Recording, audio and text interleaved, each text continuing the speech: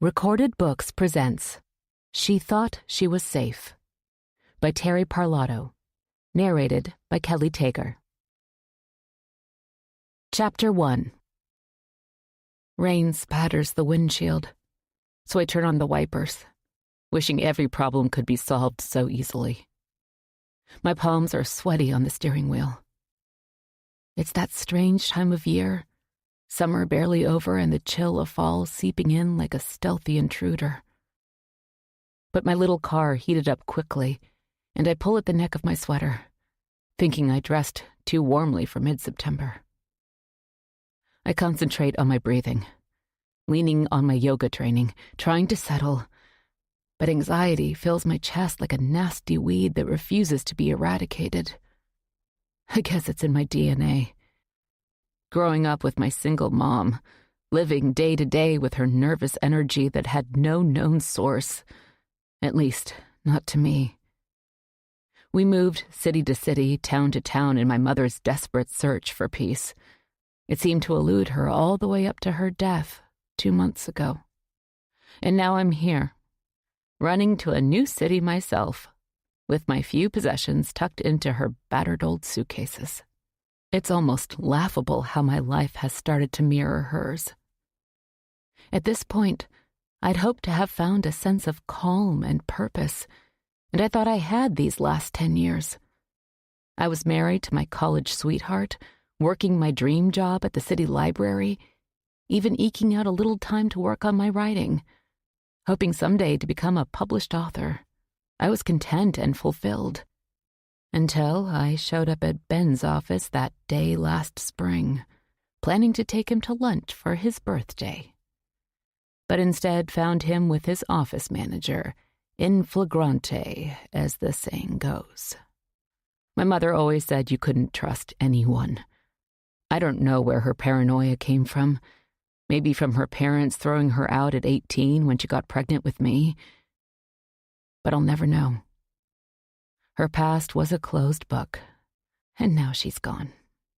My divorce proceedings are over, but apparently Ben borrowed money to pay off debts he'd accrued from sports betting, something else I had been oblivious to. Now his financial troubles are my problem as well as his, for some reason. I had no idea what he had been up to online, or that he'd borrowed money from unscrupulous people, and now they want to be paid. There have been strange men trying to contact me, even though I had nothing to do with it, and I need to get away. Anywhere. But I do have a destination. Boston. I was grasping at straws after my mother died, wondering where I should go to escape my ex-husband and his messy life. I needed a fresh start. So when the invitation came, I made the decision to leave my job, my friends, and my life here in Albany. My phone rings in the cup holder. Unknown caller. I shudder. It can't be the same man who called yesterday. I blocked that number. But maybe he's using a different phone.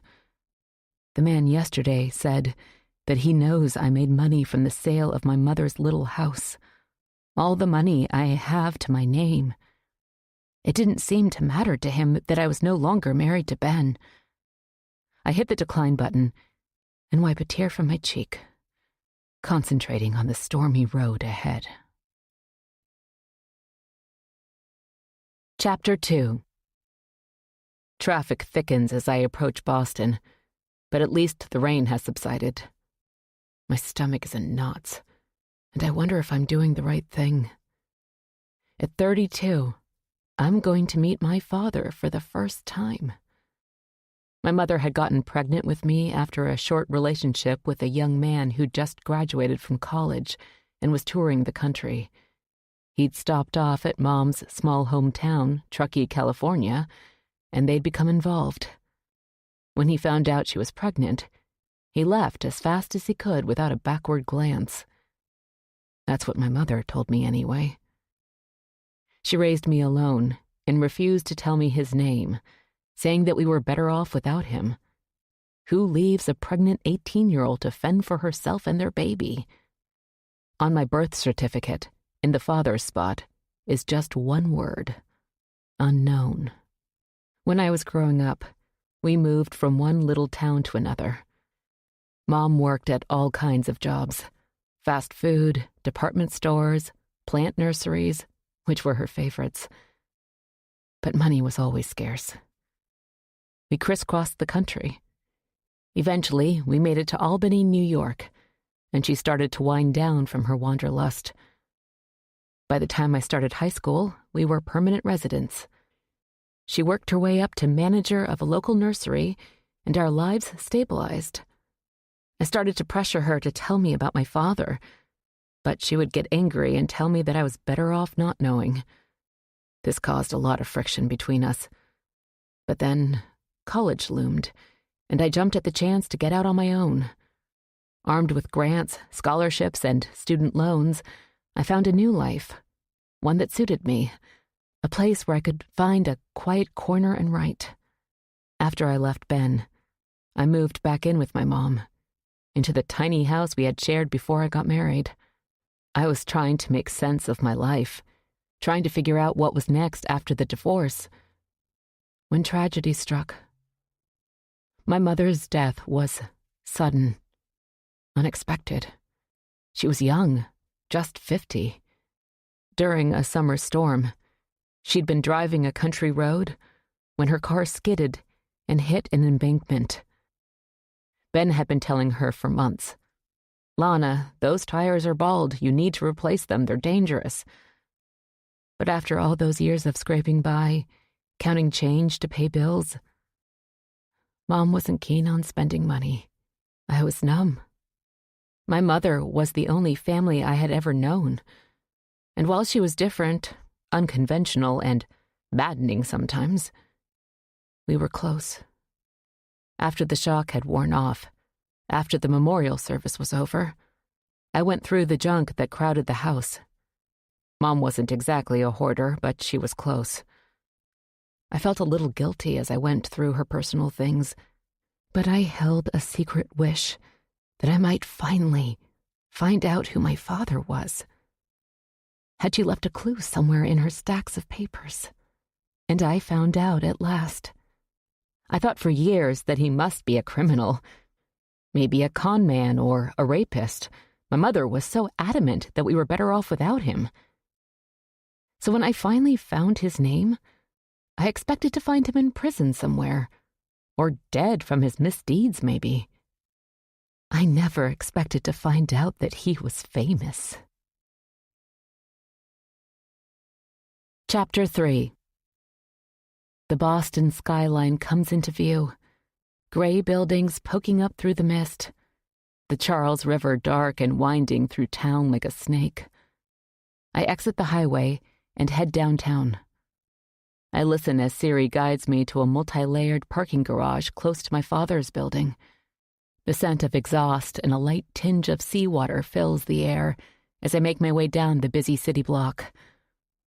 At the steps of a tall, impressive apartment building, a doorman greets me and asks my name.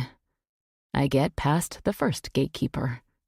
The lobby of the building is shiny, with brass accents and crystal lamps. At the desk, I am questioned again, and Alex Spencer is notified of my arrival. Then I'm shown to the elevator.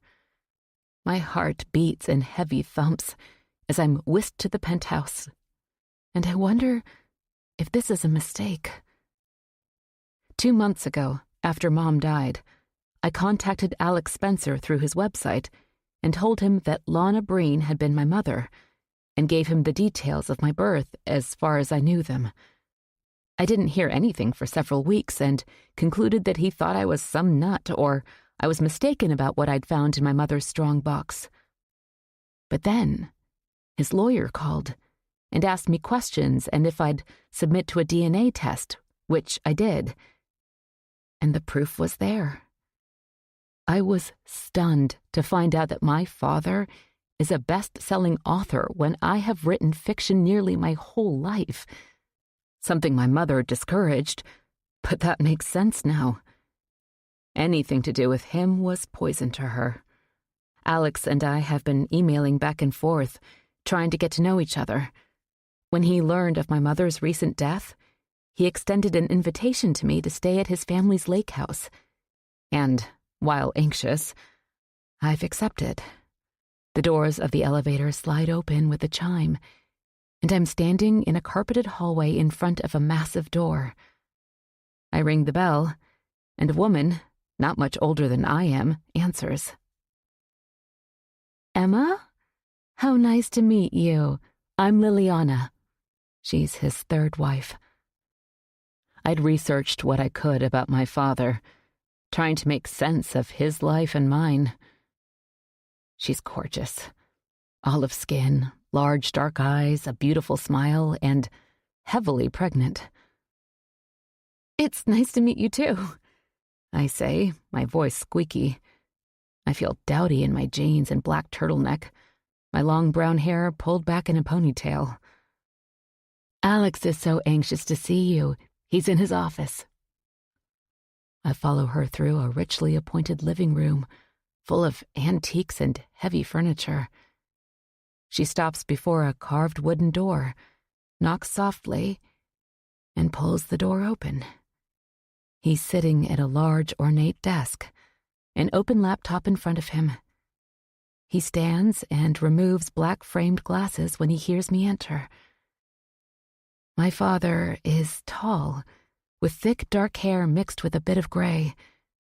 His blue eyes, which I inherited, are sharp and friendly, with a smattering of fine lines at their corners. He smiles widely as he moves around the desk to greet me. My knees feel like they might buckle and render me a puddle at his feet. But he takes my hand in both of his, and his strength reassures me. "Emma." He says my name slowly. "It's so nice to meet you," I manage, my thoughts and emotions whirling through my brain.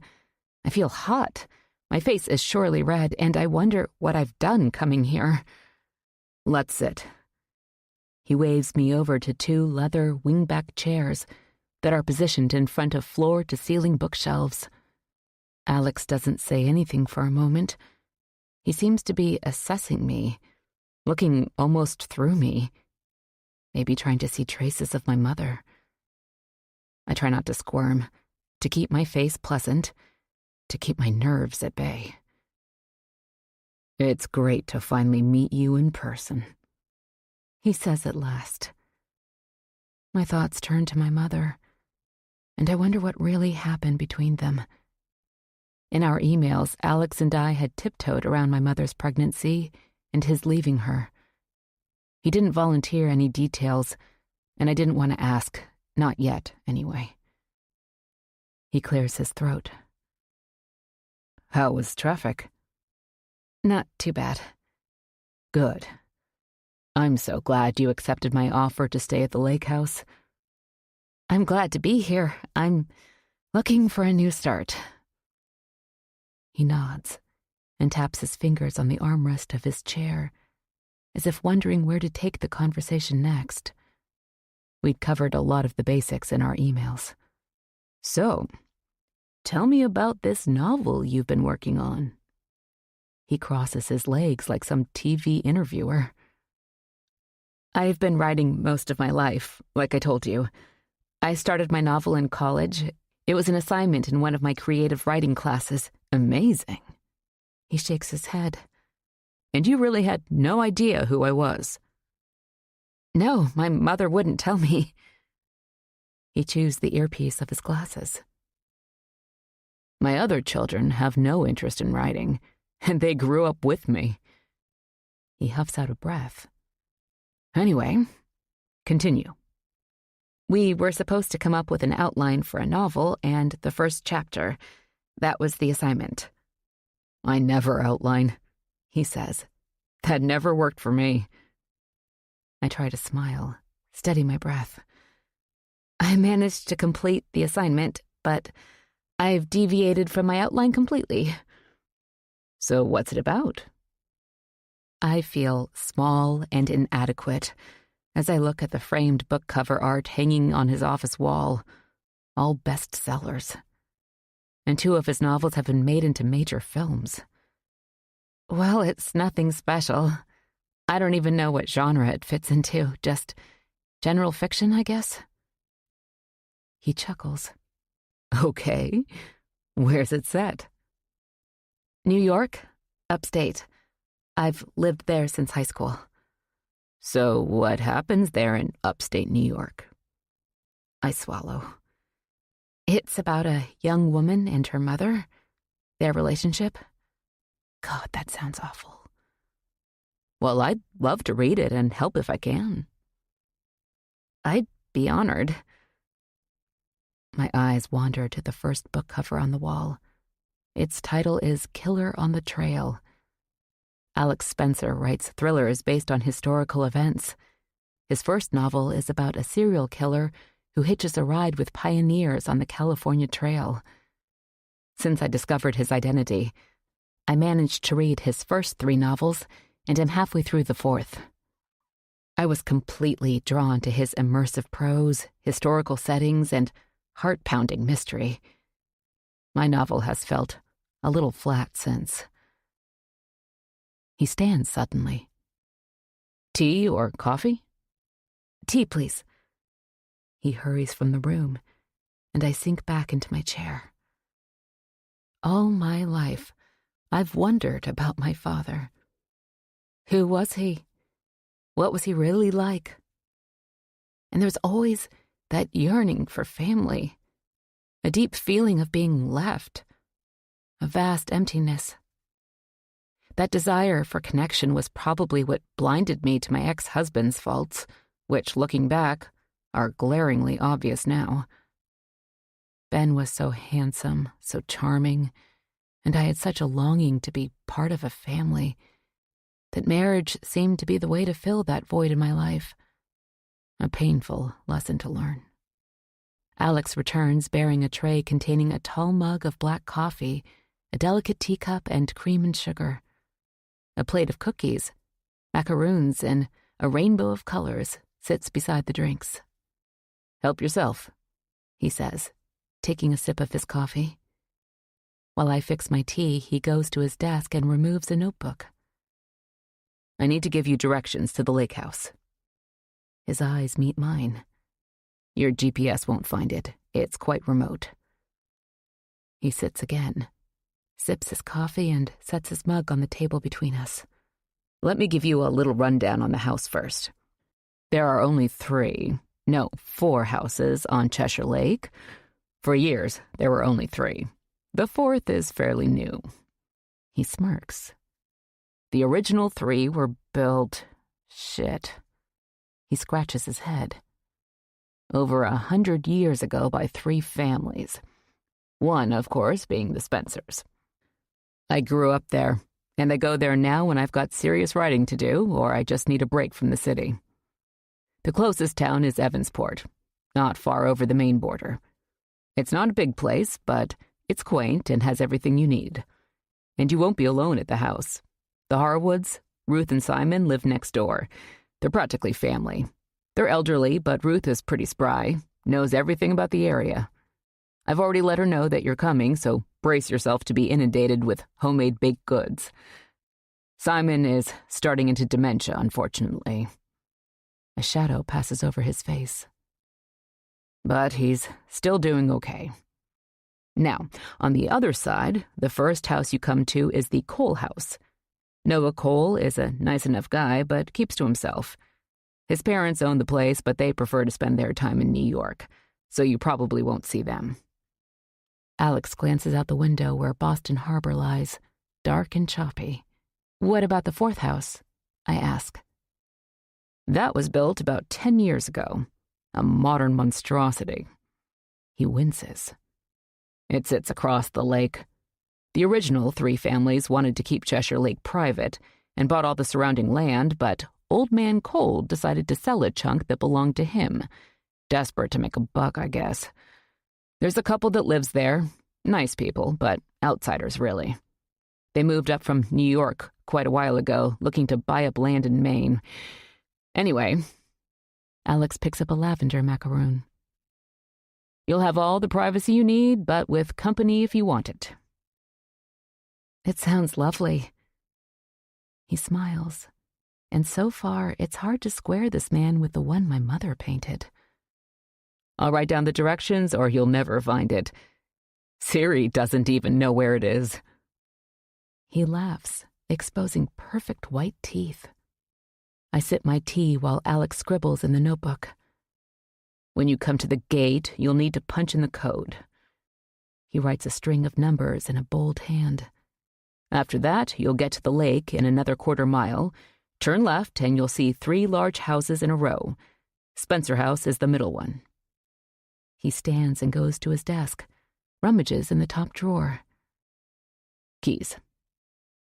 We finish our drinks, and I manage to eat a pink macaroon, although I have no appetite. Too much happening to process. Alex tears off a sheet from the notebook, and I notice the detailed directions. "You better get going, Emma." He glances out the window again. "Before the sun sets." He clears his throat. "It's hard enough to find the house in broad daylight." We stand, and Alex grasps my hand. "I'm thrilled I've got a new daughter," he says. "After you get your feet under you, I'll introduce you to the rest of the clan." "That sounds wonderful." "Enjoy the house, Emma. I'll talk to you soon." Chapter 4. By the time I reach the exit off 95, it's early evening. I slow down as I pass through town and wonder if I should pick up groceries on the way. But looking up at the dusky sky, I worry that it might get too dark for me to find my way to the house. So I drive on, periodically glancing at the directions Alex gave me. After a couple of turns, trees close in on both sides of the winding road, their branches dangling overhead, swaying with the wind. No houses, no buildings, no evidence of people, and I feel alone here in the countryside. I've lived my whole life in one town or another. Despite my mother's love of growing things, we'd never lived in the country. Here, the proliferation of trees, the lack of man-made structures, feels almost sinister against the darkening sky. My eyes sweep the side of the road, looking for the entrance to the Cheshire Lake community. Then I see the landmark Alex noted on the directions. An old, tilted billboard displaying a faded advertisement, a homespun restaurant probably long closed. Vines clutch the side of the billboard and look as if they would pull it down and wrestle it out of existence. There's a little opening in the woods just beyond it, and I slam on my brakes, turn onto the gravel road. Rocks crunch under my tires, and with thick woods on either side, I need to put on my headlights. Gates appear up ahead. Tall, wrought iron spokes with pointed tops, like some medieval castle lies beyond them. I stop and roll down my window. Dank, cold air invades the car. I grab the paper from the center console and punch the number into a black metal box. With the mechanical whir, the gates slowly swing open. I take a deep breath. Something about driving through these gates feels like entering a new world, a permanent shift in my life. Like I'm closing the door on who I used to be and starting as someone new. And the feeling is a little discomfiting, foreboding. Like my old self is whispering to me to turn around, leave things the way they are. I screw up my courage and drive through. The car jounces along the rutted narrow road.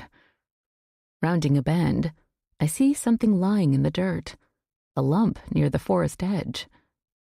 A dead rabbit, his ears laid back. I shiver.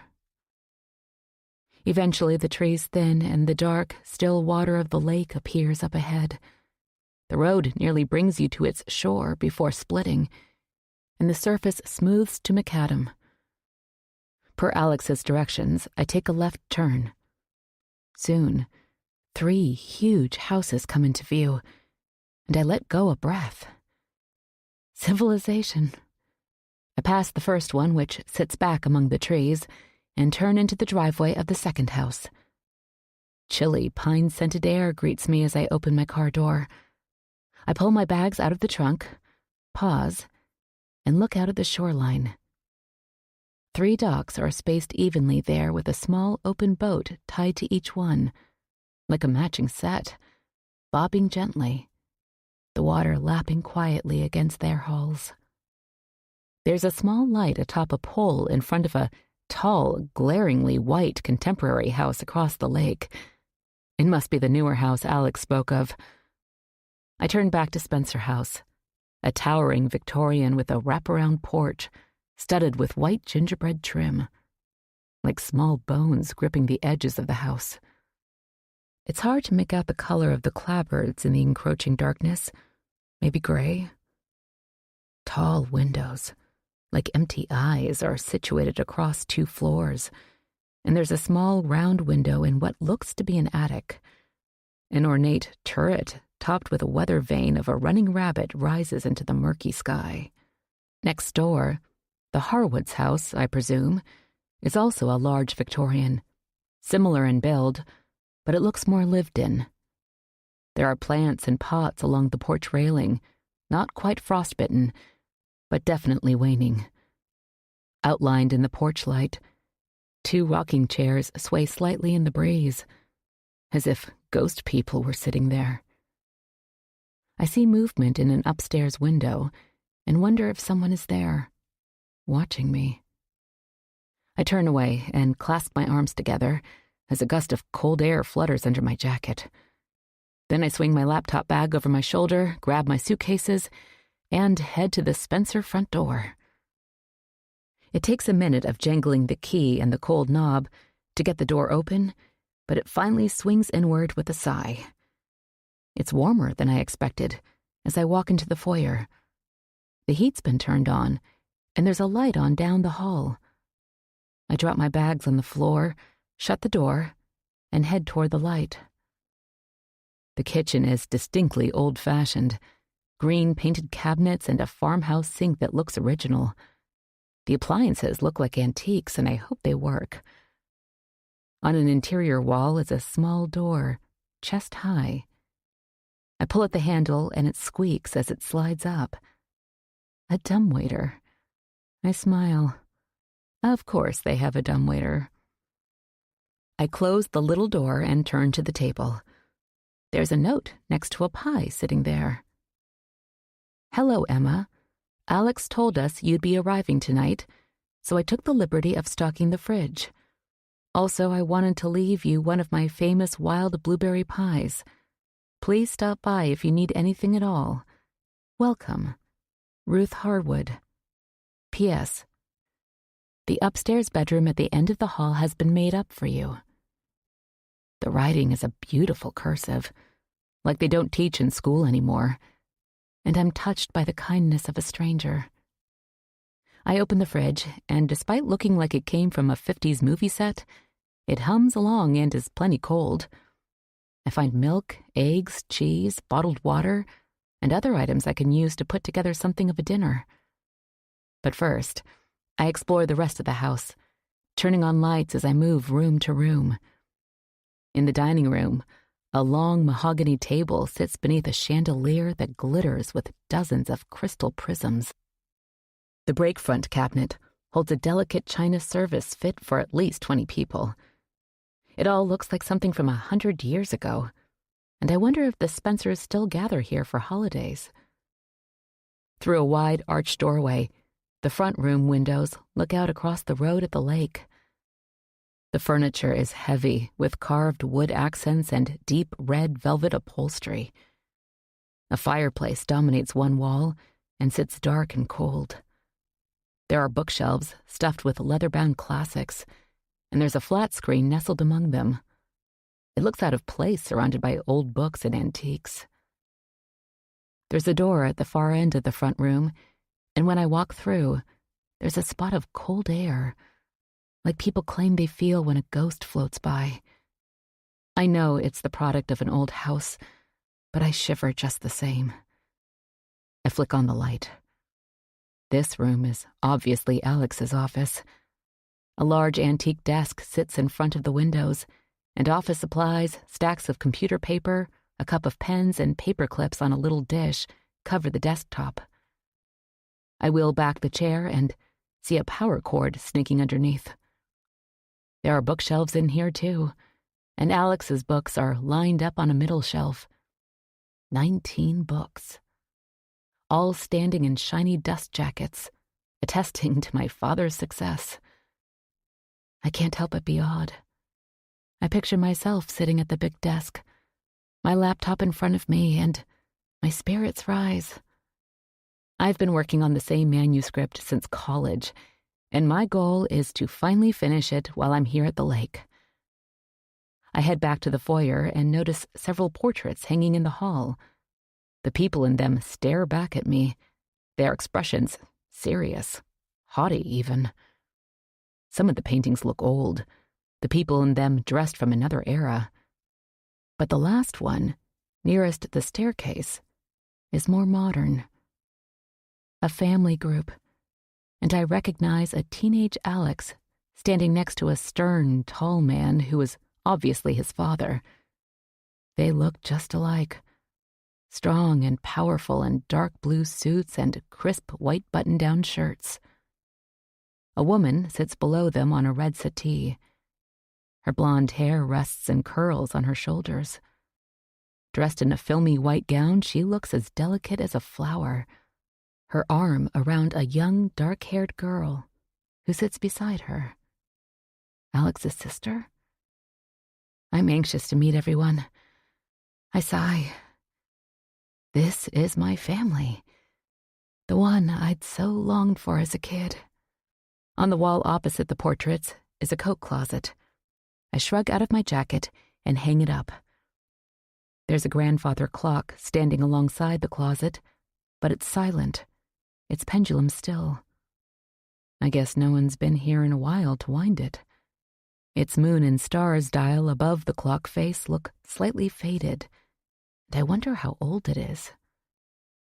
I grab my suitcases and start up the massive, curving staircase. The wood creaks beneath my feet as I wander down the dim hall past closed doors. I try a couple of the knobs, but they're locked. The last door on the right is open to a small bedroom. I feel for the light switch.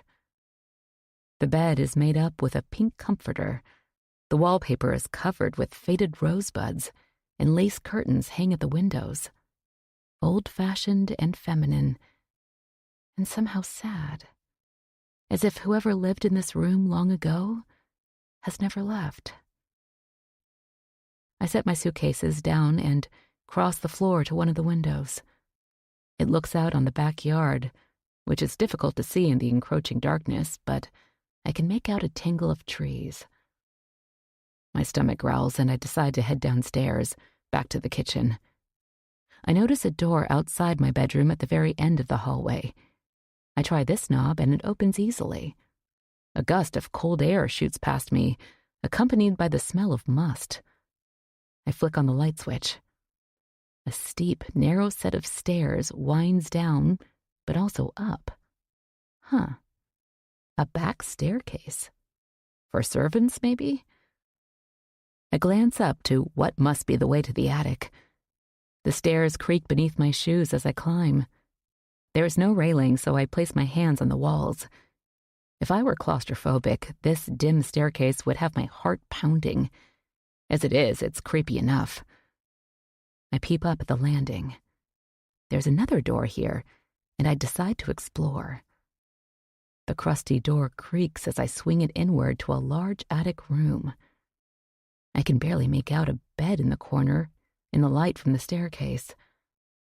The air is cold, moldy, as if the room hasn't been used in decades. Wind ripples through the rafters and I shiver, half expecting a family of bats to swoop down on me. I close the door and head back down. Enough exploring for the night. After a quick dinner of scrambled eggs, I put on the kettle. There's a box of chamomile tea in the pantry. That will do. Tea in hand, I settle in the front room and click on the TV. Cable. The 11 o'clock news out of Boston plays, and the sound from the outside world is reassuring in the old empty house. Curled up on the sofa, I look around and sigh. This is just what I need. Peace and quiet. A place where I can work on my writing, and a place where my ex, and the men who are hounding us, can't find me. The news ends, and I'm feeling sleepy from the long trip and the emotions of meeting my father, so I decide to go to bed. I turn off the TV, and in the silence, I hear little noises like tiny gasps. Just the wind through the old window panes. As I climb the staircase, the heat rumbles on, making more surreptitious noise and raising goosebumps on my arms. I look over my shoulder, but there's only a dark, empty foyer below. Despite the groaning of the house and the wind, I fall asleep quickly. A woman screams, her terrified voice shrill, echoing around me. My pulse races, and I'm pounding down the hallway. I have to get away. Then I'm immersed in a cold mist, trying to call out, but my voice is trapped in my throat. I'm desperate for help, but there's no one here. Just the screaming woman somewhere in the dark. I wake up with a start. My heart beats like a jackhammer. I'm covered with sweat as I grab for my phone, swing my feet to the cold floor, ready to bolt. But everything is silent. I was dreaming. I was caught in the nightmare that has disturbed my sleep since I was a little girl. Not every night, but when I'm feeling particularly anxious, I dream of the screaming woman. I never see her, only a gray mist and her terrified voice. Sometimes I'm running, desperate to get away from whatever has the woman in its grips. But I never get anywhere. I'm trapped. When I was young and had the dream, I'd often wake up with my mother sitting on the side of my bed. She'd brush back my dark hair and tell me that it wasn't real. I was safe. But the nightmare has never gone away. In the morning, it takes me a minute to remember where I am. I'm tired from the dream. It always leaves me groggy the next day. Still, I need to get up and get going. Weak sunlight filters through the curtains and casts a gray pall over the little room. I turn on the bedside lamp and check my phone, which seems out of place in this old house, this bedroom. But no missed calls or texts. That's good. Dressed for the day, I help myself to a piece of blueberry pie and a cup of tea. Not exactly a healthy breakfast, but I want to thank Mrs. Harwood, and I want her to know that I enjoyed the treat. I head next door. The porch creaks under my footsteps, and I notice the scent of cinnamon and pine as I ring the bell. I shove my cold hands in my jacket pockets as I wait. An elderly woman answers. Emma. Yes, Mrs. Harwood? Ruth, please. She steps aside. Do come in. It's getting chillier every day, I swear. Summer is gone before you know it. She's not what I expected. Ruth's high cheekbones and beautiful smile supersede the lines that trail from her eyes and around her mouth. Fluffy silver hair brushes her shoulders, and she's wearing lipstick and mascara, even at this early hour. She's petite and slim, wearing dark jeans and a hand-knitted sweater. She reminds me of an actress whose name escapes me, who starred in 70s films and is still lovely decades later. I follow her down the hallway, and she motions for me to sit at the kitchen table while she goes to the stove and turns down a burner where bacon sizzles, scenting the air. Coffee? I just made a pot. Yes, thank you. I really enjoyed the pie. It's amazing. She smiles. I love to fuss in the kitchen. When Alex is in residence, I really get geared up. There are only so many muffins and cakes my husband and I can eat. I wonder how she stays so slim. Let me know if I get carried away. She waves a hand in the air before setting 2 dark green mugs on the table. There's cream and sugar in front of me, but I notice she takes her coffee black and, by the smell, strong. Ruth sits across from me. Alex said that you were a distant relative. I guess he hasn't broadcast to the neighbors that I'm actually his daughter, which is fine with me. I'm still getting used to it myself. Yes, I grew up in New York and didn't know about the Spencer family connection until just recently. I smile and sip my coffee. She studies me closely with dark, depthless eyes. Alex is a wonderful man. I always knew he'd make it big someday. Above and beyond the family fortune, that is. I watched him grow up, he and his sister Mary. Her eyes shift to the window that looks out on the wooded backyard. My husband and I were great friends with his parents. She taps the table with knotted fingers, the most obvious sign of her age. They're both gone now. Ruth stands. Would you like a muffin? No, thank you. I just had breakfast. I wanted to come by and introduce myself and thank you for everything. The stocked fridge was a lifesaver. I was starved when I got here last night. You're more than welcome. A man wearing a plaid flannel robe ambles into the room. His gray hair stands up like he's been out in a windstorm, and his dark-framed glasses perch awkwardly on his nose. This is my husband, Simon, Ruth says, taking his arm. Simon, say hello to Emma, Alex's house guest. He peers at me through thick lenses, like he's trying to place me. His mind seems to clear, and he smiles around yellowed teeth and nods. Hello. That's right. Alex said she was coming. He looks at his wife as if for confirmation. Yes. Sit, dear, and I'll get your breakfast. His cloudy gray eyes meet mine, and he tips his head. Mary. Ruth works at the stove, turning bacon with a set of tongs. Yes, I thought so too. She turns, glances at me. You resemble Mary. I haven't met her yet. And you won't, Ruth says, snapping off the burner and sliding eggs and bacon onto a plate. She died young. Alex didn't mention her. He doesn't like to talk about his sister. It's too painful. Ruth sets the plate in front of her husband. I'm sorry to hear that. I feel my face redden. I feel like I've stirred up something that was meant to stay hidden. I stand. It's awfully nice to meet you both, but I probably should get back and get busy. Ruth sets a cup of coffee in front of Simon, along with a clutch of pills. I'll walk you out, she says, and leads the way back down the hall. Ruth whispers at the door. Simon, unfortunately, is not himself. She sighs. He does all right most days, but he's prone to say things that don't make sense. I understand. Good. She smiles and squeezes my shoulder before opening the door. Chapter 5. The week has gone by in a blur.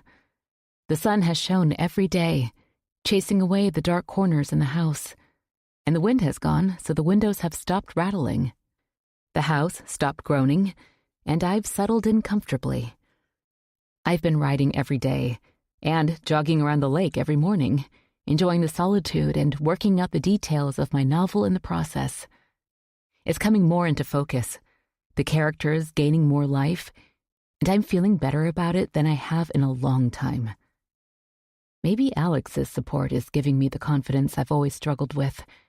And so far, no phone calls except one from Ruth inviting me to dinner tonight, and one from Alex making sure I'm settled and don't need anything. I saw him on TV yesterday on a talk show discussing his new book, which releases soon. I still can't believe that he and I are related, let alone father and daughter. I do know he's not a saint. He left my mother alone and pregnant when she was still a teenager.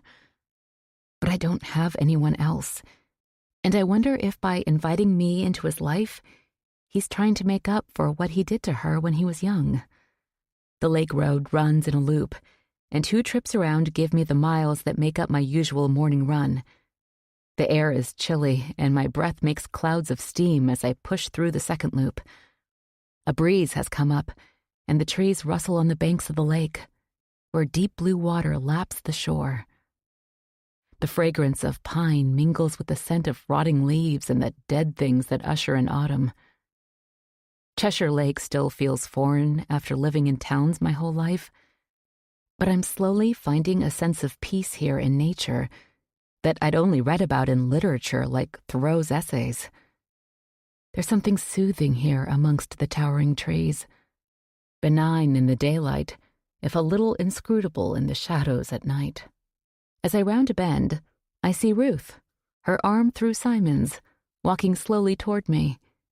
They're bundled up in sensible jackets, a tweed newsboy's cap on Simon's head, while Ruth sports a colorful scarf over her silver hair like an old-school movie star. I stop as I near them. "Good morning," I wave. Ruth's cheeks are red. She smiles around white, even teeth. "Hello, Emma. We've been missing our morning walk lately. Simon's arthritis has been acting up, but we thought we'd attempt it today." It's a nice day. I look up at the sun, which is trying to peek out from a light cloud cover. Despite the cold. "Yes." Simon blinks behind his glasses, leans on his cane with one withered hand, and points a trembling finger at me with the other. "What did you say your name was?" "Emma, dear," Ruth answers. "You met her the other day," she says firmly. Ruth's forehead furrows. "We better get home. My nephew Larry is coming in from New York today to spend the weekend." She glances at her husband. "Simon gets a kick out of him. Anyway," she puts her hand on my arm, "don't forget dinner tonight, 6 o'clock. "I'll be there, and thank you." They move off. I lean over, stretch my calves before continuing my run. Ruth wants me to meet all the Cheshire Lake neighbors, so at 5 o'clock, I close my laptop and get ready for the evening. I'm anxious. A dinner party with strangers is near the top of my list of things I avoid like the plague, a remnant of my mother's suspicions of people that I've never completely shaken. And while the week has gone well, smoothly enough, I'm still settling in, getting used to being alone in the big house. But I can't say no, not to Ruth, who's been so kind. So I head upstairs and slip out of my jeans and faded hoodie and get into nicer clothes. My old work attire, dark pants and a blue sweater. I free my long hair from its ponytail, brush it out, and rub a little blush into my cheeks. I assess myself in the mirror. Satisfied, I head next door. The lights are all on and welcoming at the Harwood's house. I hand Ruth a clutch of fall flowers I'd picked up in town yesterday. Laughter echoes from the dining room, where people are standing near the formally set table. I want to slip into my usual observer mode. Groups of people instill in me a desire to be that proverbial fly on the wall. My writer mode, my friends say. But I step forward, paste a smile on my face. "Would you like a glass of wine?" Ruth asks, walking toward the sideboard where bottles are sitting next to fine stemware. "Yes, please. Red, if you have it." "Of course." A 40-ish couple laugh at something a dark-haired man said. They notice me and turn. Ruth comes up beside me and hands me a glass. "Everyone, this is Emma Schrader. She's a relative of Alex's and is staying at Spencer House. I think I mentioned that, but just in case. Emma, this is Noah Cole. He lives on your other side." Noah extends his hand. "Nice to meet you." He is probably mid-30s, Dark hair, a little long, curling over his collar. Close-cut facial hair, a tad professorial-looking, but a nice smile for all that. Aubrey and Dale introduce themselves. She's bubbly and pretty, with a shoulder-length blonde bob. He's blonde, too. They look more like siblings than husband and wife. Simon enters the room. His gray hair is neatly combed back and gelled, as if wisps might try to break free. He's wearing an Oxford shirt and a little bow tie. Ruth glances toward the hallway as a man, 50-ish, walks through the doorway close behind Simon. Well, now everyone's here. This is my nephew Larry, she announces. Most of you know him already. Larry is wide with a stomach that leans over the belt buckle of his black slacks. He's stocky and reminds me of a bulldog. His nose is red, his hair a wiry gray and sparse. "Hello, everybody," he waves. Shall we get started? Ruth asks. We take our seats. The multi-layered chandelier glistens overhead, reflecting off the white china. I find myself sitting next to Noah, with Larry on my other side. Aubrey and Dale sit across from me. Ruth heads toward the kitchen. Need help? Aubrey calls. No, thank you. I've got Jeffrey. A young man, early 20s maybe, eyes downcast, enters with a platter of rolls. He's dressed in a flannel shirt and jeans, as if he'd just come inside from chopping wood.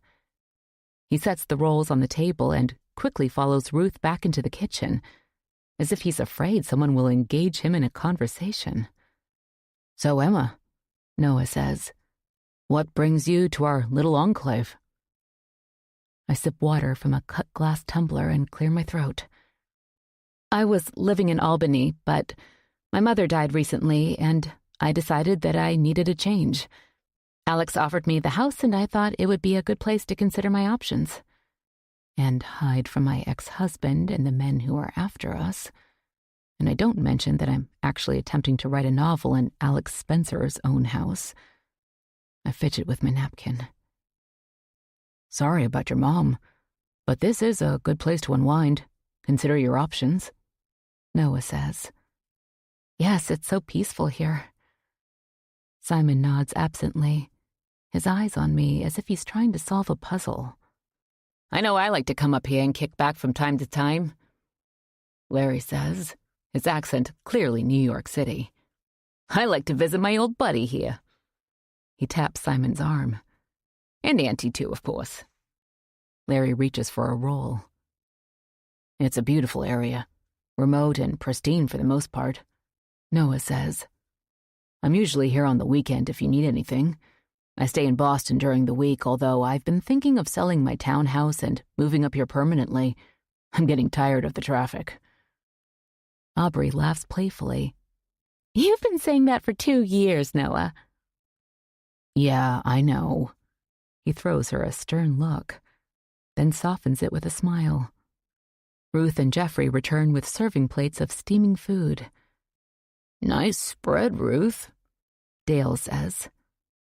Ruth smiles and takes her place at the head of the table. "Thank you, Jeffrey." The young man retreats to the kitchen.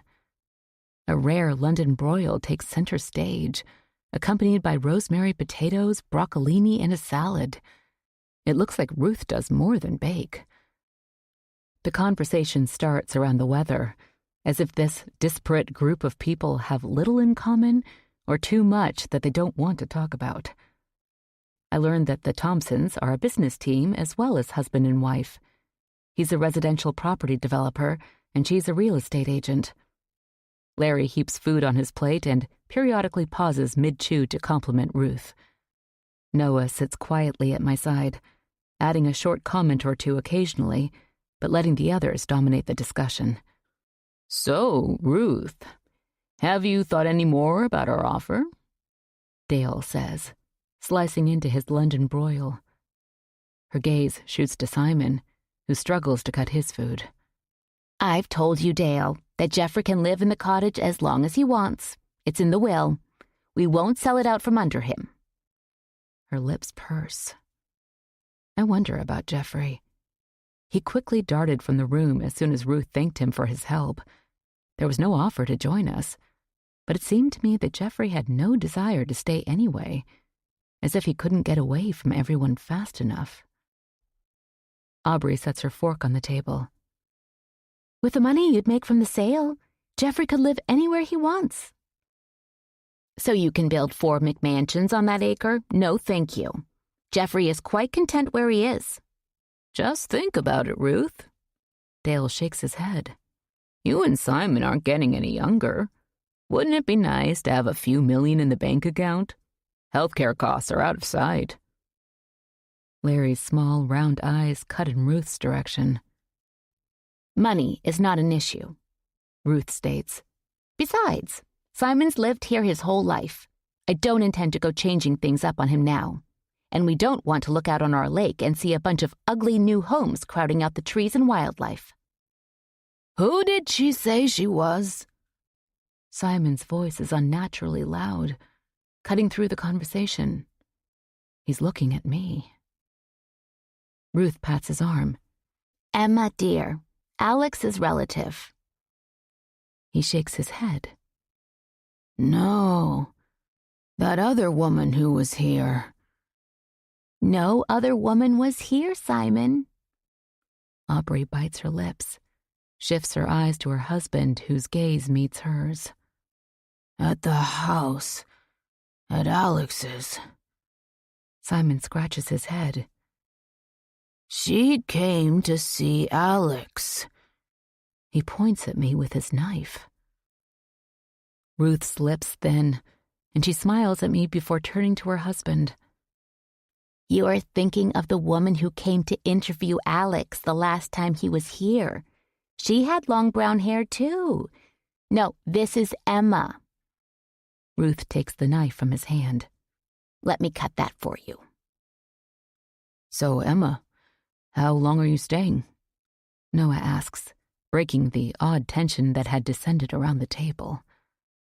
I clear my throat. I'm not sure. I'm working on a project, and I'll see how it goes. And I've got an interview lined up in Portland, so we'll see about that too. If I'm staying in New England, I'll need a job before too long. The money from the sale of my mother's house isn't going to last forever. Thinking about this possible new life steadies me, takes me away from this table, these people. What is it, your project? I feel heat rush to my face. Well, some writing I've been working on. Runs in the family, then, he says. I listen with relief as the conversation switches back to the weather in the coming winter. Ruth is talking to a new company about plowing the lake road, the old company having not been up to snuff. I sit quietly and listen to the sometimes stilted conversation while the wind rattles the glass in the old windows. It feels like the nice weather we had all week might be moving out. Chapter 6. I'm exhausted by the time I climb into bed, but sleep doesn't come easy. As usual, my anxiety was on full alert during the dinner at Ruth's. There's so much about myself that I have to tiptoe around. Things that most people wouldn't understand. My chaotic childhood, failed marriage to a cheating man who borrowed money from criminals. My fear that they'll track me down here. Eventually, I nod off, only to be jolted awake hours later by voices outside. I shuffle to my feet and pad down the hardwood hallway. A rapid knock hammers on the front door. I glance at my phone, which I'd grabbed from the nightstand. It's just after 6 a.m. Dark, but a tinge of dawn coming through the windows. I grab my jacket and throw it over my pajamas. Ruth stands on my porch, with Larry at her side. Jeffrey stands behind them holding a large, chunky flashlight. Sorry to wake you so early, Emma. No problem. What's the matter? Ruth sniffs, her silver hair blowing across her forehead. It's Simon. He's wandered off again. Her voice trembles. We've looked all over the house and yard, but we can't find him. I wondered... I'll help. Let me get my shoes on.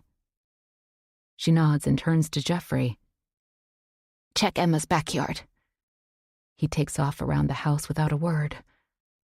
I slip into my boots, zip up my jacket, and step out into the cold morning. Jeffrey meets us down at the road. Simon's not back there, he says, his eyes on the pavement. Ruth blows out a breath. I changed the locks. I don't know how he got out this time. Her gaze shifts to the lake, which sits cold and dark in front of us, water rhythmically lapping the shore, making subtle noise in the quiet morning. Where should we look? I ask, nudging her back from her thoughts. Before Ruth answers, Noah appears beside me, shrugging into his coat. Find anything yet? He asks. Ruth shakes her head. I searched my yard, Noah says, and went into the woods a ways, but I didn't see any sign of him. Do you want to head down the road? Yes, Ruth says. Let's split up. You and Emma go that way, and we'll go the other way. If we haven't found him by the time we meet, I'll call Aubrey. She puts her hand to her mouth. And 911, I guess. I walk next to Noah while he shines a flashlight in front of us. But the sun is coming up now, and the darkness has lifted, leaving a gray, misty day in its place. Does Simon wander away often? I ask. A couple of times that I've been here, but he usually doesn't go far. I shiver in the chilly morning air and wish I had on more than PJs beneath my thin jacket. Noah is wearing glasses and his hair is mussed, but he managed to dress in jeans, a sweater, and a heavy coat. I've gotten familiar with the narrow road for my morning runs, the lake water only a few feet from the pavement, and I hope that Simon didn't slip into its murky depths. I wonder why the road was put in so close, forcing the houses to be built across the way. To access the docks, you have to walk across the road. Not a big deal, but I wonder why it was laid out this way. It seems like it wouldn't take much to run your car off the road in the dark and into the water if you weren't careful. Noah calls Simon's name periodically, but there's no answer except for the occasional rustle in the woods of forest creatures and the wind through the trees. We round the bend and are nearly at the Thompsons' house when we see something lying on the road. Noah and I jog together toward the figure. Simon, wearing red pajamas and no coat, is stretched out on his stomach, arms angled outward as if he'd swan dived to the pavement. His glasses, bent and broken, lie just beyond his head, which is covered in blood, matting his gray hair. Noah drops to his knees and feels for a pulse on the old man's neck. He's cold, Emma. Dead? I think so. I can't feel a pulse or anything. Noah gets to his feet, pulls out his phone. I hear a door slam somewhere ahead, and Aubrey in a long pink bathrobe runs toward us with Dale on her heels. What happened? She screams, her blonde hair fluttering in the wind. Dale covers his mouth. Oh, shit. He stumbles back away from the body. Is he? Yeah, Noah says. He slips out of his coat and lays it across Simon. I called 911. Ruth, Larry, and Jeffrey hurry toward us. Ruth stumbles and drops to her knees next to her husband. She lays a hand on his head as if comforting a child, and tears slide down her cheeks. Ruth's hand comes away bloodied.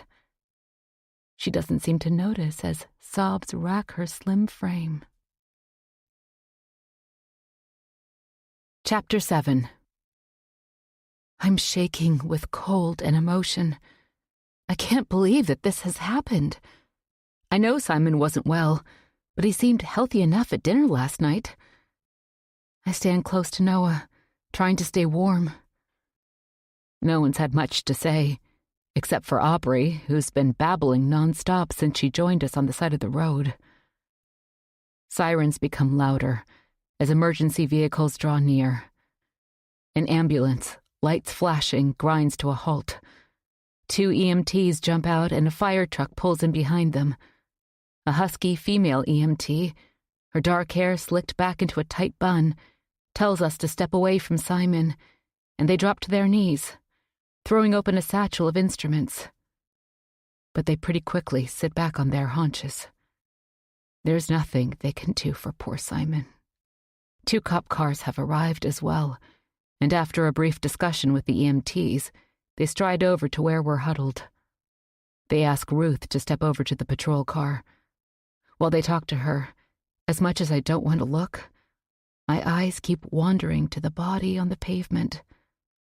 Simon's glasses, broken and useless to him now, seem to make the whole scene more tragic somehow, attesting to human frailty, maybe. A stopgap, a way to cope with the aging body. As we get older, we rely on mechanisms, glasses, canes, hearing aids, and more to compensate for the ravages of time. But time wins out in the end. I wonder how Simon got that wound on the back of his head. Did he fall backwards somehow and then get up and stagger forward? It doesn't seem to make sense. You okay? Noah asks. I nod. Just cold. I'd give you my coat, but... His coat is sitting next to Simon's body, having been removed by the EMTs. Its collar bloody where it had covered Simon's head. One of the cops is snapping pictures, while the older cop talks to Ruth. It looks like they're done, and Ruth walks over to where her husband lies. She stands at a slight distance and wipes tears from her cheeks. Larry goes over to her and puts his arm around her shoulders. The cop calls Noah over. Aubrey squeezes my arm in a grip that almost hurts. What do you think happened? Her lips tremble, her coffee-laden breath in my face. Her cheeks are pale and she's devoid of makeup, making her look a little older here in the morning light. I don't know. Ruth said he wanders sometimes. Aubrey nods. This is just so awful. Poor Simon. I don't know how Ruth will get along without him. He was in his 80s, Aubrey, Dale says. It's not totally unexpected. He pulls his belt more tightly around his monogrammed robe. It's identical to his wife's except the color. Hers is pink, his is dark blue. He seemed okay at dinner last night, Aubrey says. What do you think the cops are asking Noah about? Simon probably just fell or had a heart attack, don't you think? Or maybe hypothermia? It's really cold, and who knows how long he was out here. I try to shut out their voices as I keep my eyes on Noah and the cop. Aubrey and Dale chatter back and forth and sound like buzzing bees at my side. When Noah heads back, he tells me that I'm up next. My legs tremble as I walk over to the patrol car where the cop stands. He's tall and muscular and looks like he hits the gym regularly. And he looks none too pleased to be standing out here in the cold so early. His name badge says Tilden. He asks me my name, address, etc. I run through the last hour or so, from the time Ruth knocked on my door. So, Miss Schrader, Mrs. Harwood tells me that she had all of you at the house last night for a dinner party. You notice any tension or problems between anybody? I shake my head. Was there? My heart hammers. I feel like I'm being tested and my mind goes blank. But there was a feeling beneath the polite conversation that was like a dark cloud. Not a storm, but brewing maybe. Or was it my imagination?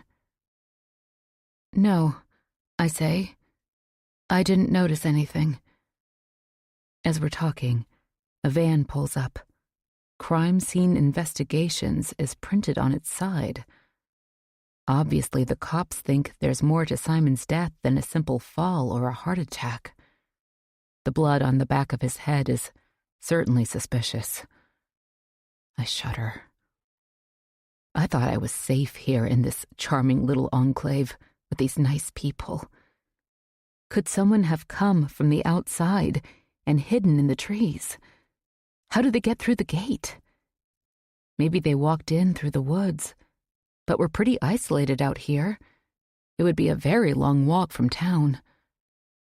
I glance at the others, standing in the cold. Or could one of them possibly be a killer?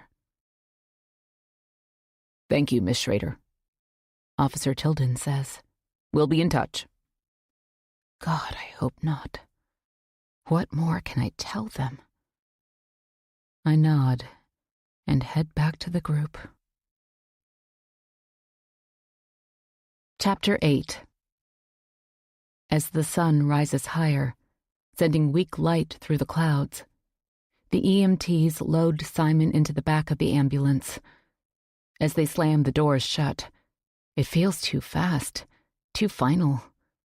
This man had lived more than 80 years, and in one quick morning, it's all over, just like that. It reminds me of my mother's death. So sudden, so permanent. No way to take it back.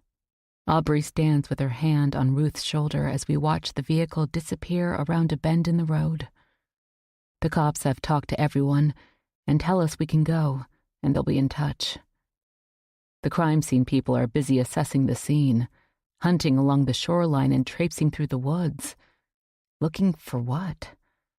Everyone is going to gather at Ruth's, but I stop back at Spencer House to change clothes.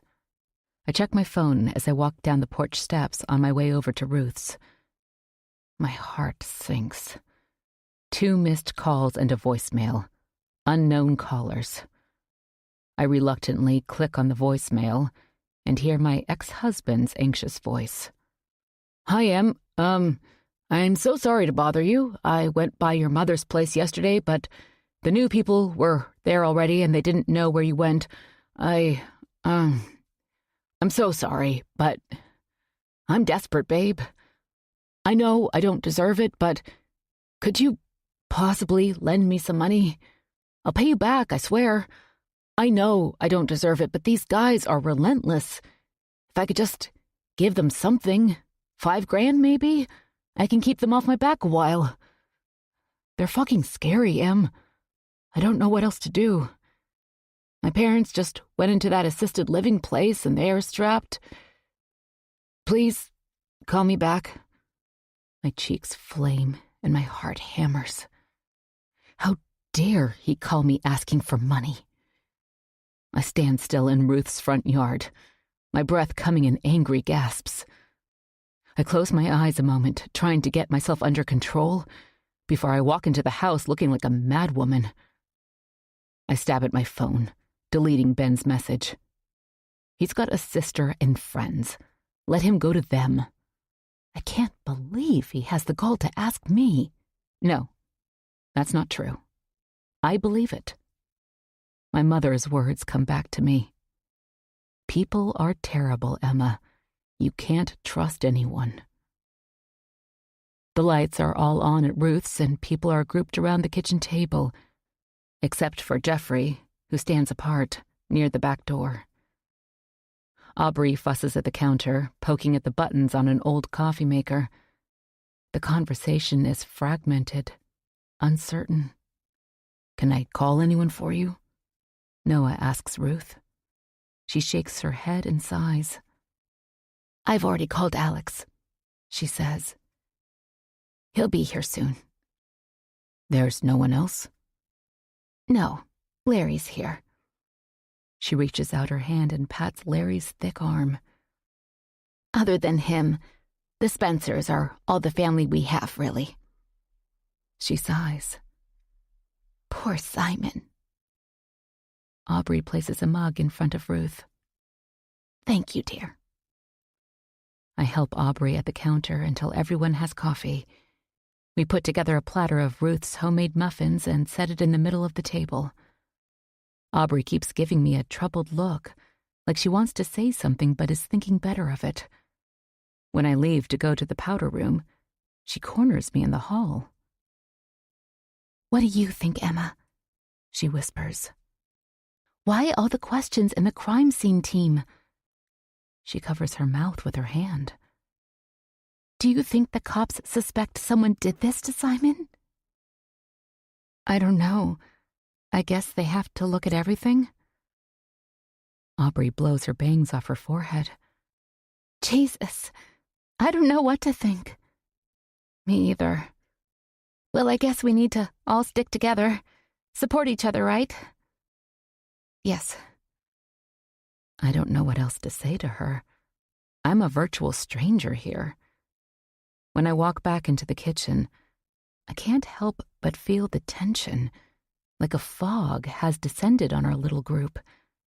Everyone taking surreptitious glances at one another, as if looking for some truth. Like it's just dawned on us collectively that we might be murder suspects. I take my place at the table and pick up my coffee, which has grown cold. I half listen to the stilted banter around the table, everyone talking about anything not Simon, the weather, the lake, the Red Sox. After a while, I stand and wander into the front room. Noah joins me there. "You okay?" he asks. "Yes, fine. I just needed to get up and walk for a minute." I notice framed photos on the mantel. "Simon?" I ask. He's standing with a woman and two other couples. By their clothes, it looks like the photo was taken decades ago, but Simon is still recognizable. "Yeah, that's him and Ruth with my grandparents and Alex's parents." I pick up the photo for a closer look. Ruth's gorgeous. Fluffy blonde hair, dark lipstick, and a knockout figure. Yeah, she's about 10 years younger than Simon. My dad said she was quite attractive back in the day. "Where are your parents?" I ask, setting the photo back on the mantel. "They live in New York. Dad's retired and they travel a lot." "Do they come up to the lake house very often?" Noah shakes his head. "No. Mom doesn't like it out here in the country, as she calls this place. I grew up here, but when I went off to college, they pretty much moved out." Then it occurs to me that I'm also looking at my grandparents.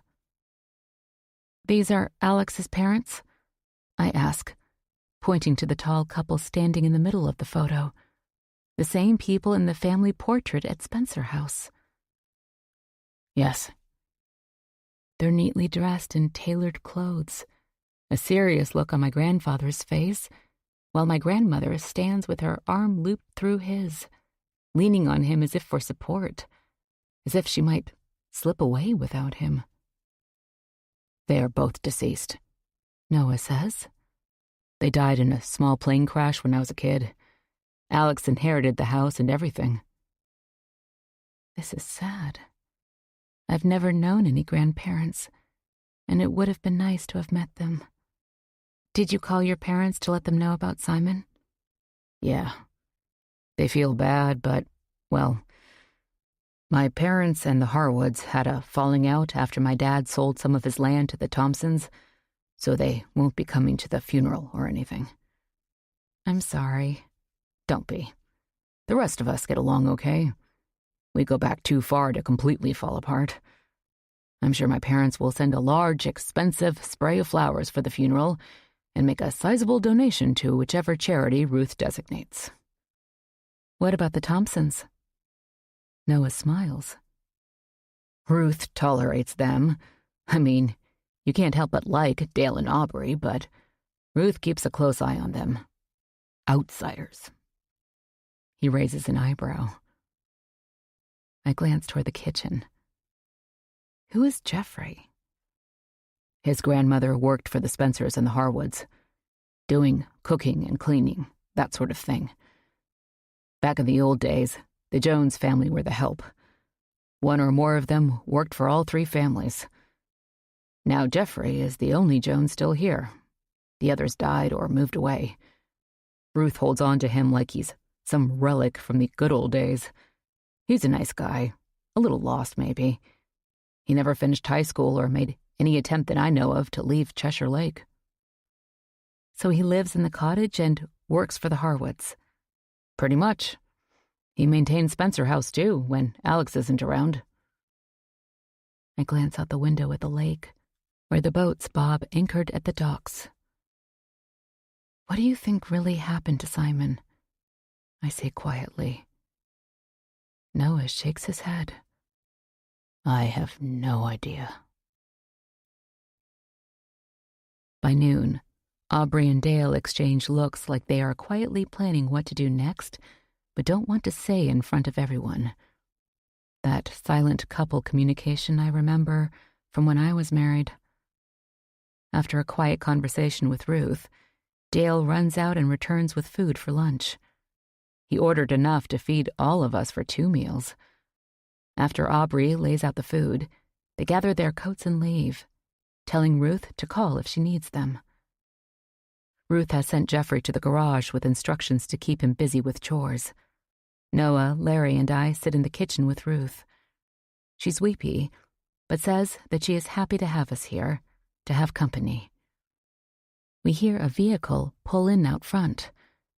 Ruth tips up her head, a hopeful look on her face. We hear the front door open and shut. No knock or doorbell sounds. Alex strides into the room, followed by a tall, slim, stunning young woman. Alex crushes Ruth in a hug. I'm so sorry, he says. We got here quick as we could. Ruth draws back and wipes her eyes. I'm so glad you're here. She then launches herself into the arms of the young woman. My darling girl. Ruth mumbles against the girl's shoulder. I recognize her as Alex's daughter, Sunny. I saw her picture online. She handles Alex's social media and publicity. Her long, straight blonde hair is pulled back into a slick ponytail. Her makeup is perfect. Sculpted brows, flawless skin, false eyelashes. She wears a white wool coat, which she slides out of after emerging from Ruth's hug. This is my sister, I think to myself. I was looking forward to meeting her and her brother, my brother, but not like this. Not with a dead body bringing us together. She glances over at me and smiles slightly, all curiosity and little warmth. Where's Liliana? Ruth asks. Home, Alex says. She sends her condolences. The doctor put her on bed rest. Her sister's with her, and I hired a nurse as well to take care of her. Oh, no. But everything's okay? Just a precaution. The baby's due soon, Ruth says. Liliana needs to take care of herself. Yes, another new Spencer to add to the fold. Alex raises his eyebrows, shoots me a smile. Sunny drops her coach bag on the table with a thud and purses her lips. Chapter 9. I packed up the extra food from lunch and stored it in Ruth's refrigerator. There's enough to keep her fed for a week. When someone dies, that's all we can think to do. Flood the bereaved with food. I remember the casseroles the neighbors brought over when my mom died. More than I could ever eat, and I still feel guilty about throwing most of them out. As the sun started to wane, Sunny looked over the leftovers and decided to order dinner from a restaurant in Evansport. We sat with Ruth and ate. While Ruth picked at her food, Larry managed to make a good dent in the gourmet offerings Sunny procured. As evening came on, Ruth told us she was all right and that we should go back to Spencer House and get some sleep. The house is cold, my emotions raw, and I'm suddenly glad not to be here alone anymore. Sunny walks briskly through the front room, her phone clenched between her shoulder and ear. She throws open the door to Alex's office.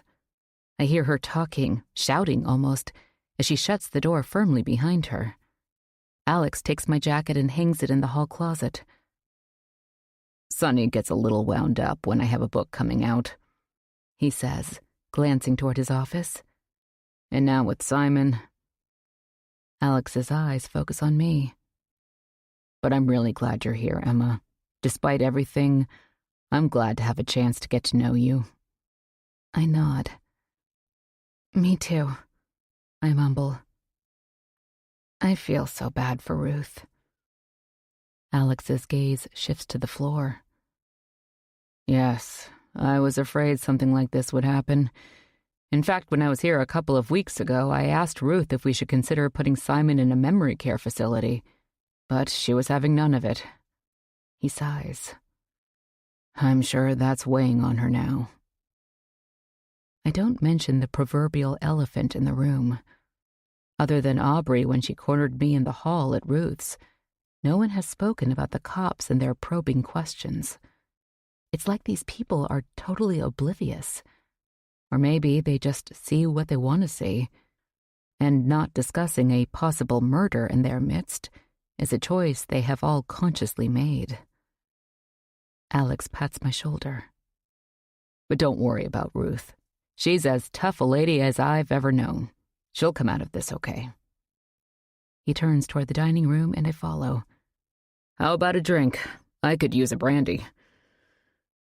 I join Alex with a brandy, although I don't really want it. Alcohol this late doesn't sit well with me, and I hope between that and what happened today, I can sleep without dreaming of the screaming woman. We sit in the front room listening to Sonny's muffled voice behind the office door. Alex built a fire, and flames flicker in the fireplace. In their light, I notice a decorative panel set into the brickwork just below the mantel. 3 birds wheel in flight over the inscription, Tempus fugit, memento mori. I shudder. I remember enough of my high school Latin to be familiar with that phrase.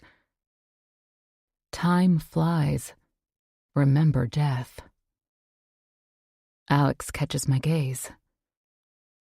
A little more sinister way of saying carpe diem, I suppose. I swallow and sip my brandy. Words to live by. My great-grandfather, Alex continues, was quite the go-getter from what I've learned, and he took great pride in building the house. We've changed very little.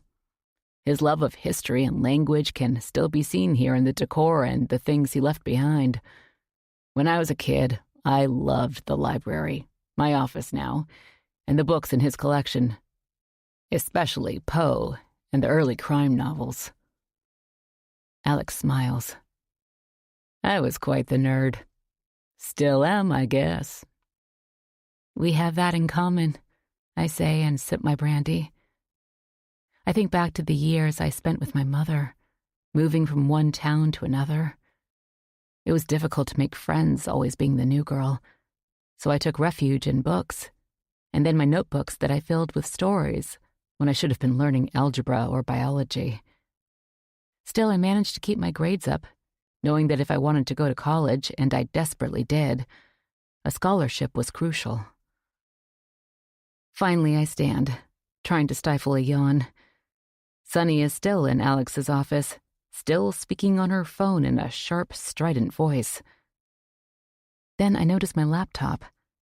I'd left it on Alex's desk, where I'd been working on my novel. It's now sitting on an end table outside the office door. I pick it up and tuck it under my arm. I think I'll try to get some sleep, I say. Good idea. Alex stands. I'm going to have another drink, then probably hit the sack myself. Sleep well, Emma. He raises his empty glass in my direction. Despite everything, I sleep through the night. No nightmares, no bathroom trips in the wee hours. But when I wake up, I don't feel refreshed, like I'd run a marathon in my sleep. I briefly considered going on my usual morning run, but I feel too drained.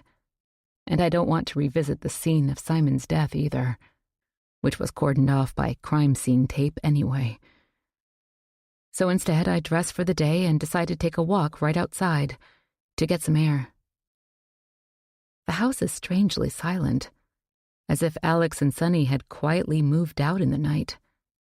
But then I hear her voice, more subdued this morning behind Alex's closed office door, and I wonder if she even went upstairs to sleep last night. Just as I reach the foyer, Sonny emerges from the office and pauses in the front room doorway, coffee mug in hand. She's wearing yoga pants and a long, baggy cable-knit sweater, but still manages to look chic. "Need something?" she asks, her brow furrowed. "No, I just thought I'd go outside, walk around a bit." I'm crouched on the floor, pulling on my boots. She purses her lips. "Just be aware that my father's new book comes out soon, and he's got a lot on his plate. And now with Simon. Anyway," she waves her hand in the air. "We're all really busy right now." "I understand." I turn and head out into the chilly morning. I walk around to the back of the house, the breeze flipping dead leaves through the air. No sunshine today, and the atmosphere is close, murky, and wet, as if rain is on the way. I wander around the yard. There's an old rope swing in the corner hanging from a huge oak, and I wonder who used it last.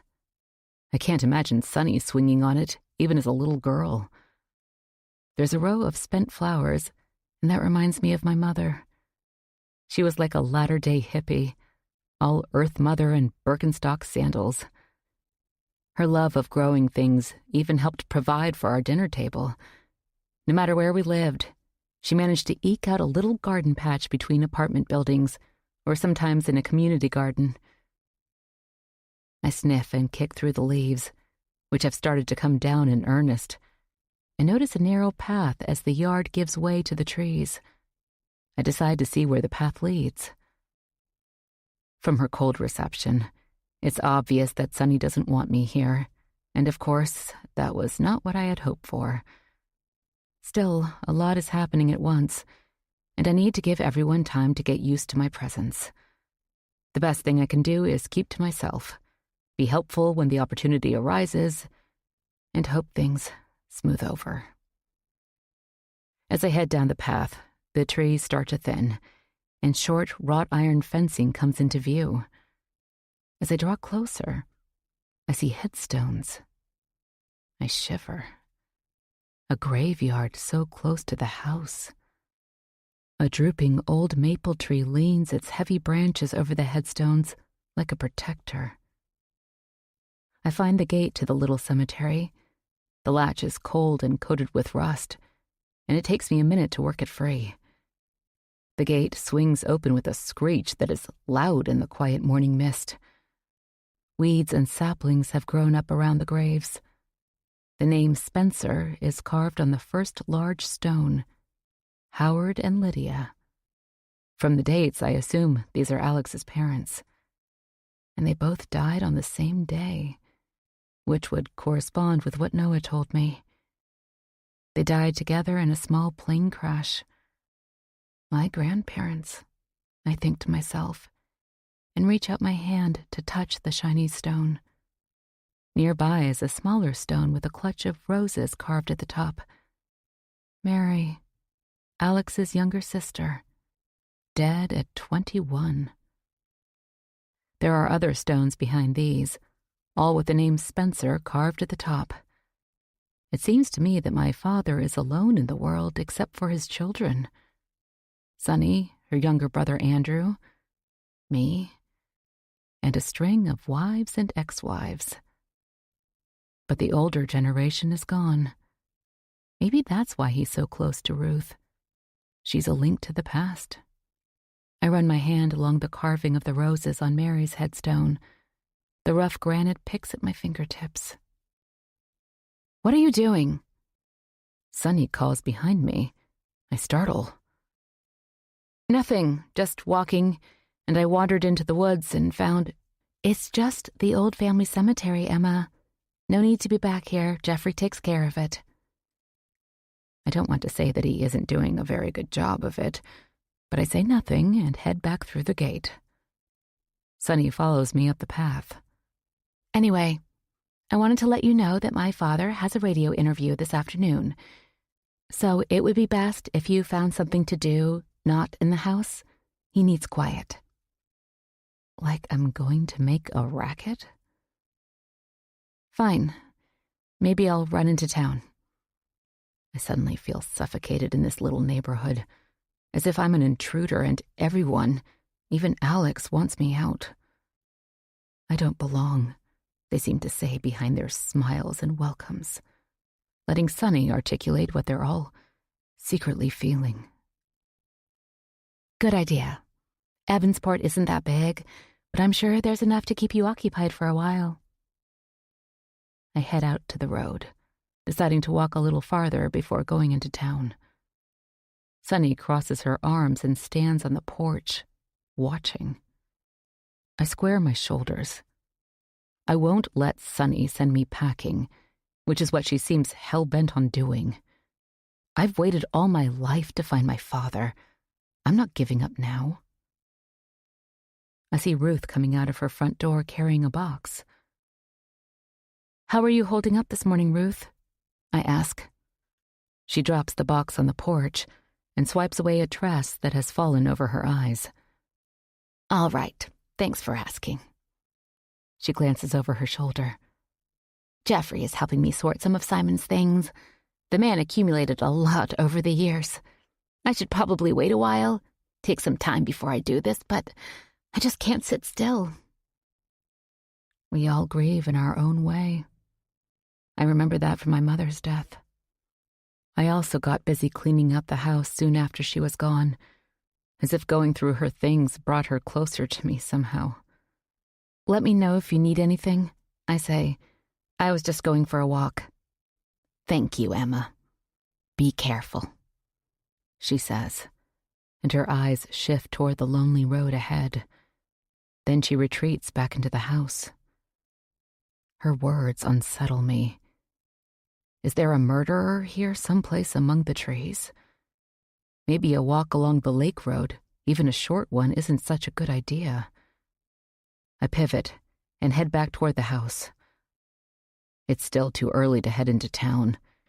The shops won't be open for another hour or two, but I don't feel like going back inside and dealing with Sonny. So I walk over to Noah's house. There's a car in the driveway, so I head up his porch steps and ring the bell. Hi, he says, swinging the door wide. You out for a walk? Well, I thought about it, but... I glance back at the road. Changed your mind? Don't blame you. Come on in, I just made coffee. Noah's house is similar to the Spencer's place. Big rooms, lots of glistening dark woodwork, stained glass window over the front door. While the house is definitely old, historic, the furniture is more modern than at Alex's, as if Spencer House is stuck in the past. The walls here are painted off-white, giving the place a more airy, cheerful, up-to-date look. We head back to the kitchen, where there's a small nook looking out on the side yard with a little round table nestled there. Newspapers are stacked on the top, nearly covering the white tablecloth. It seems strange to see actual newspapers nowadays. It's as if Noah has collected antiques. Have a seat, he says, picking up the papers. Noah brings over 2 mugs of coffee and goes back for cream and sugar. How's everyone doing over at your place? He asks. Fine. Sonny and Alex are busy. He has a radio interview for his new book, so I thought I'd get out for a while. Noah nods as he sits across from me. How are things with Sonny? He smirks. Do you know her well? Well enough. She's younger than I am. When I was a teenager, she was a little kid. A spoiled little kid. I've gotten that impression, I say. Then I instantly regret it. How well do I know this man after all? But she's fine. I I wish the circumstances had been different when I met everyone for the first time. Yeah, it's awful about Simon. Poor Ruth.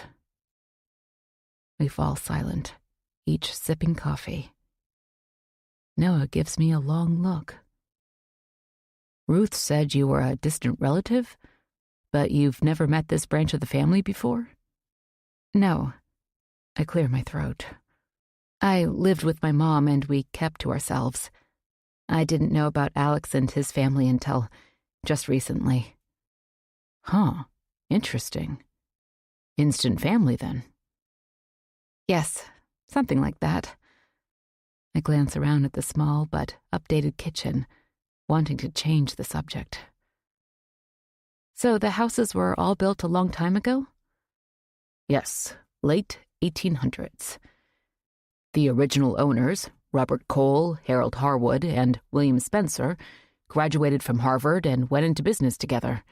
Made a fortune in various enterprises. I'm still researching all of that, actually. I'm thinking of a book, or an article anyway, at some point. The three were best friends, I've been told, and made a fortune.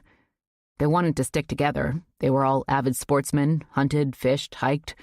So they bought the Cheshire Lake property. He glances over his shoulder. There's a picture of them hanging in the hall. Anyway, they avoided the Boston and New York society scenes, preferring country living. And the families have lived here ever since? Generation after generation? Noah smirks. A little incestuous, I'm afraid. But yes, and there has been a son in each generation to carry on the family names. Until now. Simon? Yeah. He and Ruth never had children, boy or girl. So what happens then when Ruth passes? Noah shrugs.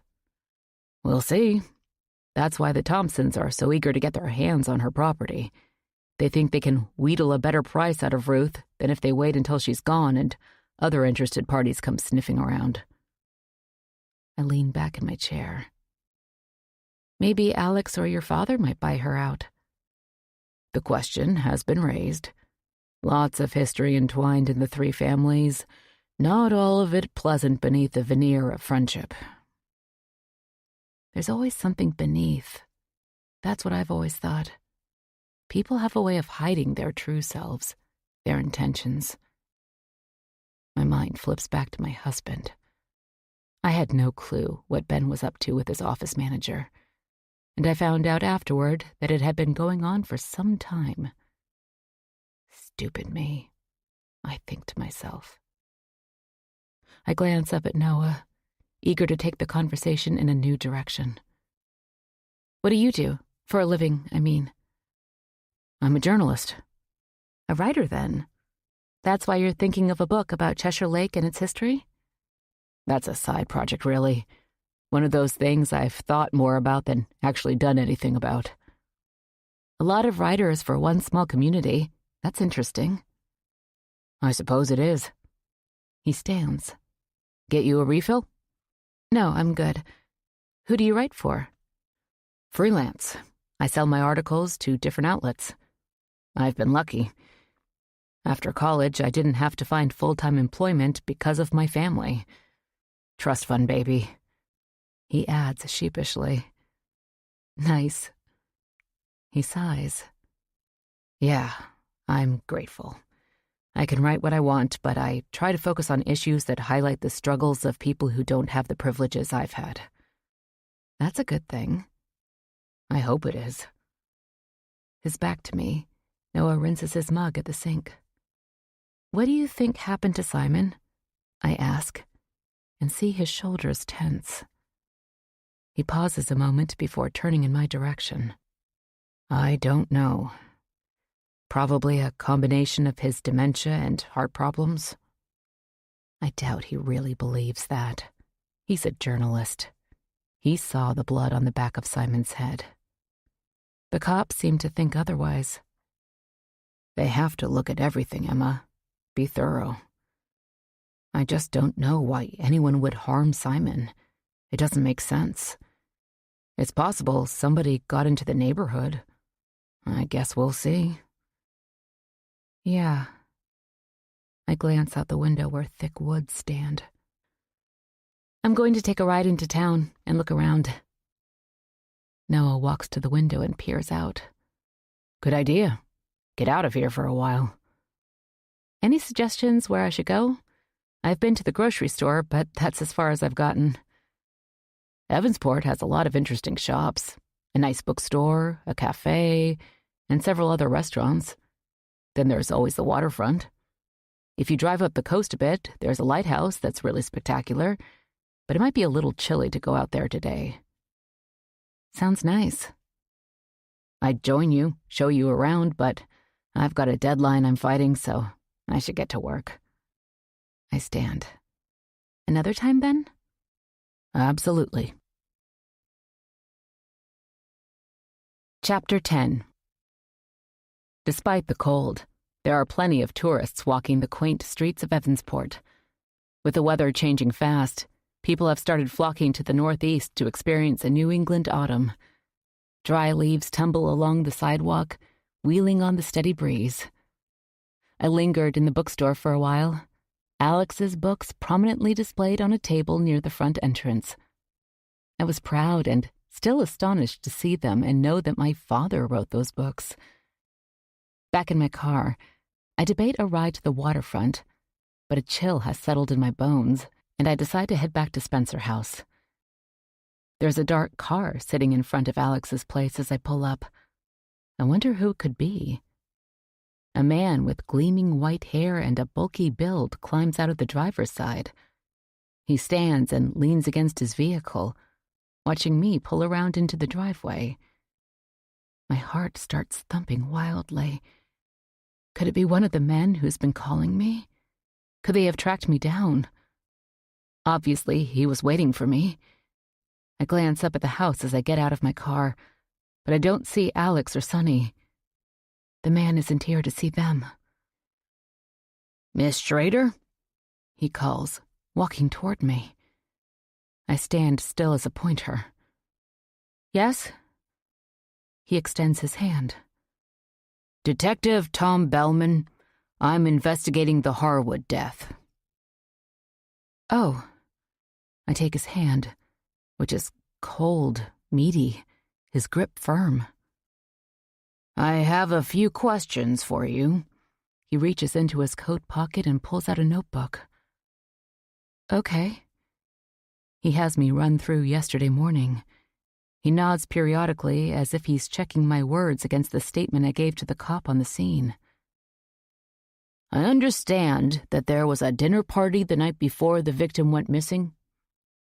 Victim. And they wouldn't send a detective out here asking questions if they didn't suspect there was foul play.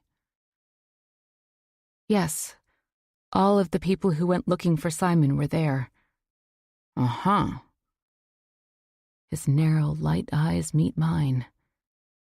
Any problems you saw that night, or earlier, that made you think that Mr. Harwood and his neighbors didn't get along? Anything? No, nothing like that. Everyone seemed to like Simon. What do you know about these people here at Cheshire Lake? He turns and looks over at the dark water that laps the shore. Not much, really. I've only been here a little over a week. He scratches his head. How are you related to the Spencers? No one I've talked to yet has been very precise. I've lived here my entire life, know the people here well. Never heard of you. He enunciates the last sentence like an accusation, and my heart is thudding. Did he talk to Alex already, and Alex didn't tell him that I'm his daughter? Does Alex not want anyone to know? But I have to be honest, right? I'm talking to a detective. I don't want him to think I'm hiding anything. Then I think of the men who lent my ex-husband money. I had nothing to do with that, but somehow I feel like I've been involved in something illegal, dirty. And I wonder if my anxiety is all over my face. This man looks for deception for a living, and he's obviously been doing this a long time, judging by his white hair and sagging jowls. "I'm Mr. Spencer's daughter," I blurt out. He raises his bushy gray eyebrows. "Really?" "Yes, I just found out. He just found out. He and my mother were together, never married, for a short time when they were both young. Alex moved on before he knew my mom was pregnant," I say, giving Alex the benefit of the doubt. I can see the skepticism in his eyes. Alex is the area's most famous resident, and now here's a daughter popping up out of nowhere. "He had me take a DNA test before we met. It confirmed it." I clamp my lips together to stop my rambling. He nods slowly. "Okay. So what are you doing here?" "My father invited me. We just wanted to get to know each other." "Where do you live?" "New York, Albany." "You didn't know anything about the Harwoods before you got here?" "No, I'm just getting to know everyone." He slaps his notebook shut. "Okay. You came here at your father's request? He wanted to get to know you?" "Yes." "That's it. Just a visit with your new family." Why does he make it seem sinister? "That's all, yes." "Okay, Miss Schrader. I might need to circle back with you later." "All right." He turns, heads back to his car. I jog for the porch and notice Sunny, arms crossed over her chest, at the front room window looking out. Chapter 11.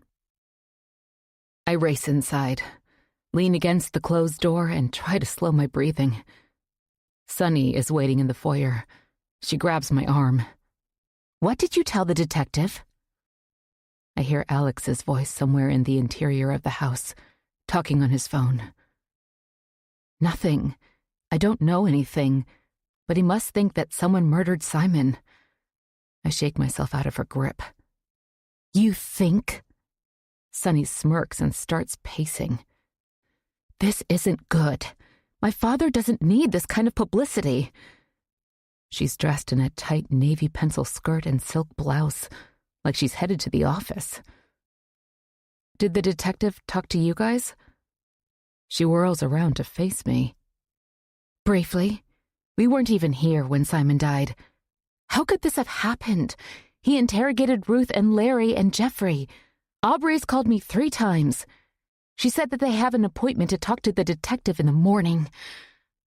Sunny covers her forehead with her hand. "Christ!" Alex meets us in the hall, tucking his phone in his pocket. "Let's sit in the front room." He herds us out of the foyer and glances out one of the tall windows, as if checking that the detective has left before sitting in the armchair near the fireplace. I sit on the sofa, but Sunny keeps pacing. Alex runs his hand through his dark hair. His eyes settle on me. "What did you tell him, Emma?" "Not much. I don't know anything that would help. Who would want to kill Simon?" He shakes his head. "No one. This has to be a mistake." Sunny flops down on a chair. "In any case, there's bound to be some media attention, Dad. We don't need that." Alex arches an eyebrow. "I wasn't even here when it happened. How bad could it be?" Sunny huffs out a breath and pulls her vibrating phone from her pocket. "Here we go." She stands and walks into Alex's office, slamming the door behind her. In the silence, the sound of a bird of prey penetrates the room. My gaze shifts to the window. A hawk swoops along the lake's edge. Alex jumps to his feet. "I need to check on Ruth. Be back in a little bit." I watch him jog down the porch steps and move out of sight. I don't want to see Sunny when she emerges from the office, so I head up to my room. I sit on my bed, open my laptop, and pull up my novel. I'll immerse myself in my story.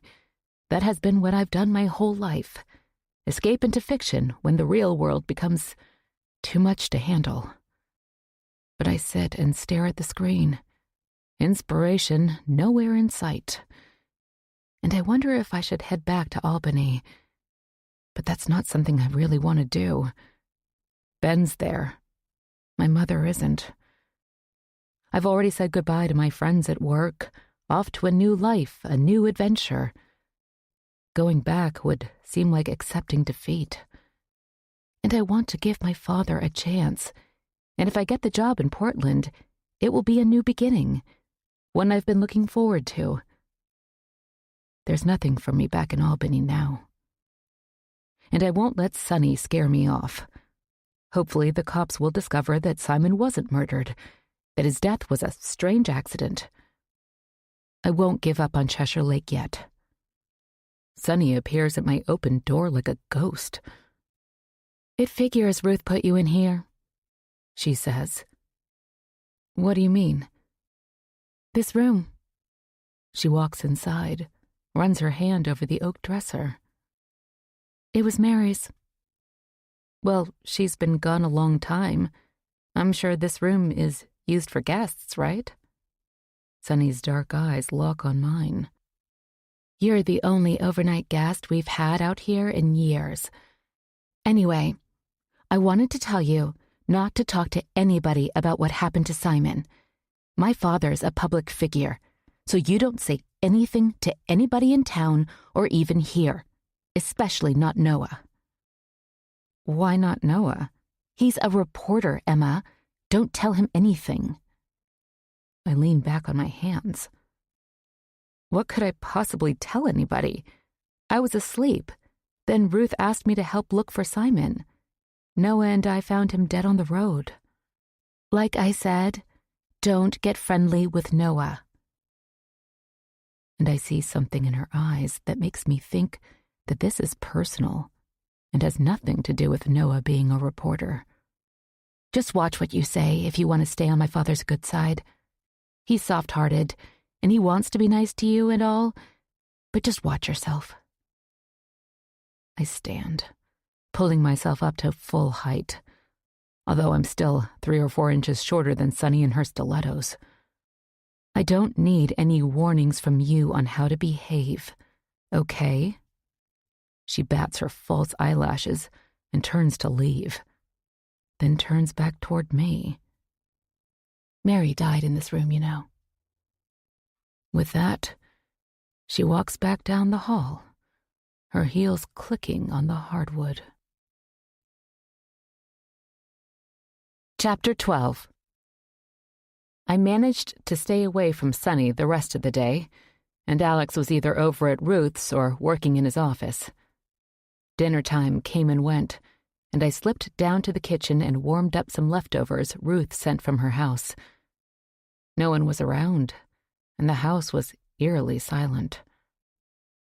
Up in my room, I wondered about Mary.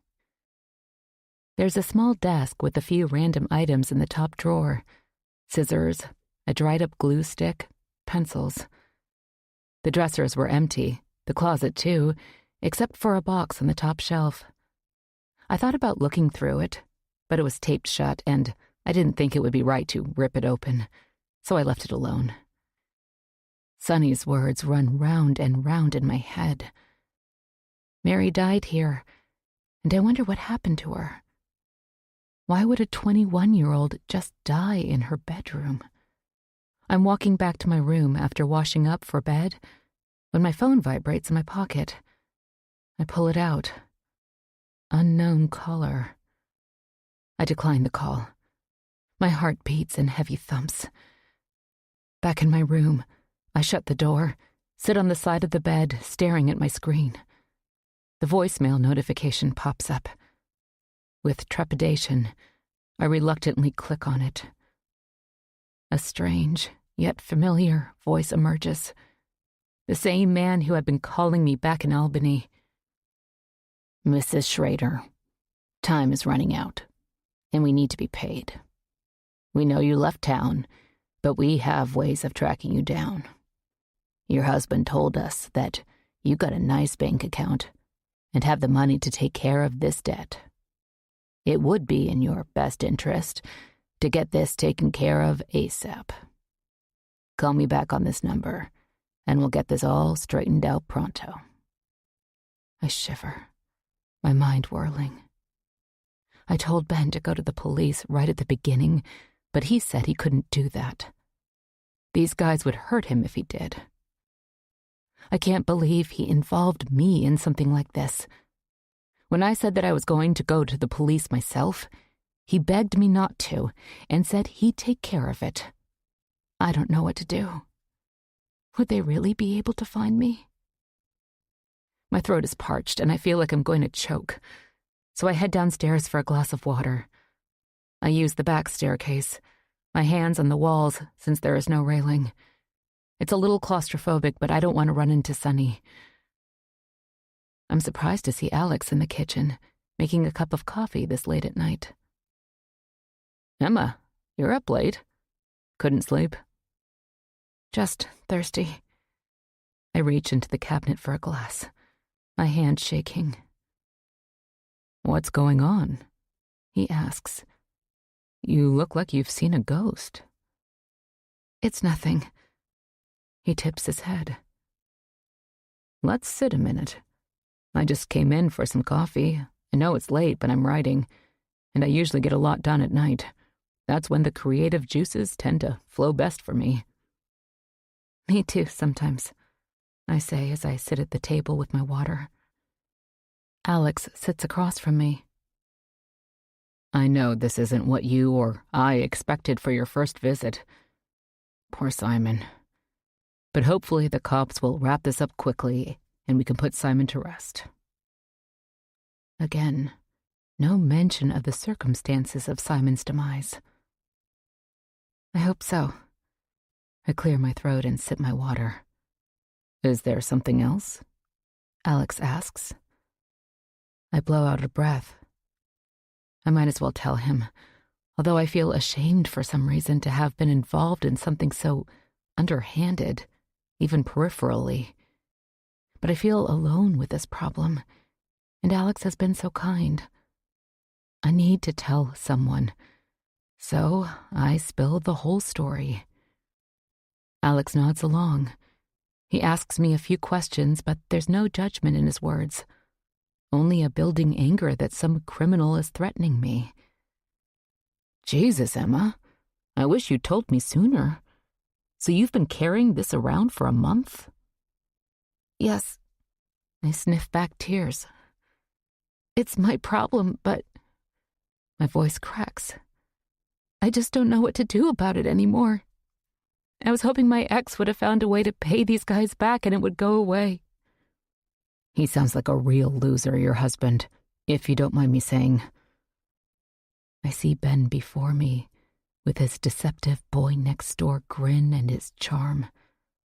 I nod, and can't help but smile as I wipe a tear from my cheek. He is a loser. I manage. Alex sips his coffee. How much does he owe these guys? $82,000. Alex whistles. You have the number they're calling from? I pull up my call record on my screen and slide my phone over to Alex. He takes a little notebook from his shirt pocket, clicks a pen that he'd had behind his ear. I'll get my lawyers on it. Don't worry about this anymore. He looks up. His gaze catches mine. Okay. No more worrying about this.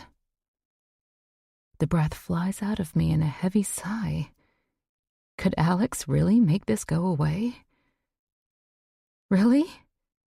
You'll help me? Absolutely. I've got a great legal team. They'll get this sorted out. I can't ask you to do that. I should just call the police. Alex shakes his head.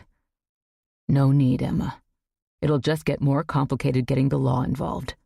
We can handle it ourselves. I can't thank you enough.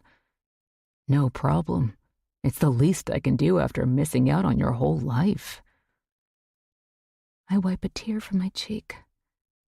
It's a strange and delirious feeling to have someone looking out for me, Even when my mother was alive, I never truly felt protected or nurtured growing up.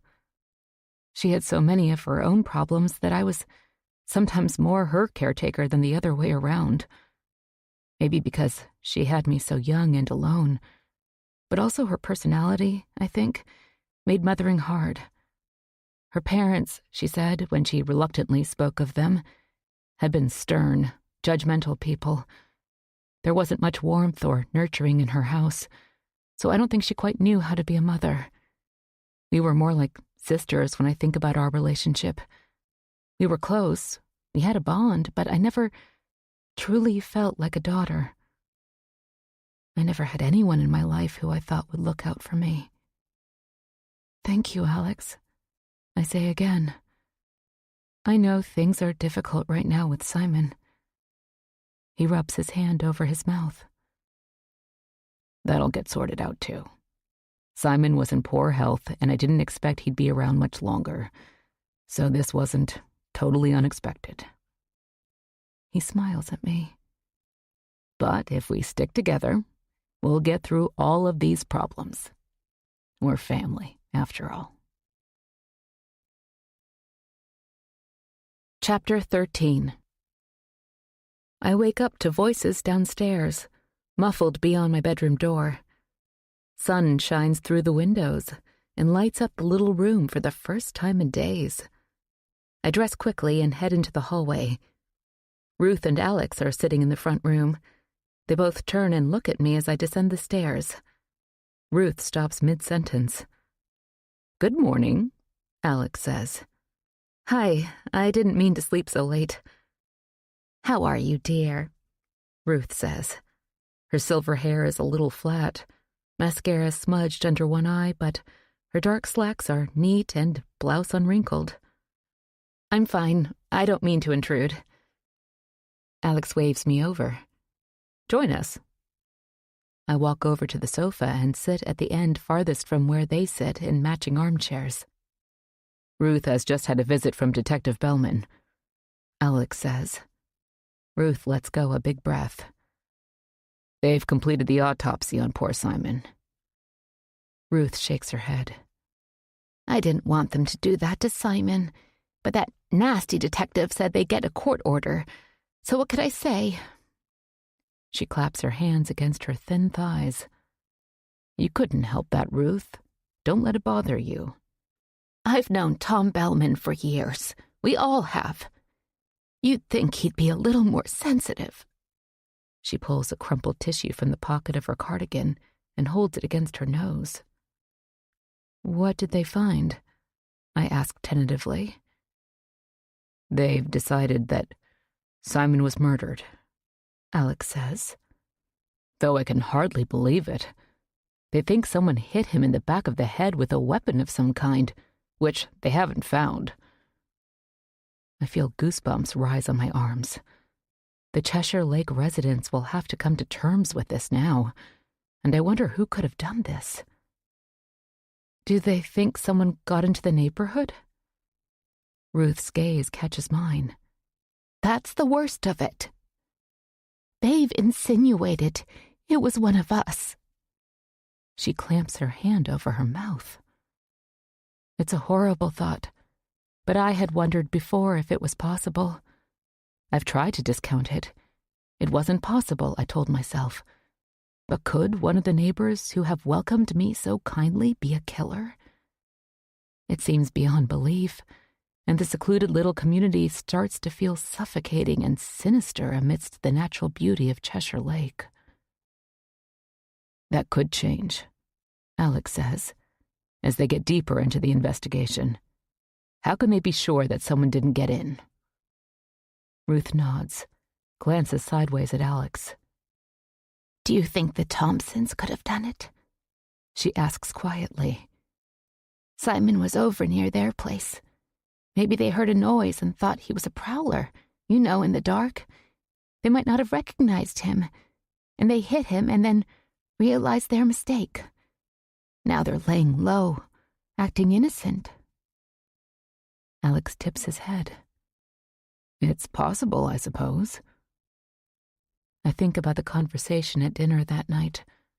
Ruth not wanting to sell because of Simon, the eagerness the Thompsons had for the Harwood land. But they seem so nice, not like cold-blooded killers. But I wonder if Ruth and Alex are thinking the same thing. Alex leans over, his elbows on his knees.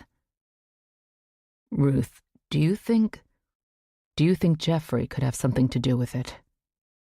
Ruth's mouth falls open. No, of course not. Last time I was up here, I heard Simon yelling at him in the garage. I know that he didn't mean anything by it, but Simon's gotten pretty irritable lately. I'm not blaming Simon.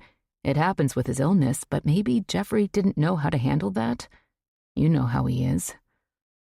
Ruth shakes her head and gives me a surreptitious glance. Jeffrey adored Simon. He wouldn't have hurt him. I'm just thinking out loud here. Well, you can stop thinking that. Ruth gives me another look. I get the distinct feeling that Ruth has grown uncomfortable discussing Simon's death in front of me. I jump up from the sofa. I think I'll get a cup of coffee. I leave the room quickly. The pot is empty, so I move on to the Keurig. I'd been so happy when I went to bed, so relieved after my talk with Alex, but now, here in the morning, the talk of Simon's murder ratchets up the anxiety that had fled last night. The Keurig burbles as I get the milk from the refrigerator. After the coffee brews, silence descends on the kitchen, and I hear Ruth from the other room. How much do you really know about this girl, Alex? I lean back against the kitchen wall, mug in hand, and close my eyes. Their conversation lowers to where I don't hear anything but muffled words. Oh, God, I think to myself, don't let these people suspect me. I've just found a new family. I don't need this. Chapter 14. After Ruth leaves, Alex retreats to his office. I haven't seen anything of Sunny, and her car isn't in the driveway. Maybe she went into town, or maybe back to Boston. That would be nice. I work in my room on my novel for a couple of hours until my back aches. Then I decide to go outside and stretch. The sunshine that was out this morning has faded behind the clouds, and the air is chilly. Summer temperatures long gone for the year. I walk over to the lake and out to the end of the Spencer dock. The dark water is nearly still, like glass. A family of ducks glides by, headed to the far end of the lake, where the water grows marshy with cattails and pussy willows. I zip up my jacket, pull my hair back, and slip it into the hair tie I found in my pocket. Footsteps sound behind me, and I whirl around. Noah, his dark hair fluttering in the breeze. Didn't mean to scare you, he says. You didn't. I lie. How's it going? He asks, standing at my side. We look out across the lake together, where the Thompsons' house rises among the trees. Okay. Ruth stopped by this morning with news. I heard. The investigation is officially a murder investigation. I bury my cold hands in my pockets. That's what Ruth said. Hard to believe. Even with that wound on the back of Simon's head, that is certainly suspicious. Yeah, I know. I just can't fathom who would have wanted to hurt him. Detective Bellman stopped by my place after he'd been to Ruth's. Questioned me for over an hour. What did you tell him? I take a step away from Noah, landing near the dock's edge. I try to catch his gaze, but his eyes are firmly fastened across the lake. Not much I could tell him, but he's convinced somebody in our little enclave knows something. Like who? Damned if I know, Emma. There's a lot of history here. A lot of secrets over the years. But I wouldn't have thought murder was something anyone had up his or her sleeve. And why Simon? Speaking of over the years, Sunny made a point of telling me that the bedroom I'm staying in was Mary's, that she died there. Noah shakes his head and drops his gaze to the dock. Freaking Sunny. Don't listen to her. So it's not true? I really don't know. I wasn't here when it happened. So why did Sunny say that? I bristle. Because she's Sunny. Just to upset you, I bet. What do you think happened to Mary? I don't know the details. I was just a little kid, and I was at summer camp. My parents told me that she had an allergic reaction and died. It was really sad. I remember one time Mary showed me her EpiPen when I asked her about it. I heard she had to give herself a shot if she ate something she shouldn't have. So I was interested the way kids are. But that's all I know. When I came home from camp, I walked through the woods to the Spencer Cemetery and saw her grave. I didn't want to ask too many questions. Everyone was pretty upset. Alex's parents hadn't been dead a year. So Mary could have died in my room. It's possible, but I wouldn't necessarily believe anything Sunny says. It's sad that Mary died so young. What was she like? Noah runs his hand through his hair, which was tousled by the chilly breeze. Beautiful. Sweet. I had a secret crush on her. She had lots of friends who'd come by to swim and hang out. I was the pesky little kid next door who used to hang around. But Mary was always nice to me. The summer she died, she was home from college. Just graduated. Noah glances down at the dock, kicks at a loose board. Anyway, I'm taking a break. You want to ride into town, get some lunch? You can tell me how your writing is going. Get our minds off all this crap. Sounds like a good idea. The cafe is warm and looks out on the little downtown where tourists crowd the roads. Noah and I sit with our sandwiches at a round table near a plate glass window. It feels so normal to be out and about, and I realize that hiding away at Spencer House might not be the best thing, especially now with a murder investigation in the works. Between Detective Bellman and Sunny and the house itself, I was starting to feel a little hemmed in, caught in a strange little world. Noah takes a bite of his tuna on rye, chews slowly, and looks at me closely. You never said how you were related to the Spencers. Heat rushes to my face, and I set my sandwich back in its basket. No, I didn't. I pick up a chip and break it into 2 pieces.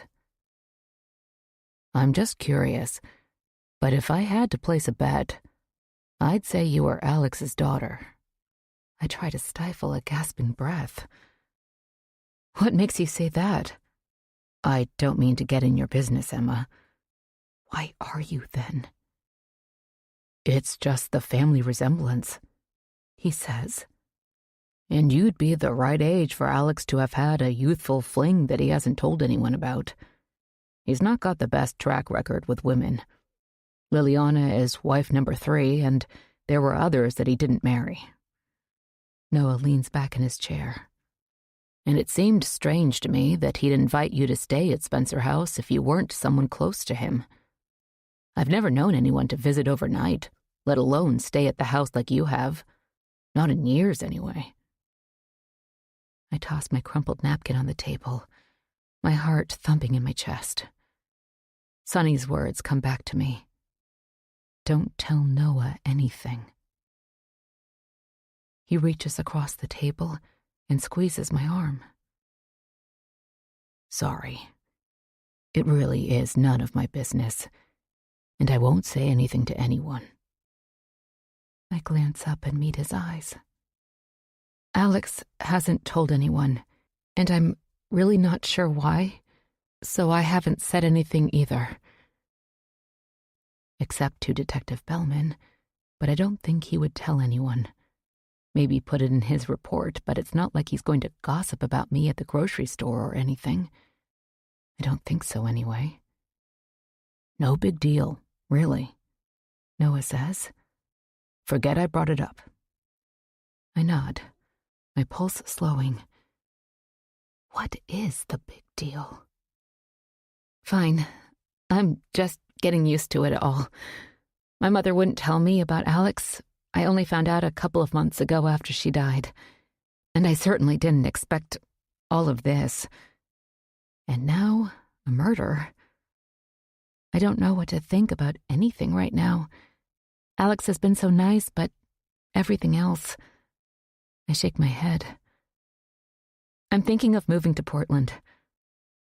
Why Portland? It seems like a nice place. I love the coast. Growing up, I always thought I'd make my way to New England, to the sea, eventually. Then, when I found out about Alex, it seemed to all make sense in some cosmic way. Portland's a nice town.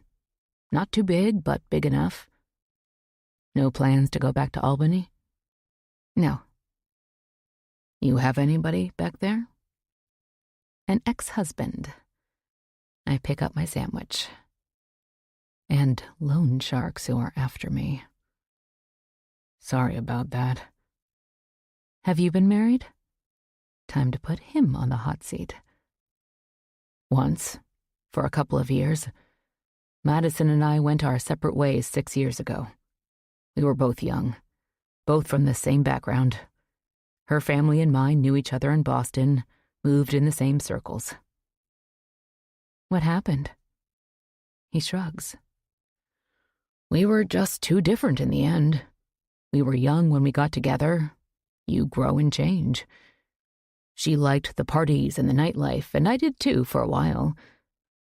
But as I settled more and more into my work, we drifted apart, as the cliché goes. The split was amicable, mostly. I wipe chip crumbs from my hands. What are you working on right now?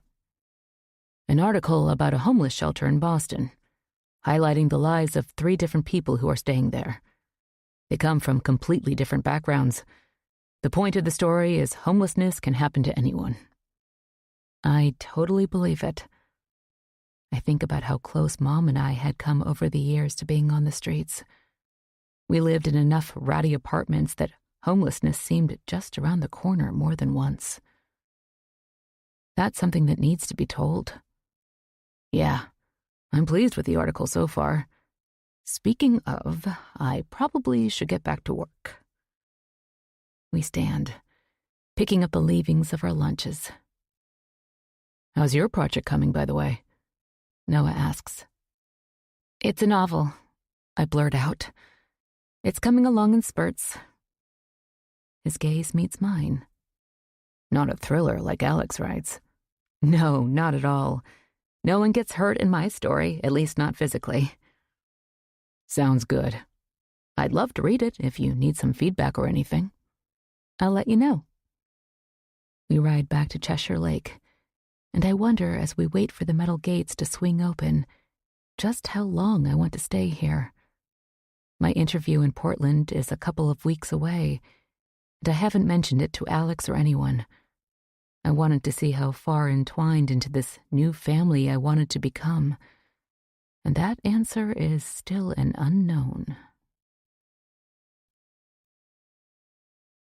Chapter 15. Simon's memorial service is tomorrow at a funeral home in Evansport. Sonny came back from Boston this morning, and Alex had a phone interview this afternoon. He's preoccupied, and Sonny is in a mood because the interviewer brought up Simon's murder. At dinner time, Alex emerges from his office. He sees me standing in front of the fireplace looking at a photo of him and Sonny. Is Andrew coming in for the memorial? I ask. I've been wondering about my brother since I first met Sonny, but no one seems to mention him, so I've been reluctant to bring him up. Alex sets his coffee mug on the mantel. No, Andrew hasn't been home in quite some time, Emma. When his mother and I divorced, Sonny wanted to stay with me, but Andrew elected to go to California with her. Unfortunately, the divorce was acrimonious, as they sometimes are, and Andrew blamed me for it all. Alex sighs. Right now, I don't really have a relationship with my son. I'm sorry. These things happen in families, I'm afraid. But you never know how things will go. As he gets older, he may come around and we can reconnect. Alex picks up his mug, starts for the kitchen, stops, and turns back toward me. Just as we've found each other, Emma, I haven't given up on my son. When Alex leaves the room, I look back at the photo, where a teenage Sunny stands with her arm through our father's. I can't help but think that Sunny isn't too upset that Andrew left Alex all for her. I'd like to meet this long-lost brother and see for myself if we could build a relationship between us. It's not likely that Sunny and I are ever going to bond as sisters, and it would be nice to have at least one sibling I could maybe become close to.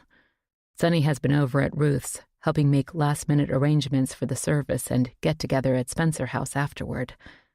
I volunteered to stay home, meet the caterer, and set up for when everyone returns from the memorial. And I'm glad to do it. The last thing I want to do is mingle with a crowd at the funeral home. The caterer and his assistant have come and gone, and the food is arranged on the dining room table. I only have to remove the cold items from the fridge when people start arriving. The desserts are all Ruth's. She's been on a baking tear the last couple of days, saying that it relaxes her. I'm wearing the only dress I kept when I left Albany. It's a blue silk that's not exactly a morning outfit, but it's all I have. I left my old life with the bare minimum, hoping to start fresh here in Maine. But so far, this new start hasn't been without obstacles, large and small. I look out the front room windows. No one has arrived yet. The house is still, quiet. And my eyes shift to Alex's office door. I turn the knob and enter.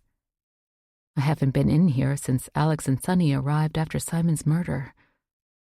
I've been thinking of Mary since Sunny told me about her death and my discussion with Noah.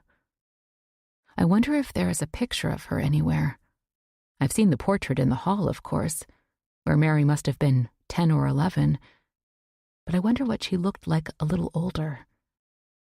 I glance at the cabinets under the bookshelves. I drop to my knees and open the first one. Nothing but more books, piled one on top of the other in stacks.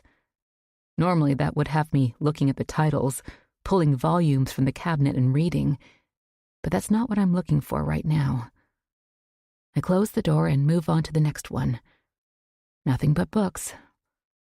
I settle back on my haunches and look over the rest of the room. And there, on a top shelf near the ceiling, looks like what might be photo albums. I drag a stepladder from where it is folded and stored next to the office door. Reaching on my tiptoes, I pull an album from the shelf. I page through it quickly and see the same people from the portrait. My grandparents, in their 40s maybe. He's standing on the dock, hands on his hips. She's sitting in the little boat. My grandmother with a scarf on her head and sunglasses hiding her eyes. I look closely. Is that a shadow near the bottom of her sunglasses under her left eye? Or is it a bruise? The idea that it is a bruise gives me pause. What do I really know about this new family? A little boy stands next to my grandmother, Alex. His hand is on her shoulder while she cuddles a little dark-haired girl, Mary. I touch the photo as if I could reach through time. I flip through the pages, but the photos in this album appear to be from the same general year. I slip the album back on the shelf and grab the next one. The first pictures are of a snowstorm, and two I believe are my father and Mary. They're a little older here, building a snowman in what looks like the backyard. I flip pages, and near the end of the album, it's springtime and a few years later. Alex and Mary in front of the house, standing side by side in Easter clothes, maybe. My father is tall, a teenager. His hair is long, and he smirks at the camera, as if in a hurry to get away to see his friends. Mary is a young teen, and I catch my breath. I do resemble her here, this long-lost aunt. Her smile looks a little forced, as if she is also wanting to get away, but her expression is different from Alex's. His face is full of fun and happy expectation, his eyes locked firmly on the person behind the camera, as if there's an inside joke between them. Mary's eyes look off to the side, a pensive look, one I recognize in myself. A desire to be alone, perhaps. I sigh, thinking about this family that I never knew, and with Mary, we'll never know. I wonder about my delicate-looking grandmother, and wonder if she needed help. Wonder if anyone was there for her. A car rumbles up into the driveway, and I slap the album shut, hastily shove it back into its place on the shelf. I'm dragging the stepladder back to the corner, folding it as I go, as the front door swings open and voices echo. I shut Alex's office door behind me, just as Sunny looks over from the foyer. She frowns, but is immediately encircled by the guests who've begun arriving. I hurry into the kitchen, pull platters from the fridge, and uncover deli meats and salads. Voices erupt in the foyer as people filter into the Spencer home. Sunny marches into the dining room. She glares at me as if she wants to say something, but a woman appears at her elbow and asks her a question. Sunny nods, gives the table a cursory look, and walks with the woman back to the front room. Alex heads to the sideboard and pours a drink. "Everything okay here, Emma?" he asks, sips a glass of wine. "Yes, how was the service?" Before he can answer, Larry sidles up beside him, and Alex pours him a whiskey. "Fine. A lot of people from town. Simon was a fixture in Evansport." He sighs. An elderly couple whom I've never met head over to the table, and I point out the plates and flatware, get them started on the food. Soon the house is filled with people. Aubrey and Dale sit in dining room chairs that have been pushed back against the wall to provide more seating. Aubrey perches on the edge of her seat, her thin legs crossed, her foot jiggling, and she looks like she's ready to bolt at the slightest sound. She clutches periodically at a black and white checkered scarf twined around her neck. Dale's arm is around her shoulders. No one comes over to speak to them, and I remember Alex's description of them as outsiders, people who've come from the big city looking to profit off the locals.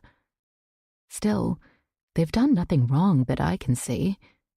But maybe Ruth's suspicions have made the rounds.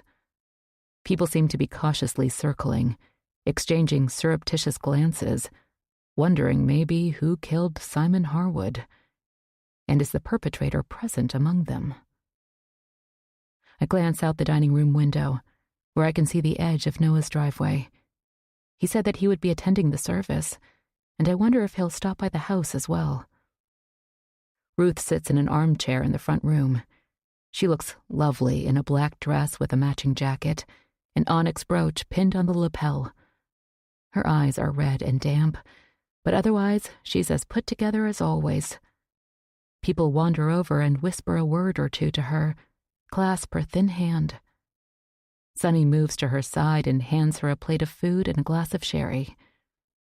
As the house becomes warm and noisy, I retreat to the kitchen. The get-together reminds me of my mother and her death. People gathered at her little house, mostly neighbors and her co-workers at the nursery, a different set of people than the well-heeled ones filling the Spencer home now, but the sentiments were the same. I glance out the back door, at the tangled woods at the edge of the yard. I turn the knob and step out into the chilly, pine-scented air. My heels sink into the ground as I walk toward the path. Once the woods have closed behind me, I feel a sense of relief to be out amongst the trees. I enter the little cemetery. The latch moves more freely than it did the first time I was out here, as if I'd knocked off years of rust and neglect when I wiggled it free. I stand in front of Mary's headstone. I feel a strange sense of kinship with her. How I wish I had met my aunt, and wonder what her life had been like here at Spencer House. She lost both her parents while still a young woman, but she must have had every belief that she herself would live a long life. According to Noah, she'd just graduated from college. What were her plans? Was she going to stay here in her ancestral home, or was she leaving, off to someplace new and different? I get the feeling that she was going to go. I look back down the path, but the house is hidden by trees. Only the turret is visible above them, the rabbit weather vane turned to the north. From what I can surmise from the layout of the house, the turret is part of the master bedroom, but the doors to the bedrooms besides mine have been kept firmly shut, so I have no clue what lies beyond them. I close my eyes and listen to the call of a hawk as it rides the air currents overhead. Remembering my yoga training, I breathe deeply of the woodsy air and calm my thoughts. Emma? There you are, Alex calls, coming down the path. He's handsome in his black suit and dark violet tie, striding toward me on long legs. I'm sorry, I just stepped out for some air, I say as he draws near, pulling up at his parents' graves. No problem. I saw you headed this way from the window. What are you doing here? He asks, but he's smiling, not an accusation. My heart races anyway, as if I've done something wrong. I discovered the cemetery the other day. I was just looking. Alex leans a large hand on the top of the nearest headstone. Family. That's what really matters, Emma. That's why I'm so glad we found each other. I nod, glance at Mary's grave. I'm full of questions, but don't have the courage under the circumstances to ask them right now. Alex paces along the iron fencing. Well, I suppose you've been wondering what happened between me and your mother. It's probably time we talked about that. My eyes meet his. Yes, I only have her side of the story, and she didn't tell me much. Just that you left when you found out she was pregnant. Alex frowns and shoves his hands in his pockets. I guess I should tell you my side. He glances up at the sky, the setting sun peeking through the treetops. I was young. She was even younger. Lana was so pretty, so much fun. I met her in Truckee. I just graduated from Harvard and was doing a cross-country road trip before settling down to a job working for my father in the fall. She told me that much. Anyway, I met her at a little diner where she had a summer job, and she accused me of shortchanging her, so I ended up overpaying and giving her a big tip. Then I asked her out, and she surprised me by saying yes. I'm trying to be patient, hold my emotions in check. But you left her when she told you she was pregnant. Alex shakes his head. That's what she told you? I nod. I didn't know, Emma. I swear. I stayed in Truckee for only about a month. Then I got back on the road. That was it. A nice summer romance, but I didn't think either one of us thought it was anything serious. I'm sorry for what you went through, and you too. But I really didn't know anything about it. He walks closer to me and puts a hand on my shoulder. I want to make it all up to you. I'm sorry that Lana isn't here so that I could do the same for her. So what happened after you left Truckee? I eventually made my way home. Started working for my father in the family business, which back then was mostly shipping and investments. He was adamant that that was what I was raised to do, and I had no say in the matter. Alex grimaces. But all I really wanted to do was be a writer. and my father thought that was a waste of time, and he hoped the trip would get it out of my system. But far from it. Wandering the country only fueled my quest to be a writer. The trip was my version of Kerouac's On the Road, but by myself. I didn't have a bunch of cool literary buddies to go with me, and I've always been interested in history. I've been fascinated by what happened to the Donner Party since I was a kid. That's why I went to Truckee. Anyway, when I got back home, I started working on my first novel late at night after spending my day in the office under my father's suffocating wing. That's when I finished my first manuscript, which eventually became Killer on the Trail. With the toe of my black pump, I push at a clump of weeds next to Mary's headstone. Alex has filled in some of my history, but I wonder why my mother lied to me. Or is he lying? Who knows? I want to ask him about Mary, too, but I sense that this isn't the time.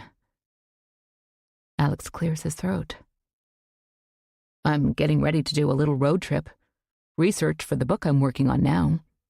Like to go with me? I was waiting until after Simon's service. I wanted to make sure that Ruth was okay. Just a day trip. But I'd like some company if you're interested. Where are you going? Fall River, just a couple hours south of Boston. Alex steps toward the cemetery gate. Think about it. What do you say we head inside? He rubs his hands together. Getting chilly. I'll pour us each a brandy. Back at the house, the crowd has thinned, and I notice that Aubrey and Dale have left.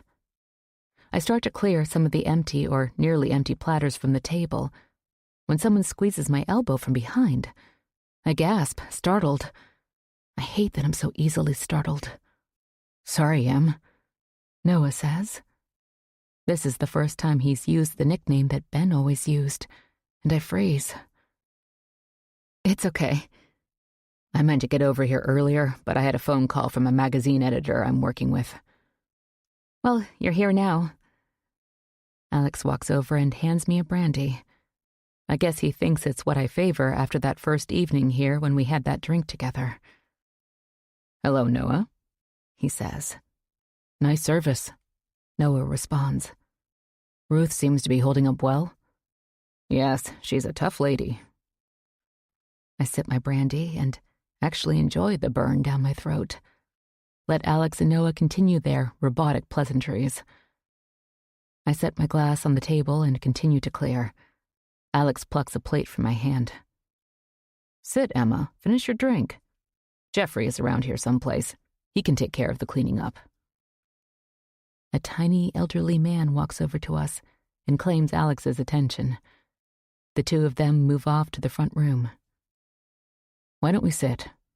Noah says, and we find a spot in the now deserted dining room. You okay? You look a little wiped out. Yeah, just an emotional day, I say. And it is. All these strangers. A murdered man remembered and put to rest. It's a lot. Noah sips a glass of wine, his gaze on the Persian carpet. Sorry if I was intrusive the other day at lunch. I had no right to be poking into your personal business. It's fine. Well, I won't tell anyone anything you've told me. Unlike the rest of the people at Cheshire Lake, I'm not a gossip. He turns in his seat, gazes into the front room. Ruth is standing now, up from the armchair where she'd been ensconced all afternoon. She dabs at her eyes with a tissue. Alex and Sonny encircle her, and there are hugs before they walk her toward the foyer, Larry in her wake. After everyone leaves, Jeffrey seems to appear out of nowhere. Eyes averted, he finishes clearing the long dining room table. Alex retreats to his office, and Sonny disappears as well. The house is quiet, except for the kitchen, where dishes clink and water runs. I peer out the dining room window. Light rain is falling, and the light is on in Noah's kitchen. I wonder about Sonny's warning. He seems nice enough, but Ben seemed nice too. I met Ben at an off-campus party senior year. Through the loud music and throngs of students, Ben made his way to the corner where I stood with my roommate, whose idea it was to attend the party in the first place. He brought me a drink and introduced himself. My roommate had her eye on a handsome lacrosse player and soon left my side in search of him, leaving me alone with Ben. He kept up a lively conversation and seemed so relaxed, so confident. We talked about graduation and what our plans were for the future. I had an offer from the city library, and Ben had already accepted a position with a local firm. We seemed to fall into a relationship quickly after that, and since we were both planning to live in town, it seemed only natural that we would continue dating after graduation. I met his family, who were all lovely, and I was looking forward to the future. My mom wasn't so sure. She liked Ben but was wary. He was too nice, she said. I wasn't sure how that was a problem exactly, and I chalked it up to my mom's general distrust of men. But it turned out she was more prescient than I was. And I learned the hard way that too nice could mask myriad character flaws. Chapter 16.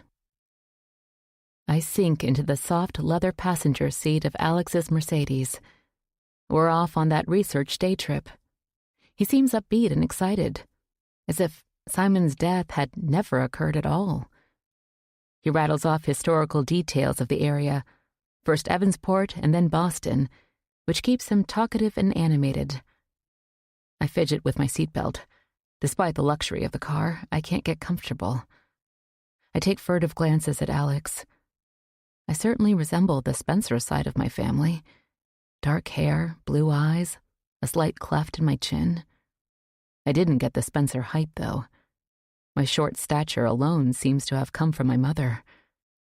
She had blonde hair that was unruly with curls, while I've never needed a straightener. She also had big brown eyes, so different from my own. It occurs to me that I must have reminded her of my father every day. There are so many things I want to ask Alex about. My grandparents, Mary, Cheshire Lake. Almost there, Alex says, turning off the highway. Fall River. I'm almost afraid to ask, but since he hasn't brought up the focus of the trip, I feel compelled to. Lizzie Borden? That's correct, Emma. I've long been fascinated with her story, and I think I'm building a pretty good novel around that incident. I was here last month. Bob Chambers, a local historian, and I met, and we toured the house. It still stands pretty much as it did in 1892. I swallow. Are we going through the house today? Not unless you want to. I'm fine. I have no desire to see where the notorious murders took place. Okay, then. I just have to meet with Mr. Chambers. I have a few follow-up questions from when I was here before. Then we can walk around town. I have a map that indicates where everything was back in Lizzie's time. We circle the streets, find a public parking lot. You don't mind walking, do you? No, not at all. Alex stands next to the car, his gaze taking in the street in front of us. I like to get a first-hand feel for the places I use in my fiction, and I try to put myself in the footsteps of the killers, sink into their lives as much as I can. He turns toward me. Speaking of fiction, how's your novel coming along? With all that's been going on, I haven't had a chance to ask you about it. Actually, I've made some progress. Last week, before Simon. My voice trails off. Alex hasn't mentioned Simon today, as if with the sunrise, everything has flipped back to normal, like there never was a murder at Cheshire Lake. Good. Get back to it, Emma. Don't let anything take you away from writing. Maybe now we can both get back on track. Being on the hunt always keeps me grounded, he says. Nothing like interesting work to chase away problems. We walk together down a busy street lined with modern office buildings. Cars and trucks fly by, leaving the smell of exhaust in their wake. The gray sky threatens rain, so we hurry down the sidewalk. Alex pauses occasionally, lifts his head as if scenting the air, feeling the ambiance of the town. I feel a wave of nerves wash over me as I spy the tall, green, clapboard house. The Lizzie Borden house stands like a silent memorial, a relic of a sinister past now nestled in a commercial area where tall modern buildings fill what had once been a residential neighborhood. As if the house refuses to let go. The murders refusing to be forgotten. The evil from the past lingering in this modern town. As we walk by, Alex slows, his gaze sweeping the house and grounds. "You sure you don't want to see inside after my meeting?" he asks. "No, I'm fine." He stops and points to the second floor. Lizzie's stepmother, Abby, was hacked to death as she made the bed in the guest room. The assailant crept up behind her, lifted an axe. Alex's voice trails off. I shiver. Bob Chambers is a little man, wears thick glasses, his hairline well past the top of his head. He welcomes us into his living room, and I'm reminded of Spencer House, though not as big or grand as Alex's home. Despite the townhouse's modern exterior, this house seems stuck in the past. The floral wallpaper and the antiques give the room a definite Victorian vibe. Even the clock ticking loudly on the mantel of the wide fireplace looks like it comes from another century. Mr. Chambers asks Alex and me to step into his office. Through the door, I see an old desk piled high with books and papers. I decline and tell them I'll wait in the living room. I can't make out the quiet, garbled conversation from the other room, but I have no desire to go over the details of a brutal double murder anyway. I know enough to get the gist of the story. Two frustrated women, their miserly, wealthy father, and their hated stepmother. Lizzie, the younger sister, longed to be part of Fall River high society, but despite her father's wealth, she and her sister were kept out and forced to live a miserable life well below the family's means. Lizzie was charged with the double murder, but was acquitted. The Victorian all-male jury of the day could not fathom a respectable spinster committing such a crime. I try to put the details out of my mind as I wait for Alex. I hear a hearty laugh from the office, and Alex, followed by Mr. Chambers, walks back into the living room. They exchange pleasantries, and Alex and I head out the front door. "You up for a little walk, Emma?" Alex asks.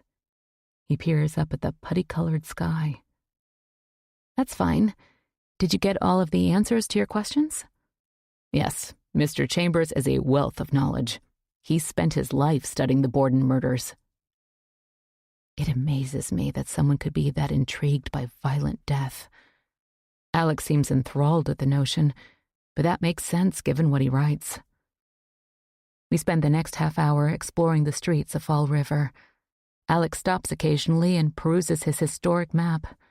He points out the places where different buildings stood back in Lizzie's day. Rain begins to fall, and we dash for an awning in front of a hardware store. "Let's stop at that diner." Alex points to a small restaurant across the street. "We can grab some lunch and dry off." We sit in a booth near the plate glass window where we can look out on the busy street. We each have a burger and fries. Alex drinks from a bottle of craft beer while I sip water. My appetite nowhere in sight. Alex looks over his notes. "I studied the Borden case, of course, for years.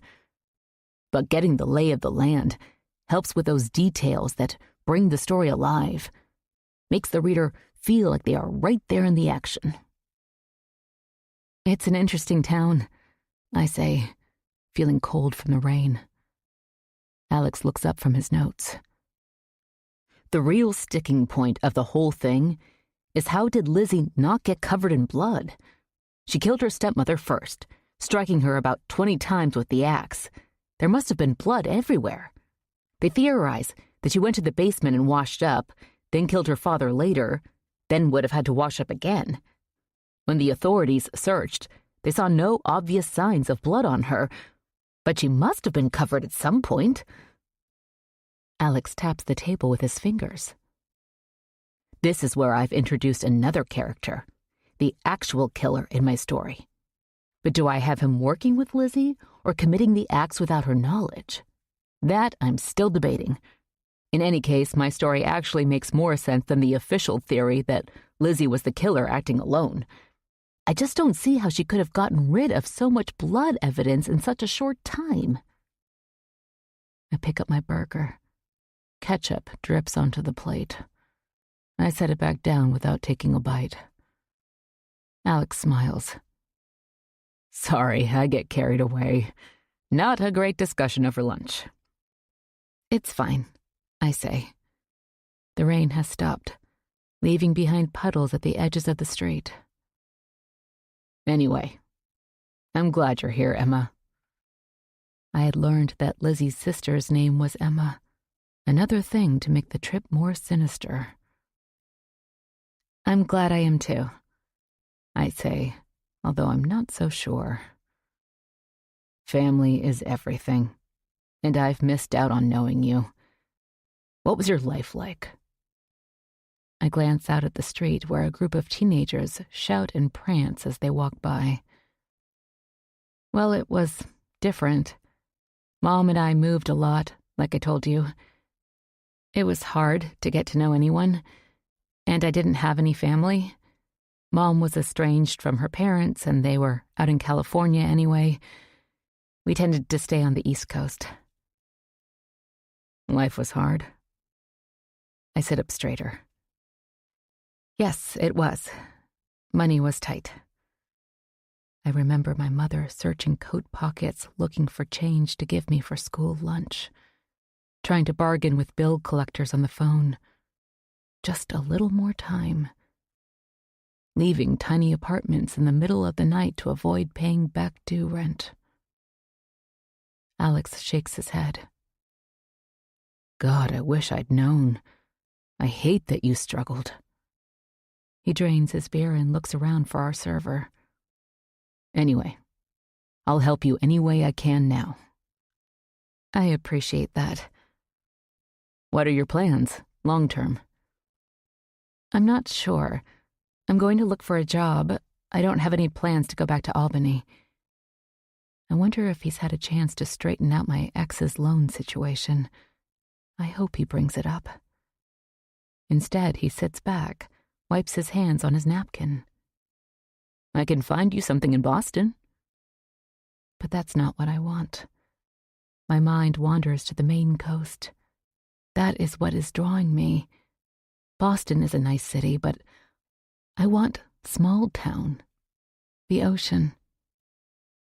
I decide to keep my Portland interview to myself for now. Thank you. I'll think about it. Well, whatever you decide, Emma, remember that you have family now, and we'll do everything we can to help. The rain is falling in sheets as we drive toward Boston, the windshield wipers swishing at top speed. I cringe back into the seat every time a car passes us, water fanning and hitting our car like a whip. Alex's phone has been ringing nonstop, and he carries on work conversations aloud through the console. Between calls, he apologizes, but that's fine with me. Small talk is not my strength, and for all his kind words and offers of support, he is still a virtual stranger. I don't know what to say to him. As we near Boston, the phone rings once again. Sunny. Where are you, Dad? Her words are clipped. Almost back. 20 minutes from Boston. We ran a little long. You didn't forget Liliana's appointment, did you? Shit. I'll take that as a yes. The appointment's not until 4:30, so you'll just make it. All right, I'll head to the apartment. Are you coming back to Cheshire Lake tonight? Alex sighs. No, probably not. I should stay at the apartment with Liliana. What about Emma? Alex glances over at me. She'll be back. She can take my car. Fine. Alex ends the call. Sorry, change of plans. I need to take Liliana to a doctor's appointment. But you can head back to the lake in my car and I'll come up when I can. I'll drive Liliana's since the doctor doesn't want her driving anyway.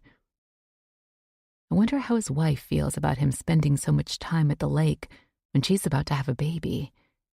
But this doesn't seem to faze him. I get the impression that Alex does pretty much as he pleases.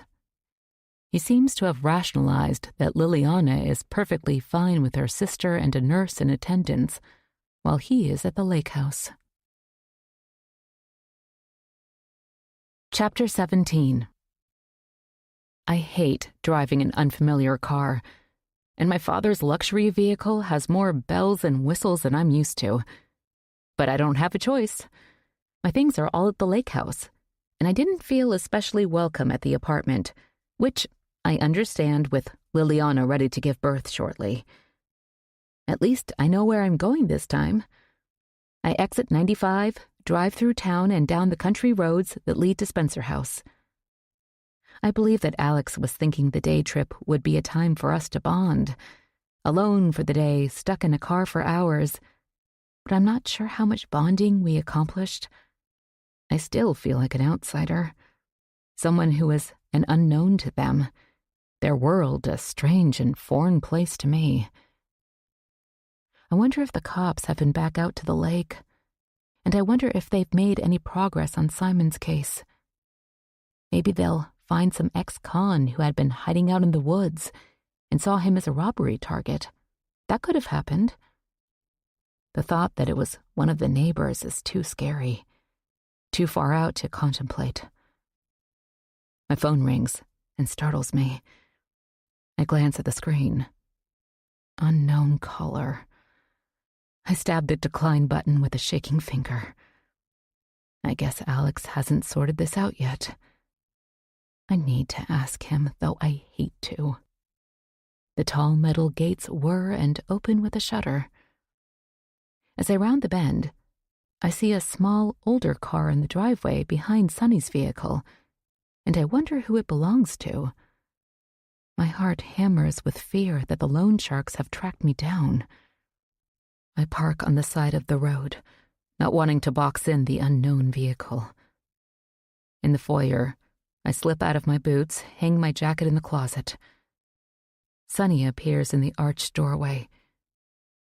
"Pleasant trip, Emma?" She raises her perfect eyebrows.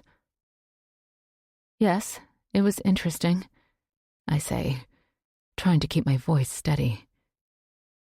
"Come into the front room. There is someone here to see you." The loan sharks? Or maybe the detective. But I don't think that was his car in the driveway.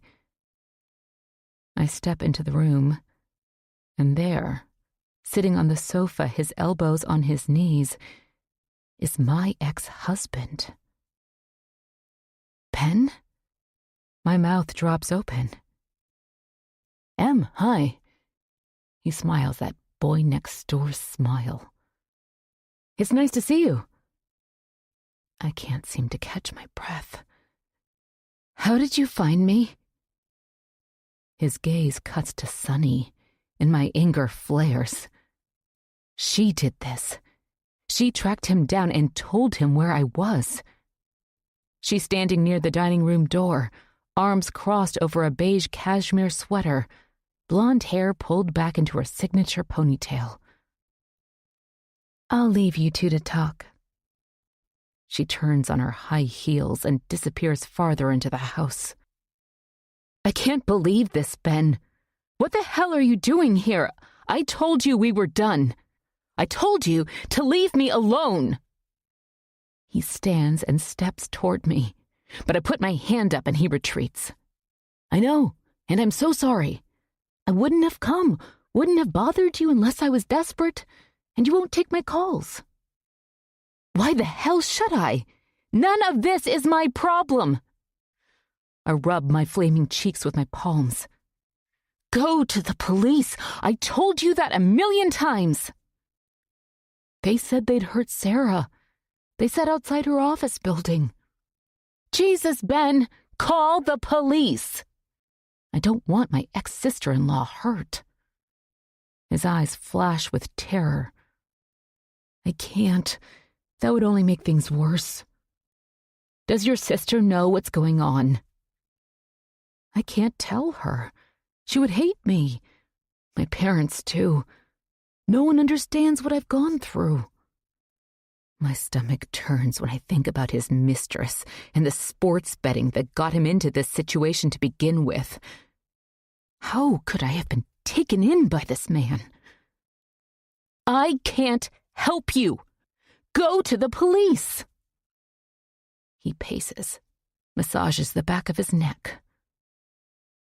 They know you have money, Em. They won't let up. If you could just lend me some, just 10 grand. That's what they want by Friday. I can't believe you have the gall to ask me. Why don't you go to your girlfriend? Ask her for the damn money. My pulse pounds in my temples. I shake my head, my gaze on the hardwood floor. I need to talk to Alex, but I need Ben to leave, too. And I think of my ex-sister-in-law. She and I always got along well. I'd never forgive myself if something happened to her. All right. My eyes meet his. I'll give you a check for $10,000, and that's it. Don't you dare come back or bother me again, or I damn well will call the cops. If it weren't for Alex's offer, I wouldn't do this. My hope is get Ben out of here and back to Albany. Talk to Alex and hope that he settles the rest for good and all. I won't, Em. Promise. His eyes light up with hope. What will you do to get the rest? Because you're not coming back to me for it. I will go to the police if I hear from you again. I swear it, Ben. Understood. I'm looking into other options. I'll leave you alone after this. You better, because I honestly don't care what happens to you. His face reddens. Too bad. I promise him. I know what his promises are worth. But again, I hope that Alex takes care of this, and if not, I will go to the police and let the chips fall where they may. Chapter 18. I watch from the window as Ben drives off, and I hope that's the last I ever see of him. I whirl around when I hear Sonny's heels clicking on the hardwood. How could you? I say, the words coming shakily from my lips. Sonny furrows her brow. What, Emma? You think I'd just let you waltz in here? Turn my father's head? He's too trusting sometimes, but I won't have him taken advantage of. I looked into your background as soon as my father told me he'd invited you here. You're in quite a mess, aren't you? And I won't let your sordid problems become my father's. He's worked very hard for all the success he's attained, to gain this life, this notoriety. I won't let you destroy what we have here. I'm not destroying anything. I just wanted to get to know Alex. He's the only family I have. My problems have nothing to do with him. And I intend to keep it that way. Whatever, Sonny. Stay out of my way, and I'll stay out of yours. Alex is a grown man, and he'll make up his own mind about me. I won't stand for your interference again. You pull a stunt like bringing my ex here again, and you'll be sorry. I start to walk past her, too angry to continue the conversation. But Sonny reaches out and grabs my arm. Keep quiet. Stay out of the way, and maybe I'll let you stay here. But any whiff of scandal, anything you do to tarnish my father's reputation, and I'll talk to him about sending you packing. I have great sway over my father, and if I decide to convince him that you're a liability, You'll be gone in a heartbeat. I shake my arm out of her grip. Try to send me away, Sonny. I dare you. I was hoping that we'd be friends, but hopes are often dashed in this life, aren't they? I stride out of the room and into the kitchen, rest against the counter and calm my breath. It's full dark now, and the windows rattle with the wind. When I head out to the hallway, I hear Sunny talking, presumably on her phone, behind Alex's closed office door. It seems strange to be here alone with her, and I hope Alex comes back soon. Up in my room, I shut the door and settle on the bed. I open my laptop and try to work on my novel, but my brain is a whirl with my argument with Sunny. I'd hoped to find a new, welcoming family here at Cheshire Lake, but so far, I found nothing but a sister who's bent on chasing me away, not to mention a murdered neighbor. I wonder if I should just pack my car and leave. In the past, I'd have left at the first sign of dissension, but I'm not that person anymore. Growing up with my mother, we always seemed to be running from something or someone, and I picked up on her paranoia as if from osmosis. As a child, I believed in my mother's mantra that the world was a scary place, and a wise person kept her head down. But after all I've been through this year, my cheating, gambling husband, my mother's death, I've come to reevaluate my mother's teachings. At some point, you have to face adversity head on. I'm hoping for a fresh start in Maine. I can't do that if I run. I close my laptop, my gaze shooting to the closet door. I can't seem to get Mary out of my mind. So I cross the room and take the box down from the shelf. Before, I didn't think it was right to go poking through her things, but now, all bets are off. If Sunny has no compunction about delving into my life, then I won't worry about digging into the lies of the Spencers. There's a pair of scissors in the top drawer of the little desk. With the box on the bed, I slit open the tape holding the flaps together. Inside, there's a slight musty smell. It looks like there are mostly toys, stuffed animals on the top, things from Mary's childhood. I place them on the bed, one at a time. A little white dog, a teddy bear wearing a necktie, and a pink bunny. It makes me sad to handle what must have been treasured items to Mary. Beneath the stuffed animals is a jewelry box. I carefully lift it out and set it beside the animals. Flipping the little latch, I see necklaces, earrings, and bracelets nestled on blue velvet. Nothing out of the ordinary or particularly valuable from what I can tell. Next, I find high school yearbooks and scattered and dried up makeup, all the things a young woman might have on a dresser. Then in the bottom, in the corner of the box, I find a disposable camera. I haven't seen a film-type camera in years. I look at the tiny window in the back, and it looks like there's still film inside. I wonder if I can find a place to develop it. I set it aside. Lastly, I find a doll, wearing a schoolgirl outfit, her long blonde hair in braids. It was a popular model back in the day. I stand the doll up on my lap. It brings back memories. I had one just like it when I was little. The fact that Mary and I each had this toy makes me feel somehow closer to the aunt I never got to know. I carefully replace the items in the box, saving the camera, which I stash in my purse. Chapter 19. In the morning, the sun shines through the windows, and the house is eerily quiet. I don't see Sunny's car in the driveway, and I hope she's gone back to Boston. After breakfast, I decide to head out to the lake. Despite the sun, the air is chilly, but I need to get outside. I miss my morning runs. At the end of the Spencer dock, the little boat bobs, tethered to a metal cleat. There's a small outboard motor mounted on the end, but there are also oars attached to the sides. I climb in, arms held out to keep my balance. I've been wanting to explore the lake. It's small enough to easily see across where the Thompsons' house sits, and it wouldn't take long to paddle the length either. I untie the rope and shove off, dipping the oars into the dark water, feeling the chilly, moist breeze on my face. I head down to the far end where the lake becomes swampy, where reeds and cattails sprout from the muck. The ducks headed this way the other day, and I hope to find them.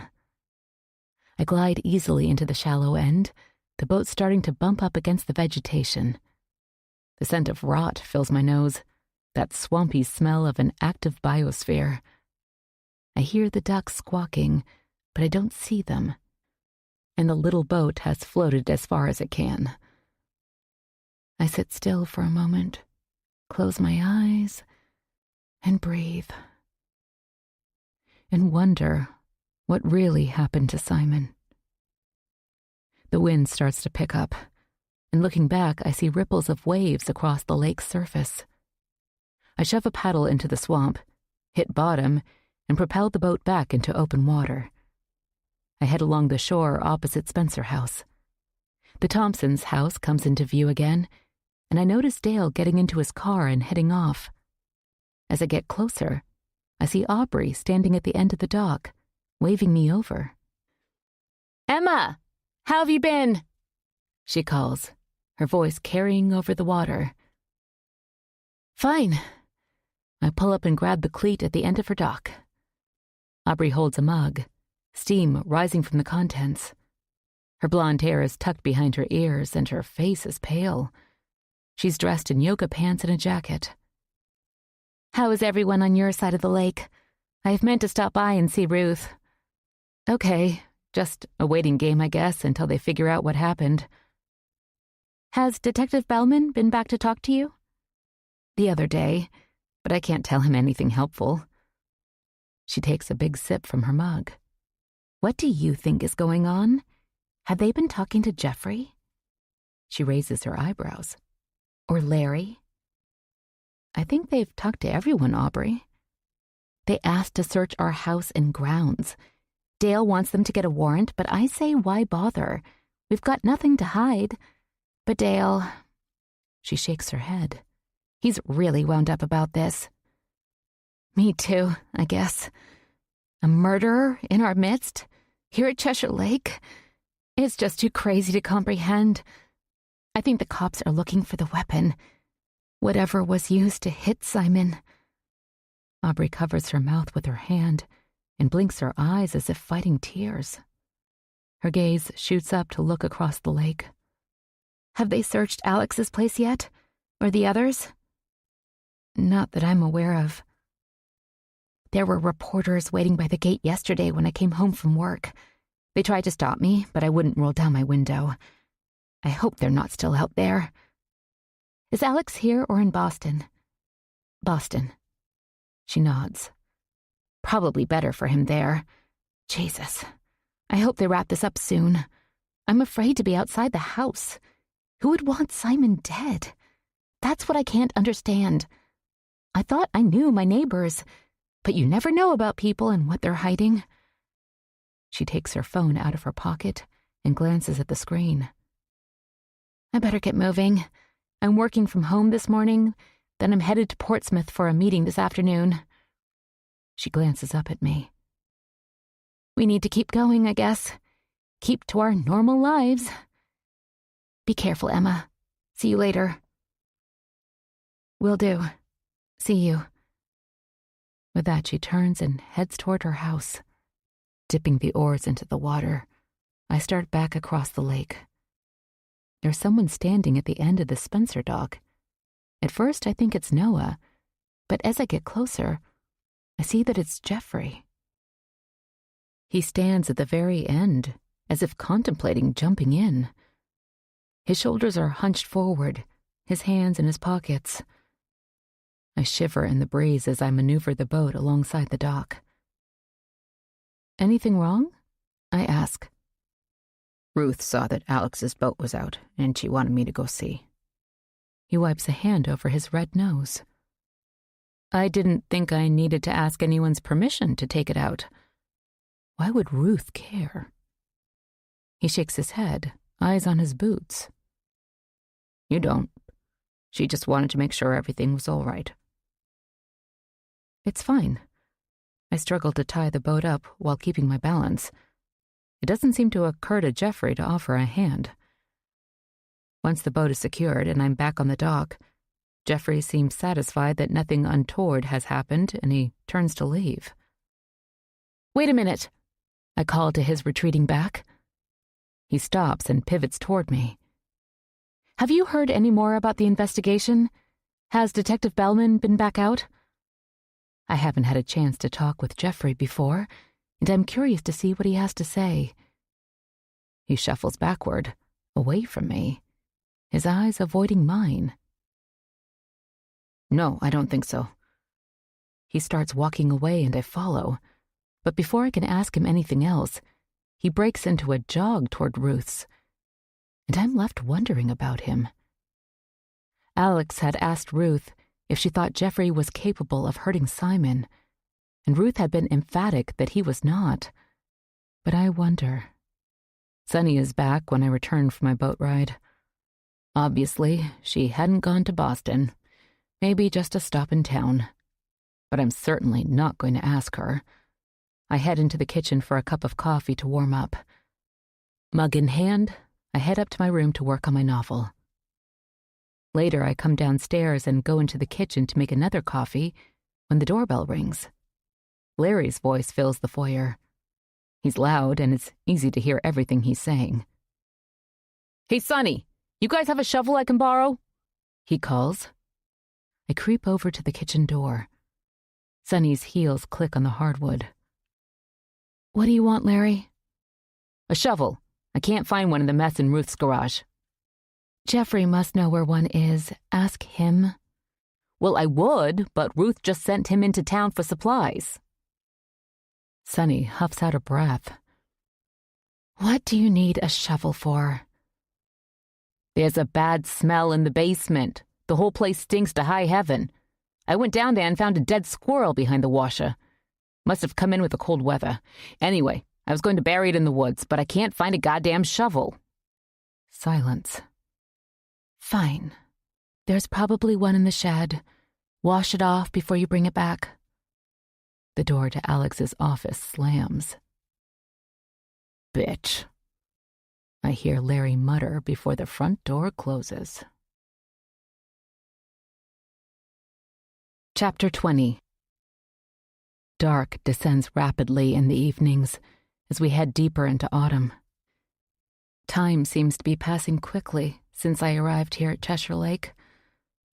The grandfather clock chimes the hour, 8 o'clock. Headlights cut across the front room windows as a car pulls into the driveway. Alex is back. Hi, girls, he says affably. Sunny hugs him at the door like she hasn't seen him in a week. Sunny and I have avoided each other all day, moving around the house like the other doesn't exist. I decided to head back up here. Nothing to do at the apartment. What did the doctor say? Sunny asks. Alex shrugs out of his coat, hangs it in the hall closet. Everything's fine. He thinks we're on target for the original due date next month. Sunny taps her foot. Release day is only a few days away, Dad. The baby won't make a surprise appearance in the middle of all our plans, right? Alex tugs her ponytail.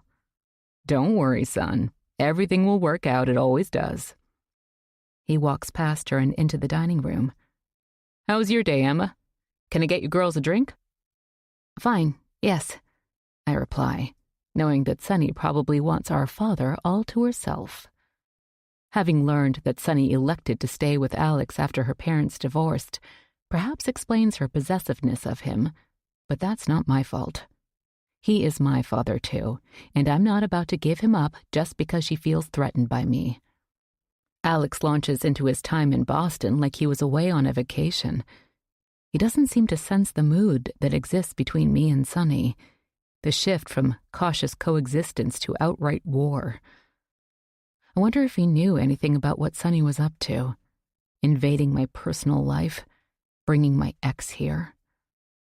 I doubt it. Alex seems oblivious to any undertow of trouble. We sit down with our drinks in the front room, which is dim in the lamplight. The corners of the room dark. Sunny scrolls through her phone, running through Alex's agenda for next month. He sips his brandy and nods along, but his mind seems elsewhere. "How's the writing coming, Emma?" he asks. "I'm making progress." "You want to send me the first 50 pages or so? I'd love to read it, and maybe I can give you some pointers." That thought sends waves of panic through me. No one has seen my novel since college, where my creative writing professor made some lukewarm remarks and gave me a B-. And now, here's a best-selling author wanting to read it? But what can I say? "Sure," I swallow. "I'd love that. I'll, send it to you." "Great." Alex drains his drink. Someone bangs on the door and rings the bell at the same time. Sunny jumps up. "What the fuck?" She ushers a bedraggled Dale into the house. He's not wearing an overcoat, as if oblivious to the weather. His shirt collar is open, his tie off and wadded up in the pocket of his suit jacket, his blonde hair dark with rain. "Have you guys heard from Aubrey?" Alex stands. "No, what happened?" Dale turns toward the door, runs his hand across his forehead. "I don't fucking know. No one's seen her or heard from her since this morning." Wind rattles the glass in the windows. Alex's brow furrows. "She go to Boston? Maybe she had a meeting there. Her phone died." Dale shakes his head. "The last location I have for her phone is right here." He points at the floor. "Cheshire Lake. She was supposed to meet a client in Portsmouth this afternoon, but she never showed. And the cops won't do a goddamn thing because she's an adult and doesn't have to tell anyone where she is or where she's going." The room falls silent, except for the rain striking the windows. Dale's gaze fastens on me. "Emma, you might have been the last one to see her." "What do you mean?" "When I left for work this morning, I saw you in a boat headed toward our dock. I looked in my rearview mirror just as I was rounding the bend in the road where the trees start. I saw you talking to Aubrey." I stand, place my glass on the end table. "I did talk to her for a few minutes. Then she went back in the house." "Well, no one's seen her since then." He puffs out his cheeks and everyone looks at me, as if I can clear up what happened to Aubrey. But I have no clue. Alex walks Dale to the door, and I hear murmurs of concern between them. When Alex comes back into the front room, his forehead is furrowed. He picks up a poker from the stand next to the fireplace. "Freezing in here all of a sudden. I'll build a fire." We finish our drinks as the flames flicker, illuminating the creepy inscription. The next morning, Alex is busy in his office and Sunny is nowhere in sight. I need to return the pie pan to Ruth. I'd meant to do it sooner, but then with Simon's death, it had slipped my mind. Ruth greets me at the door and invites me into the kitchen, where a little radio plays on the counter and the smell of baked goods fills the air. A homey, comfortable scene. A bag of flour, sugar, and measuring cups are scattered on the counter. A mixing bowl sits in the sink, remnants of beige dough clinging to the sides. Larry sits at the table drinking coffee and eating a cinnamon roll. "Dale heard from Aubrey yet?" "I don't know. Did he stop over here last night?" "Yes," Ruth says. "He'd just come from Alex's. I guess he was making the rounds." Larry and Ruth exchange glances. "She's a flighty one, if you ask me," Larry says. "And I don't trust that Dale as far as I can throw him." Ruth wipes her hands on a dish towel. "Well, we'll just have to wait and see. Maybe she needed to get away for a while. They're from Boston, don't forget. We're way out here in the country. The isolation doesn't sit well with some people. I feel like an idiot standing in the middle of the room with a pie plate. Ruth seems to notice, and I hand it to her. I meant to bring this back before. No problem, Emma. I have plenty. Sit. I'll get you a cup of coffee. I just made a fresh batch of peanut butter cookies. They're Alex's favorite. I've been making them for him since he was a little boy. I'll put them in a Tupperware container so you can take them home, but we'll sample them first. Larry pats his stomach. I'm always 10 pounds up when I go home. Nonsense, Ruth says. If you do a little more walking, you wouldn't have to worry about it. Larry sips his coffee and grimaces. I'm busy enough. I wonder what he does.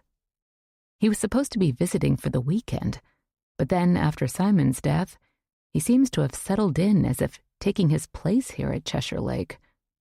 Maybe he has. Maybe now that Simon is gone, he's decided to stay here with his aunt. I wonder if he has a job back in New York.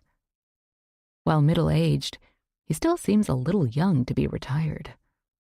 Ruth sits opposite me with her coffee. Jeffrey said that you were out on the lake yesterday morning, Emma. I wanted to get some air. Do you swim? Yes. Just be careful. The lake isn't very big, and it looks fairly calm, but it has an undertow. I don't plan on swimming, Ruth. Not in this weather. Just to be safe, make sure you wear a life jacket next time. Jeffrey said you weren't wearing one. The doorbell rings. Who could it be this early? Ruth asks, rising from her seat. Hope it's not Dale again, Larry calls after her. Ruth returns with Detective Bellman. Can I get you a cup of coffee, Tom? She asks. Appreciate it, Ruth. Cold this morning. The detective stands in the doorway, his jacket zipped up to his chin. He removes his gloves and rubs his hands together. Ruth hands him a mug. What are you doing all the way out here so early? We're going back over to where Simon was found to do another search of the roadway and shoreline. Still looking for a weapon? Larry asks. That's on our list. The room has grown close with the four of us. Detective Bellman seeming to have dragged in a gloomy air despite the pleasantries and the coffee drinking. We're also looking at bringing in a dive team if we don't find anything there, he says. Ruth leans against the counter. What for? Well, so far we haven't found anything that the assailant might have used to hit Simon, so the next logical step is the lake. That'll cost a pretty penny, won't it? It'll stretch the budget, but it looks like it'll have to be done. Ruth wipes at her cheeks. Are you sure that autopsy got it right, Tom? Who in their right mind would hurt poor Simon? The detective sips his coffee, sets the mug on the table. Maybe it was someone who wasn't in his right mind, Ruth. I've known Simon my whole life, and I'm not going to rest until I find whoever did this. His jowls shake with his words. Of course. Ruth folds her hands together. You heard that Aubrey Thompson is missing? Larry asks. We know. Her husband filed a missing persons report this morning. That seems a bit suspicious to me. Larry wipes sticky fingers on a napkin. Maybe. Well, I better get going, Ruth. Detective Bellman pulls his gloves on. Thanks for the coffee. Chapter 21. When I get back to the house with the cookies, Alex walks out of his office. He waves a clutch of computer paper in his hands, and I tense. My first 50 pages? This is terrific, Emma. He removes his reading glasses and stuffs them in his shirt pocket. I'm headed back to Boston later. My agent called me this morning. He's in town, and I'm having him up to the apartment for dinner. Why don't you join us? Before I can answer, Sunny appears from the kitchen. You think that's a good idea, Dad? What about Liliana? Do you think she's up for a dinner party with a slew of people over? It won't be a slew of people this time. Barry's in town. You know I always have him over when he's in Boston. Sunny's gaze turns on me. You really need Emma there? I bristle, determined now to go. Of course. I want her to meet Barry. You'll be there too, right? I'm sure he wants to see you. You two can put your heads together over the book tour schedule. This all seems odd to me. My father doesn't seem put off at all by Simon's murder. It's business as usual.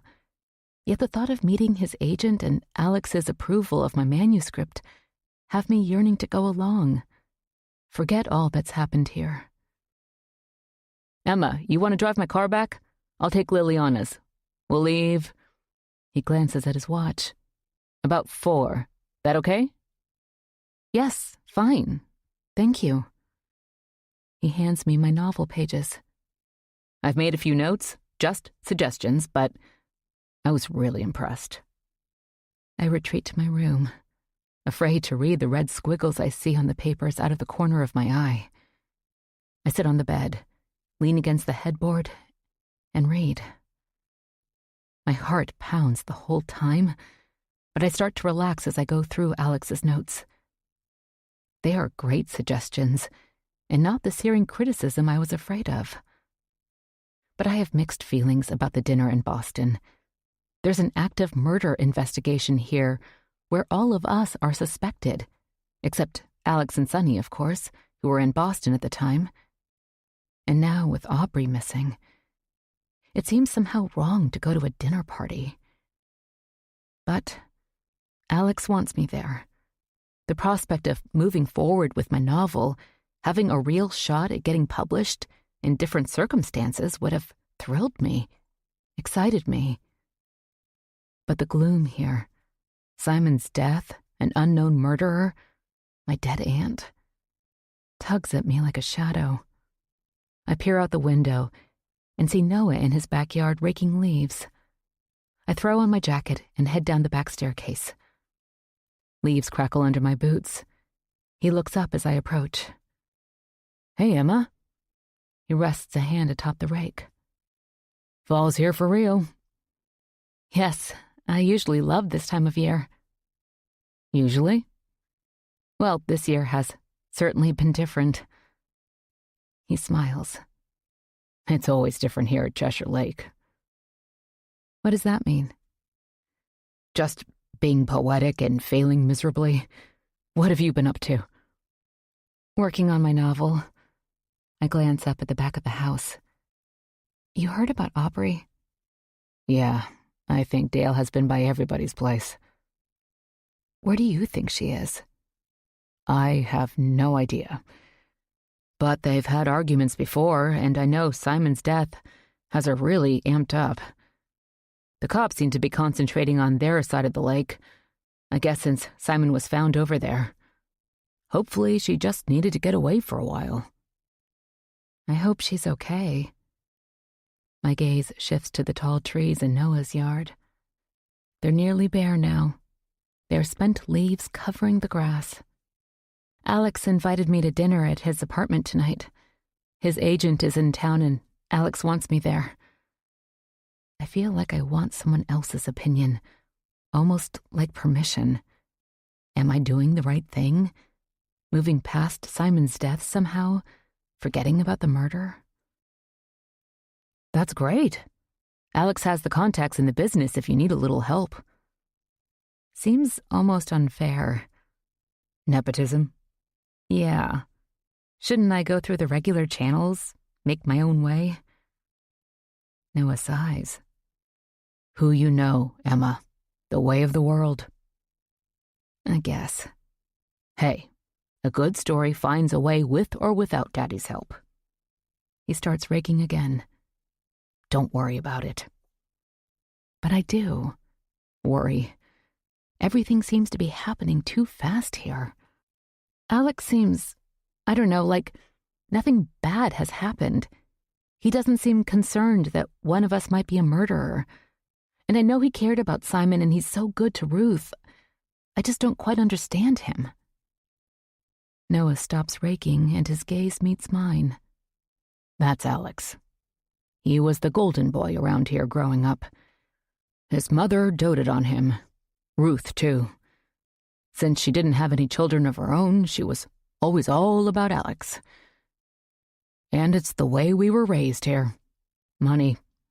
They say absolute power corrupts absolutely. Same kind of thing with money, and the two often go hand in hand.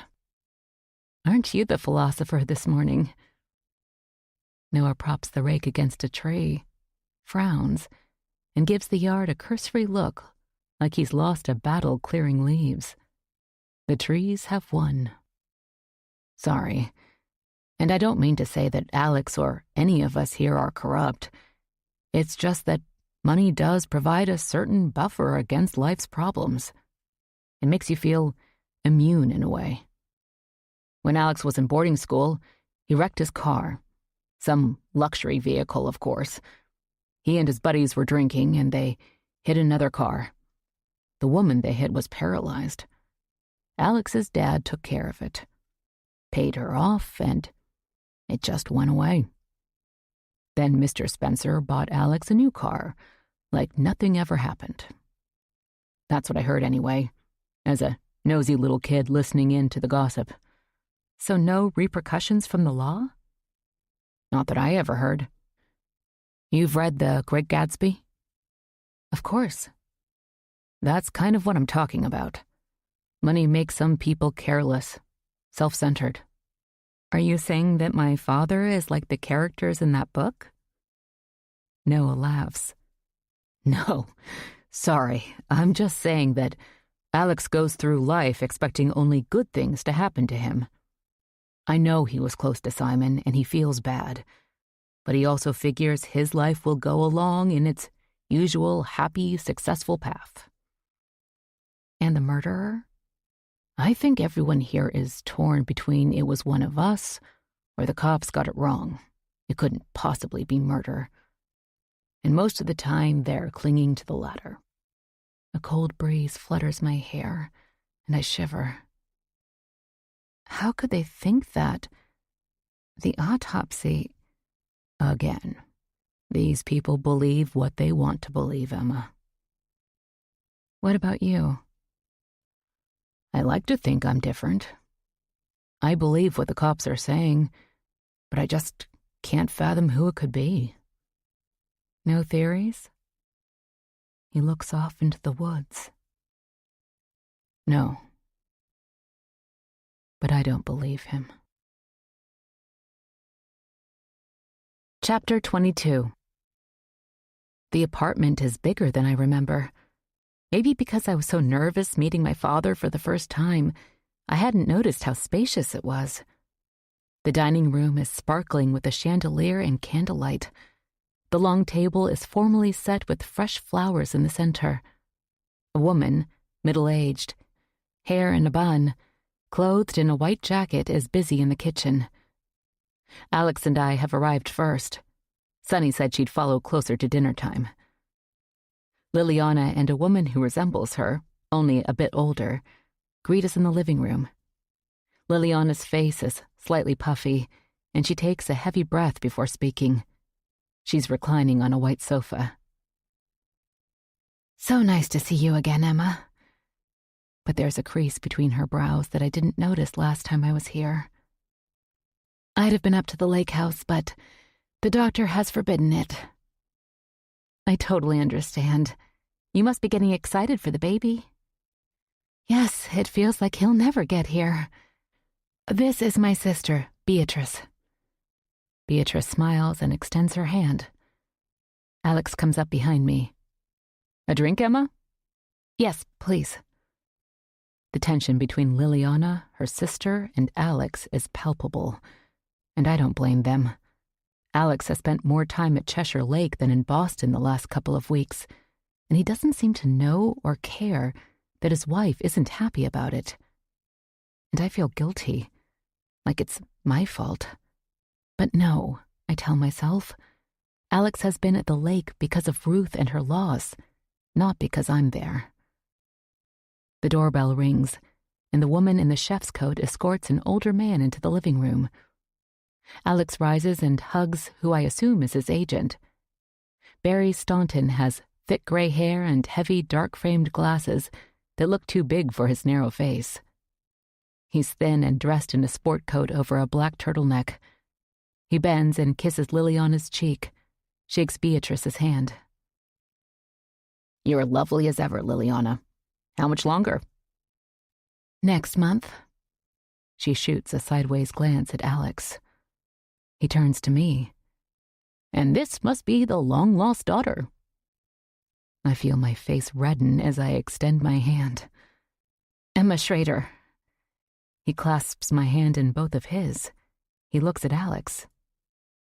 She certainly looks like a Spencer. Alex claps him on the back. She writes like one, too. I'll get you a drink. Great. Barry turns and follows Alex over to the sideboard, where bottles of liquor stand. No other love children from your past going to show up? Jesus, I hope not, Alex says, and they laugh. I tug at my blouse. The heat seems to be on high in the apartment, and I thought pregnant women were always too warm.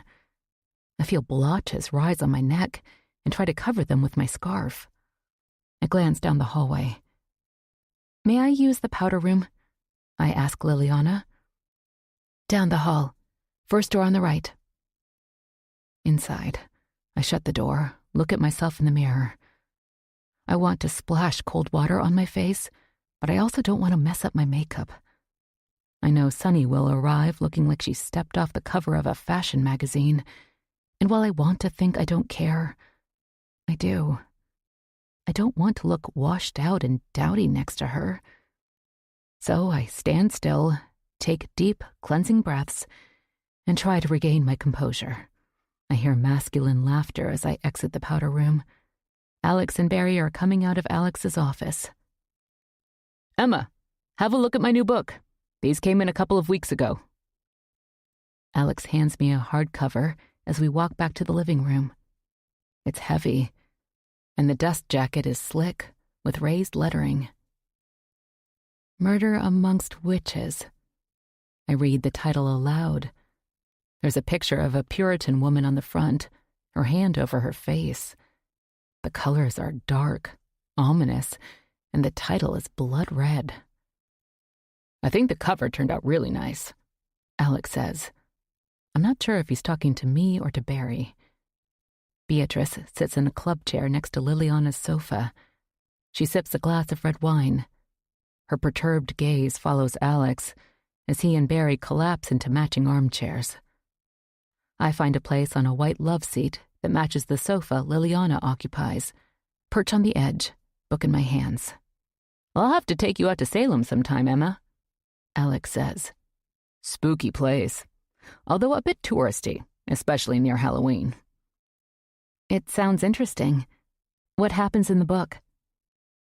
Alex leans forward, sets his drink on the coffee table. You know the story of the Salem witch trials, of course.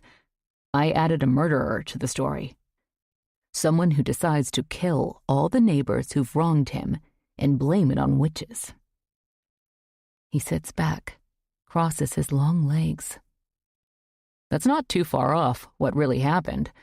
The accusations were, for the most part, a way to punish or even get rid of your enemies. Don't forget the family connection, Alex, Barry says, eyebrows raised. Alex laughs. Yeah. I wonder, though, if readers will be intrigued or repulsed. Do we need to bring that up? I vote we use it. The old genealogy freaks will be interested. Lots of older people in your fan base. What's the family connection? I ask. Alex drains his drink, sets the glass down with a clink on the glass-top coffee table. Well, in the course of my research, I did a little digging into the family tree. It turns out that a great-grandfather, I can't remember now how many greats, was an accuser. Helped send a few people to the gallows. My father's family goes back to the 1630s Bay Colony. I sip my wine. That's interesting. Unsettling, but interesting, I guess. We can't help what our ancestors did, Emma. It's terrible, of course, but you can't pick your relatives. The woman in the chef's coat walks into the room. Dinner is ready, Mrs. Spencer. Do you want me to serve? Beatrice helps Liliana to her feet. That would be wonderful, thank you. Liliana glances at Alex. Let's get started. Alex checks his watch. Sonny's not here yet. Liliana purses her lips. She knew what time we were having dinner. I don't want everything to get cold. He shrugs, acquiesces. But before we all get seated at the long table, Sonny bursts through the front door.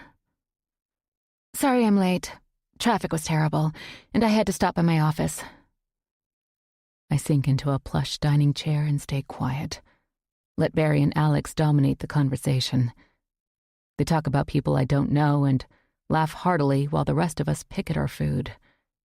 Alex gets up and refills wine, while the woman in the chef's coat keeps Liliana's glass of sparkling water refreshed.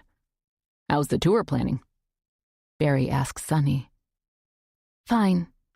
We've got most of the dates set. We do have a little wiggle room at the beginning of November. Sonny scrolls through her phone. I don't think I've ever seen her without it, even here at a formal dinner. No one seems to notice. What about the baby? Liliana asks, her voice strident. Sonny huffs out a breath. We've built in a week next month around the due date. Hopefully he'll come then. And if he doesn't? Well, that would throw a monkey wrench into our plans, wouldn't it? The air between the women grows electric. Alex clears his throat. No need to get worked up about it, Sonny. We'll deal with the baby when the time comes. You couldn't have planned a C-section? Sonny smirks. A disgusted yip comes from Beatrice. Alex tips his head. Now, Sonny, it will be fine. Alexander Jr. will get here when he gets here. If we have to move around some event dates, I'm sure everyone will understand. Fine, Sonny says, and goes back to scrolling through her phone. I sip my water. The heated conversation has my nerves jangling, and I just want to get through the evening. I had been excited about meeting Alex's agent, wondering if he really would be interested in my manuscript, but now I just want to go back to Cheshire Lake. The air is tense among the women, as if a dark cloud has descended upon the apartment. Liliana picks at her food, while Beatrice glares at Sonny, whose head is bowed over her phone. Alex and Barry seem oblivious, the wine helping to keep them relaxed and jovial. They speak in loud voices, laughing heartily. So what's the media attention been like out at the lake? Barry asks. The room falls silent. Sonny looks up from her phone. It's gotten more intense, but I hope they'll wrap things up soon. We don't need it to still be going on while we're promoting the book. Barry nods, tenses fingers. They really think the old guy was murdered? Alex sips his wine. That's what they're saying. And reporting, Sonny says. We really don't need this. She shoots a look at Alex.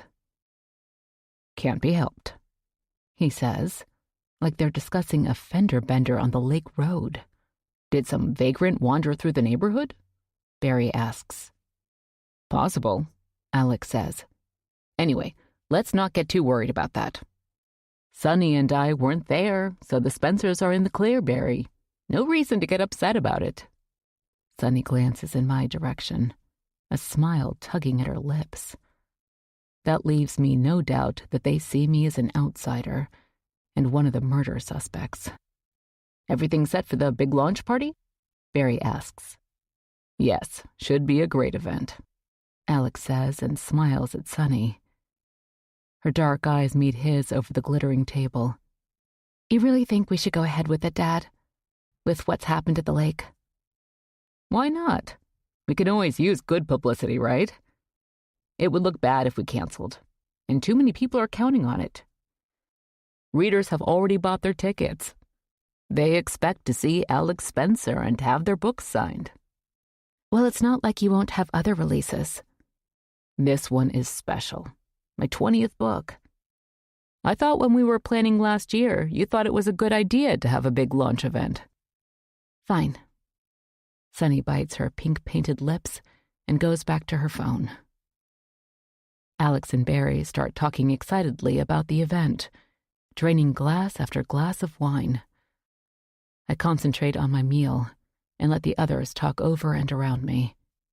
After dinner, Liliana and Beatrice excuse themselves and head into another room and shut the door. Sunny sits next to Alex in the living room, and they talk to Barry about people and things I have no knowledge of. I feel like the proverbial fifth wheel, and sip my wine, nod occasionally, and answer the few questions from Barry that come my way. Nothing too intrusive, which is good. Just polite questions about my hometown of Albany and how I like living at Cheshire Lake. There is no mention of my novel, and I'm fine with that. I just want this evening to end. Then it dawns on me that if Alex decides to stay in town with his wife, he might send me back to the lake with Sunny. That thought has me sweating. But then she stands and says that she needs to go home, to her own place here in Boston. So I'm either staying here in Alex's apartment, or he's returning to the lake house, or he has me drive his car back alone, which would be my preference. It's almost midnight when Barry leaves, still talking loudly, laughing as Alex walks him to the door. Alex turns to me. It's pretty late to start back to the lake, Emma. Let's stay here tonight. There's a guest room at the end of the hall. There should be everything you need in the attached bathroom. That work? Yes, that's fine. Despite the tension from the evening, I sleep well, falling quickly into a dark and dreamless slumber. In the morning, I smell coffee, and I hear voices ringing down the hall. Not angry, but definitely strained. By the time I shower and dress for the day, making do with the clothes I wore last night, no one is around except Alex, who's sitting at the breakfast bar, laptop open. There's coffee in the carafe, he calls without looking up. I'll be ready to go in a half hour. That's fine. I'm ready whenever. Alex turns from his laptop. I'll run you up to the lake, check on Ruth, then I'll head back here for a few days. He glances off down the hall, where I assume Liliana and her sister have gone. You don't need to go back for me, I say. I can find a way to get back on my own. Uber or something. He waves a hand in the air, his eyes back on his screen. No big deal. I need to talk to Ruth. I know it looks like she's handling everything like a pro, and she is, really. But this is hard on her. She and Simon were married over 50 years. Besides, it's just a little over an hour drive. Not like we're headed to Canada or anything. Chapter 23. The lake house is cold and silent, like a place long vacant. After settling in, Alex goes next door to see Ruth. Up in my room, I sense a change since I left, a subtle shifting, a light perfume in the air. On the little desk, my laptop isn't closed all the way, and that's not how I left it. In the closet, my suitcases have been moved slightly. There's nothing in them, still. Someone has been in here, in my things. And I have no doubt who it was. I wonder if she saw that I'd opened the box of Mary's things stored on the shelf in the closet. But did Sunny even know that the box was there? She wasn't even born when Mary died, so how much does she know about her? I have the feeling, though, that Sunny knows everything that goes on at Spencer House. I peer out my window, the one that looks out on Ruth's side. I think Alex is still over there. I didn't hear him come back to the house. Anger pushes me forward as I slip down the hall and stop by Sonny's room. It's right next to Alex's room, which totally figures. I clasp the glass doorknob and turn. Locked. That figures too. I stop and listen. The house is still silent. I take a few steps. I'm in front of Alex's door, the master suite where the turret room lies. I shouldn't invade his space. Alex has been nothing but kind, but I can't help myself. I twist the knob, and the door gives way. But before I can venture inside, the front door squeaks open, then shuts. I hear footsteps in the foyer. I quietly close Alex's door, take a deep breath, settle, then head downstairs. Alex tells me that he has work to do and he'll be in his office. He's decided to delay his return to Boston. I retreat to the kitchen, grab a bottled water, and head back up to my room. I spend the rest of the day working on my novel, letting myself fall into my fictional world, trying to ignore the real one. In the morning, I hear a car pull up out front. Sunny. I'd hoped she'd stay in Boston, but no such luck. I'd like to confront her about going through my things, but I don't know that that will get me anywhere. Instead, I'll keep vigilant. I intend to beat her at her own game. I'll keep tabs on her the way she seems to be watching me. When she heads back to Boston, I'll search the house for keys. Maybe I can find one that fits her bedroom door. I'll see what I can find in her room. This house seems to be full of secrets, and it might not be a bad idea to start looking for them. There are voices coming from the front room as I descend the stairs. Ruth has joined Alex and Sonny. Ruth looks smaller somehow, thinner. But she is mourning Simon, so that isn't totally unexpected. Still, she is neatly dressed, hair and makeup perfect. "Hello, Emma," she says brightly. I had hoped to scoot by and make my way to the kitchen unnoticed. I should have used the back stairs. Alex motions me into the room. Ruth was telling us that Detective Bellman was out here yesterday. Frown lines appear on Alex's forehead. Anything new? I ask. Ruth sighs. "They've decided to search the lake tomorrow." Sunny sticks her phone in her pocket. "They might as well get it over with, Dad. The sooner this gets cleared up, the better." Alex nods, absently taps Sunny on the shoulder. Right. I'm just thinking of the media attention. There'll be a lot of people in here with something like that going on. "I guess I'll stay then," Sunny says as if she's vital to the search. Alex glances at his watch. Shit, I need to make a call. I'll be in my office. "And I need to get back to the house," Ruth says. "Larry was going to take me into town for groceries." I'm left alone with Sunny. I say nothing to her as I grab my jacket from the hall closet and head outside. I decide to walk around the lake, see if the crime scene tape is still up over by the Thompsons' house. I need to start my morning jogs again. I feel the effects of missing my workout.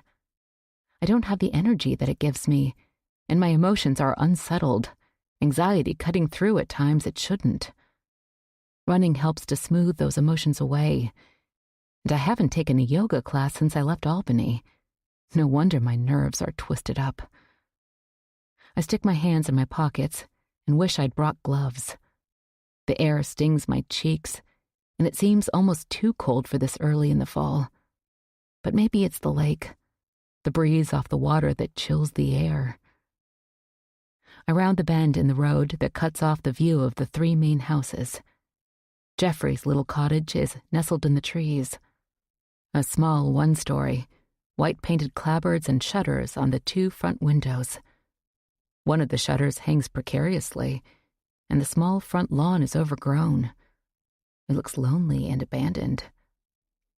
A small trellis tilts against the corner of the house where dead roses cling, their red petals faded to a pinkish gray. I wonder who planted them. How long ago? Noah said that generations of Joneses had lived there working for their wealthy neighbors. Only Jeffrey is here now, and I wonder what keeps him at Cheshire Lake. I round the next bend and can see down the length of road where the Thompsons' house sits halfway. From here, I don't see the yellow tape, so maybe the cops have wrapped up their search over here. I wonder if they are attempting to get warrants to search the homes. Maybe they're trying their luck with the lake first. Seems like the houses would be a lot easier to deal with, but maybe there isn't enough cause for a judge to give them what they need to search private property. As I pass the Thompsons' house, I see Dale's car in the driveway. He's about to get in when he notices me. "Hey, Emma," he calls, walking swiftly in my direction. His face is drawn and paper white in the cold, and his expensive gray overcoat is missing a button. "Dale, hi." He steals a glance across the lake. "You haven't heard anything from Aubrey, right?" I don't know why he thinks I would. It's not like we were that friendly. "No, sorry. You still haven't heard from her?" He shakes his head, his gaze on his shoes. "I've called all her friends, her family in Connecticut. No one's seen her." "I'm sorry, Dale." "Yeah, thanks. I need to get to work, but..." He cranes his neck as if someone is walking up behind me, which makes me turn, but there's no one there. Just trees swaying in the breeze. Dead leaves scooting along the macadam. "They're going to search the lake tomorrow," he says. "I don't know what they think they'll find. Whoever hit Simon wouldn't be so stupid to have thrown the weapon right there, would they?" I think they're at a loss as to what to do next. "Have you seen Jeffrey around? I tried to corner him the other day to ask him if he'd seen Aubrey, and he ran like a jackrabbit before I could say 2 words. He's a freaking strange guy. I hope like hell that detective talked to him again. I think he knows something. Why else would he take off on me like that?" Dale drops his arms to his sides. "Well, I better get going. I've got a meeting shortly. I just wish I could concentrate." "Take care, Dale." "Thanks." He turns and heads toward his car. I continue my walk and eventually come to the swampy end of the lake. I stand still and breathe deeply of air filled with the smells of organic things and rot. The cattails wave in the breeze, and there are pussy willows growing not too far into the muck, and I wonder if I dare venture forward to pick some. But the mud shifts under my boots and I retreat. An unsettled feeling washes over me. A swamp is like that. Mysterious in the uncertain depths, cagey in the shifting bottom. The proliferation of dead and living things entwined there. A swamp is a place of entrapment, I've always thought. A boggy place where nothing is for sure, and where no one is sure to escape. I step back onto the macadam. Safe. I lift my gaze toward Spencer House. From here, I can just make out the end of Noah's driveway and the turret next door. Dale's car flies past me, and I lift my hand in a wave, not sure if he saw me. I decide to head back to the house, and I start to jog. Even wearing my boots, it feels right to get on my way quickly. Chapter 24. I wake in the morning to the sound of trucks outside. My windows don't face the front, so I can't tell where they are exactly or what they're doing here. Probably related to the lake search. I dress quickly and head downstairs. Alex stands at one of the tall front windows, his hands on his hips. He doesn't turn at my approach, but speaks as if he knows I'm there. "I have a lot of work to do today. I don't know if I can write with all this noise." He turns in my direction. "I just made coffee, Emma." He tips his head toward the kitchen. Good, thanks. I can use a cup. I stand next to him, peer out. The lake looks quiet. Deceptively serene, maybe. No vehicles or search boats in view. Where are the trucks, do you think? I don't know. Lake's not that big. Maybe they're starting at the end closest to the entrance, at the swamp. The front door opens. Alex, Ruth calls. there you are. She twines her hands together. Well, it started. I wonder how long they'll be out there. Guess we'll see. I hate having all those outsiders here at Cheshire Lake. I feel like our little sanctuary is being violated. I sent Larry down to keep an eye on them, Ruth says. Sunny appears in the doorway, a mug in her hand. This should be fun. A car pulls up, and Detective Bellman exits the vehicle and heads toward Ruth's house. She goes to the front door and hollers that she is over here. We sit in the front room while Detective Bellman stands in the center. Just wanted you guys to know that we've started at the lake. I told everyone to keep the entryway clear. We left the gates open because we need to be able to get in and out with our equipment. Sunny huffs out a breath, sips her coffee. Do you think you'll really find anything, Tom? Ruth asks. We hope so. He runs his hand through his thick white hair, then pulls a notebook out of his pocket. We'd like to talk to everyone again. Have you spoken to Donald and Kitty? Alex asks. I called them, but they're in New York. They told me they haven't been up to the lake house in at least 6 months, so the Coles are pretty much off my list.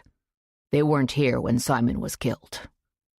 Noah was, Sunny says. We all look in her direction. I've talked to him. You have any reason to call him out, Sunny? She shrugs. Well, we all know that the Coles want to sell more of their land and... She shoots a glance at Ruth. None of the rest of us want that, Detective. I know that, he says, making a mark in his notebook. We've all gotten along here at Cheshire Lake for generations, until now, she adds. This all seems odd to me. Noah, like the rest of us who were here at the time, is a suspect, I get that. But Sunny is deliberately trying to shift the investigation in Noah's direction, and Alex and Ruth are sitting silently by. Do they know something I don't? But I can't believe Noah had anything to do with a murder. That all? Detective Bellman asks, pins Sunny in her seat with a stern stare. You know anything else? Sunny purses her lips. It's all I can think of. Who else had it in for Simon? With him gone, maybe the Thompsons and Coles thought Ruth would cave and sell. Ruth raises her eyebrows. Not a chance I'll sell. But the Coles and Thompsons are certainly worth looking into. I wonder about Dale. Why would Aubrey just take off like that? She hasn't been found, has she? The growl of a truck engine resonates from outside, and the detective glances over his shoulder. No, we haven't been able to locate Mrs. Thompson. If any of you hear from her, let me know. He stuffs his notebook in his coat pocket and heads to the front door. Just after the detective leaves, Larry walks in. His nose is red from the cold, his head covered with a gray fisherman's hat. He wipes a leather-gloved hand across his mouth. They've got quite an operation going. He points over his shoulder in the direction of the lake. Where have they started, Larry? We can't see them from here, Ruth says. Down at the swamp. The dive team here? Alex asks. Nah, just some guys in a little boat. I asked a gal with the police department what they were doing, and she said they were using sonar to go through the swamp. Guess they'll bring in divers when they get out into the open water, unless they find what they're looking for in the swamp. He sniffs. His gaze shoots to Sunny, who's curled up on the sofa on her phone. "Got any coffee, Alex? It's cold as a bitch this morning." "Yeah." Alex tips his head. "Fresh pot in the kitchen. Any media there?" Larry stops halfway to the kitchen. "Not that I saw. Not yet, anyway." "That's a relief," Sunny says, pushing herself up from the sofa. "I'll be upstairs," she says to Alex. In the afternoon, my curiosity gets the better of me, and I slip outside. The sun is shining for a change, and I drink in its weak fall warmth as I walk the lake road. The sound of vehicles gets louder as I approach the end of the lake. Men and women in mud-caked boots stand beside a truck, drinking from water bottles and wiping sweat from their faces. Despite the cold temperatures, theirs has been grueling work. I hang back in the trees, observing the laughter and interplay between workmates, and wonder what, if anything, they've found. I creep forward, sticking to the tree line, not sure if they would have a problem with me being here. I see a tarp laid out on the shore. 2 men are standing near it as if on guard. One of the men holds a clipboard. It looks like it's covered with junk, bottles, cans, an old fishing pole, all the detritus you'd expect to find in a swamp, and all covered in mud and green slime. I wonder if there is anything on the tarp that has aroused their suspicions, anything that looks like it could have been used to kill Simon. Detective Bellman, who has discarded his heavy coat, moves toward the group standing around the truck. He says something that has them putting down their water bottles and walking back to the little boat at the edge of the swamp. As I turn to head back to the house, I see a news truck, a white van with the channel's logo printed in bold colors on its side, coming up the road. It stops by the police vehicles and parks in the grass on the road's shoulder. It's a good time for me to leave. I decide to go into town and drop off Mary's camera. I wasn't sure if anyone developed film anymore, and was surprised to find that the local drugstore still did. And I'm anxious to get away from Cheshire Lake for a while. The trucks are still lining the road as I drive past. I see a woman holding a microphone standing next to Detective Bellman on the lake's shore, not far from the swamp, where people in reflective vests are busy at work. Evansport is crowded with tourists, and the drugstore has its share of what look like out-of-towners filling the aisles, maybe looking to pick up forgotten toiletries or drinks and bags of snacks. I make my way to the counter, where a sign indicates film processing. Holding Mary's small camera in my hand, I hesitate. Am I violating her privacy? Even though she's long dead, she hadn't developed the film. Why not? Maybe she died before she had a chance to do it. Or maybe she didn't want the pictures printed after all for some reason. In any case, I pause, wonder. When a tall teenage boy in a red vest asks me if I need help, I nod and hand him the camera. He whistles. "I haven't seen one of these in a while." His teeth are perfect, as if he'd spent the last 10 years in braces, but his brown hair is a wild nest. "But you can develop it." "Yeah, we do that. Fill out the envelope." He points to a stack on the counter next to a pen with a big pink feather taped to it. "Do you think the pictures will turn out? It's really old." The kid purses his lips. "They might. I had a customer last year that found a bunch of disposable cameras in his grandma's closet. He brought them in, and when they came back, he said they turned out okay. He showed me one of the pictures. It was of him when he was a baby. It was a little grainy and the color was weird, but it turned out okay for being so old." "I guess it's worth a try then." "Yeah," he shrugs. "Can't hurt." As I leave the store, step out into the cold, a woman stops me.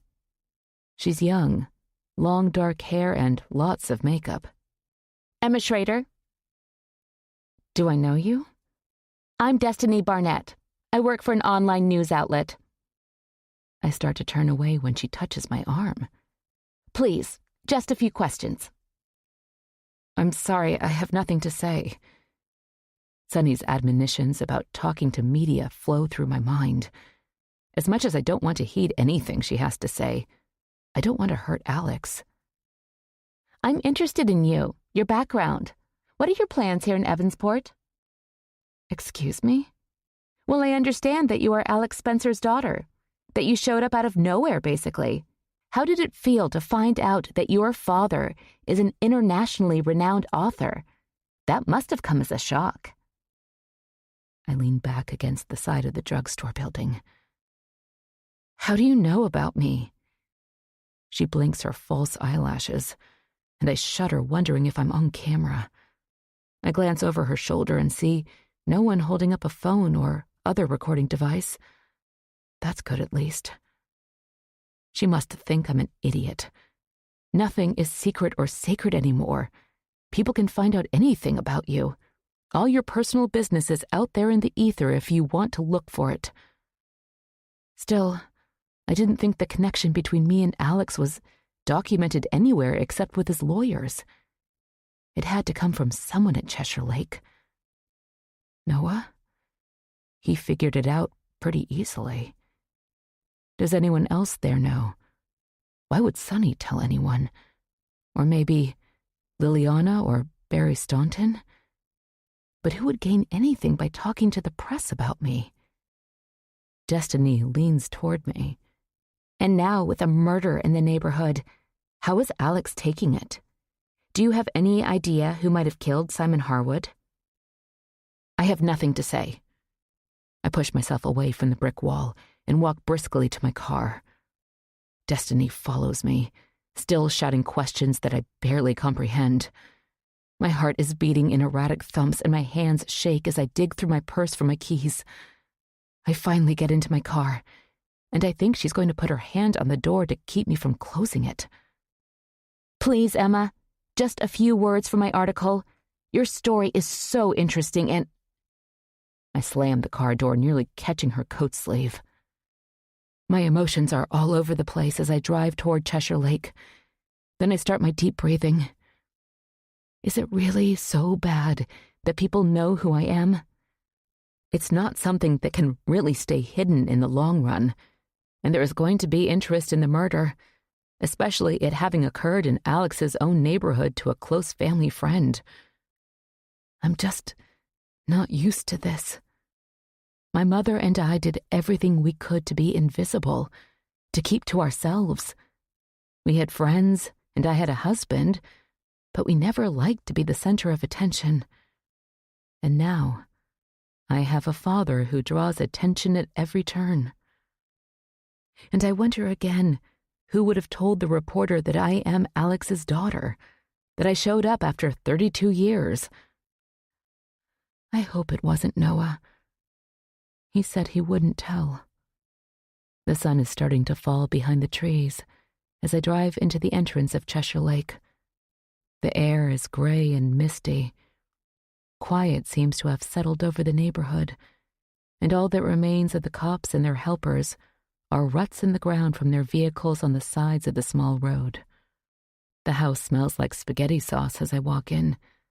The lights are on, the foyer is warm. In the kitchen, Alex, whistling, stirs a pot on the stove, wraps a wooden spoon on the side and places it on a spoon rest. You're just in time, Emma. Ruth brought over homemade sauce. I'm warming it up. Taking a break from work. You hungry? Yes, that sounds good. Should be ready in a few minutes. What have you been up to? I feel heat rush to my face. Just went into town to pick up a few things. He nods and takes plates down from the cupboard. Alex? He turns, sets the plates on the table. A woman stopped me in town. She said she writes for an online magazine. She knew who I was. He puts a hand on his hip, sighs. Well, That was sure to happen at some point. What did you tell her? Nothing. Did she ask about Simon? Yes, but I didn't tell her anything. Good. Alex drains the pasta, steam rising up from the sink. I told Sonny we needed to put together a press release about you. That way, maybe you won't run into any more nosy reporters. About yourself, anyway. I think we can get some good press out of it, actually. Long-lost daughter reunited with her father. Neither of them knew about the other because of circumstances. A happy story. Who knew? Here, I mean. Well, besides Sonny and my wife, Barry, Ruth, of course. That's all I told. Ruth? Yes, she's like family, Emma. I had to tell her. He frowns. But it was no one else's business. I knew it would come out, but I wanted to make a formal statement before telling everybody. We should have gotten ahead of it, though. When Simon died, I just didn't think to do it. I'll get Sonny on it tonight. No sense letting it go any longer, and it will be some good attention in the midst of, well, Simon. A press release about me. This is something, again, I hadn't thought about. My father being a public figure, that makes me one by default. The last thing I ever wanted to be. We sit at the small kitchen table and eat Ruth's amazing spaghetti. Sonny declined to join us, which makes the meal more pleasant. Alex launches into his plans for his new book with almost giddy glee. I'm excited that this new book is set right here in New England. I've had the idea for this story in the back of my mind forever. As a kid, I used to beg my mother to take me to Salem. We'd walk those streets, visit the witch house. God, I loved those Saturday afternoons. And now it's the setting for my latest work, and it's ready to head out into the world. That's got to be exciting, Alex, even if it is your 20th book. Hard to believe. Seems like it wasn't all that long ago that I was a kid running around Cheshire Lake. My gaze rests on the dumbwaiter on the wall opposite from where I sit. It's a cool place. The lake, these houses. You even have a dumbwaiter. Alex twists in his seat. Yeah, I was fascinated with it growing up. My great-grandfather, who built Spencer House, wanted to have all the modern conveniences. So, among other things, he had a dumbwaiter installed. It starts in the cellar, goes through the kitchen, up to the second floor, and ends up in the attic. I used to play with it as a kid, drove my parents nuts. I'd go down to the cellar and hoist up my plastic army men. Alex laughs. One day, I found a half-rotted dead rabbit in the yard and put it in the dumbwaiter. I'd opened the little door in the kitchen first. Myra, the housekeeper, was fixing lunch.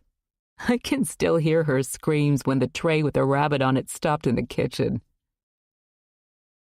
I shiver thinking of the dead animal, and I wonder if anyone besides Alex thought it was funny. Chapter 25. The trucks are back the next day. I wake up to the sounds of diesel engines and the shouts of the cops. But I'm determined to start my morning runs again, so I slip into running gear. Sonny is walking toward Alex's office as I head down the stairs. She turns, phone in hand. My father told me that a reporter stopped you in town. Yes. And you didn't tell them anything? She arches an eyebrow. No, Sonny, I didn't tell her anything. I remove my running shoes from the closet, drop to the floor to pull them on. I just put out a press release about you and Dad. Her lips twist into a grimace, like she's tasted something rotten. Be prepared to get contacted by reporters who want to know more about your charming story. So the less you say, the better. And keep what you do say upbeat and positive, okay? My father has been very kind and patient with you, so you owe him. I wouldn't say anything to hurt him, Sonny, and I really have no inclination to talk about my private business, Not with reporters, and not with you either. You go your way, and I'll go mine. Keep your reprimands to yourself. I don't need them." With that, I head out the door and slam it behind me. Outside, the sun is shining, but the air is cold. I stretch and try to shut out the noises emanating from the lakeside. It seems as though they're closer now, more toward the center of the lake, away from the swamp. I stretch my quads as I stand in the middle of the road, where I can get a better view. Fewer trucks are here this morning, and one van has "Dive Team" printed on its side, so they are headed into the open water today, into the depths. They certainly are determined to do a thorough job. I remember the crowds that attended Simon's post-funeral get-together. Apparently, he was popular among the people of the town, so I'm sure there's a lot of pressure on the police to solve his murder. I start running in the other direction. My muscles warm, and I feel a sense of lightness I haven't felt in a while. I've missed my runs. I turn along the bend in the road, and I start down the back stretch where the Thompsons' house sits, and I wonder about Aubrey. Hopefully she's back by now. Besides their big house, there's not much but trees on this side of the lake. Clouds cover the sun, and the air turns gray.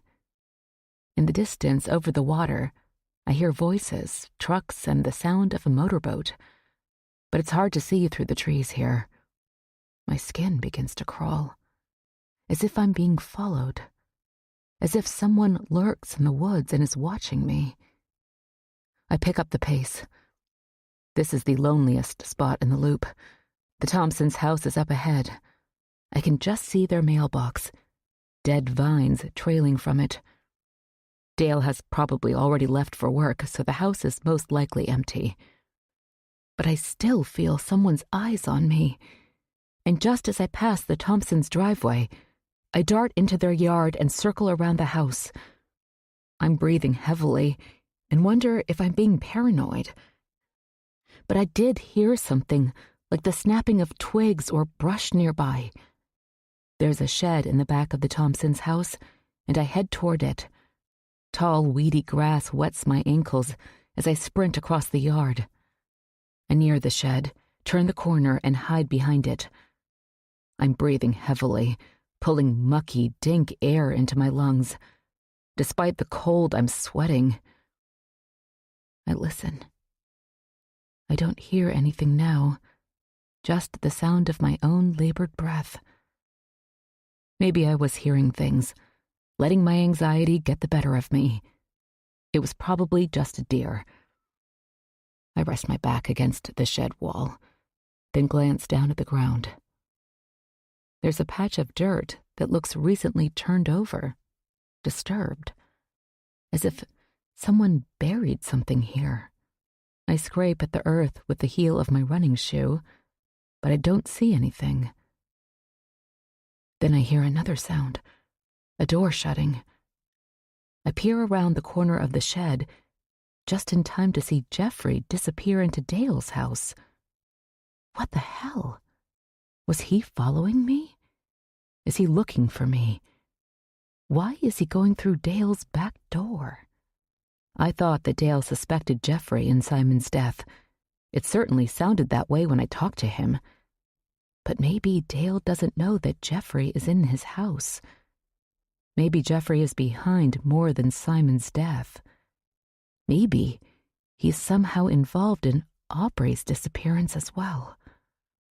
My heart is hammering so loud, I'm afraid he'll hear it all the way inside the Thompsons' home.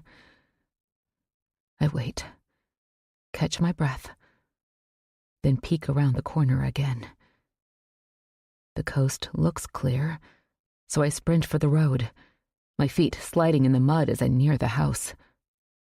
I turn the corner and run headlong into Jeffrey with enough force that I fall backward on my behind. I crab walk away from him, but he stands still, blinking his eyes as if he doesn't know what to make of me. "What are you doing here?" he asks finally. I was out for a run, and You shouldn't be back here. What are you doing here? Jeffrey wipes his red, runny nose with his jacket sleeve. Slight acne scars cover his hollow cheeks, and his lank, dark hair falls across his forehead. Checking on Dale's house. He asked me to. Why? There's a lot of strange people around here lately. The cops? Jeffrey nods. And other people from town, reporters. You should be careful. His dark eyes meet mine for a second, then flicker away, as if he'd broken some kind of social taboo. I'm still sitting on the ground, the cold, wet earth penetrating my sweatpants. It doesn't occur to Jeffrey to help me up. In fact, he steps away from me while I push myself to my feet. You need to get going, he says. Right. Going. I sprint to the road and try to concentrate on my gait, keeping good form and breathing deeply and evenly. My mind is a whirl with the disturbed dirt behind the shed. Maybe there's a good reason that Dale doesn't want the cops to search his place. Do I tell the cops what I saw? But maybe it's nothing. I have no idea what to do. And Jeffrey helping Dale? Really? But he seemed to go through the back door with ease. It was either left unlocked, which would seem strange with how paranoid everyone is right now, or maybe Jeffrey had a key. When I get back to the other side of the lake, I notice that the cops have commandeered Noah's dock. 2 men stand there, hands on hips, and watch as the dive boat floats in the middle of the lake. Noah stands in his yard, watching. He smiles when he sees me and raises his coffee mug as if in salute. I walk over to him. Hi. Looks like they're diving today. I try to keep my voice calm, settled. I don't know what to do with what just happened over at Dale's. Do I tell Noah about my run-in with Jeffrey? I don't know what I should confide in anybody around here. Yeah, they've been out on the lake for a little while. 2 guys just went into the water. Hey, you okay? You look a little pale, shaky. Yeah, I haven't run for a while, and I pushed myself a little bit. I bend over and stretch my calves, then straighten. Noah? His gaze is on the motorboat. What? Sorry? Did you tell anyone that I'm Alex's daughter? He turns his attention to me, his eyes on mine. No. I told you I wouldn't. Someone did. A reporter cornered me in town yesterday and knew who I was. She wanted the whole story. It wasn't me. I told you I'd keep it secret. I keep my word. Alex probably told a few people. He's not very discreet. He was planning to let everyone know at some point anyway, wasn't he? That's not the kind of thing you can keep quiet forever. Yes, I suppose so. In fact, Sonny just put out a press release about it. Alex told her to. He thinks it might make for some good news. I guess it's not important. Don't let it get to you. You might get a little attention for a while, but it'll calm down. Besides, he lifts his mug toward the lake. The bigger news might just be what they find in the lake. You think the murder weapon is really in there? My mind flips back to the Thompsons' shed. We'll find out. The killer hit Simon with something. I wonder if they'll search the houses and grounds. Probably can't get a warrant. There has to be cause, and I don't think they've found enough yet. Isn't the lake private property? Actually, no. State owns it, and the trees and shoreline up to the road. We own the land on the other side of the road. That's why they can search there without a warrant. Yup. We stand together and watch the activity. The divers bob up from the dark water and talk to the men in the boat. They seem excited, but haven't brought anything up with them, not that I can see anyway. I probably should get back to work. Noah says. I'm headed back to Boston later. I'll be there a couple of days, be back here on the weekend. Maybe we could have dinner? I hesitate. I'm still trying to negotiate my new life. Dinner with a new man? Then I think about Ben and his office manager. That sounds great. Noah nods, turns, and heads back to his house. I stand alone, wondering what the divers were talking about, wondering if they found something that might help them with this case, wondering if I should tell Detective Bellman about the dirt behind Dale's shed, and wondering if I should have been so quick to accept Noah's dinner invitation. Chapter 26. The next morning, there are more trucks, and a sense that something has happened, something important. Alex paces by the front room windows. Sonny returned to Boston early, before the cops had even started for the day. I head around the lake on my morning run, picking up the pace as I go by Dale's place. What happened there is still fresh in my mind. My thoughts run in a loop. I circle the lake, past the swamp, and near the spot where the trucks are located, not too far from Noah's house. I hear excited voices. A crowd has gathered. A large tow truck is backed to the edge of the lake, its tires cutting deep ruts into the shoreline. I see Larry in the crowd, Ruth by his side. Alex is crossing his lawn on his way to see what the commotion is all about. I approach slowly. I want to observe from a distance, by myself. An engine roars, and the truck lurches forward. Dark, muddy water parts behind it, rushes outward, as something very large is pulled from the lake. The truck inches forward, engine straining, and the top of what looks like a car. Blue paint streaming mud and silt emerges. The crowd mumbles excitedly as murky water rushes from the open driver's side door. The truck eases forward as the car fully escapes the water and settles on the shore like a dead fish. Rusted and old, the dark blue mud-encrusted sedan lies silently next to Cheshire Lake. Alex has joined Ruth and Larry. He runs his hand over his mouth. Ruth's arm encircles his waist. Detective Bellman leads a group over to inspect the vehicle. Another cop motions the spectators to step back. Reporters resist and angle for a better vantage point. Footfalls sound beside me, and I stiffen. Dale.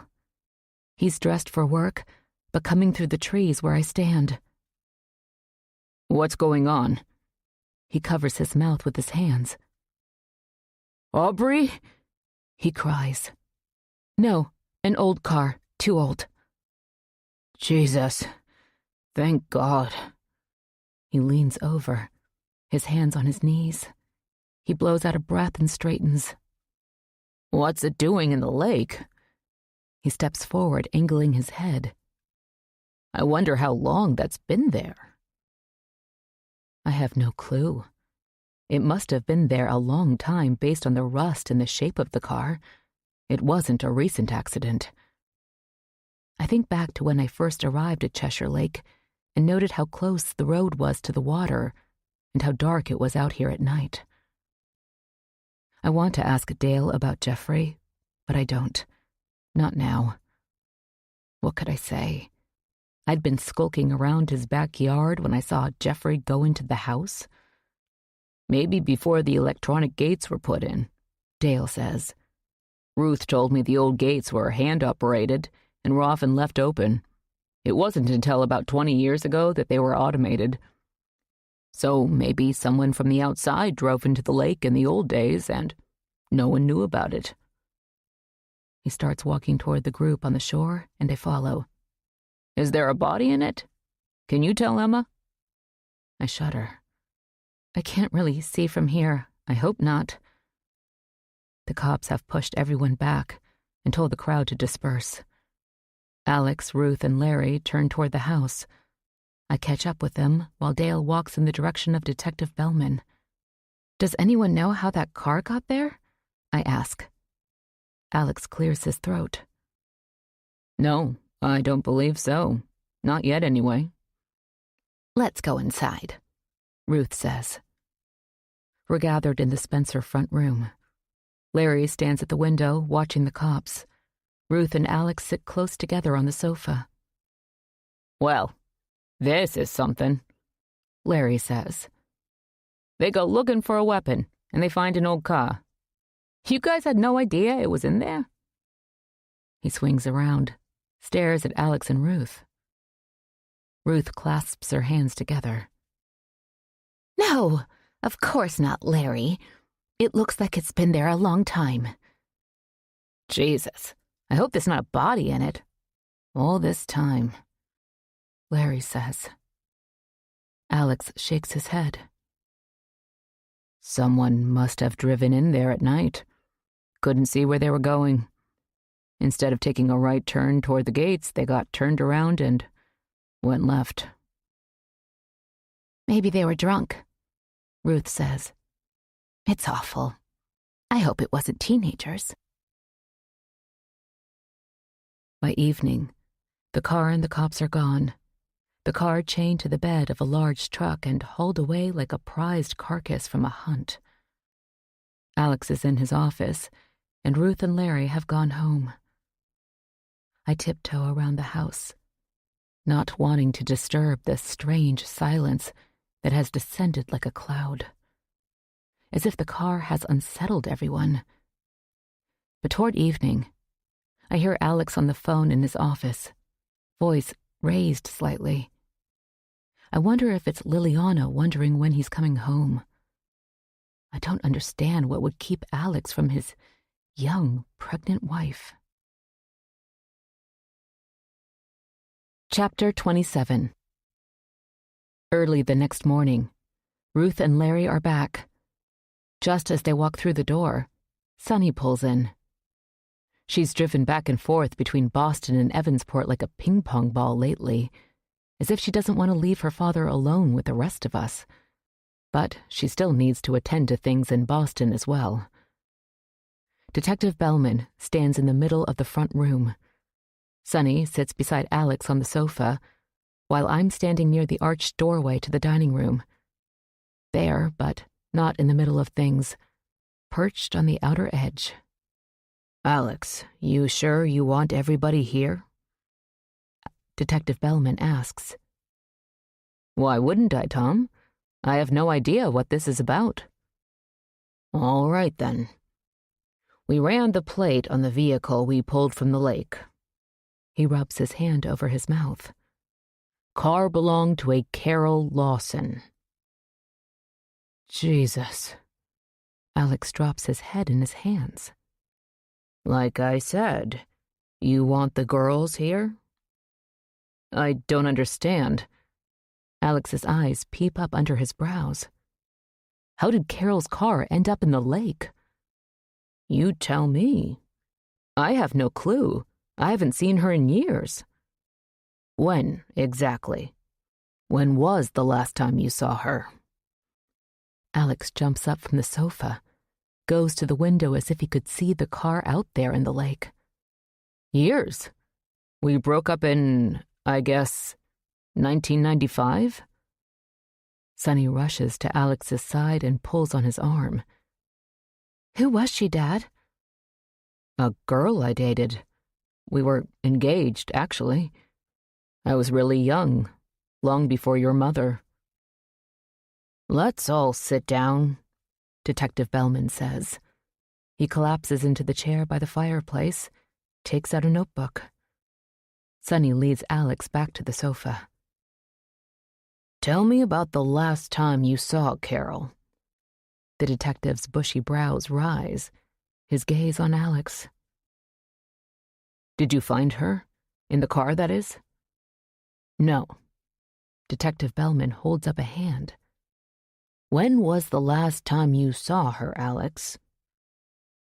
Alex runs his hand through his dark hair. The bits of silver seem like they've multiplied in the short time I've been here. The day we broke up, summer of 1995. You never saw or spoke to her again after that? No. What do you remember about Carol? Alex leans his elbows on his knees. His fingers tap his chin as if he's thinking back in time and needs to pull memories from a place deep inside. Carol and I were engaged, but things weren't going too well.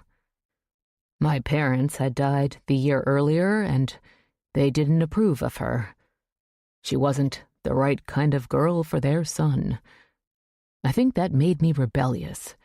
You know how young people can be. He glances toward the detective. I met Carol at a party in Boston. She was working serving drinks, and we hit it off. She was gorgeous, but a little wild. She lived with her single mom, and they didn't have much. She told me she ran away when she was 16. She and her mother didn't get along, but she went home eventually. She dabbled a little in drugs. She was just different, and I was really attracted to her.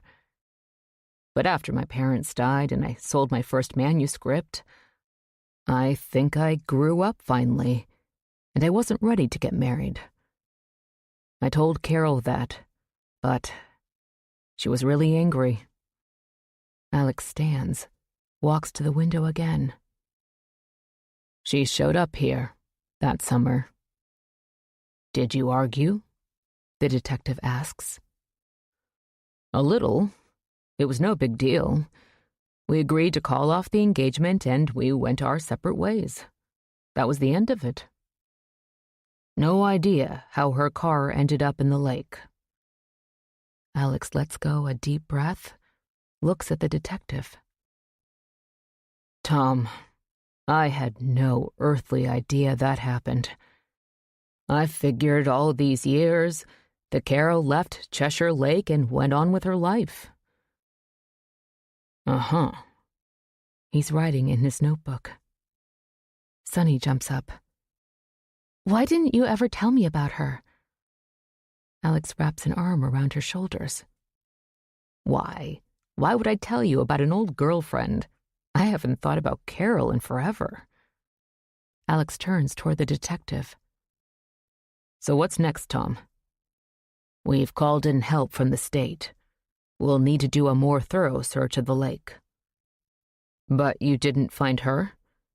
No. No personal effects either. Well then, she must have made it out of the car. It looked like the driver's door was open when you pulled the car out. It was. Maybe she walked out to the main road then, hitchhiked into town and called someone to pick her up. She was like that. She would have been too angry to come back here and ask me for help. And she hitchhiked occasionally, even though I told her it was dangerous. Could be, Alex. Detective Bellman stands and stuffs his notebook in his pocket, zips up his jacket. The thing is, though, her mother filed a missing persons report that summer. I went back and read the files. I remembered that we'd looked for her then, but found nothing. The detective's eyes meet Alex's.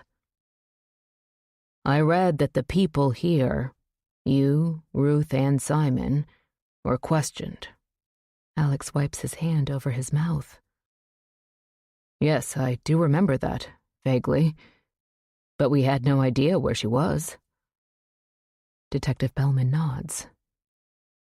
Well, it doesn't look like the search went anywhere. Carol was an adult, and we figured she'd show up at some point. And although we've just started looking again, no one that we've found so far has seen Carol Lawson since 1995.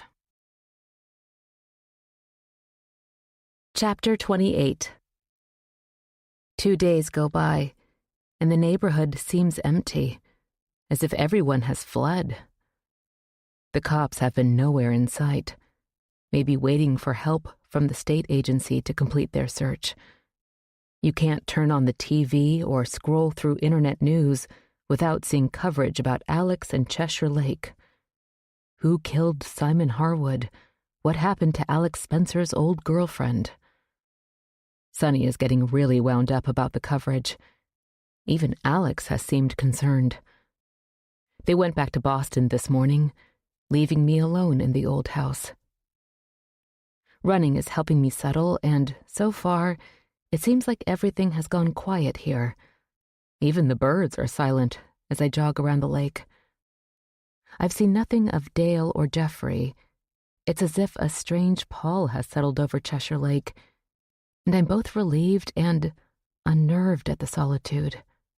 As I round the last bend in the road, I see Noah unloading his Subaru. He's back from Boston for the weekend. He waves when he sees me, and I pull up, breath heaving. "Morning," he calls. "Hey." I guess I missed a lot of excitement while I was gone. He walks toward me. "If you could call it that. I don't know what to think. My father's former fiancé's car pulled from the lake." Noah's gaze shifts to the water. "Strange. How long do they think it's been down there? I didn't catch the whole story on the news." 1995. Noah's brow furrows. I was just a kid when it happened then. I don't remember much about the fiancé. Apparently, Alex was pretty young, too. He hadn't married wife number 1 at that point. But they didn't find remains, right? Not yet. Alex is hoping she got out and walked out to the main road and found help. "Let's hope," he says. "Things around here just keep getting crazier." Noah leans back against his car. "Anyway, you up for dinner tonight? I stopped for groceries on my way in. I'm an okay cook, not like Ruth or anything, but I'm not too bad. Or we can head into town. Your choice." "Here's fine. I don't want to run into another reporter. Cheshire Lake, despite its secrets, feels safer than the outside world at present." "Anything you don't like?" "Not really. My mom pretty much made sure I ate everything she put in front of me. I'm not picky." "Great. See you at 7? "Sounds good." Spencer House feels full of creaks and groans again, probably a product of being here alone. I shower, dress in comfy clothes, and pull out my laptop. I head downstairs, but instead of using Alex's office, I set up in the kitchen. I try to concentrate on my novel, but my mind keeps turning back to Simon and his murder, to the car in the lake, the disturbed dirt behind the Thompsons' shed. Too much to think about. But I haven't had any calls from my ex or the men who are after me, so that's good. And I hope that Alex was able to take care of that. I really don't want to ask him about it now. After an hour of stops and starts, I've managed to write a couple of paragraphs. Not exactly great production, but something. I decide to take a break and check on Ruth. She answers her door quickly, looking a bit haggard, but dressed impeccably as usual. "Emma, dear, nice to see you. Now that Alex and Sonny have gone back to Boston, you're alone in the house again," she says, as if double-checking. "Yes, I thought I'd stop by." "Come in. Larry and I were just thinking about taking a walk." "I don't want to interrupt that." "Thinking about it," she smiles. "Maybe later this afternoon." We sit in her front room for a change, instead of the kitchen. Like at Alex's, this house seems stuck in another time. Floral wallpaper, heavy carved furniture, photos on the mantel and end tables of people from long ago. Ruth sighs. "I still can't believe that Simon's gone. I woke up thinking about him today. It's funny. I still start to get his pills out in the morning, make his breakfast. It's like when I wake up, things are like they were. It takes me a few minutes to remember." She wipes her fingers under her eyes. "Sorry. It's just when your life falls into a pattern for so many years, It's hard to accept change. I'm sorry, Ruth. She nods, sniffs. Anyway, now with this whole car business. Did you know her, Carol Lawson? Oh, yes. Alex's parents were not pleased. She raises her eyebrows. Carol was a wild thing. Nice enough and movie star pretty, but just not suitable, you know. But then Howard and Lydia died, and I think that changed Alex. He matured. He inherited the house, and he had to look out for Mary. Simon and I tried to help, too. I think Alex came to his senses. He broke up with Carol, and that was that. What do you think happened to her? Well, I hope she walked away from it, you know. I wasn't her biggest fan, but I hope nothing happened to her. At the time, we didn't think anything of it when the police came out to ask us about her. We figured she'd run off again. And Alex gave her quite a large engagement ring, worth quite a bit. So she had that with her if she needed money. I remember she didn't get along with her mother, so we weren't surprised that the mother hadn't heard from her. I glance out at the lake and wonder if Carol's remains are out there, bones resting in the muck. Alex doesn't need this, Ruth says. He's distraught, of course. He stopped by to see me before he headed back to Boston. He's got an awful lot on his mind right now, Emma. Her eyes fasten on mine, as if I might be one of the awful things Alex has to deal with. You knew that I was his daughter, I say. Ruth blinks. Of course, dear. Alex asked me to keep that under my hat until he figured out how to announce it. He's a famous man, and he has to consider these things, you understand. Yes, I guess. Sonny put out a press release about it. But now that the car has been found, that news isn't so big. Which is a relief for me, at least. Too much going on at once. Ruth stands. Would you like a cup of tea? A scone? Just made them. Sounds good, Ruth, but I should probably get back and get to work. Noah walks me into the dining room, where the table is set for two. He's dressed in an Oxford shirt and jeans, casual but nice. It looks like he got a haircut while in Boston, and it gives him a more polished, businesslike look. He's wearing dark-rimmed glasses that frame his eyes. He looks nothing like my ex. Ben has sandy-colored hair and an easy boy-next-door smile. While Ben and Noah are both attractive, Noah has a more serious, thoughtful demeanor and look. Ben, despite his age, still looked and sometimes acted like the frat boy he had been. But for naive me, I found that attractive at one time. Handsome, charming men can undo women like me, women who come from sheltered and uncertain worlds, where trusting people is a game that we sometimes lose. Wine? Noah asks, heading to the sideboard. Yes, thank you. Dinner should be ready in about 10 minutes. I made chicken cordon bleu. Fancy. Sounds good. Noah pours us each a glass of Chardonnay.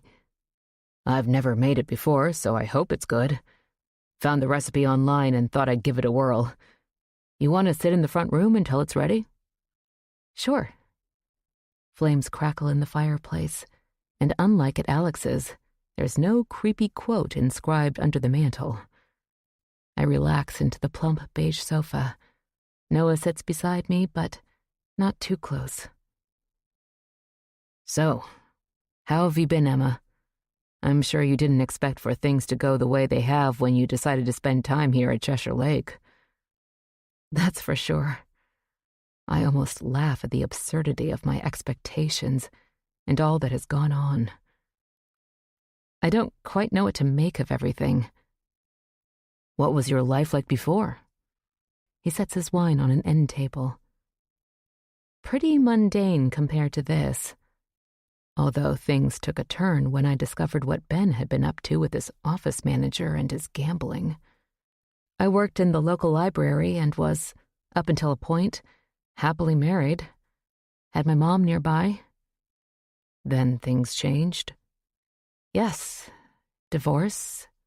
Mom died. My world tipped upside down. Then you found out about Alex. Yes, and that was a huge shock. That he was a famous writer. I didn't expect all of this. And now a murder, and who knows what else. It's been a lot to take in, that's for sure. And I don't know whom to trust. A murderer among neighbors? People I speak to nearly every day, have dinner with? But I can't square that with the people I'm closest to. Alex, Ruth, Noah. And then there's Aubrey. Where do you think Aubrey is? Noah picks up his wine, sips. I don't know. There's a pucker in his brow. You think she's all right? Do I tell him about the dirt behind the shed? It wasn't a very big patch. Not like you could bury a body there. But maybe a weapon. I hope so, Emma. Like I told you before, she and Dale sometimes had disagreements. She confided in me a little. She's got a couple of old college friends in Pennsylvania. I wonder if she's there. I have no idea how to contact them to check. Maybe Dale. That's all I can say.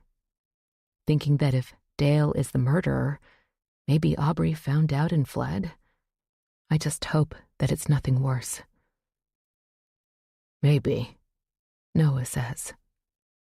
Just be careful, Emma. Don't be alone with Jeffrey or Dale either. Although I really don't think Dale did anything to her or to Simon either. Jeffrey, then? Noah shrugs. I don't know. If it was one of us, I think he's the most likely. Don't tell anyone I said that. I don't want to accuse anybody. He puts his hand on my arm. Just be careful until they get this all sorted out. I know, I will. A timer dings in the kitchen. Have a seat in the dining room. Need help? No, I've got it all under control. Dinner is delicious, and Noah keeps up a lively conversation, neatly avoiding the trauma here at the lake. Like we discussed it earlier and had gotten it out of the way. I find myself laughing more than I have in a long time. We finish the first bottle of wine and, after dessert, take another back into the front room, where the flames in the fireplace have settled into warmly glowing embers. I'm as relaxed as I've been in months. No thoughts of Ben intruding in my mind, and I just feel normal. Noah's kindness and warmth have drawn me closer to him with every time we've been together. He asks me if this is an official date, and I say that it is. With that, Noah leans in and kisses me. The next morning, I awake with a start. Noah's room is filled with sunlight. My stomach is queasy. Too much wine and a questionable impulsive decision. It had been a lovely evening, but I wonder if sleeping with him will just complicate my life right now. I swing my legs over the side of the king-sized bed. I hear Noah in the attached bathroom, water running. Good morning, he says, walking toward me, wiping his hands on a towel. He's dressed in dark blue sweats, his hair disheveled. You feel like breakfast? Maybe just some coffee. I can do that. He glances around the room, his eyes landing on my clothes, which are thrown over a chair. I pulled the sheet up to my chin. I'll be downstairs, Noah says. I dress quickly, wanting a shower, but that can wait until I get next door. I wonder if Sonny has come back to Spencer House overnight. I don't think so, but I almost wish she had to see me coming home from Noah's at this early hour. My mouth feels awful, so I head into the bathroom. The sink area is tidy, and I pull out a drawer, find toothpaste, and squirt a clump onto my finger. I'm leaning over, cupping cold water in my hand, when something catches my eye. I spit in the sink, dry my hands. In the drawer, in the back, is a bit of fabric. I pull out a checkered scarf, black and white. My heart starts to beat in erratic little thumps. I recognize it. Aubrey's scarf. I shove the scarf back where I found it, shut the drawer. I stumble back against the wall, the towel rack painfully jabbing my back. This doesn't mean anything, I tell myself. Well, it doesn't mean that Noah had anything to do with Aubrey's disappearance, but it does indicate something between them. What was I thinking, sleeping with him, letting myself get close to him? I hastily finish wiping my hands on a towel and head downstairs. Noah stands in the kitchen doorway. "Coffee will be ready in a couple minutes. You sure you don't want some toast or something?" "No, I'm good. Look, Noah, I really need to get back. I'll take a rain check on the coffee." He walks to my side, puts a hand on my arm. "What's wrong?" "Nothing." I lean over, pull on my boots. I try to smile at him.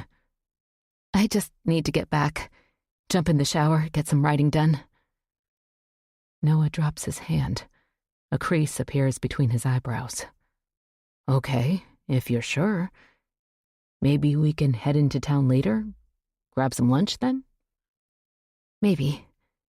I just want to get out of here." I head into the chilly morning air and make my way across the yard. I feel Noah's gaze on my back as I go. The house is quiet, cold. I head down the hall to the thermostat and turn the heat up. Then I hear a noise, and I freeze. It's coming from the cellar. The furnace kicking on? I creep down the back stairs. Icy, musty air greets me. I pull on the string that dangles from the beamed ceiling. I haven't been down here before, and the light bulb overhead throws a dim, wavering light into the depths, leaving most of the cellar in darkness. There's a clatter from a far corner, as if someone knocked over a bunch of tools. I turn to run back up the stairs, when a voice emanates behind me.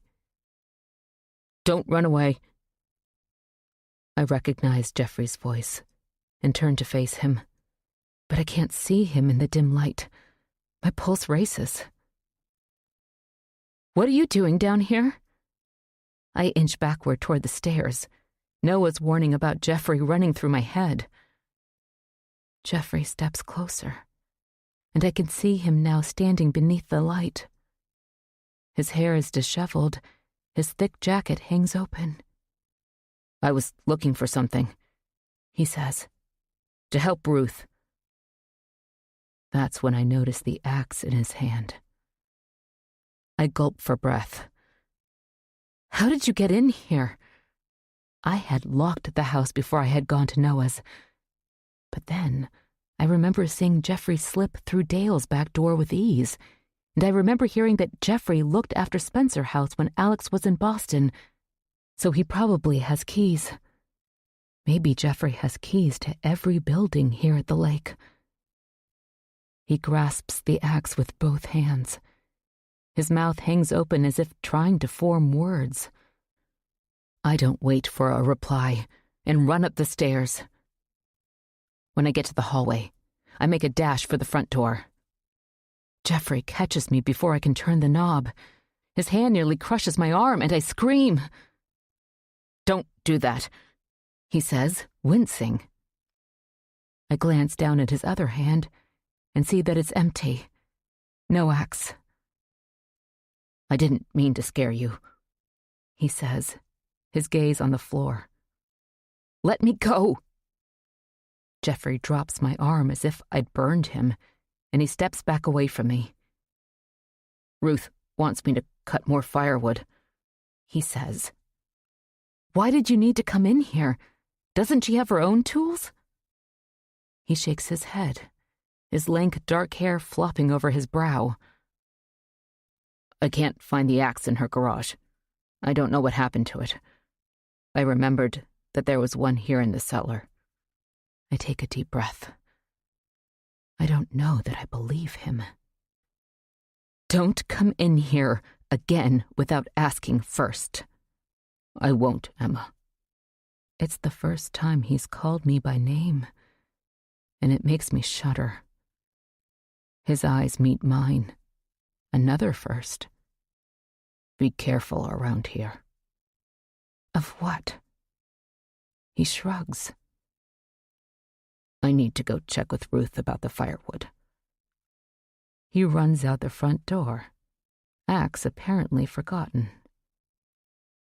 I walk into the front room, peer out the window at the lake, and try to calm my breathing. When I've settled, I call Alex, tell him about finding Jeffrey in the cellar. Alex seems mildly concerned and says he'll speak to Ruth about it. He'll tell her to have a talk with Jeffrey and tell him that he's not to enter Spencer House unless Alex is there. Then he says that he'll tell Ruth to take the Spencer House key from Jeffrey, just to make sure. After I hang up, I collapse back onto the sofa. Between what I found at Noah's and my run-in with Jeffrey, I'm a quivering mess. It doesn't seem like there's anyone here at Cheshire Lake whom I can trust.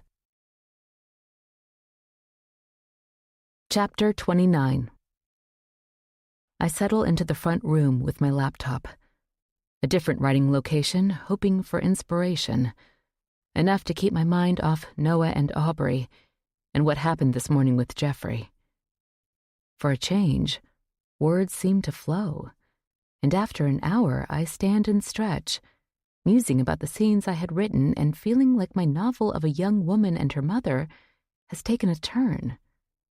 From a relatively bland start of a young woman contemplating her life and its disappointments, to a woman of more strength and conviction. But a darker mood has crept into my prose, and I don't know if that's a good thing or a bad thing. Returning from the kitchen, a cup of tea in hand, I hear truck engines. I don't see them from the window, so I venture out on the porch in the cold. I place my cup on the railing and lean out, but still can't see anything from here. I'm tempted to walk out into the road. I glance at Noah's place. His car isn't in the driveway, so I head down the porch steps. Then curse myself for caring whether he's there or not. There's no one around, and the bare trees bend and sway in the wind. Leaves twist and turn in a mini cyclone, then settle back on the water's edge. Nature seems to have awakened with the return of the trucks, as if calling to the searchers, "Come look. There's something hidden here." I see a white van and a couple of cars at the end of the lake. I wonder if this is the state team that Detective Bellman was waiting for. I turn to go back the other way, not wanting to get too close to the action, fearful of what I'll see. I walk past Spencer House, and then past Ruth's, wondering if she's had a chance to talk to Jeffrey, and if she has taken the Spencer House key from him. I keep walking around the bend until I see Jeffrey's cottage in the distance. There's a car parked in front of it. Detective Bellman. I wonder if he's found something to tie Jeffrey to Simon's murder. And I think of Noah's suspicions. Noah has lived here his whole life. He knows these people a lot better than I do. Maybe he's right to suspect Jeffrey. I don't want to run into the detective, so I curtail my walk and head back to the house. Maybe the exercise and cool air will give me a second burst, and I can get more work done on my novel. Ruth's place looks quiet, but I notice that Larry's SUV is still in the driveway. Maybe he has made a permanent move here. I'm about to head up the Spencer house steps, pick up my forgotten tea, when Noah pulls into his driveway and jumps out of his car. "Hey, Emma," he calls. "You up for a late lunch in town?" I feel my heartbeat kick up and heat rush to my face. I'm terrible at hiding my emotions. "Sorry, another time?" "Okay," he says, his brows drawn together. "See you later," I holler back and rush inside the house. I check my phone and see that I have a text from the drugstore. My photos are ready for pickup. I get into my car and head down the lake road. There are more vehicles gathered at the end of the lake now, and a couple of news vans. I speed past and see that the neighborhood gates are open. That's how the media got in, on the coattails of the cops' vehicles. Town is busy, and I feel a little better. I seem to be able to breathe easier away from Cheshire Lake these days. Sometimes it still feels like a sanctuary, other times a sinister, suffocating prison, making my emotions yo-yo seemingly on a whim. I wonder what I'll find in Mary's photos. I back up into a parallel spot in front of the store and head to the counter. The same tall, skinny teenager is there. He recognizes me, the lady with the ancient disposable camera. "Hey," he says, "photos actually turned out. The quality isn't too good, but they're okay." "Great, thanks." He rifles through a large drawer under the counter and rings up the little package. I glance up at the plate glass window and see a news van pull up. My pulse starts to pick up. Do they know I'm in here? Did they follow me? Don't be paranoid, Emma. With the news at the lake, Alex Spencer's long-lost daughter can't possibly be too interesting. Still, I pay for my photos, shove the package in my purse, and head outside. I turn away from where the van sits and hurry to my car. Back at the lake, the cops are busy like a colony of ants on a mission. There's a boat out on the lake, a bigger boat than any I've seen there before. It's crowded with people and equipment looking for Carol Lawson or any trace of her I suspect. I wonder if they found anything yet. Ruth calls from her porch as I get out of my car. "Emma, would you like to have dinner with Larry and me later?" Her silver hair frames her face like a halo, and I wonder if the invite is a way to make up for the Jeffrey incident. Ruth seems to feel a sense of responsibility for him. "Yes, sure. That would be nice. What time?" 5:30 okay for you? "Yes, fine, thank you." Good then. She nods and heads back inside. In the foyer, I make a point of securely locking the front door behind myself. I shed my jacket, pull off my boots, rub my arms with my hands. It's chilly in the house. The gray day is getting dimmer as the afternoon has progressed to early evening. The big boat is motoring back toward the end of the lake, and I assume that the day's work is over. I wonder if they'll be back tomorrow, and I wonder if Alex is keeping track of what's going on from Boston, and I wonder if he'll stay there with Liliana. I drop my purse on the sofa, pull out the photo envelope. My heart beats in heavy thumps. Am I invading Mary's privacy? Would she care? With trembling fingers, I opened the flap and pulled the substantial stack from the paper pocket. The photos are nested together, almost stuck, almost moist. The top photo is of the lake, grainy, with a funny greenish tint. It looks like it was taken from the dock. Where the Thompsons' house now sits, there are only thick woods. Mary died long before Dale and Aubrey moved here. The next photo features two young men, not Alex or anyone who looks familiar. They stand together, wide grins on their faces, bare-chested, wearing cutoffs. I remember that Noah said Mary had friends who would come over in the summer to swim and hang out. The next photo is of a girl with one of the guys in the last photo, her big hair curling over her shoulders, obviously not wet, despite the bikini she wears. She must not have been in the water, maybe just sunbathing. I glance at the mantel clock.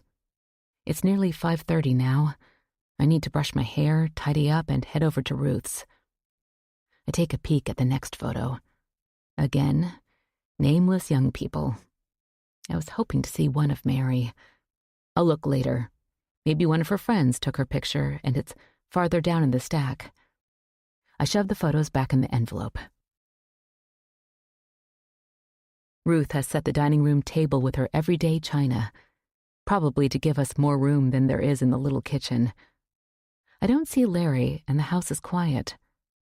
I help Ruth carry serving bowls to the table, a much smaller and more homey assortment than the dinner party with Simon, where we all sat and ate London broil, talked pleasantly, not knowing what was to come. Tonight, meatloaf and neat slices with tomato sauce adorning the tops is arranged on a platter. In a tall bowl, mashed potatoes sit with a hunk of butter melting in the middle. String beans with a bit of seasoning on top round out the meal. I wonder what's keeping Larry, Ruth says. Dinner's going to get cold. She wrings her hands. I'm so sorry about Jeffrey. She almost whispers. He doesn't think sometimes. I had a talk with him, took his key, and told him he was not to go into the house without Alex's permission or yours. Thank you, Ruth. He really scared me. He means well. He just doesn't always use his head. Ruth glances toward the dining room door. Let's sit, Emma. We don't need to wait for Larry. We'll get started. Before we can fill our plates, the front door opens and the sounds of Larry fill the house. Scraping boots, a cough. Sorry, Ruth. I lost track of time. He calls from the kitchen. We hear water running and I assume he's washing his hands. Larry joins us at the table. Emma, didn't know you were going to be here. I asked her to dinner, Ruth says. She's alone again. Larry nods and settles himself into the chair opposite me. The chair creaks as he reaches for the meatloaf platter. What did you find out? Ruth asks. Not a hell of a lot, but I know they didn't find anything. I figure today was a bust. They'll be back tomorrow. I couldn't get much out of anybody. The cops kept shooing everybody back. I hung around this reporter gal. She seemed to be getting all there was to get, I think. So Larry has been down at the lake, gathering what information he could. I eat quietly, absorbing their conversation. Have you heard anything, Emma? Ruth asks, shaking me out of my thoughts. No, and I haven't been watching the news lately either. I've been avoiding the coverage since it seems to fuel my anxiety. Ruth nods. I've seen a little bit of the coverage. They want to make a mountain out of a molehill, that's my opinion. She sighs. Seems to me if Carol went down with the car, she would have been in the vehicle. She was a tough little thing. I'll bet anything she walked away, got out, and never looked back. Probably, Larry says. But because of Alex, they want to make more out of it. Ruth's gaze turns to me. You haven't said anything to anyone, have you, Emma? Have reporters called you? I haven't spoken to anyone about it. When I get an unknown caller, I don't answer. Smart girl. Despite the delicious comfort food, my thoughts are in a whirl. It's full dark now. The windows rattle with the wind. The corners of the room are dim where the light from the chandelier doesn't reach. I feel strangely alone, and I shudder to think how entwined I've gotten so quickly here with these people at Cheshire Lake. My mother would never have let her guard down so quickly. And I think of Noah. Have I made a huge mistake? Noise from the kitchen has Ruth turning in her seat. Jeffrey?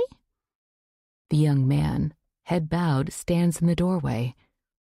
I just came in with a load of firewood, he says, pointing over his shoulder. He must have found Ruth's axe after all. Or maybe it was never lost to begin with, and he had another reason for being in the Spencer house cellar. Larry jumps up. I'll help you with it. He and Jeffrey disappear back into the kitchen. It's gotten so chilly at night, Ruth says. Larry likes to build a fire in the front room in the evening. I haven't been using our fireplace, not when I'm at the house by myself. Do you think Alex will be back anytime soon? He said he'd be staying in Boston for the time being. Do you need anything? No, I was just wondering. After some grunting and scraping from the kitchen to the front room, Larry returns to the table. He glances back at the kitchen until we hear the back door close. He said Detective Bellman talked to him earlier. Larry says quietly, leaning in. About what? Ruth asks. I didn't get too much out of him. You know how he is. But he's nervous, Ruth. More than usual. Larry's gaze catches mine. The detective talked to you lately? No. Larry nods. Jeffrey did say that Bellman wanted to search the cottage. Ruth bats her eyelashes. What did Jeffrey tell him? He said he needed to ask you first. You own the place. What do you think, Auntie? Should you let the detective do his job? Ruth toys with her napkin. I don't know what to do. I don't believe Jeffrey could ever have harmed Simon. Then they won't find anything, will they? I suppose not. She picks up her water glass, sips. Something about Larry leaves me unsettled. He's brusque, but nice enough when he needs to be. He seems more intrusive now that Simon is no longer here, as if he's running the show, or Ruth's life anyway. That he's daring you to try to shut him out, put him in his place. But we're both outsiders here. Not Spencers or Harwoods or Coles.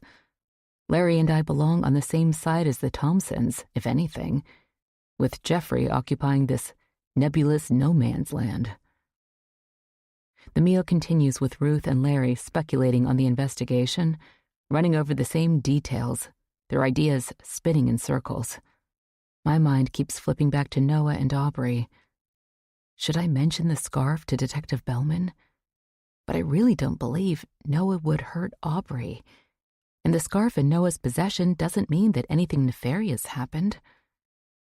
After helping Ruth with the dishes, I head back to Spencer House. It's dark and drafty inside, and I walk through the rooms, turning on all the lights. I decide to turn on the TV and see if there's any coverage tonight on what's happening here. I need to stop avoiding it. Sitting on the sofa, I pull my purse over and remove Mary's photos. With the voice of the news anchor in the background, I continue through the pictures. The same young people by the lake. Then I get to one of a woman by herself, standing at the end of the dock. Her long, dark hair flies across her face, which is turned part way to the side, looking off at the water, as if she didn't want her photo taken. A greenish-white t-shirt covers what looks like a bikini top. Pinkish straps peek out at the neckline, knotted by her collarbone. Mary. I lean back and sigh. The news coverage across the room flashes with scenes from a fire in Boston. I set the photo aside, not wanting to replace it back in the stack with the others, as if I could somehow keep it safe. Keep her safe. After this picture, the subjects change. No more young friends. Instead, the next picture is of the Spencer backyard. I see the rope swing and something on the ground next to it. I bring the photo closer to my eyes. It's a rabbit. Its round, dark eye turned to the camera. The next picture is also of the backyard. Flowers, a row of fading peonies.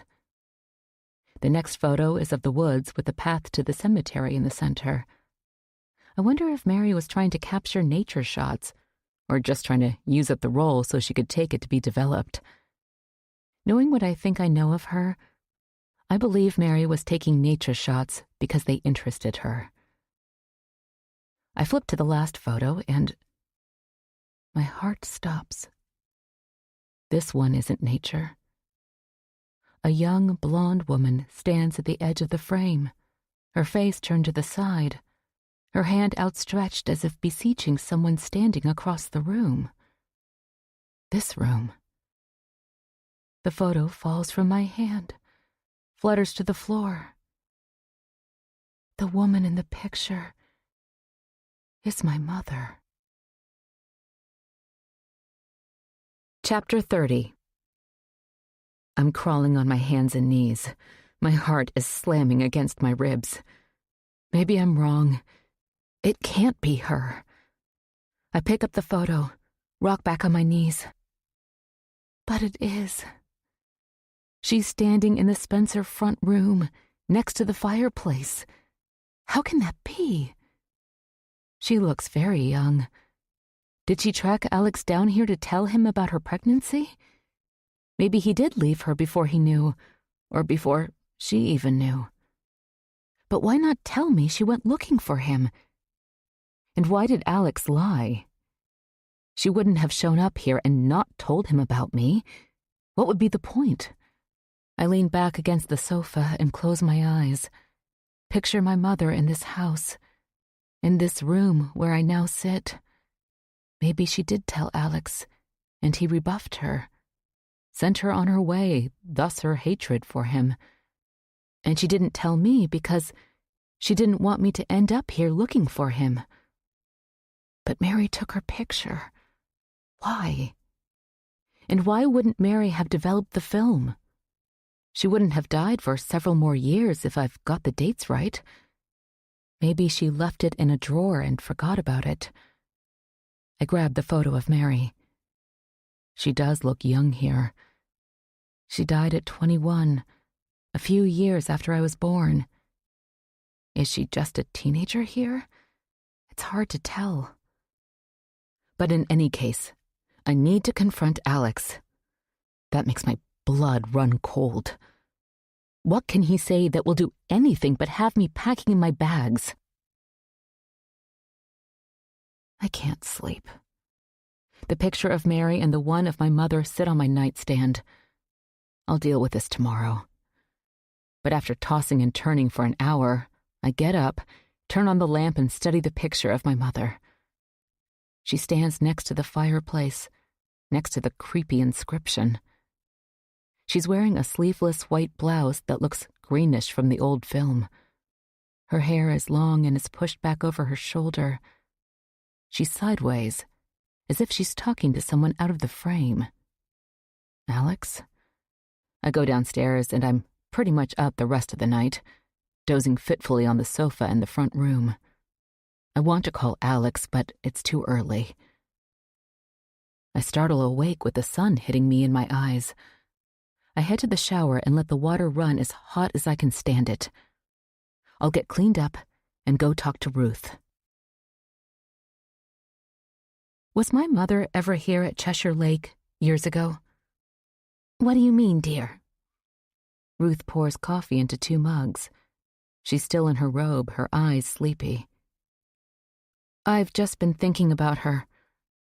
I don't want to tell Ruth about the photo, that I found an old disposable camera in a sealed box that belonged to Mary and had the film developed. And I wondered if you ever met her or saw her here? Ruth sits, sips her coffee.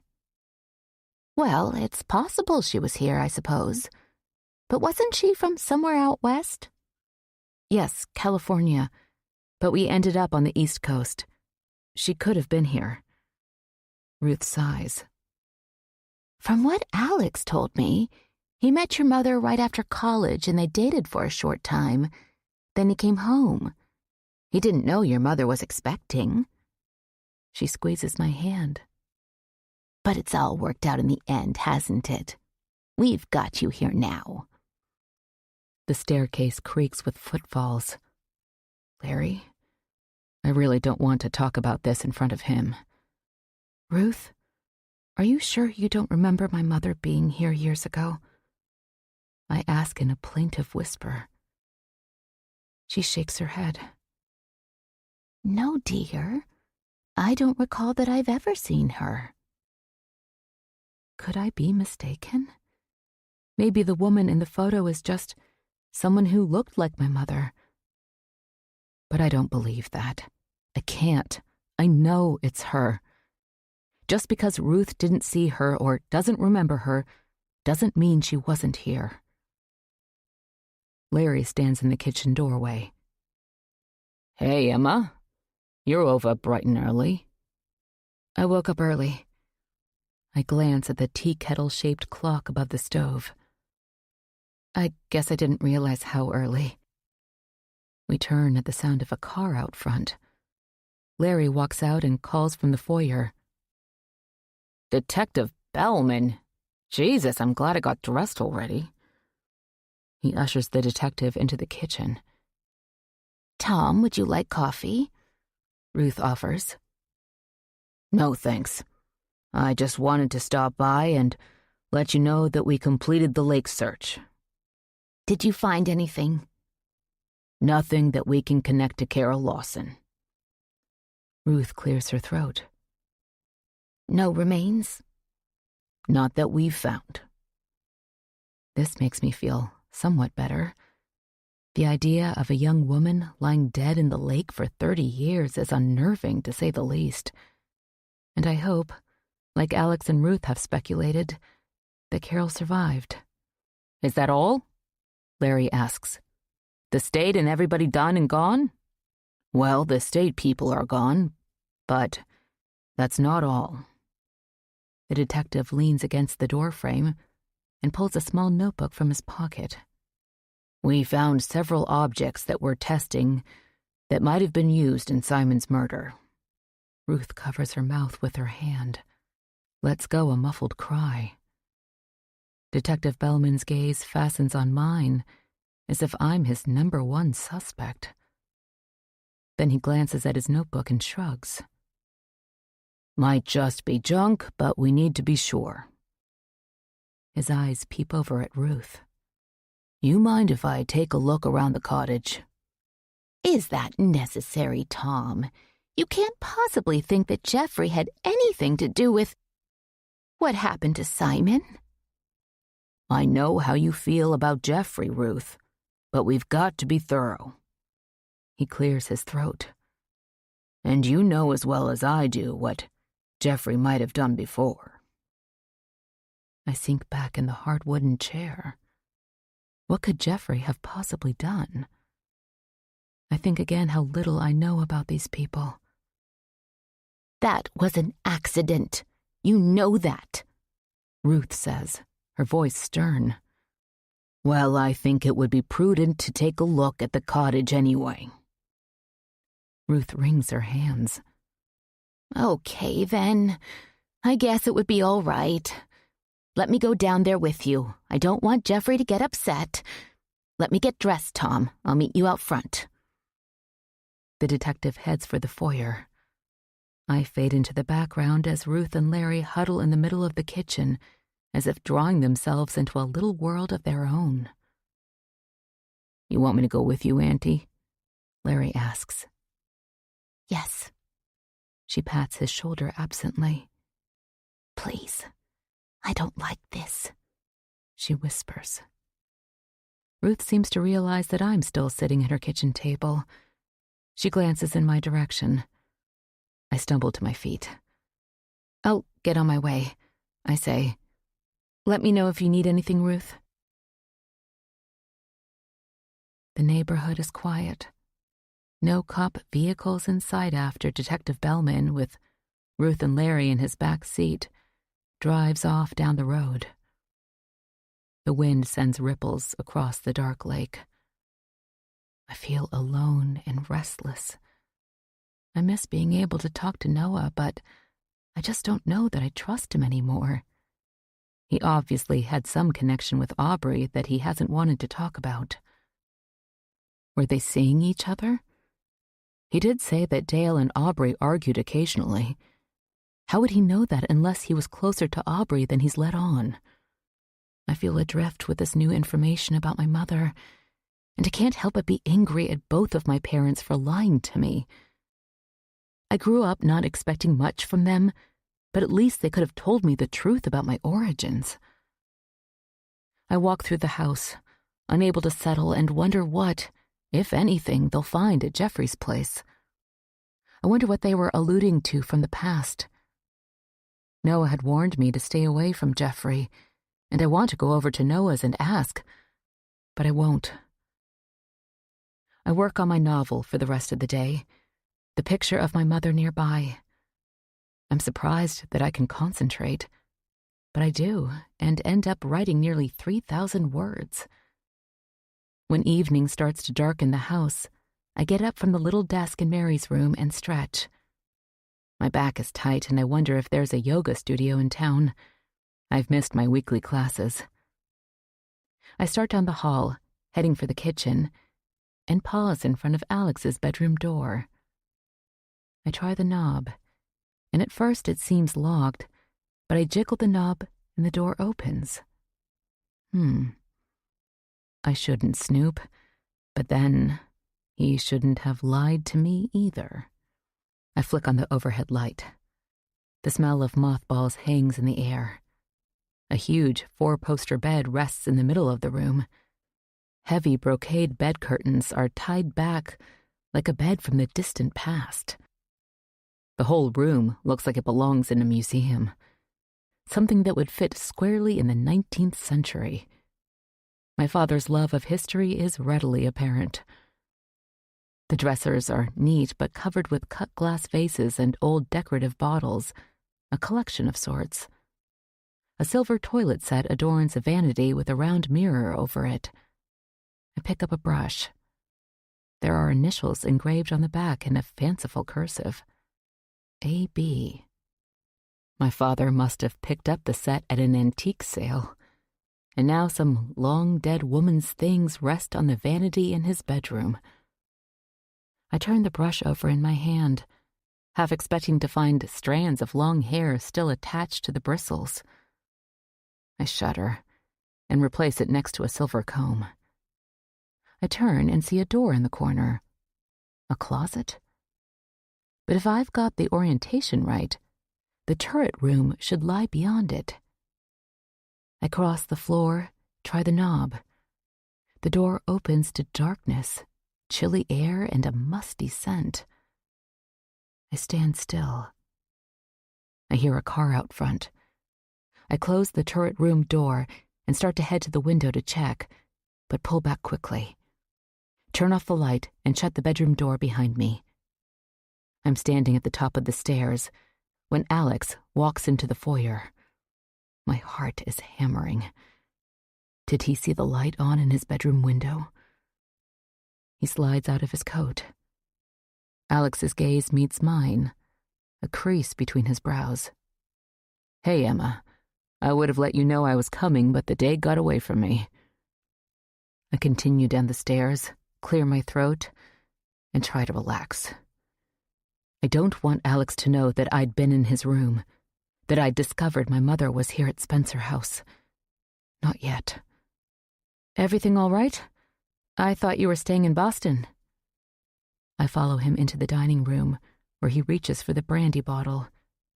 He raises his eyebrows and I nod. He pours us each a glass. Yeah, fine on the home front. But Ruth called me. He strides into the front room, talking over his shoulder. They took Jeffrey down to the police station and Ruth was beside herself. Alex sets his glass on an end table and loads wood into the fireplace. Cold as a bitch tonight. I sit on the sofa and watch while Alex works, crouched at the hearth. Soon bright flames catch and flicker. He sits in the armchair and takes a big sip of his drink. Did they arrest him? I ask. No, they don't have anything. Tom is just getting antsy, fishing, I think. But Ruth is upset. Do you think Jeffrey... I don't know, Emma. It's possible, I suppose. He hasn't bothered you again, has he? No, Ruth said she talked to him and took his key. Good. Alex nods and sips his drink. I want to ask him about my mother, but he seems preoccupied, his thoughts whirling in another place. I want his full attention when I bring her up. I sit back with my brandy and picture her as she stood in the photo, next to the fireplace. It must have been warm weather based on the sleeveless blouse she was wearing. If they met in June, it could have been July or August that she discovered she was pregnant and went looking for him. But somehow the questions stick in my throat, and I cast around for something else to talk about. Did Ruth tell you that the state finished searching the lake? I say. Yes, she filled me in. It's a relief. I was hoping that they wouldn't find anything. Carol was a survivor, and if anyone was able to get out of a sinking car, it was her. Alex drains his glass. His eyes dart around the room. Well, I guess I'll stay here a couple of days. Make sure that Ruth is okay. Everything's good with the baby, then? Yes, fine. Nothing but a waiting game now. I want to confront Alex about the photo, but something has me holding back. Here in the dark of night, with the flames crackling in the fireplace illuminating the inscription, "Time flies. Remember death." I feel a chill. Not now. Not tonight. Maybe in the morning, in the sunlight, I'll have the courage to confront him. So, what have you been up to, Emma? I feel heat rise to my face. I think about the photos, my snooping in his room. Just writing. He nods, a faraway look in his eyes. Good. Keep going. Another drink? Alex asks, standing. No, thank you. I think I'll head up to bed. He watches me out of the corners of his eyes. They look dark beneath his heavy brows. Good night, then. I think I'll have a nightcap and sit by the fire a while. Chapter 31. I shut and lock my bedroom door. I don't know how I'll sleep, but I need to be alone, away from Alex. I take down the box from Mary's closet and sit with it on the bed. I go through her things again. It somehow makes me feel stronger, braver. With everything laid out on the bed, I wonder what Mary thought of my mother. She obviously met her, talked to her. Something moved her to take the picture. I page through the yearbooks, looking for more about Mary and her life, but there's nothing there except what you would expect. Pictures of the seniors, sports, and club photos. I stop on the senior superlatives page. There's Mary, a shy smile on her face. Most likely to brighten your day is printed under her picture. That seems to be the common theme about Mary. She was kind. I set the yearbooks aside, pick up the doll. Mine looked just like this one. Funny how we both chose the same model from the popular set. I replaced Mary's things in the box, setting the doll aside, then put the box back in the closet. I pull out my laptop and try to work on my novel, but after an hour, I've made little progress and I start feeling sleepy. In my dream, I hear the screaming woman. I run through the mist, trying to find a safe place. My heart is hammering, my pulse racing, but I only find my mother sitting on the Spencer's rope swing. I try to speak to her, but for some reason she can't hear me. I try to tell her we have to go, we have to leave, but she doesn't seem to know that I'm there. The screaming gets louder, and then I'm flat on my back in the Spencer cemetery. as if some heavy hand pushed me, and I'm pinned to the cold ground. The screaming grows in intensity, and the sound comes closer until it surrounds me, blotting out everything else. I bolt upright, dripping sweat, heart pounding. I hear a loud voice, but not in my dream. Here in the house. My phone says 2 a.m. I creep to the door, open it slightly. Downstairs, Alex is shouting, but no one answers. He must be on the phone. I try to calm myself, slow my breathing. But the dream and now Alex have me exploding with anxiety. I can't quite catch what he's saying, but I think he's talking to his wife. Then there's silence. The call over. I push my door shut and lock it. I stumble back to the bed in the dark room, only the light from my phone illuminating the way.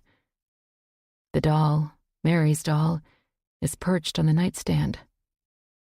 I grab it to put it back in the box, but a wave of nausea passes over me, and I sink to the bed with it in my hand. A memory floats to the surface, nudged there by the dream Alex is shouting in my anxiety. I didn't have a doll like this one. They were too expensive. My mother never bought me a doll like this. But I remember playing with it. I remember playing with the doll. This doll. In this room. My throat feels like it's closing up. I can't catch my breath. My mother was here at Spencer House, I know that. But now I realize that I was here too. I wake in the morning, the room filled with a dull gray light, Mary's doll next to me on the bed. I feel hungover, but I'd had little to drink last night. It's just emotion flooding my being like a heavy load weighing down my body and mind. They lied to me. And I don't know what to do with what I now know. I was here with my mother years ago. How long ago? Based on the picture, my mother was very young, and thus so was I, which makes sense since I had no memory of it until last night. Still, I remember only the doll, but a vague sense creeps over me of the house, the fireplace, and the woman screaming. Was that real? A memory and not a nightmare. Was it my mother? Maybe she confronted Alex and they got into an argument. But now, I realize that Alex knew about me, saw me in the flesh, and still didn't want anything to do with me. What do I do with this new information? I don't want to stay here any longer, that's for sure. I'll pack my bags and head up to Portland. My interview is still days away, but I can find a hotel, stay in town there, and figure out what to do. I feel a heaviness in my bones as I get ready for the day. My mother was right about Alex, and I should have listened. But I held out this hope that she was mistaken.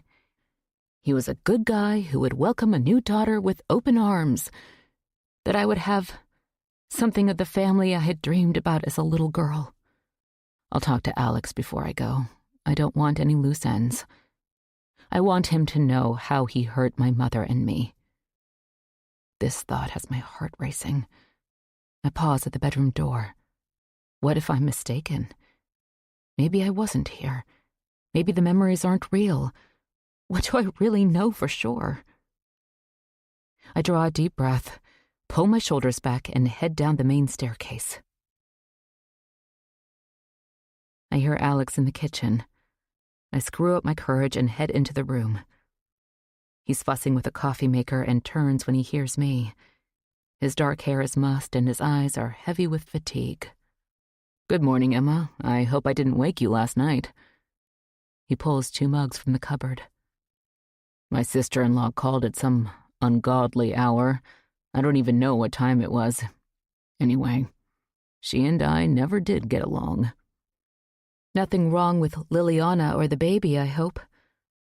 My voice is surprisingly strong and steady. No, they're fine. Beatrice was just giving me hell for being up here at the lake again. I think she'd had a few drinks. She's getting bored staying at the apartment, and I guess she decided to take it out on me. Sorry if I woke you. It's fine. He hands me a mug. I don't know where to start, what to say to him. I can't do this now. I take the coffee and turn back around to leave the room. I think I'll go for a walk. I take a few sips of the coffee, set the mug on the counter. Nice day for it, Alex says. Not too cold anyway. I'll be in my office working. The sky is a murky gray, like rain is on the way. I walk out to the dock, gaze across the choppy dark waves. The little boat bobs and bumps against its moorings. I think about taking it out, gliding across the water away from Spencer House. But the wind keeps kicking up in stiff bursts and I shiver. What am I going to do now? I should have talked to Alex in the kitchen, but I just couldn't. Maybe I need time to pump up my courage. Quick footfalls sound on the boards behind me. I whip around.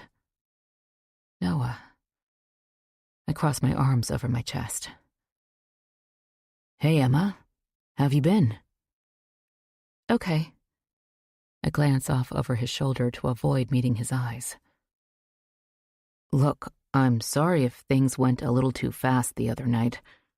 I know that you've been through a lot with your mom and now with what's happened here. But I want you to know that I'm here for you. I feel myself wanting to give in. Noah is the only person I felt completely comfortable with at Cheshire Lake, and now I feel adrift. Have you heard from Aubrey? I ask. He shakes his head. His eyes narrow.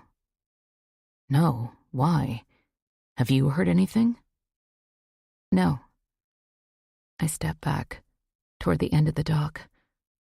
I want to leave, but Noah blocks the way, and for a second, I'm afraid he won't move. I start past him and brush against his shoulder, trying to get by. Noah is behind me, walking in step with me. Has something happened, Emma? I come to a stop. I don't want to talk to him about us, or Aubrey, or what I've just learned about myself and my mother.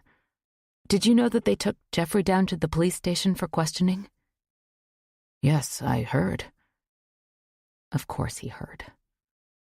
Do you think they've got anything on him? They didn't arrest him. Hard to say. What do you know, Noah? It seems to me that nothing around here escapes you. Ruth and Detective Bellman were talking about Jeffrey, saying that he apparently did something before that makes him a target for the investigation now. What did he do? Noah pulls up in front of me. The wind whips my hair in front of my face, and I hastily scoop it away. About 3 years ago, Jeffrey's grandmother, she raised him after his mother died when he was little, was found dead at the bottom of the cellar steps in the cottage. She'd fallen and broken her neck. Jeffrey admitted that they had been arguing at the top of the stairs, but he said that the fall was accidental.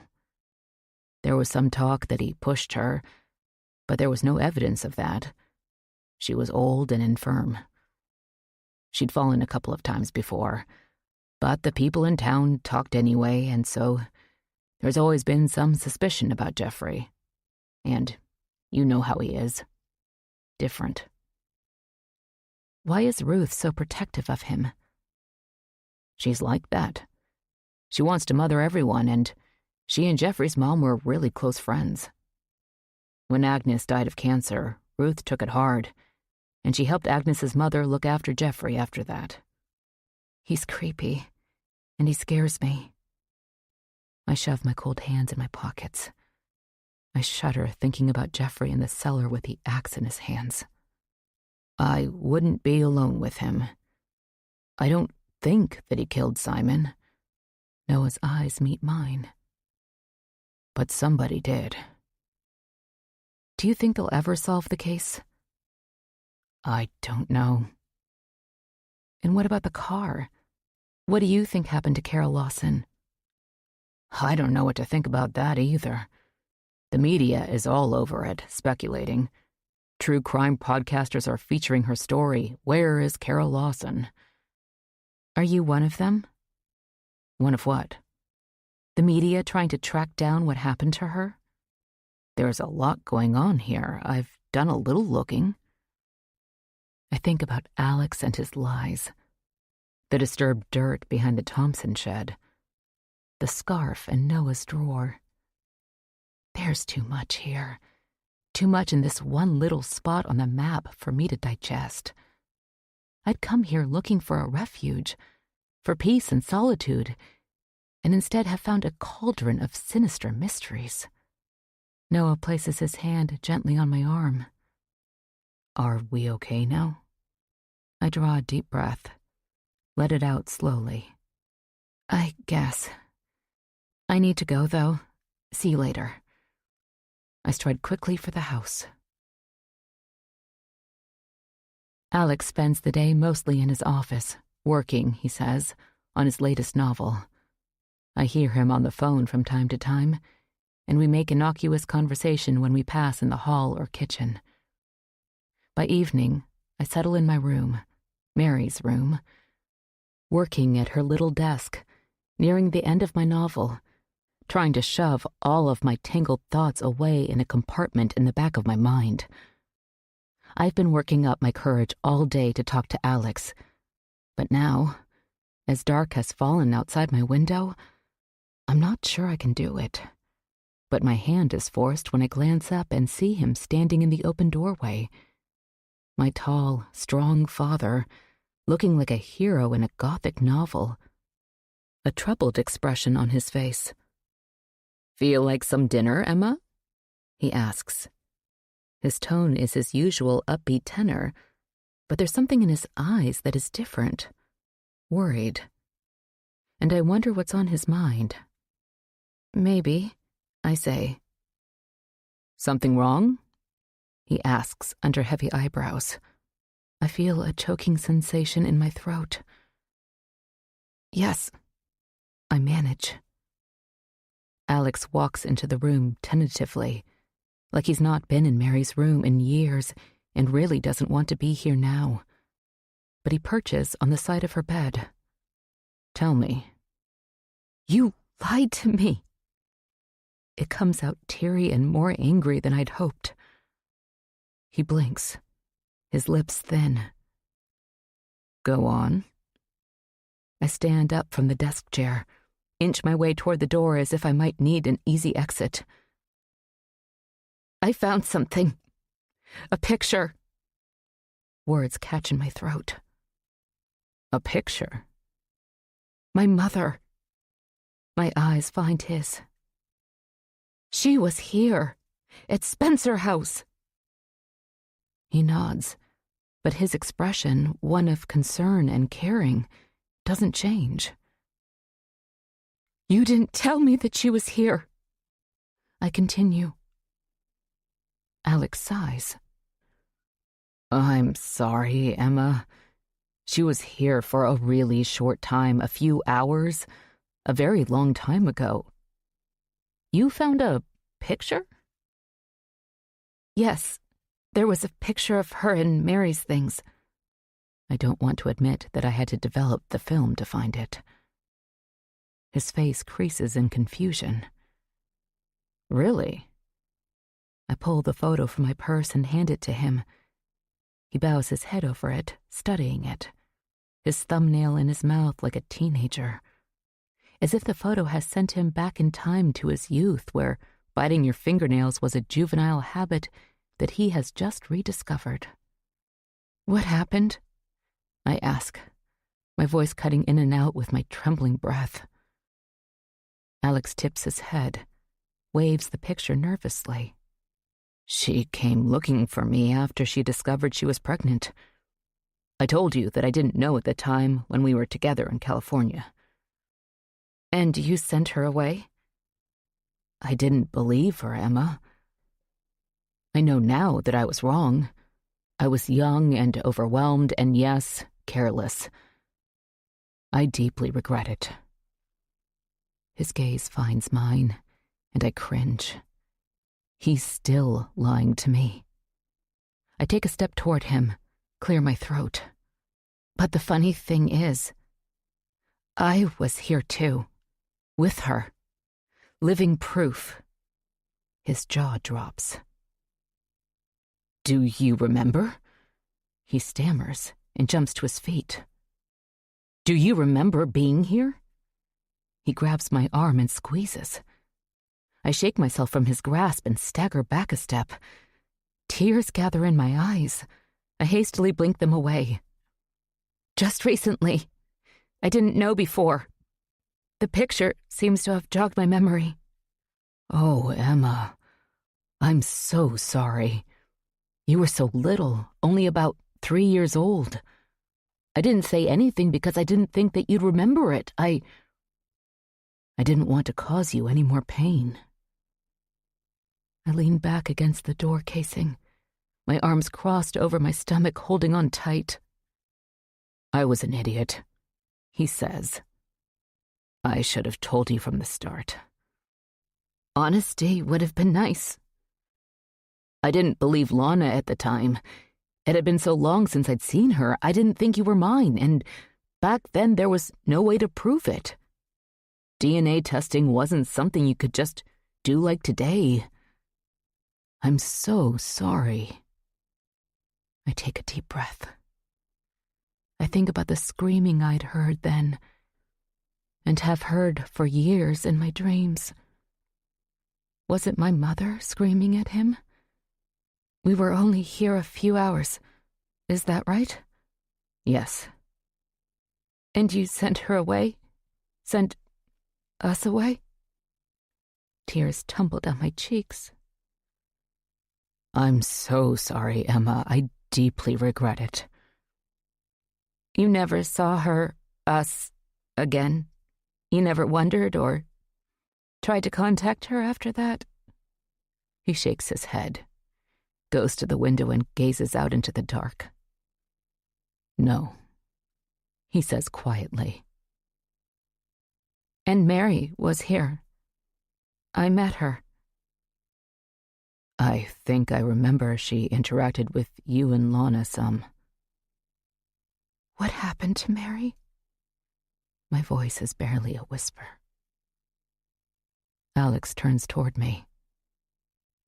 She died, Emma. You know that. When? His mouth droops. His eyes blink. Not long after. Right after we were here. Yes, actually, just a few days later. It's hard for me to talk about. We were close. She was my little sister, and we just lost our parents the year before. She died in this room? There's surprise in his eyes. What? Sonny told me Mary died in this room. No. His shoulders fall, and I almost think he's going to laugh. Sonny told you that. Well, it's not true. Why did she say it then? I guess lying runs in the family. He walks toward me, places a hand gently on my arm. I wince and he drops it. I'm sorry about Sonny. She sometimes says things just to get a rise out of people. I'm afraid your being here has her in a bit of a tizzy. She was really hurt when her mom and I divorced. She was at that difficult age on the verge of teenagehood. Anyway, her mom and her younger brother left for California. I told you that. But she decided to stay with me. She's always been a daddy's girl. She feels threatened by you. But I'm sure in time she'll get over it. I'll talk to her. Can't we start over, Emma? I'd really like for us to be a family. I'd like to make up for what I did when I was young and thoughtless. Give me another chance. I have an interview in Portland. I blurt out.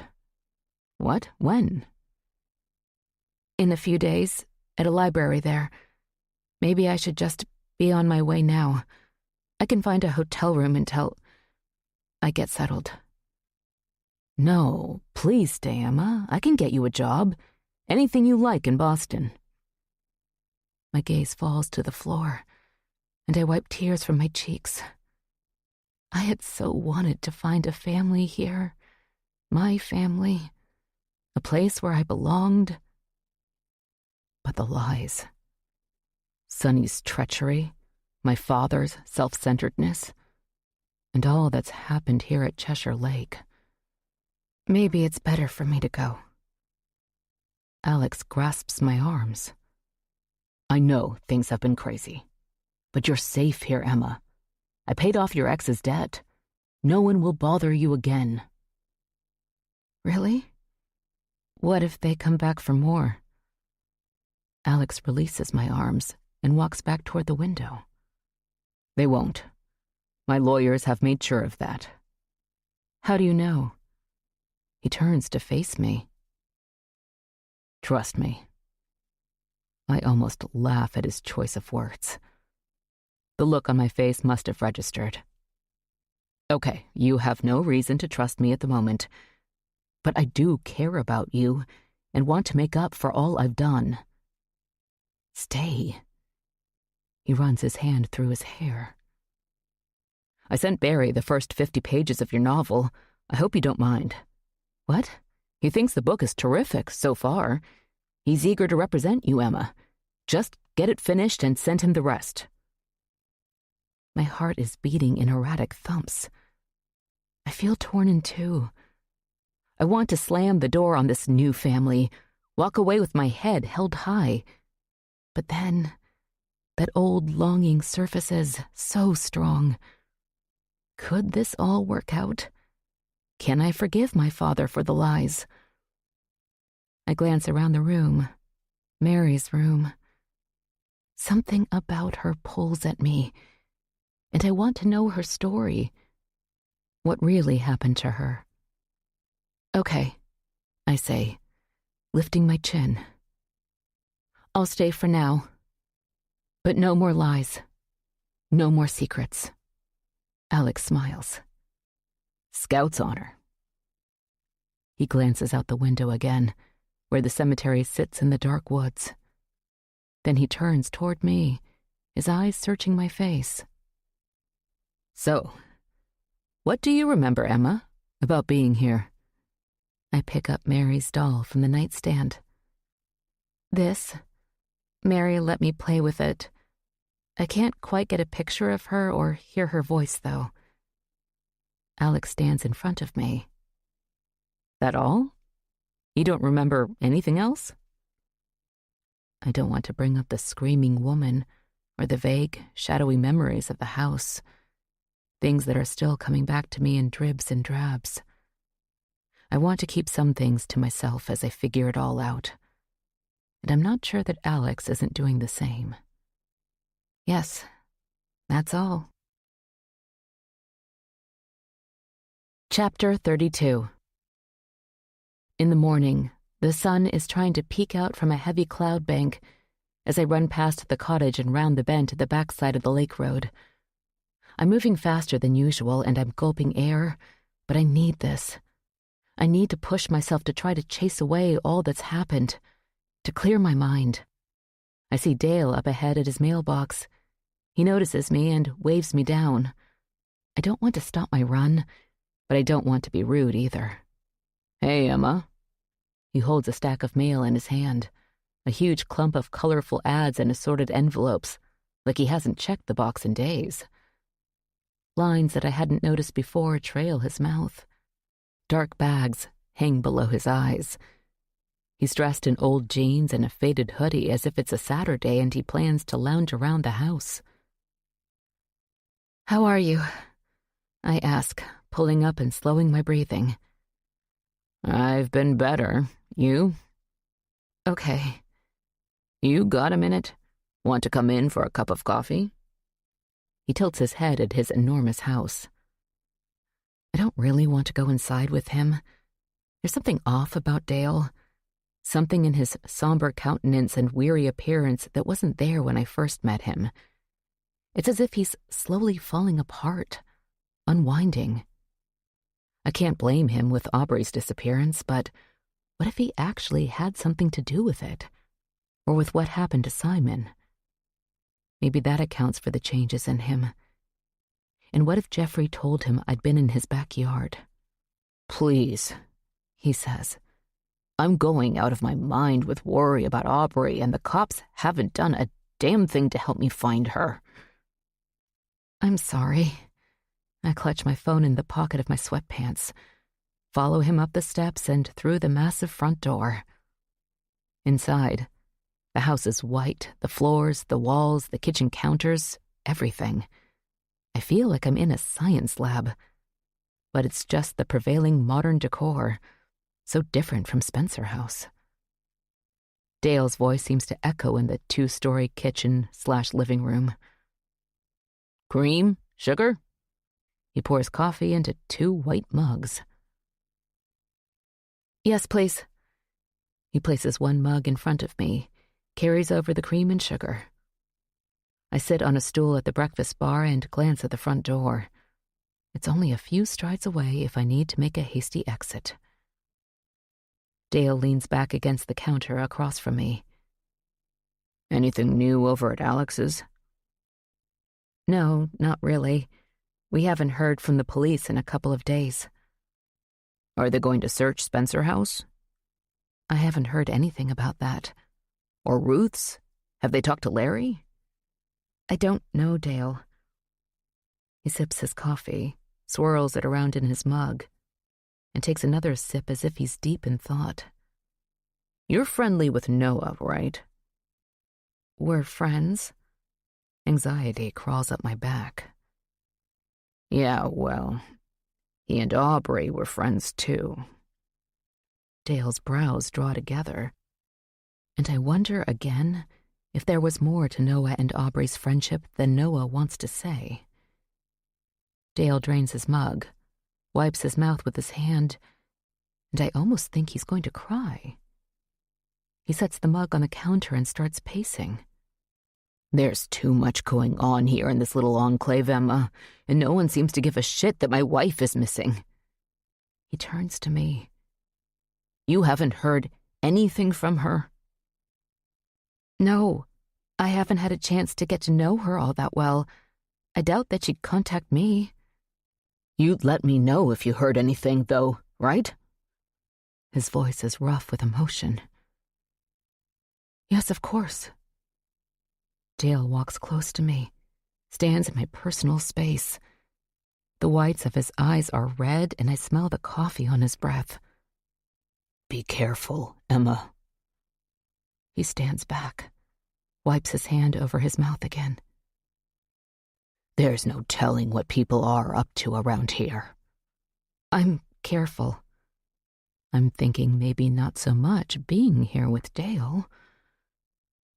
Have the cops talked to you lately? Bellman's called a few times. Not about Aubrey, though. He snorts. They don't seem to give a damn about her. He wants to search the house and grounds. Still looking for the weapon used on Simon, but they won't find it here, so I told him to pound sand, you know? They won't look for my wife. I'm not going to help them out. He leans back against the cabinets and taps his fingers against the countertop. What am I going to do? Who knows if my wife is alive or dead?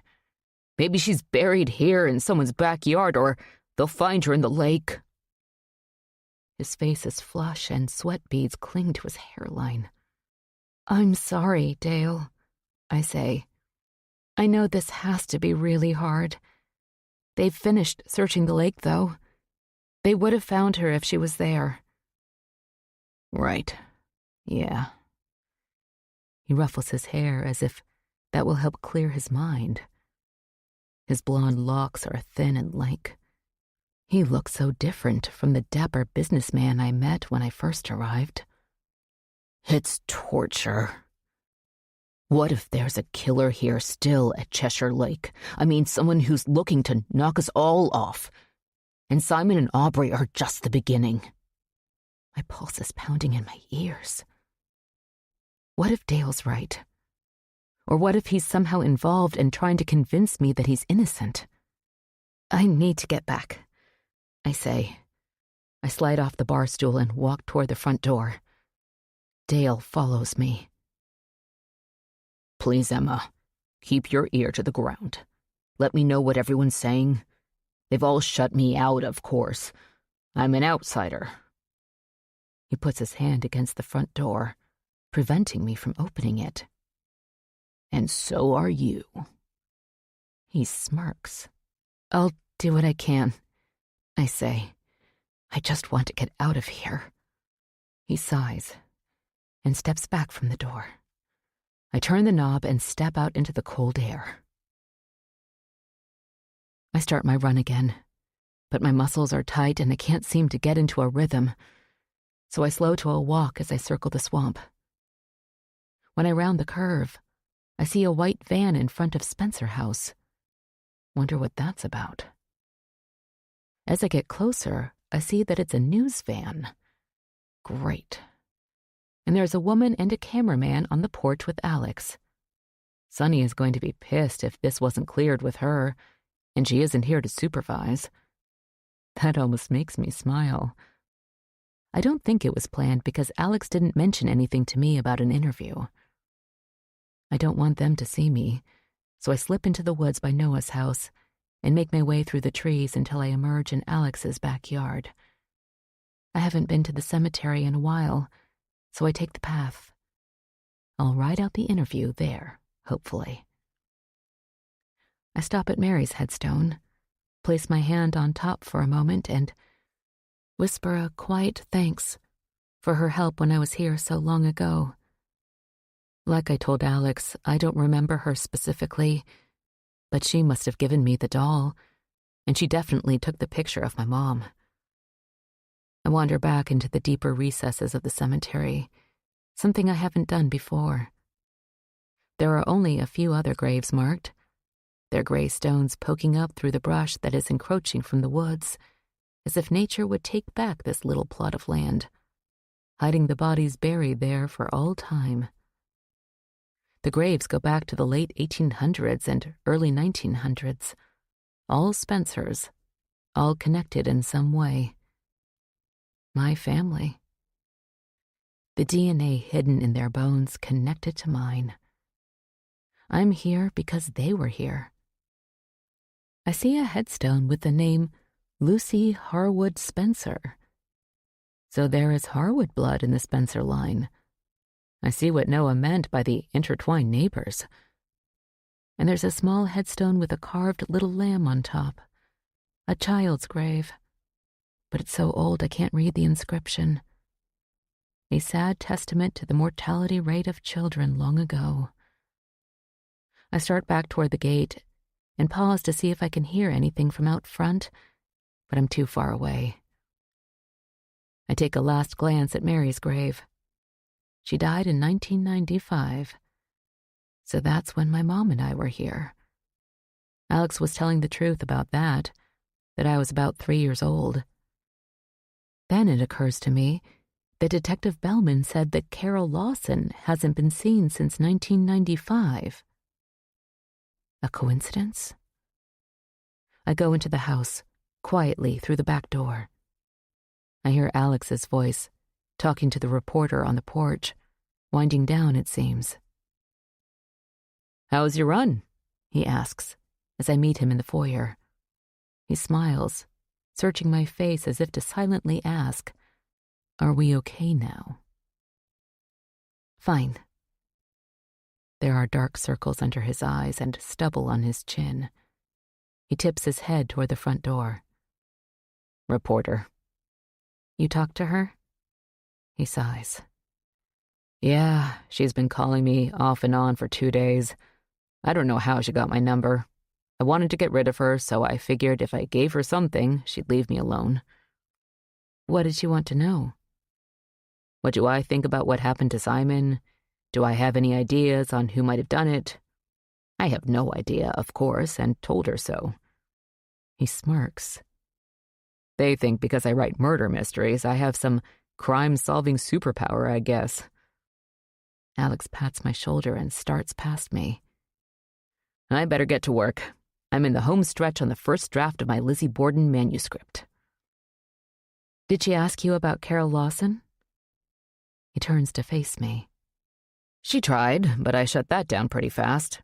I don't know anything about what happened to Carol, so I think Miss Reporter was left with a whole lot of nothing.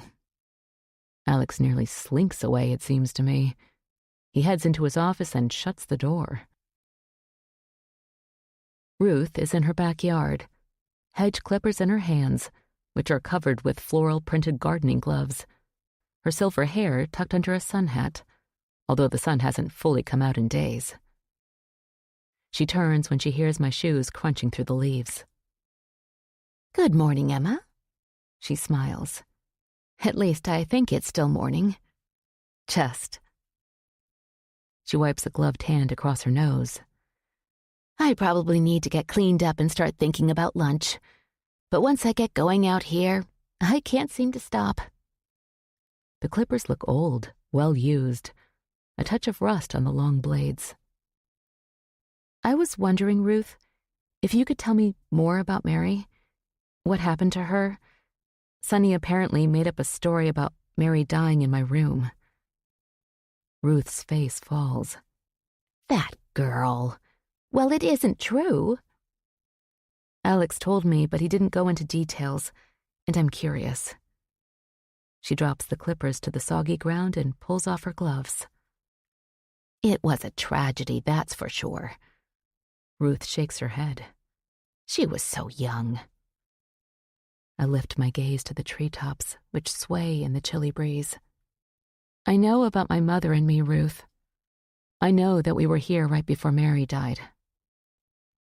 I watch her face carefully. No surprise there. Alex must have told her that I'd found out. I don't think there are any secrets between them. Yes, Emma, I know. But you didn't tell me. When I asked you if you'd ever seen my mother here, you said you didn't remember. Her lips thin.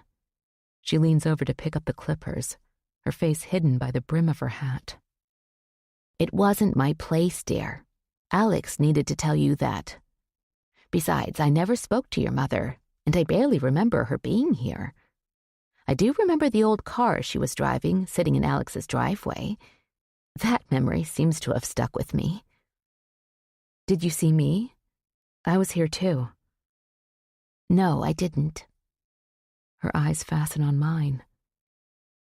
Do you remember being here, Emma? Did you know all along? Of course not. I had no clue. All I knew was what my mother told me, that Alex had left her in California when he found out she was pregnant. So your mother didn't tell the truth either, did she? I feel tears gather in my eyes. My breath catches. I've never felt so alone. No. Emma, sometimes people do things, say things that they shouldn't. Lie? Yes, they lie. Not out of malice, but to protect the ones they love. I'm not feeling very loved at the moment. I say, my voice steadier than I expected. Ruth's shoulders sink. Dear, sometimes you need to forgive and move on. What matters is now. Alex is thrilled he's found you at last. Can't you embrace that? This new family? We're delighted that you're here. Granted, it's been a rough start with Simon. She sniffs. And finding out everything. Let's go into the house. We'll have a cup of tea and an apple muffin. Just made them. We head through the back door. Ruth pauses at a little hall table, hangs her sun hat on a hook, and runs a comb that was sitting there through her hair. We settle at the kitchen table with our tea and muffins. Ruth's answer to every problem. "Please tell me what happened to Mary," I say, my gaze on my tea. "Alex said she died not long after my mother and I were here." "Yes."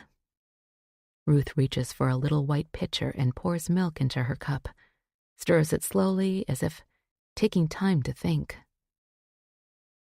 "Mary had food allergies, peanut especially, and it was serious." Her dark eyes meet mine. "We had to be very careful. Then, when Mary was a teenager, the pediatrician prescribed an EpiPen for her. I remember when Lydia, Mary's mother, came back from the pharmacy with it. Lydia was a nervous wreck, worried. She came over here in tears and asked me to help her figure out the instructions. She said she could barely listen when the pharmacist explained to her and Mary how to use it.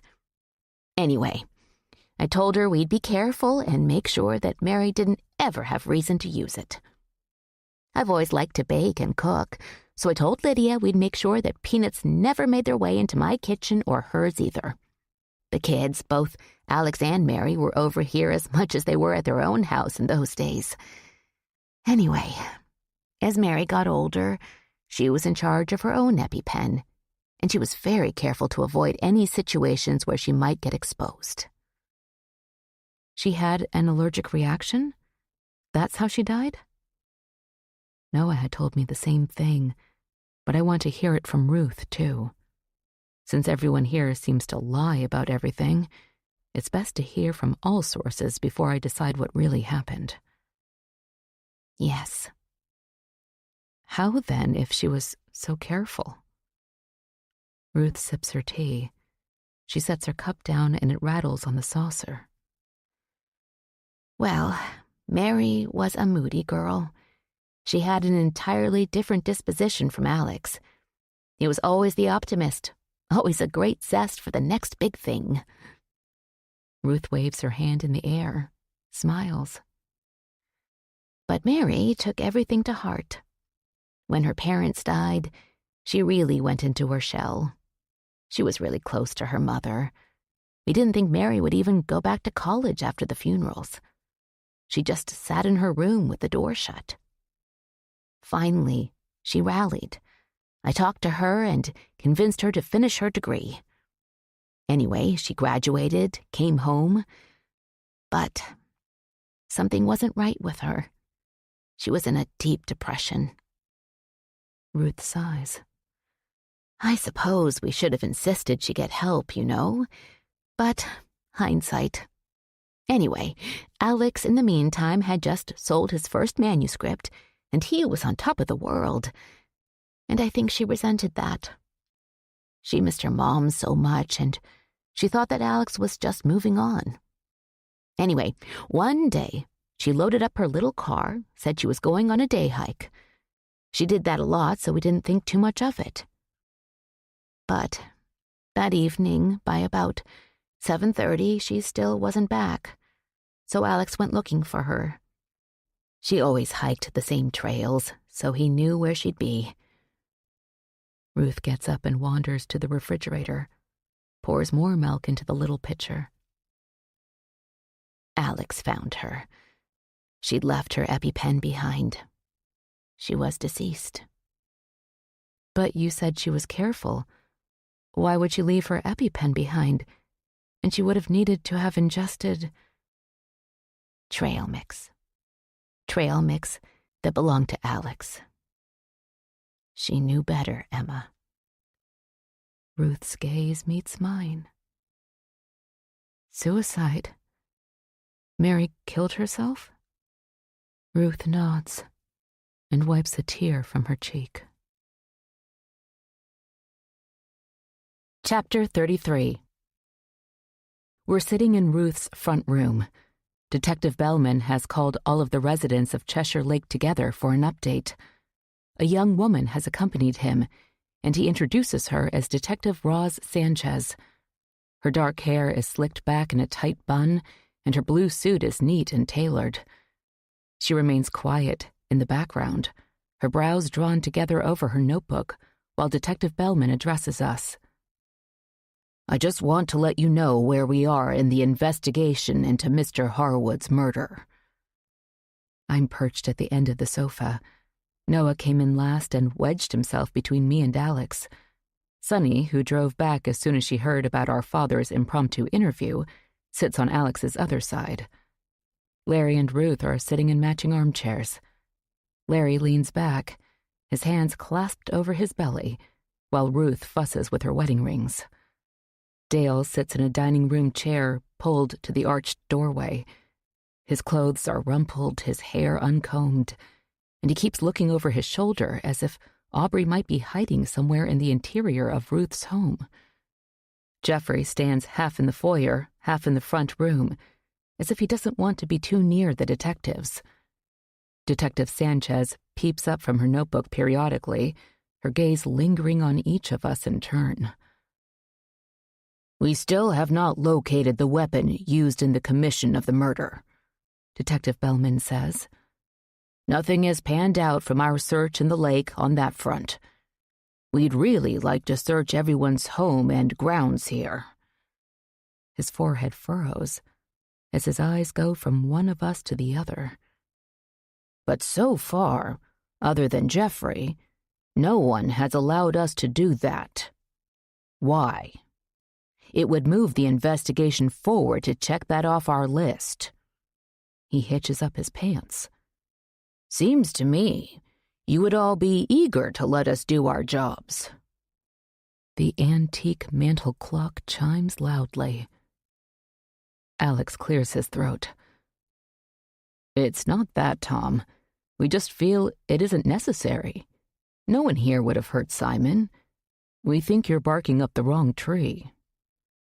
We've got no indication whatsoever that anyone came from the outside, Detective Bellman says in a stern voice, daring us to challenge him. Ruth turns and looks at Dale, whose face is bright red. Dale's gaze shifts to Larry, who takes a furtive glance at Jeffrey. What about my wife? What about Aubrey? Dale shouts, standing beside his chair. Do you have any reason to believe that Mrs. Thompson was involved in the murder, or that she has any information about it? The detective asks. What? No, of course not. I want to know where she is. I want to know if... His gaze wanders the room. I want to know if someone killed her, too. And I don't understand why you people don't seem to give a damn about her. Dale collapses back into his chair, his head in his hands. Well, maybe if you or your neighbors let us take a look on your property, we might find a clue to your wife's situation, Detective Bellman says. In any case, her car is gone. You told us her purse and her phone aren't at the house. At this point, there is no reason to think anything bad has happened to her. But you don't know that, Dale says.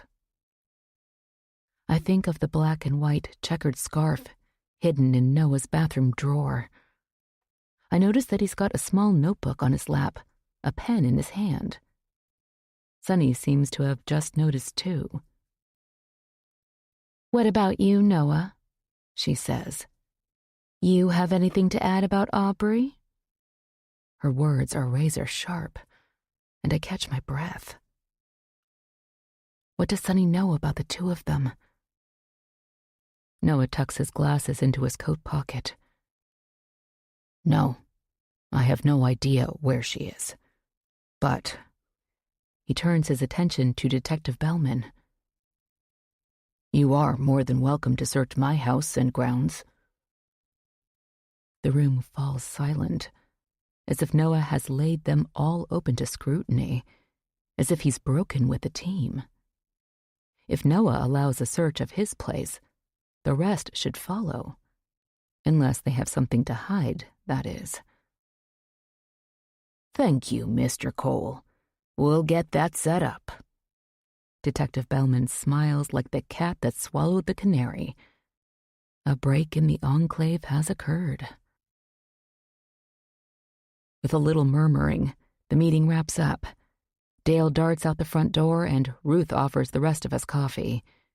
She disappears into the kitchen, followed by Larry, Alex, and Sonny. Noah trails the detectives into the foyer. "What have you found out about Carol Lawson?" he asks. Detective Bellman shoots a look at his partner. Her dark eyes meet Noah's. "We're talking to her sister. That investigation is active, Mr. Cole. Do you have anything to add?" "No." Noah's gaze drops to his notebook, and I can't help but think that Noah is doing an investigation of his own. He follows the detectives out the door, where they linger a moment on the porch, out of earshot. I walk into the kitchen, where Sonny's voice is raised. "Do you really think that's a good idea, Dad?" "Don't you think it would look worse to cancel?" They turn in my direction. "What do you think, Emma?" "What are we talking about?" Ruth sets mugs of coffee on the table, while Larry settles himself heavily into a chair. Jeffrey is nowhere in sight.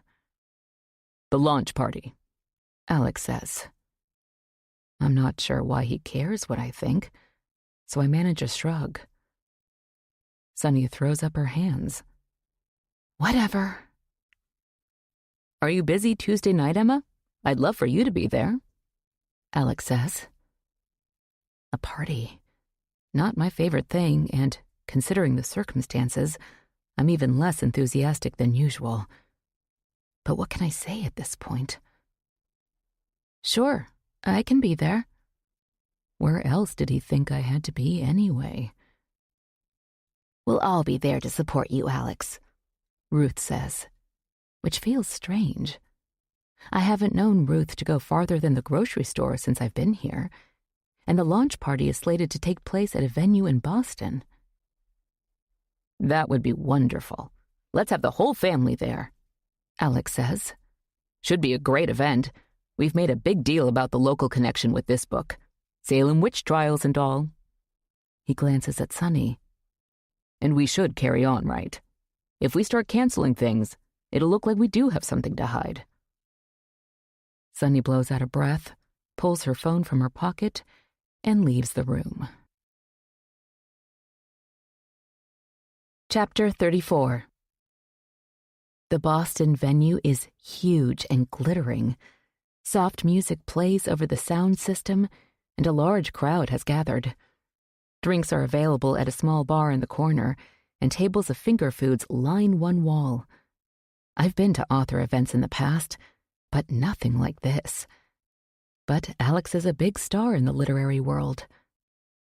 He told me it was going to be a fairly extravagant event, as these things go, so I wore my blue dress, the same one I wore to Simon's memorial get-together. It's the only dress I've got. Ruth is wearing a navy blue skirt and white blouse with 2 ropes of pearls. Her silver hair shines. She looks elegant, like someone's wealthy socialite mother.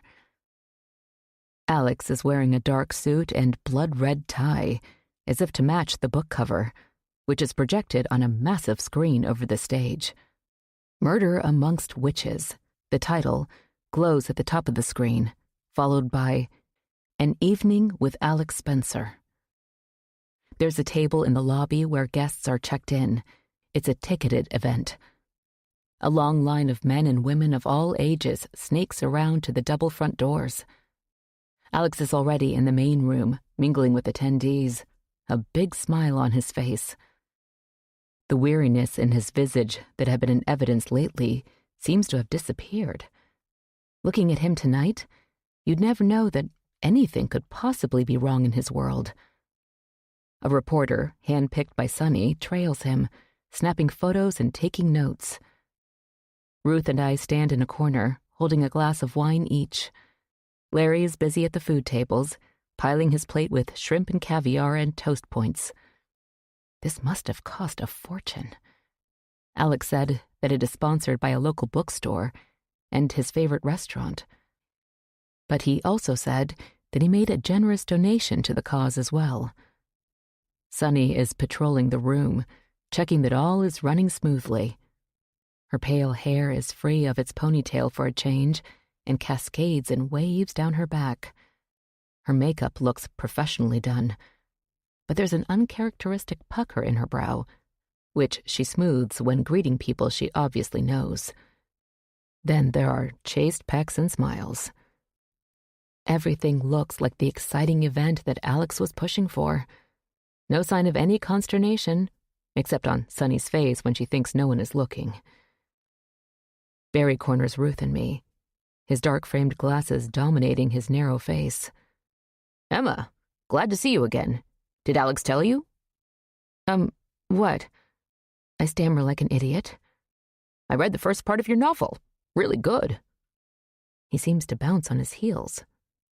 Oh, yes, thank you so much. He said that he sent it to you. I really appreciate you taking a look at it. He taps me on the arm, as if in a parting gesture as his gaze shoots across the room to Alex, who is talking with two young women. Alex casually touches the blonde's shoulder, and both women giggle and smile. Send me the rest, Emma, when you get a chance, Barry says, and walks off toward Alex. Isn't this exciting? Ruth says. Alex told me that Barry really liked your book. Wouldn't it be something to have two authors in the family? I feel dizzy. The room is too warm, too crowded. Yes, I say. Larry joins us, balancing his overburdened plate and a glass of beer. Food's great, he says around a mouthful. A woman in a red dress approaches the podium, and the music stops. She introduces herself and thanks the sponsors, her smile wide. Ladies and gentlemen, please take your seats. Our program is getting ready to begin. People discard their plates, quickly refill drinks to take with them. Ruth, Larry, and I sit in the back and watch as everyone settles, which takes several minutes. The lights go down as if to hurry people along. The woman in red adjusts the microphone, pushes back her dark bobbed hair. We are pleased to see so many of you here tonight. Thank you so much for coming out on a cold autumn evening. Sit back and enjoy the internationally best-selling author, Boston's own Alex Spencer. She steps aside, and the room echoes with applause. Alex jumps up the 2 steps to the stage, smiles, and waves. He seems to have the energy and verve of a 20-something. My father is totally in his element. So different from me. Just being a guest at this event has me shrinking back, fussing with the neckline of my dress as if it might smother me. I think of Mary. Am I more like her? Alex plunges into the story of his new book, what inspired him, how the setting helped tell the story. He's funny and interesting, and the audience is captivated, willing to follow him anywhere. I've heard author talks before, but Alex is mesmerizing, the best I've ever seen. And I feel a flicker of pride. Ruth's eyes are fastened on my father, drinking in his every word, a smile on her painted lips. Even Larry seems to have forgotten about his beer and holds it loosely in his hand, tipping it to the side where it threatens to drip over the rim. When the presentation concludes, the audience applauds and gets to their feet. The signing will occur now, and everyone wants to get a good place in line. There's a scurrying of people hefting coats and tote bags, talking and laughing, as they file out of the room and head into the lobby, where a table is set up. Alex's books neatly arranged in mountainous piles. Think I'll grab another plate before they shut down the food, Larry says, and saunters off. Ruth tips her head toward mine. I need to speak to Sunny, dear. You all right? Of course, I'm going to get some water. Alone, I head toward the bar, where a few people linger. Husbands or wives, maybe, who have no idea who Alex is, dragged along to the event by an eager spouse. I'm handed a lukewarm bottle of water. "At least it's wet," a middle-aged man says to me companionably as he opens his own bottle. I smile in return and make my way back toward my seat. Noah is crossing the room. I didn't know he was going to be here. He's wearing that same tweed jacket over a white shirt and jeans. "Emma?" He follows me to my chair. I stand behind it, gripping the back. "I didn't expect to see you here," I say. "Wasn't sure I was coming, but decided at the last minute." He cranes his neck around to look at the crowd in the lobby. "It was sold out, but I bought the ticket a month ago, in case. How've you been?" "Fine." I set my water bottle on the seat of the chair. Noah lowers his voice. "I've been wanting to talk to you." "About what?" "I've been doing some research." Of course he has. "On Carol Lawson." "What does that have to do with me?" He opens his hands. A plea. "I just want to talk to you about what I found." "Have you heard anything about Aubrey?" He blinks his eyes behind his glasses. "No." "Seems to me that we ought to be more concerned with who killed Simon and what happened to Aubrey. That seems to be more pressing, don't you think?" "Well, of course. But the cops are actively investigating Simon's death. I think they'll get to the bottom of it sooner rather than later." "Do you really think so?" "I'm hoping." "Well, the cops are looking into Carol's disappearance too, right?" Noah nods. "Detective Sanchez said that the investigation is active again, but the case is so old, it doesn't hurt to have more eyes on it." "I guess. But what about Aubrey, Noah? What do you know about what happened to her? I think you would know better than anyone." He takes a step back. "What? What are you getting at?" I feel the heat rise to my face. I swallow. "I found her scarf in your bathroom." His face falls. Realization slowly covers his features. "Christ. Right, you found it that morning." "Yes. I wasn't snooping, just looking for some toothpaste." I glance over at the lobby, where Alex is smiling over an open book, his pen in hand. There's still a big crowd. I want to get out of here, but I rode with him and it doesn't look like he'll be ready to leave anytime soon.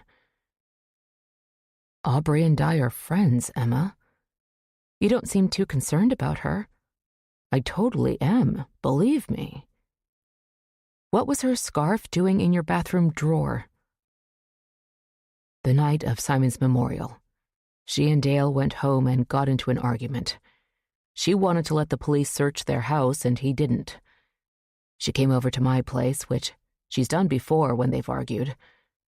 I gave her a glass of wine and listened while she vented about Dale and her fears that they'd be implicated in Simon's death.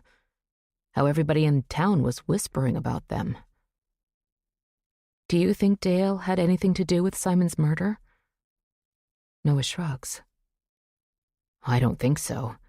But Aubrey was pretty upset that night. We talked until nearly midnight." My gaze meets his. "Then she went home, Emma. That was it." "The scarf?" "She forgot it. She put on her coat and I walked her to her car. When I went back inside, I saw the scarf on the foyer floor. But she'd already driven away, so I stuffed it in my pocket and forgot about it until I was getting ready for bed that night. I put it in the drawer, figuring I'd give it to her when I saw her." Do I believe him? It all sounds perfectly logical. Maybe. Anyway, I've talked to some of her friends and family, and they haven't heard from her. I've asked Detective Bellman, and he said they have no reason to believe that anything bad happened to her. They really want to take a look at the Thompsons' house, but so far, Dale hasn't cooperated. I cross my arms over my chest, glance at the ceiling. I was in Dale's backyard the other day. I was out for a run and I was afraid someone was following me, so I ran back there. I saw some dirt, disturbed behind the shed, like someone had been digging back there. Really? Did you tell the detectives? No. I've been so caught up in some other things, and I don't know if it... Let your mind drift gently with the melody, as if carried by a soft breeze across a quiet night.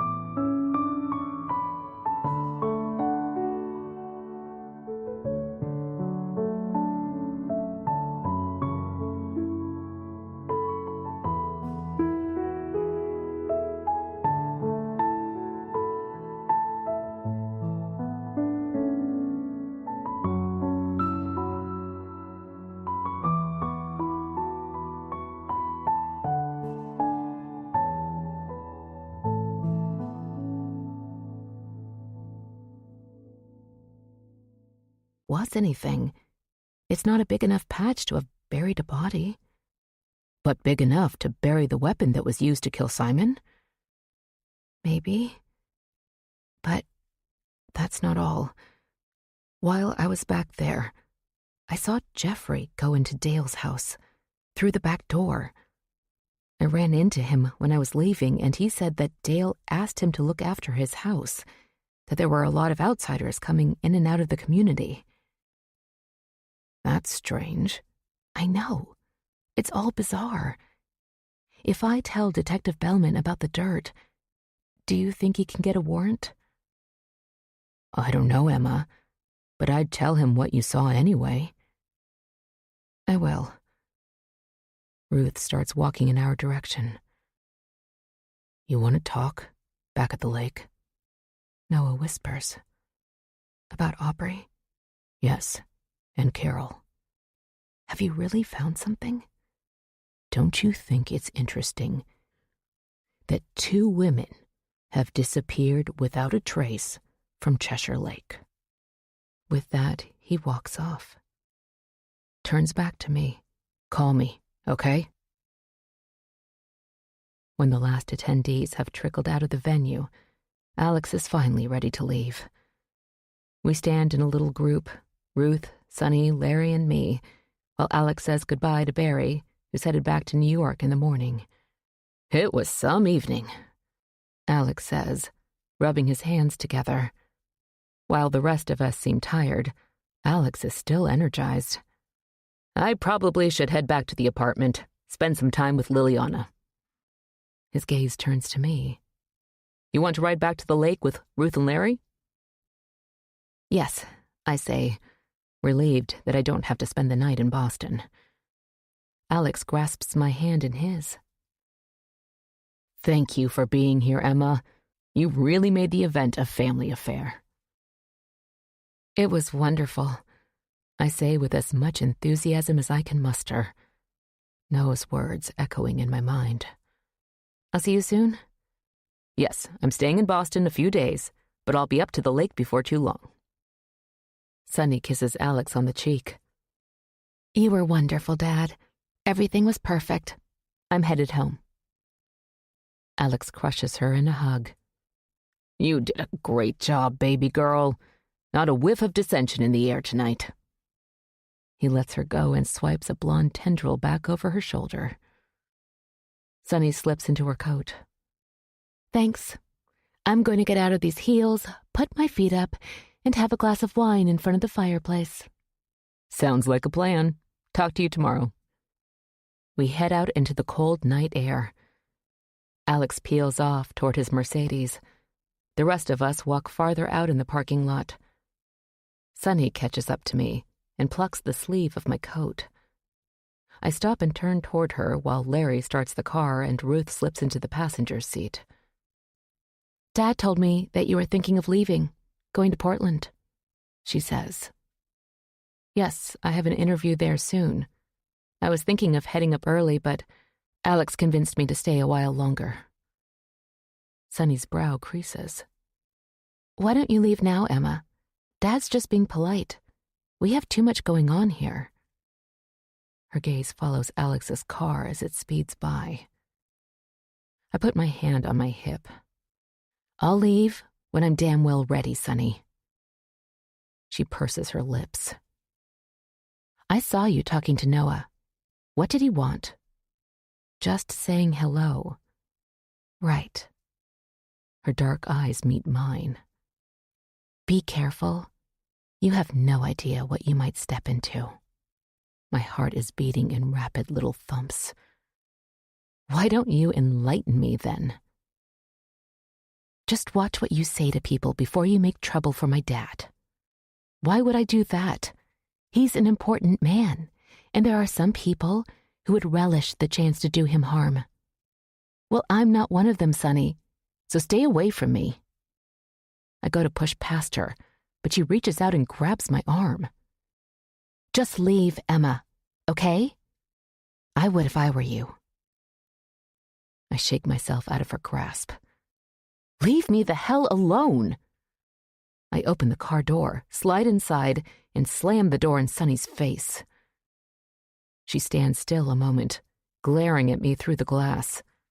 I return her stare as Larry backs the car out of the parking spot. Chapter 35. Back at the lake, The house is cold, drafty. I turn up the thermostat, and even though it's after midnight, I turn on every light. Larry and Ruth discussed the event all the way back in the car, so I didn't have to say anything and could relax in the back seat, turn over Noah's words in my head. The next morning, I sit in the kitchen and work on my novel. I'm trying to concentrate on what I can control. I think I can finish my book in a couple of weeks if I keep at it. I sit back, sip my coffee. I'm pulled in two different directions. If I stay here, stay part of the Spencer family, there's a chance that Barry will take me on as a client, and maybe, just maybe, he'll find a publisher for my book. That thought fills me with excitement and dread. When I think of putting myself out there where people, strangers, can judge my work, can put their opinions online for the world to see, I'm filled with anxiety. Do I want to step into that arena? And yet, writing is all I've ever wanted to do. It has been who I am. In the troubled years when my mother and I moved from city to city, when I sat in the back of classrooms, the new girl always, I had my notebooks that I filled with stories that took me away from the uncertainty that was my life. If I never get published, I will always write. That thought grounds me. I'll finish my novel and worry about the rest later. I close my laptop and head into the pantry, where boxes of food and canned goods are crowded on floor-to-ceiling shelves. I peruse the items, looking for something that I can make for lunch, when I notice a key ring hanging on a hook behind the door. The metal ring looks old, rough, and slightly rusted. There are maybe a dozen keys hanging from it, and they look old too. I wonder if one of them fits the lock on Sonny's door. My phone buzzes with a text. Noah. Meet me at the dock in 10, please. I stuff the key ring in my pocket. Okay, I text back. He's waiting for me at the end of the Spencer dock, wearing a heavy coat, his laptop under his arm. It feels cold enough to snow, but it's way too early for that. But there's definitely an iciness in the wind. Hey, I say, and he turns to face me. You got back late last night. I bristle. Were you watching? No, I was up working and I heard Ruth's car go past. It's so quiet out here at night, you hear everything. Right. Well, we didn't leave until the event was completely wrapped up. Alex took his time saying goodbye to everyone. What did you want to talk to me about? I cross my arms over my chest, trying to keep warm. You want to go inside? It's freezing out here. I glance back at Spencer House. All right. I start walking and he follows. Anyone else home? Noah asks. No, just me. Alex stayed in Boston. This is the first time that Noah has been in Spencer House with me. He looks around as if he hasn't been here in a long time. We settle in the front room. The fireplace is dark and cold. Wind rattles the windows. Noah smiles. I don't think Alex or Ruth either have updated their decor since these houses were built. Yeah, they seem caught in the past. Alex likes that, I guess. He likes his history, that's for sure. He's written enough about it. Noah glances around the room. Are you doing okay, Emma? Comfortable with this new family? I wouldn't say comfortable. It's been daunting. I'm not sure how I fit in. My life here is very different from what I left behind. Tell me about it. You haven't said too much about your past. I wonder if this is Noah the friend or Noah the reporter. I guess it doesn't really matter. Nothing is a secret anymore. I told you I was raised by my single mother, that we didn't have much, that she wouldn't tell me anything about my father. She only said that he left her and thus he was a bad man. Life was difficult? Yes. What do you do for a living? You never really said, not specifically. My mind flips back to my past, my working life, the comfort I felt amongst the stacks, my camaraderie with my coworkers. That life pulls at me now. I'm a librarian. I worked in one of the city libraries in Albany. Really? Then you know how to do research? Of course. He sinks back into the sofa. I wanted to share with you what I found on Carol Lawson. Why? Aren't you curious? This is part of your father's history. Am I curious? Do I really want to know? Yes. Okay. Noah opens his laptop, clicks keys. Do you remember her? I ask. I know you would have been a little kid. He pauses. Not really. I mean, I sort of remember a red-headed woman at the house a few times. I think it was her. She was loud. That I remember. But there were always people around Spencer House back in the day. Alex has always been a friendly guy. He likes to surround himself with people. I've been trying to track down when Carol was here last, when exactly her car ended up in the lake. I shiver. I need to turn the heat up or maybe light the fireplace. You think something bad happened to her? You don't think she walked away from her sinking car? Noah's gaze meets mine. No one has seen or heard from her in nearly 30 years, Emma. I've been tracking down her family. Well, a sister. That's about all she has left. The sister told me some interesting things. Like what? I'm not sure I want to know. She said that Carol and Alex had a tumultuous relationship.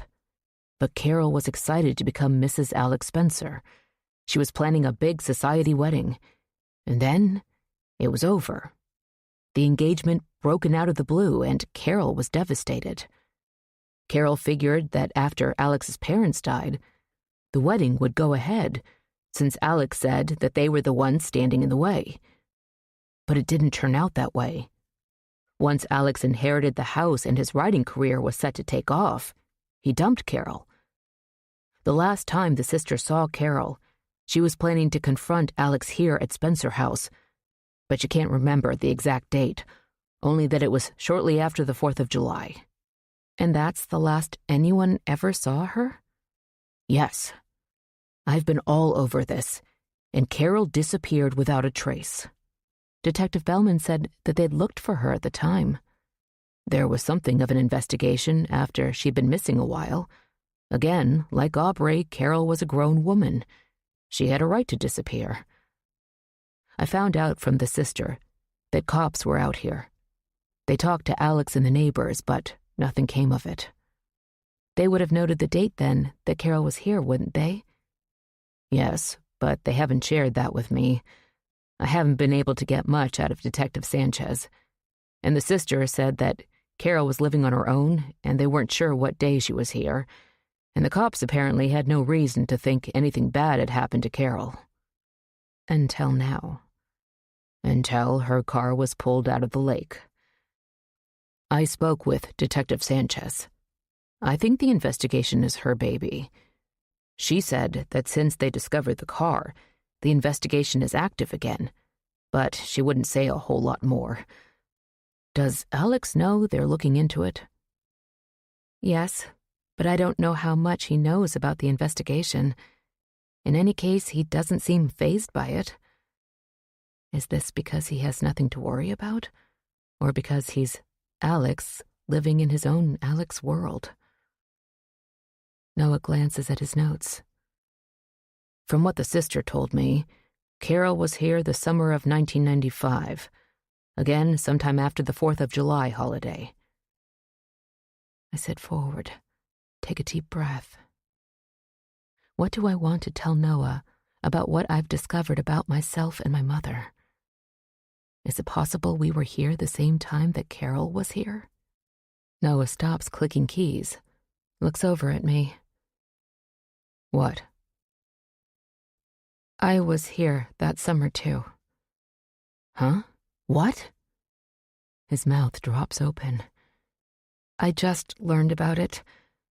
My mother was here. I was here. I was only 3, so I barely remember it.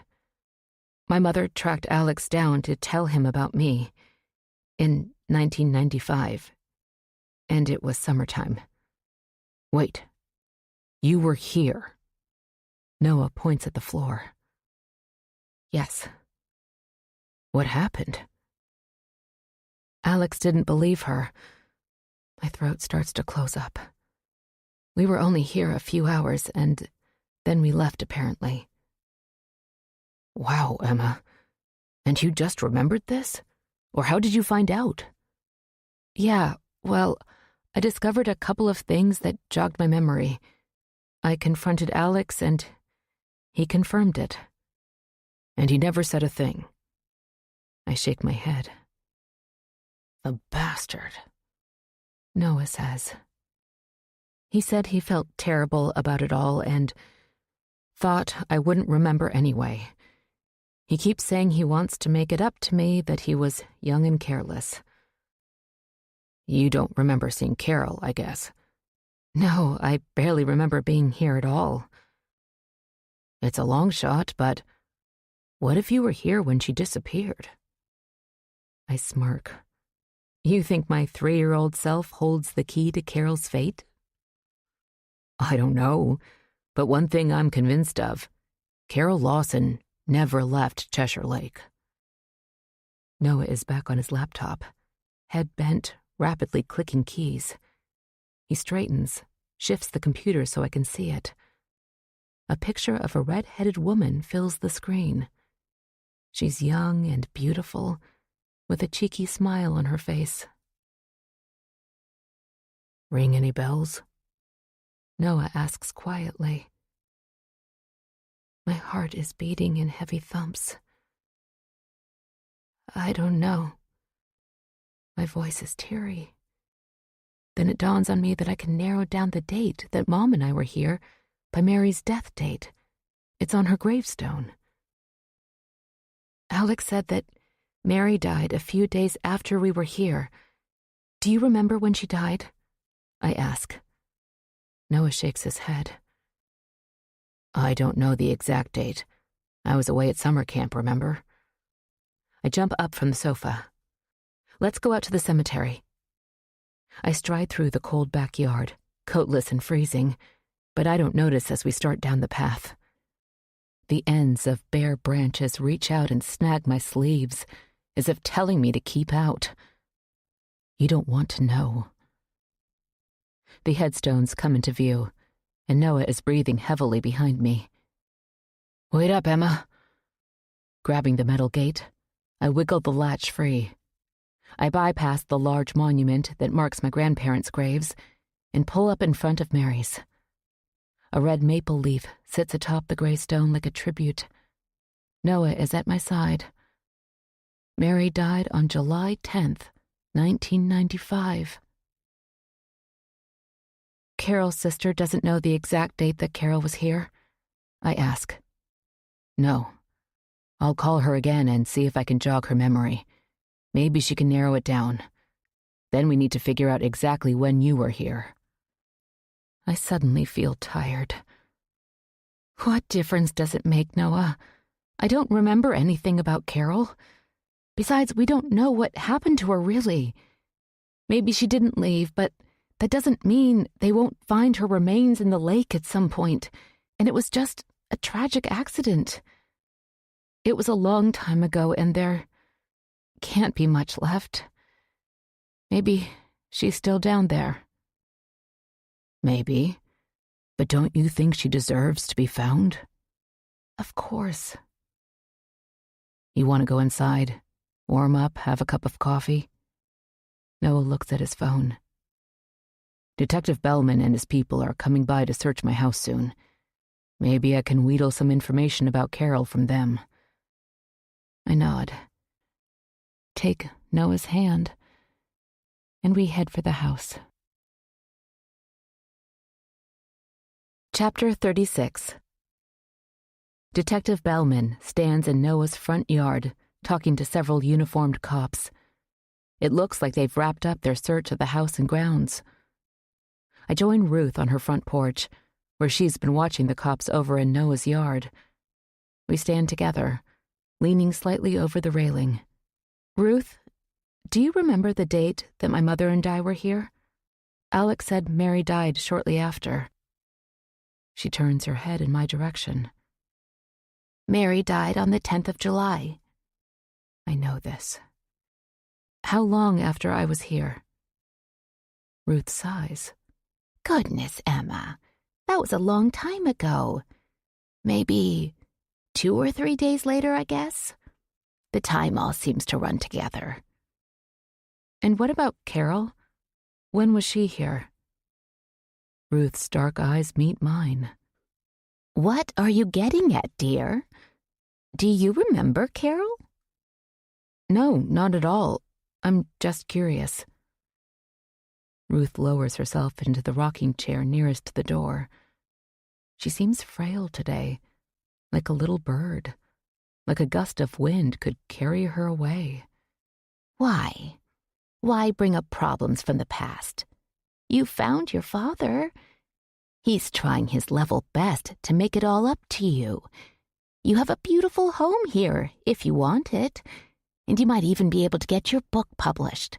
Wouldn't that be something? I rest a hip on the porch railing. Of course. I'm so grateful for all Alex has done for me. She raises her thin eyebrows. I hear that you had trouble back in Albany. Trouble that Alex has taken care of for you? I feel heat rush to my face. I'm still mortified by Ben's problems as if they were mine too. If I'd only been a better judge of character, I never would have married him in the first place. Yes, like I said, I'm grateful. Ruth reaches over and clasps my arm. Her eyes lock on mine. Cheshire Lake is a beautiful place, Emma. I've lived a wonderful, contented life here. That's why I haven't sold any of my land or the house. I intend to stay here the rest of my days. She sits back, sniffs. I wanted that for Simon, too. He dearly loved this place. You could have a lovely life here, too. I glance over toward Noah's house. He's in the front yard now, talking with Detective Bellman. By their body language, it doesn't look like anything exciting was discovered in the search. The detective holds a clipboard, and he makes periodic marks as he talks with Noah. I'd spoken to Detective Bellman when he arrived this morning and told him about the disturbed dirt behind the Thompson shed. He made a note of it, thanked me, and walked away. I'm not sure how impressed he was by what I told him, but at least it's off my chest. Are you going to let the police search your place? I ask Ruth. I suppose I'll need to. Tom won't rest until he's searched the whole community. I can't blame him, I guess. I think it's strange, don't you, that Dale is being so uncooperative? Even Alex has decided the best thing to do is let the cops look everywhere. Is Spencer House going to be searched? Alex told me he told Tom it was okay. He just wants to know when so he can be back here. He wants to keep an eye on the cops so they don't mess up his things. You think he'll be back soon, then? Yes, in the next day or two. As dusk rolls into Cheshire Lake, I'm up in my room, wondering if I should tidy up before the cops come by to search. Surely they won't make too much of a mess, I hope. I remember the key ring I'd taken from the pantry. I better put it back before Alex returns and notices that it's gone. But first, I want to see if there's a key on it that unlocks Sunny's room. I stand before her bedroom door.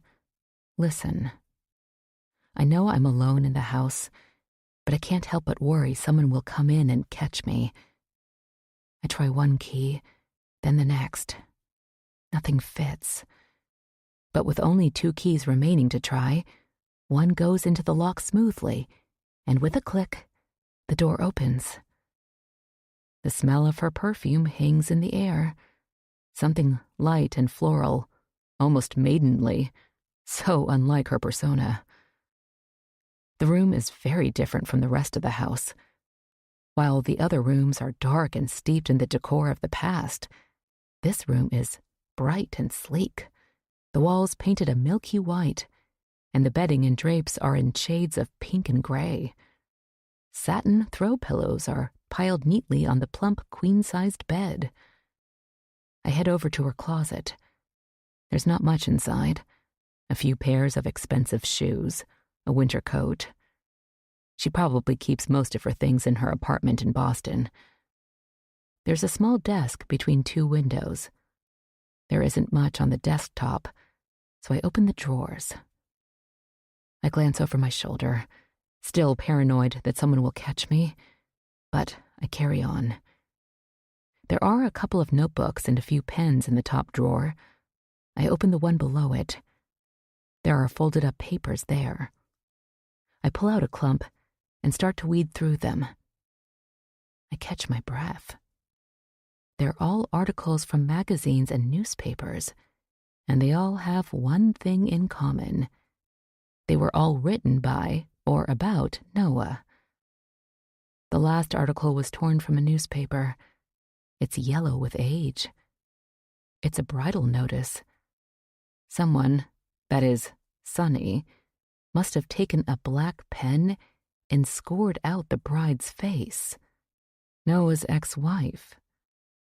So apparently, Sonny had a thing for Noah. Maybe she still does. That's why she wants me to stay away from him. But was there anything between them? I wonder. I put the articles back and closed the drawer. I lock the room again, shove the keyring in my pocket, and head downstairs to hang it back in the pantry. Back in my room, my phone buzzes. A text from Noah. He tells me that nothing of interest was found at his place, as he suspected. I wonder about him and Sonny. Something to ask him about when I see him. I toss my phone on the bed and sit at the desk, open my laptop. I work on my novel for a few minutes before my phone buzzes again. What now, Noah? I say as I get up to retrieve my phone. But the text isn't from him. Instead, in all caps, there's a text from an unknown number. Leave Spencer House. Now. I grit my teeth. Nice try, Sonny, I say aloud, looking out the window into the dark backyard. But it sends shivers down my spine. It's almost like she knew I'd been in her room. It's almost like she knew I'd been in her room. Chapter 37. Alex is coming back to the lake later today to get his things in order before the cops search tomorrow. Noah has gone back to Boston and is immersed in his investigation into Carol's disappearance. I asked him about Sonny, and he said that she'd had a crush on him when she was a teenager. He was older, and nothing ever happened between them. He was amused that I asked, and I felt like an idiot. But I wonder if Sonny still has a thing for him. I'm sitting at Mary's little desk, working on my novel. I'm up to 90,000 words, nearing the end. I sit back, my eyes sweeping the last page I wrote. The story has certainly veered from the rather mundane, introspective story of a mother and adult daughter I started with. I've gone back and changed a lot since I came to Cheshire Lake. The story is grittier, the relationship between the 2 women more fraught with tension. I'm not sure I like what my book has become, but it certainly is more interesting than it had been. I've opened myself up to my own feelings, my own life. I don't know if anyone else will appreciate it, but it's honest, and I'm happy with that anyway. I hear Alex down the hall. I peek out my door. His bedroom door is open, and he's carrying boxes down the stairs. He hears me and glances over his shoulder. "Research," he says. "I don't want the cops bothering it." Which makes me wonder if Detective Bellman's searches are worthwhile. He's given everybody ample time to remove anything incriminating if they wanted to. Without a warrant, he has to rely on people's permission, so he can't surprise anybody. Still, I guess it's something. I sit back down at the desk. I'll write a little more before bed. A message pops up on my screen. An email has just come in from Noah. "Hi, Emma. I've got a video clip of Carol. Her sister found an old home movie taken a couple years before Carol met Alex. I drove over to Worcester, where the sister lives, and picked up the VHS tape. She gave me permission to digitize it. I've sent it to you. Wonder if it will jog your memory. Thanks for your help. Be back to the lake soon." I hold my breath and click on the attachment. Noise fills my laptop screen. Talking, raucous laughter. It's someone's birthday. The camera bobbles, then steadies. The kitchen is covered in yellow patterned wallpaper. Several teenagers, 3 girls and a younger boy, are grouped around a table littered with liter soda bottles, paper plates, and napkins. The camera then focuses on a sheet cake with white frosting and pink roses. "Happy Birthday, Carol" is written in blue icing. The girls giggle, and one leans over with a lighter and sets the candles ablaze. They break into the Happy Birthday song. When they finish, the woman behind the camera calls, "Make a wish." A girl leans over, red hair falling over her shoulder. I can only see the side of her face, but so far, nothing feels familiar. But then she speaks, softly at first. Then she emits a huge laugh. The boy disappears from the screen, and I see what I think is his hand reach around behind Carol and poke her in the ribs. She screams and shouts at him playfully. I sink back into my chair. My hands shake and I can't breathe. My heart hammers. It's her. The woman I've heard in my nightmares for nearly 30 years. Carol Lawson is the screaming woman. The next morning, Sunny is back, and she sits with Ruth, Alex, and me at Ruth's kitchen table. Larry is out on the porch watching as the cops swarm the Spencer property. They've already looked through Ruth's home and found nothing that interested them. I barely slept last night after realizing that I was here when Carol was here. I heard her screams. I take furtive glances at my father. Could he have hurt her? Done something to her? Did Carol show up, see me and my mother at the house, and that made her even more angry at Alex? Did they have a fight? And did Carol really just leave like Alex said? I didn't say anything conclusive to Noah after I watched the clip. I was too numb. I sent him a non-committal email in return. Not sure, I'd said. But I am. And I want to let this settle in my brain a while before I talk to him. Sunny keeps giving me side-eyed looks, like she knows that I was in her room. Maybe I left some telltale sign. Too bad. I don't care what she thinks. Let her be uncomfortable for once. Or maybe she's wondering if her text had any effect on me. They're wrapping up, Larry says, walking into the kitchen. Alex shoots him a glance. Do they have anything? Could you tell? Larry shakes his head. Nah, but I didn't really get a good look. Well, Alex says, coughs. Hopefully that'll satisfy Tom and he can concentrate on finding out what really happened to Simon.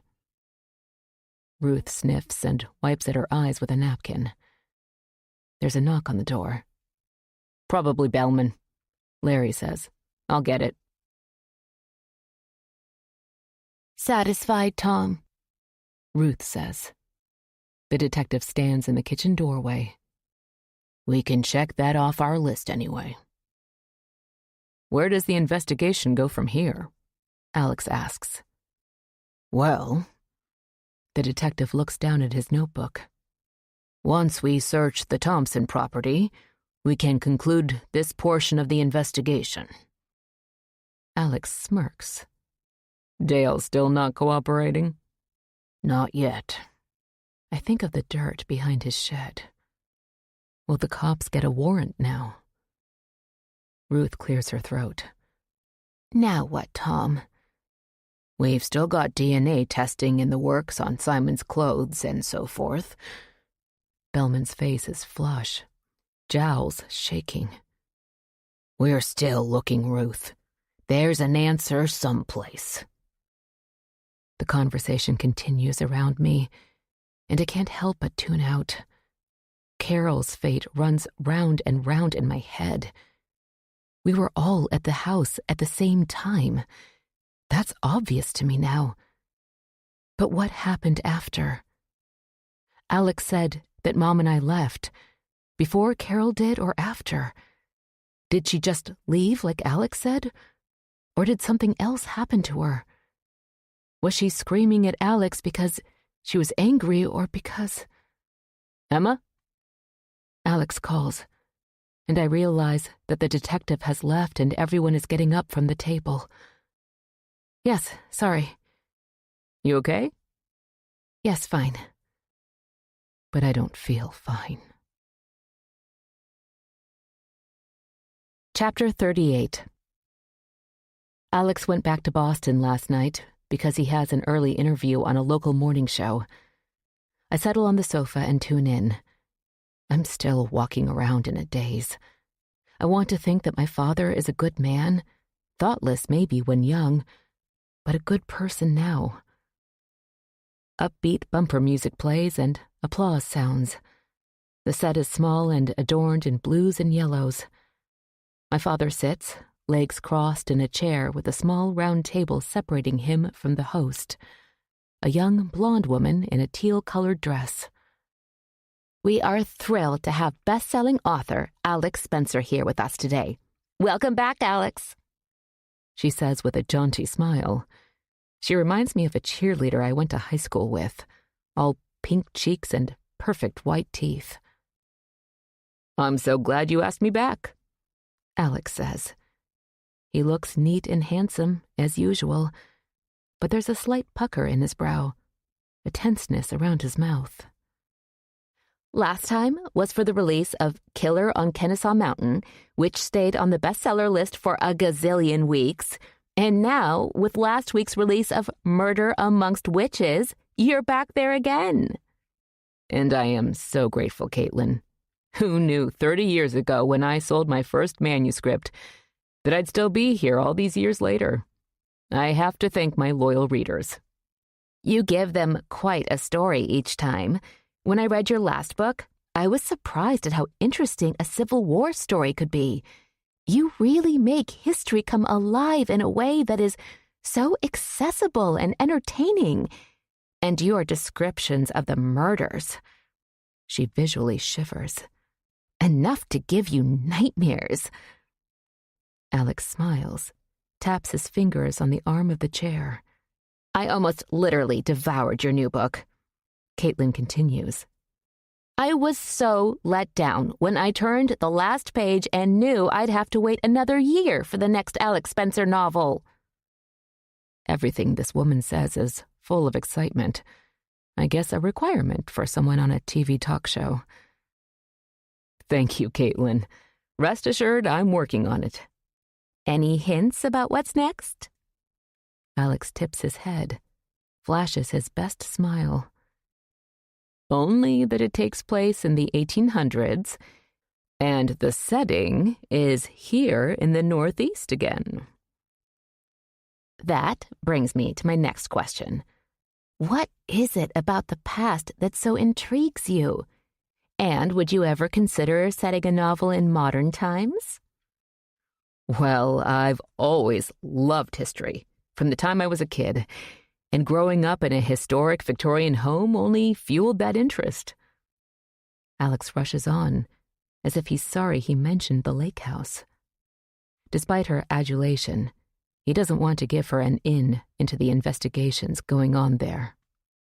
Besides, it's tough to write a modern thriller these days because of technology. DNA, surveillance video, which is everywhere, that presents a huge challenge for mystery writers. Caitlin laughs. Right.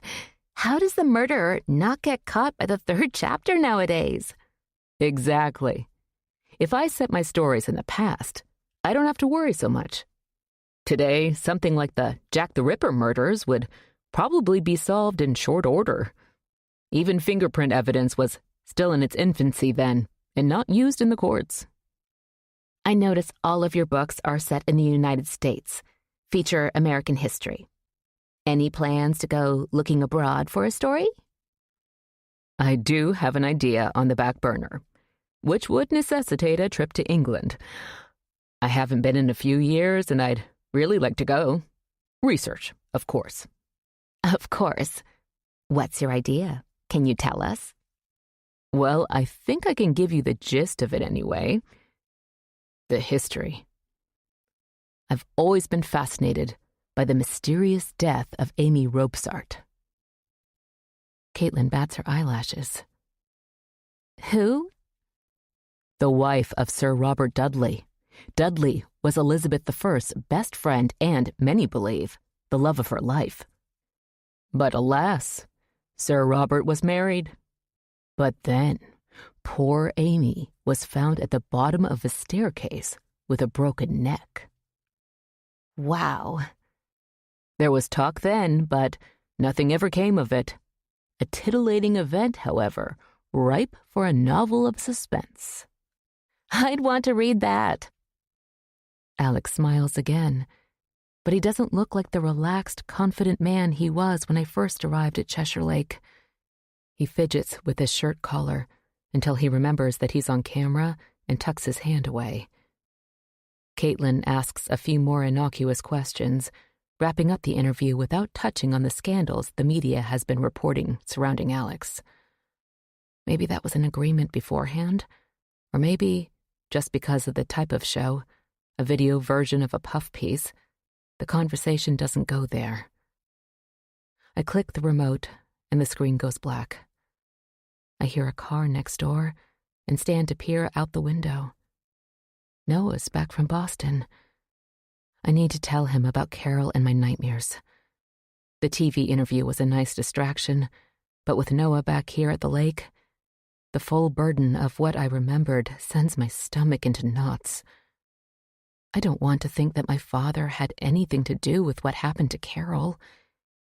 Did anything happen to Carol? I bite my lower lip and admit to myself that I'm frightened. I watch as Noah slips his laptop bag over his shoulder and disappears up his porch steps. I run my hands through my hair, pull and grimace. I need to talk to Noah. Chapter 39. Are you sure, Emma? I don't know. I think so. I rub my eyes, my fingers wet with tears born of anxiety and fear. Should I trust the memories of a 3-year-old? Sometimes I'm sure, sometimes I'm not.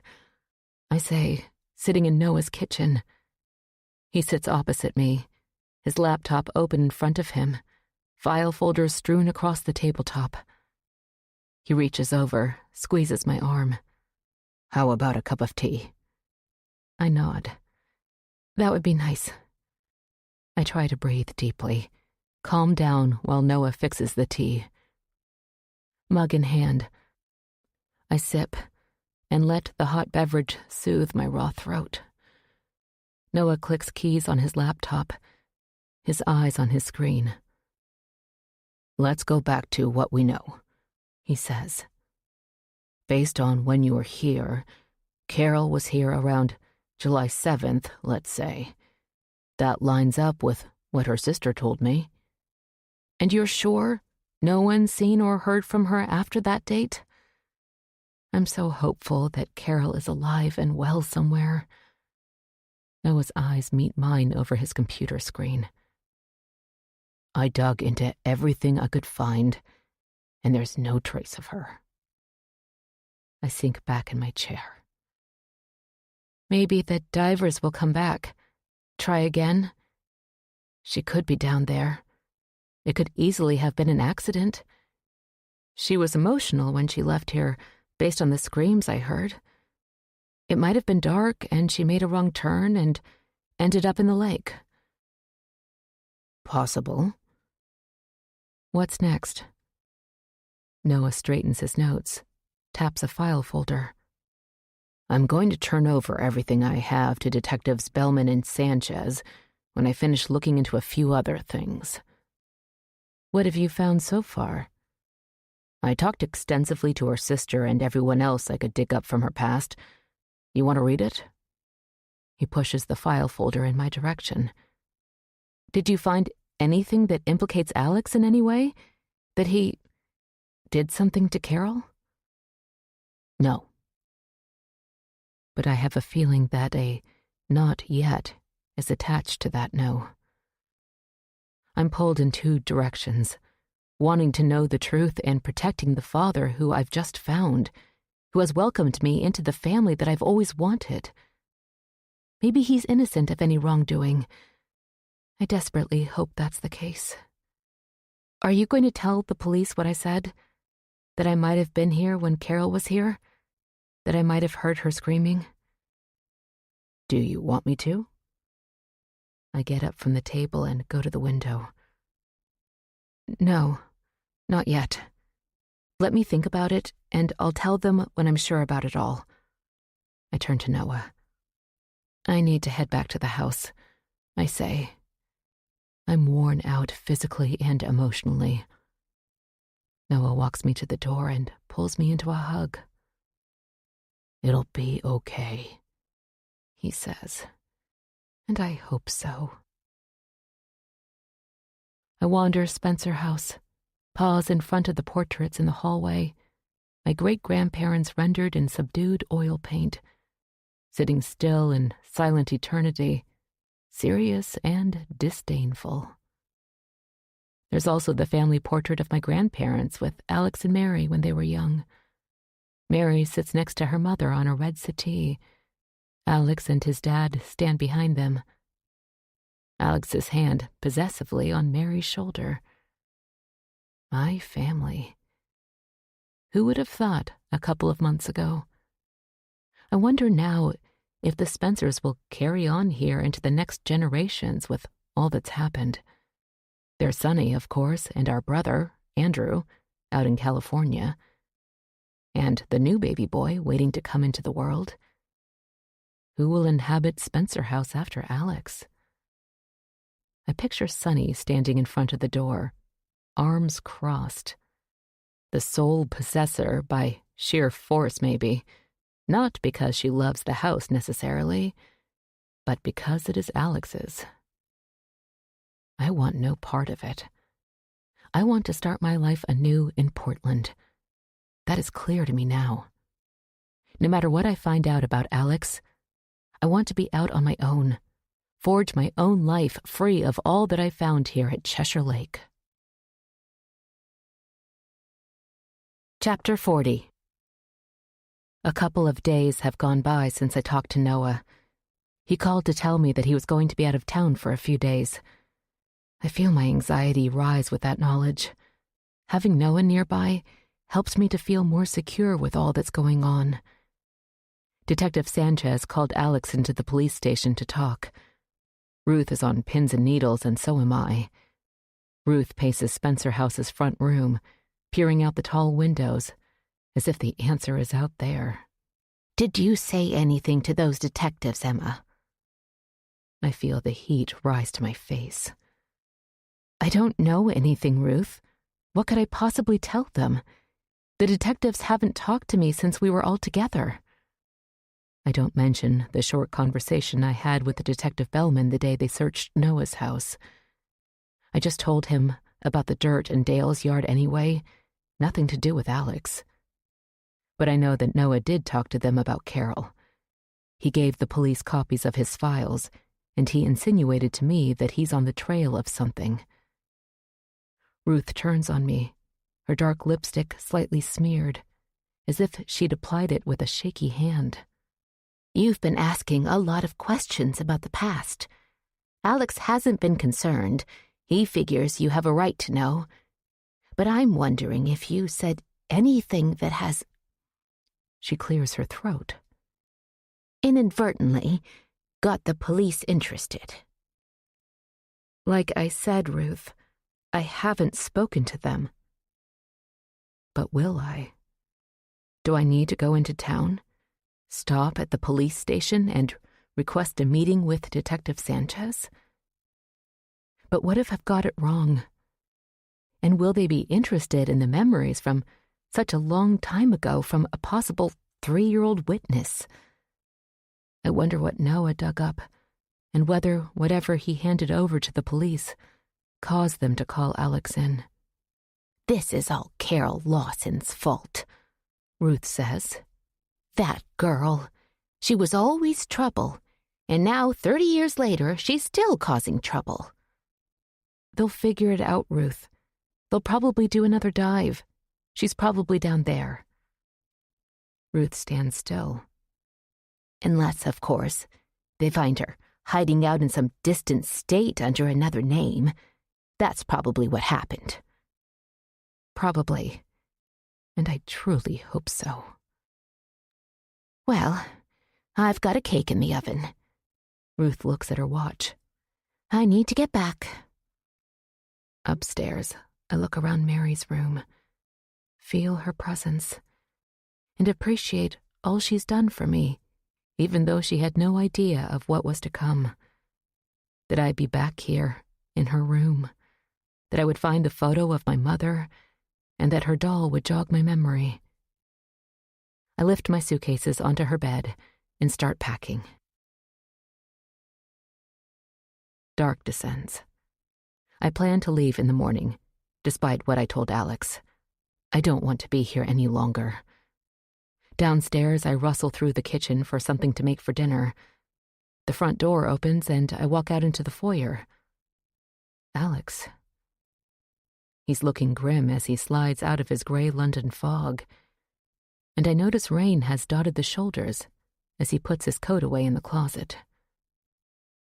"Emma?" he says simply, and I can't quite pick up on the vibe in his voice. Fatigue, maybe? "How are you?" "Fine." He rubs his hand across his hair, as if to settle it from the rain. "I need a brandy. Care for a drink?" He rushes past me into the dining room. I follow reluctantly. I know he's come from the police station, and I was hoping he'd go from there to Boston so I wouldn't have to face him. He pours us each a glass of amber liquid. "Let's sit in the front room, in front of the fire." "Okay."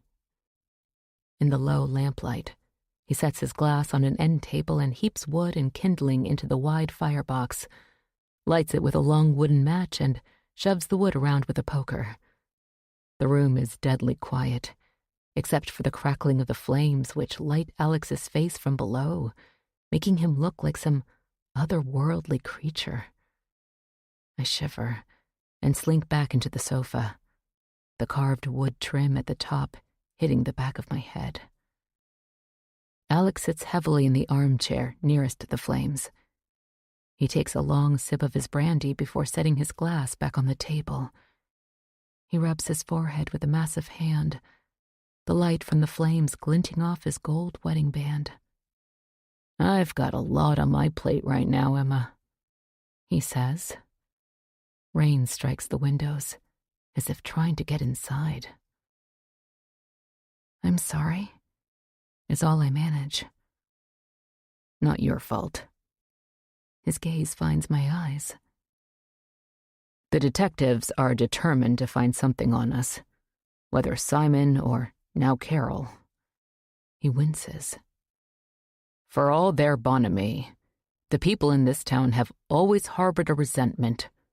We were too insular here at the lake, too wealthy, too pompous, in their eyes at least. The thought of bringing us down is a giddy one to the small-minded people here, and I've always done my best to be a good citizen. I've donated a lot of money to every cause they've had. New library, town hall. I helped fund the historic downtown restoration. Doesn't matter. What's happened? I ask, barely above a whisper. I'm not sure, but they're acting like they've got something. His eyes find mine again. Their normal blue looks black in the dim room. They're determined to find traces of Carol here at Spencer House. You already told them that she was here. I did. The room falls silent, except for the rain and the crackle of the flames in the fireplace. A log shifts and sends sparks into the air. Alex leans forward in his chair, his elbows on his knees. I've decided to leave in the morning, I say. I'm going up to Portland. His gaze meets mine. His brow furrows. Like you said, you've got a lot on your plate right now. You don't need me underfoot. I stammer. No, I need you here. We're family. We need each other. He stands. I think he's coming for me, and my heart jackhammers in my chest. But then he pivots toward the other room. I need a refill. You? I glance at my nearly full glass. No, I'm good. The grandfather clock in the hall chimes 11 times. It's getting late, but I feel glued to the sofa. Alex returns, sipping his drink as he walks to the fireplace. He grabs the poker with his free hand and jabs at the logs, sending more sparks glittering up the chimney. The slight smell of wood smoke hangs in the air. He turns toward me, poker still clutched in his hand. What do you remember, Emma, about the day you were here? I shift my gaze to the flames. Just what I said. The house, vaguely. The doll. Alex stands over me, his lips drawn into a taut line. He says nothing for a moment, nods, places the poker back on its stand, and walks back to his chair. You've been talking to Noah, he says. A little. We've gotten to be friendly. He's not family, remember. We like to think of all the original Cheshire Lake people as family, but the Coles have shown themselves to be unreliable in recent years, out for themselves, not to be trusted. I swallow. I understand. I yawn in spite of myself. Good. Why don't you get some sleep? We can talk more in the morning.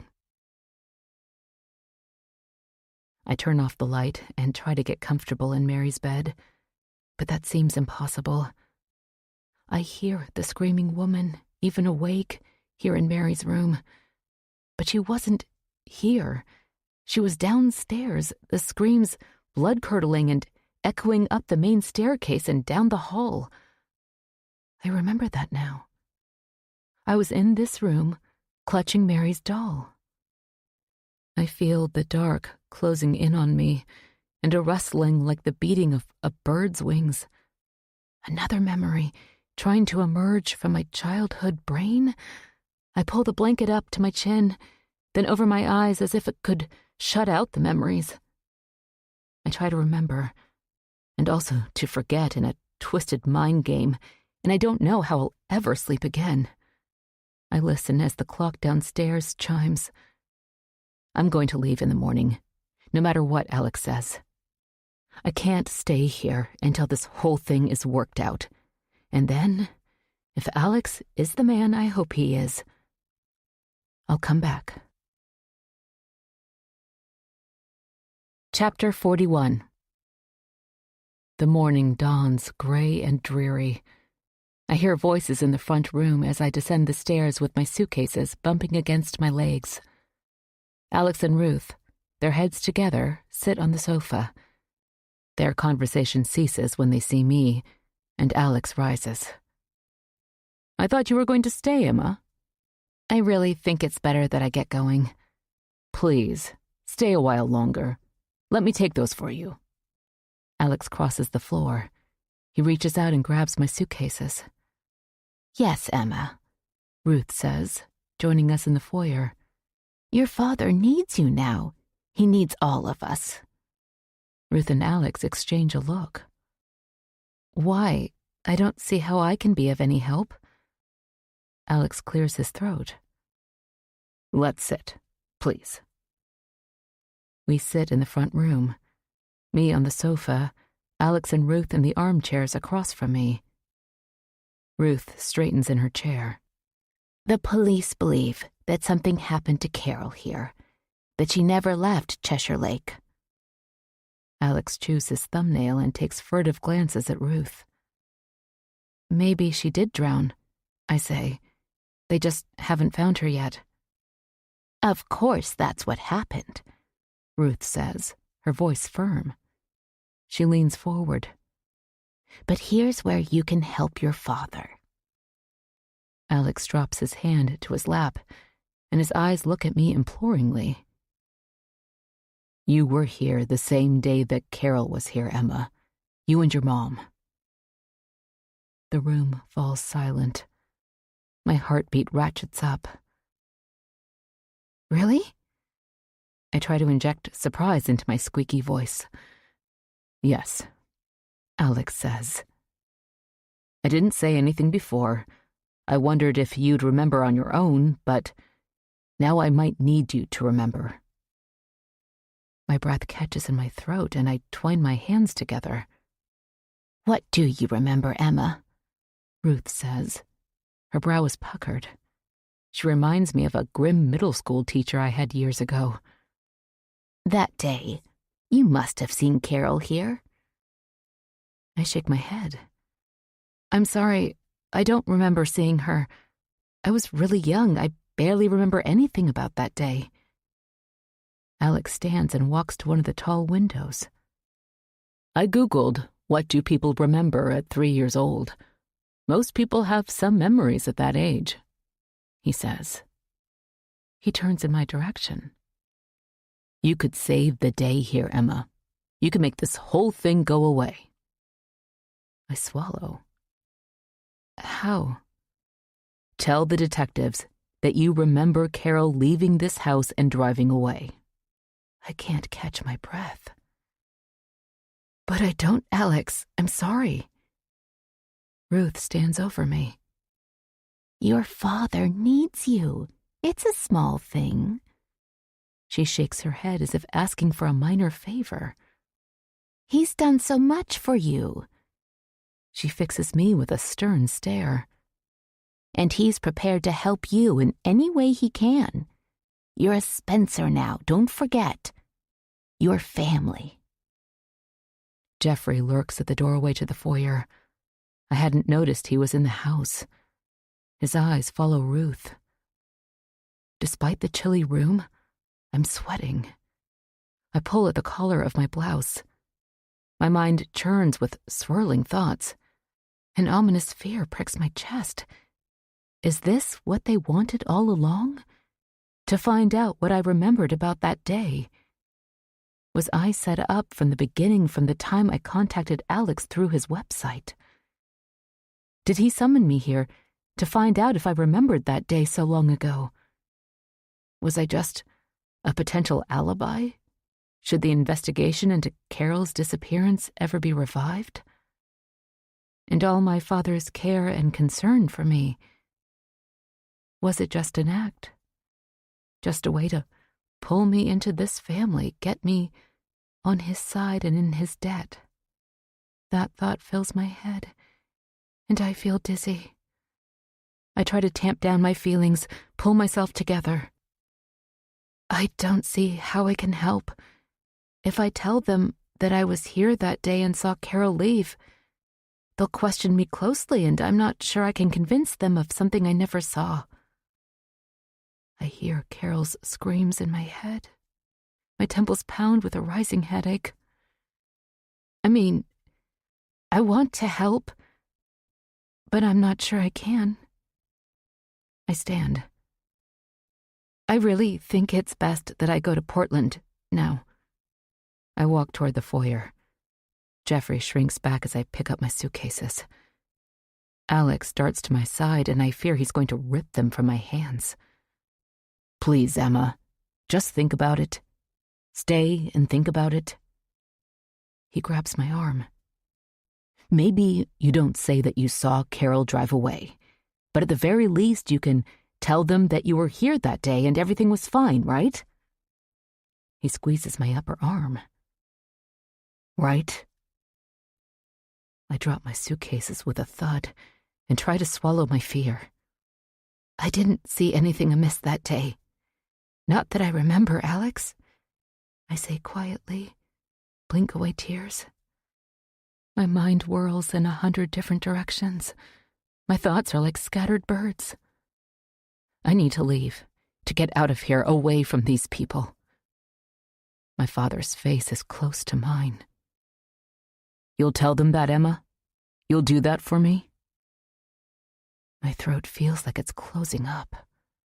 Yes, of course, I say. But I won't. I won't stay here and talk to the police or anybody else. I just want Alex to back off. Leave me alone. Ruth stands at my other side. She pats my shoulder. Let's go over to my place. I've got a fresh blueberry pie. We'll have tea. Her voice is suddenly soothing. The sweet grandmother is back. Alex drops my arm and stands back. Yes, let's all calm down and think this through, okay? He smiles, a shadow of that famous author smile. I feel penned in, caught like a rabbit in a trap. I'll go and have tea, try to reassure them that all is well, that I'll do what he asks. Then I'll get into my car and leave.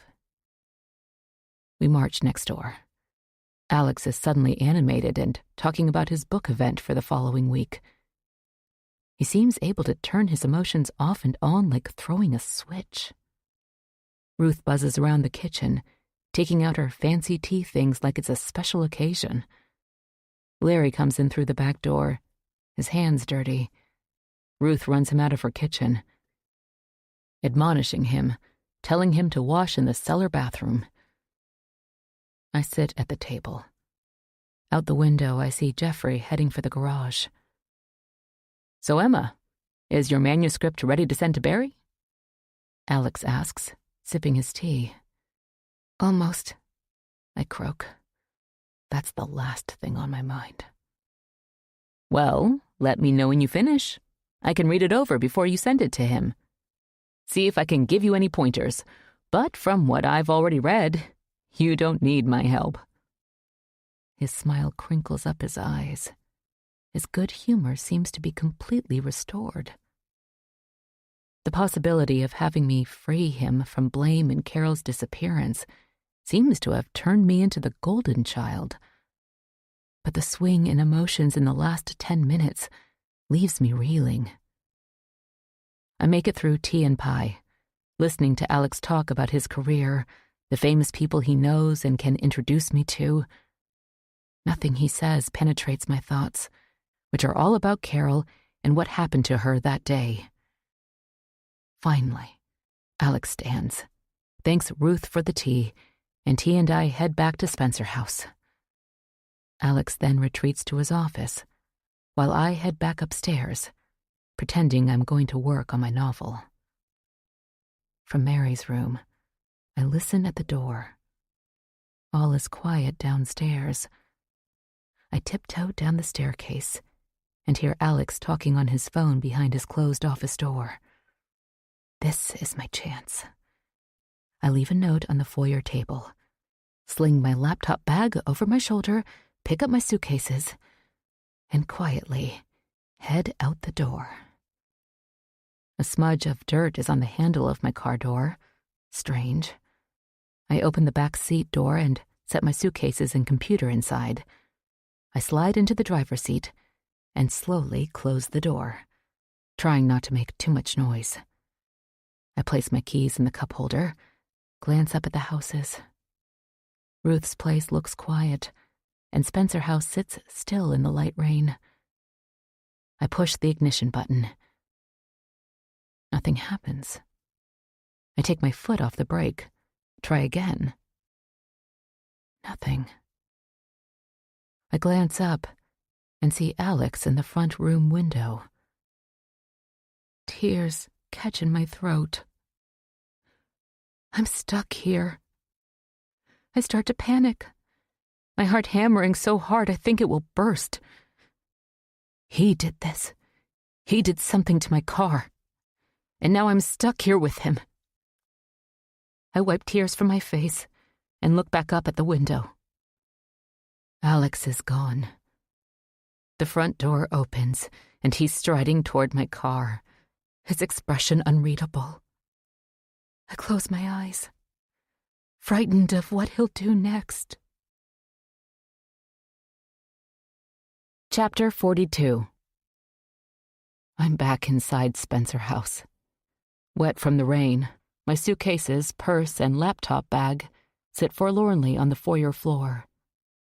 I'm shaking with cold, teeth chattering. Alex brings me a brandy as I sit by the fireplace. I'll call my mechanic, Emma. What you really need is a new car. We'll get your old one fixed, but then I'll take you car shopping. I sip my brandy.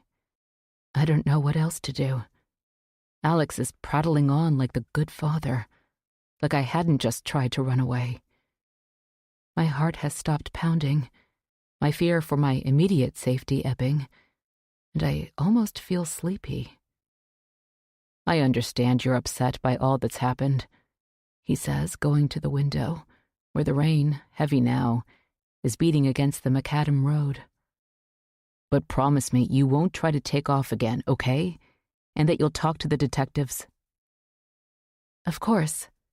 I panicked, I guess. The thought of facing the police. I'm telling him what he wants to hear. There's no way I'm staying here. Nothing to worry about. I'll be with you every step of the way. Relax today. Tow truck is on the way. I'll call the detectives and tell them that we'll be in a day or two to talk. That gives us time. Time to get a good story put together, I think to myself. Alex the storyteller. That's literally what he is. I think of what Noah said about him, how he expects everything to go his way. Reality doesn't stand in the way of a good yarn. Carol and he broke up. She packed up and left. She was perfectly fine when she drove away from Spencer House. Neat and tidy. Alex goes on with his perfect life. I settle back into Mary's room, hoping I can get away before the trip to the police station. What am I going to do? I text Noah. I need to know what he found out that's got the police zeroing in on Alex. But my text goes unanswered. Then I notice that a text had come in while I was downstairs. Another unknown number. I click on it. You are not safe. Leave Spencer House. My breath catches, and my hands shake. It occurs to me that maybe this isn't from Sonny. Not this time, or the original warning either. It can't be Noah. He'd use his own phone, and he'd just call me or send a text that actually made sense. But who? Then my mind goes to Aubrey. Did she leave because she felt unsafe? Is she hiding out somewhere using a burner phone so she can't be found? I text back. Who is this? Aubrey? There is no answer. I see that the text came in a couple of hours ago. I pace the room. Without my car, I'm trapped. The walk into town is many miles. We're out in the middle of nowhere here, isolated in the countryside. I'm going to have to play the dutiful, grateful daughter until I can get my car back. I should be safe as long as Alex thinks I can help him. And maybe Noah will be back soon. Later, I make my way downstairs and look out the window. My car is gone, towed away. Alex is still in his office. A black Lexus pulls into the driveway. Sunny. Just what I need. She gives me the evil eye as she walks past me and hammers on the office door. Alex opens up, smiles. I didn't think you'd be back tonight, son. We've got some issues, Dad. Alex's gaze shifts over her shoulder, lands on me. I think everything will be sorted out in short order. Let's not panic. Have you seen any of the coverage? Haven't looked. It's not good. The cops are talking to the press about Simon and how their suspects are all out here at the lake. We knew that already, and it's come to nothing so far. It has nothing to do with me, anyway. I wasn't even here when Simon was killed. Still, it's a bad look, and now they've shifted to Carol Lawson's disappearance, and they're trying to link the two incidents together, not to mention Jeffrey's grandmother's death. Alex shakes his head. There's nothing linking any of those things, Sonny. They're putting it all out there to see what might come out of the woodwork. They're poking the bear, so to speak. Dad, this isn't good. I've had 2 of the bookstores on your tour reach out wondering if you're going to cancel on them. Why would I cancel? He smiles at me. Everything will be fine.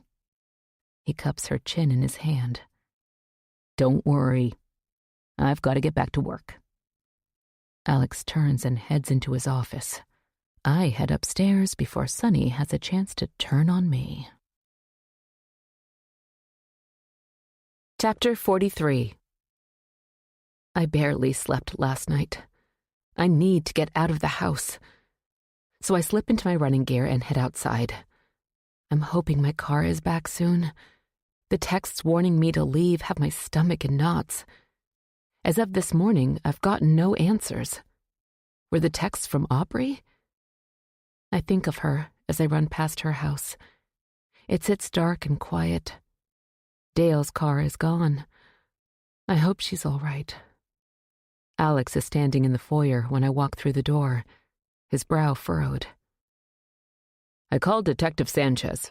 I thought if you talked to her here, you'd be more comfortable. She's on the way, Emma. You need to get cleaned up. I thought we were going to wait a day or 2. No time like the present, Alex says. His gaze shifts to Sunny, who stands in the doorway to the dining room. He squeezes my arm, his eyes boring into mine. This is your chance, Emma. He drops my arm and turns on his heel, disappears into his office. I run the shower until the water is hot and step in. What do I do? I could tell her that I remembered Carol, her screaming anyway. But what if that's not enough? What if Detective Sanchez is not ready to arrest him even when I tell her that it sounded like someone was being murdered? If she doesn't arrest Alex, take him away, then what? I shiver to think what might happen to me. I'll have to play along. When I have my car back, I'll get out of town.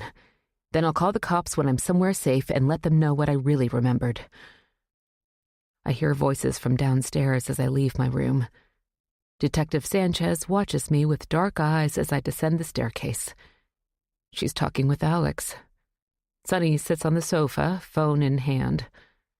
I stop on the last step, trying to catch my breath. Miss Schrader, the detective says. Please have a seat.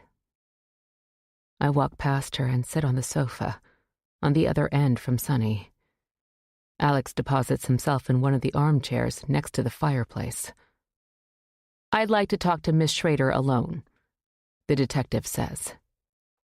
Of course, Alex says, standing. He gives me a hopeful look and a smile before he and Sunny head to the kitchen. Detective Sanchez pulls out a notebook and sits in the chair Alex had just vacated. Now, Emma, your father said that you have something to tell us that is germane to the investigation into the disappearance of Carol Lawson. Yes. Sweat is dripping down my back. What? What do you know? She leans toward me. Well, I was here that day. The day that Carol was here, I was here with my mom. Really? Her eyebrows arch. How old were you? Just 3. I don't have much memory of it, and it only occurred to me now. I'm rambling. I wipe sweat from my forehead. You just now remembered? Yes. You saw Carol Lawson here? I might have. You might have. She digs her phone out of her pocket, clicks and points the phone in my direction. There's a picture of Carol on the screen. Did you see this woman in this house on July 7th, 1995? I lean forward. I don't know. I mumble. I was just 3, I think so. Come on, Emma. You can do better. But I'm a shaking mess. She nods, bites her lips as if she's so disappointed in me. Right. She scribbles in her notebook. But if what you're saying is true, that would make you probably the only witness, besides Mr. Spencer, who is still alive. Are you sure you don't remember anything about that day? I know that my body language is screaming, I know something.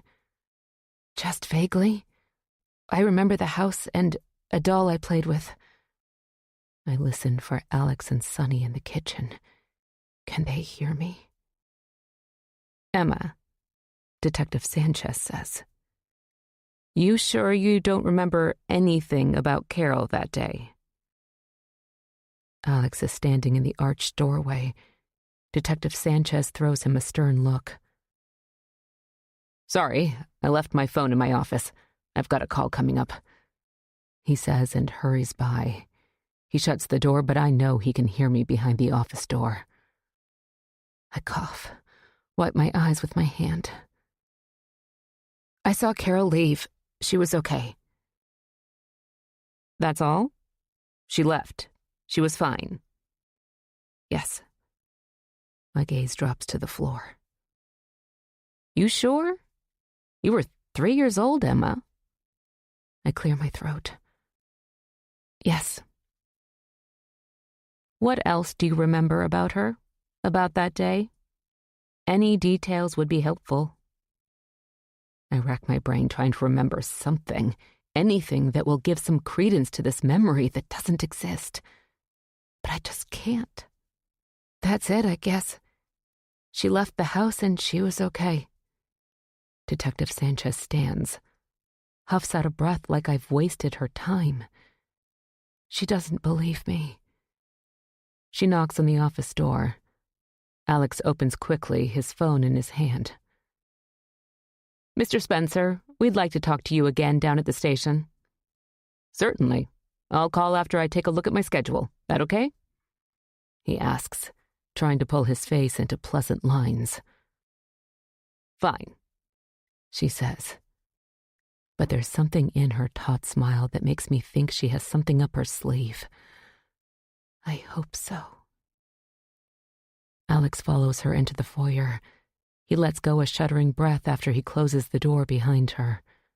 I was counting on you, Emma, he says, anger and disappointment in his eyes. I'm so sorry I couldn't be more help. I did tell her that Carol was fine. He snorts. Well, you won't win any Academy Awards for that performance. He squeezes his eyes. Let's see what they want when I talk to them. There's still time for you to do the right thing. You're a writer. Come up with some real details. Something more convincing than what you told her. Sonny walks in from the kitchen. She's gone? Yes, Alex says. What did you tell her, Emma? Sonny demands. Nothing helpful, I assume? I need to get some writing done, Alex says, and heads for his office. I walk past Sunny and head back upstairs. I go through Mary's room one more time, making sure I've collected all of my things so that I'm ready as soon as my car is back.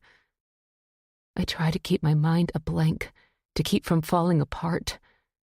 I pace back and forth in the little room while it feels like electric shocks are coursing through my body. The house is quiet. The detective left a while ago, and it's afternoon. I hear a car out front, so I walk into the hall and listen. Alex comes out of his office and heads outside. I creep down the stairs and look out one of the tall windows in the front room. There's a dark car in front of the house. A man is standing beside it talking to Alex. The man looks familiar. Tall, muscular, a cap on his head pulled low. But I recognize him. It's that cop, Tilden, the one who questioned us when Simon was killed. He's in civilian clothes, but it's him. Why is he talking to Alex? Alex hands something to him, and Tilden quickly pushes it into his pocket. Money? A payment. The cop gets back in his car and speeds away. I tiptoe back upstairs before Alex gets to the door. The picture of Alex talking with Officer Tilden runs through my mind. Is Alex paying him for information? I shudder. Can I trust the local cops if I need to call them? The simple answer is, I can't. I sit on Mary's bed, trying to catch my breath, trying to calm down. My phone rings. Noah. Thank God. Where are you? I ask. California. Listen, Emma. I've discovered a few things you need to know. Like what? A woman named Janice Dixon disappeared from Truckee, California in June of 1991. My heartbeat starts to ratchet up. That's when Alex would have been there. That's when he met my mom. Is that why you're out there? Yes. I'm tracing Alex's path, starting from when he met your mother. Why? Just listen. Janice's body was found, but the case went cold. Maybe just a coincidence? I hear Noah take a deep breath, like he's in a hurry. Emma, listen. Janice was buried beneath a large pine tree. She was placed carefully, posed. Her head pointed west. Her arm was raised above her head as if she was waving goodbye. Why is this important, Noah? I stand and pace. You've read your father's books, right? Some of them. Have you read the first one, Killer on the Trail? Yes. He must have a copy there at the house. Open it to chapter 6. Read that chapter again. Are you saying that the murder in that book mimics the murder of this woman in Truckee? Yes. Maybe he just read about the murder and used it. I hear exasperation in Noah's voice. The book was published in 1996. Emma, Janice Dixon's remains weren't found until 2003. I slump down on the bed. My pulse pounds in my ears. Oh my God. Maybe it is just a coincidence, I say, hoping against my better judgment. How similar were the two murders? Read the chapter and see what you think. I'll send you my notes on Janice Dixon's remains. You'll see what I'm talking about. And I'm currently looking at other murders he's portrayed in his books and trying to match them up with missing and murdered women. My mouth falls open. Are you saying that the victims portrayed in my father's books were based on real women? And that he's responsible for their deaths? I'm afraid that might be the case. I try to swallow, but my throat feels like it's closing up. He's written 20 books, most of them with multiple victims. I'm not saying every character represented a real woman, and maybe he used one murder to create multiple characters. I can't believe this, I say, gulping tears. Are you sure? Noah sighs. It's a theory at this point, but you should get the hell out of there. I don't have my car, Noah.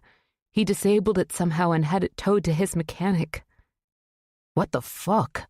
Really? Yes, but it should be back soon. That's what he said. He wanted me to tell the detectives that I saw Carol that day, that she was fine when she left, and I did that. Detective Sanchez was here this morning, and I lied for him. I told her that I saw Carol and that she was fine. I didn't say anything about the screaming I heard. I was afraid she wouldn't believe me and that Alex would be angry. I tried to do what he asked. When I get my car back, I'll leave. Then I'll tell the police that I heard Carol screaming that day. Jesus. As soon as I get my car back, I'm out of here. Are you okay? Yes. He's still hoping I can give him an alibi. He's hoping I'll talk to the cops again and, I don't know, be more convincing this time. I'll tell him I suddenly remembered it all and that I'll tell the detectives the whole story, that Carol was perfectly fine. She left and drove away. I glance out the window, where dark has descended.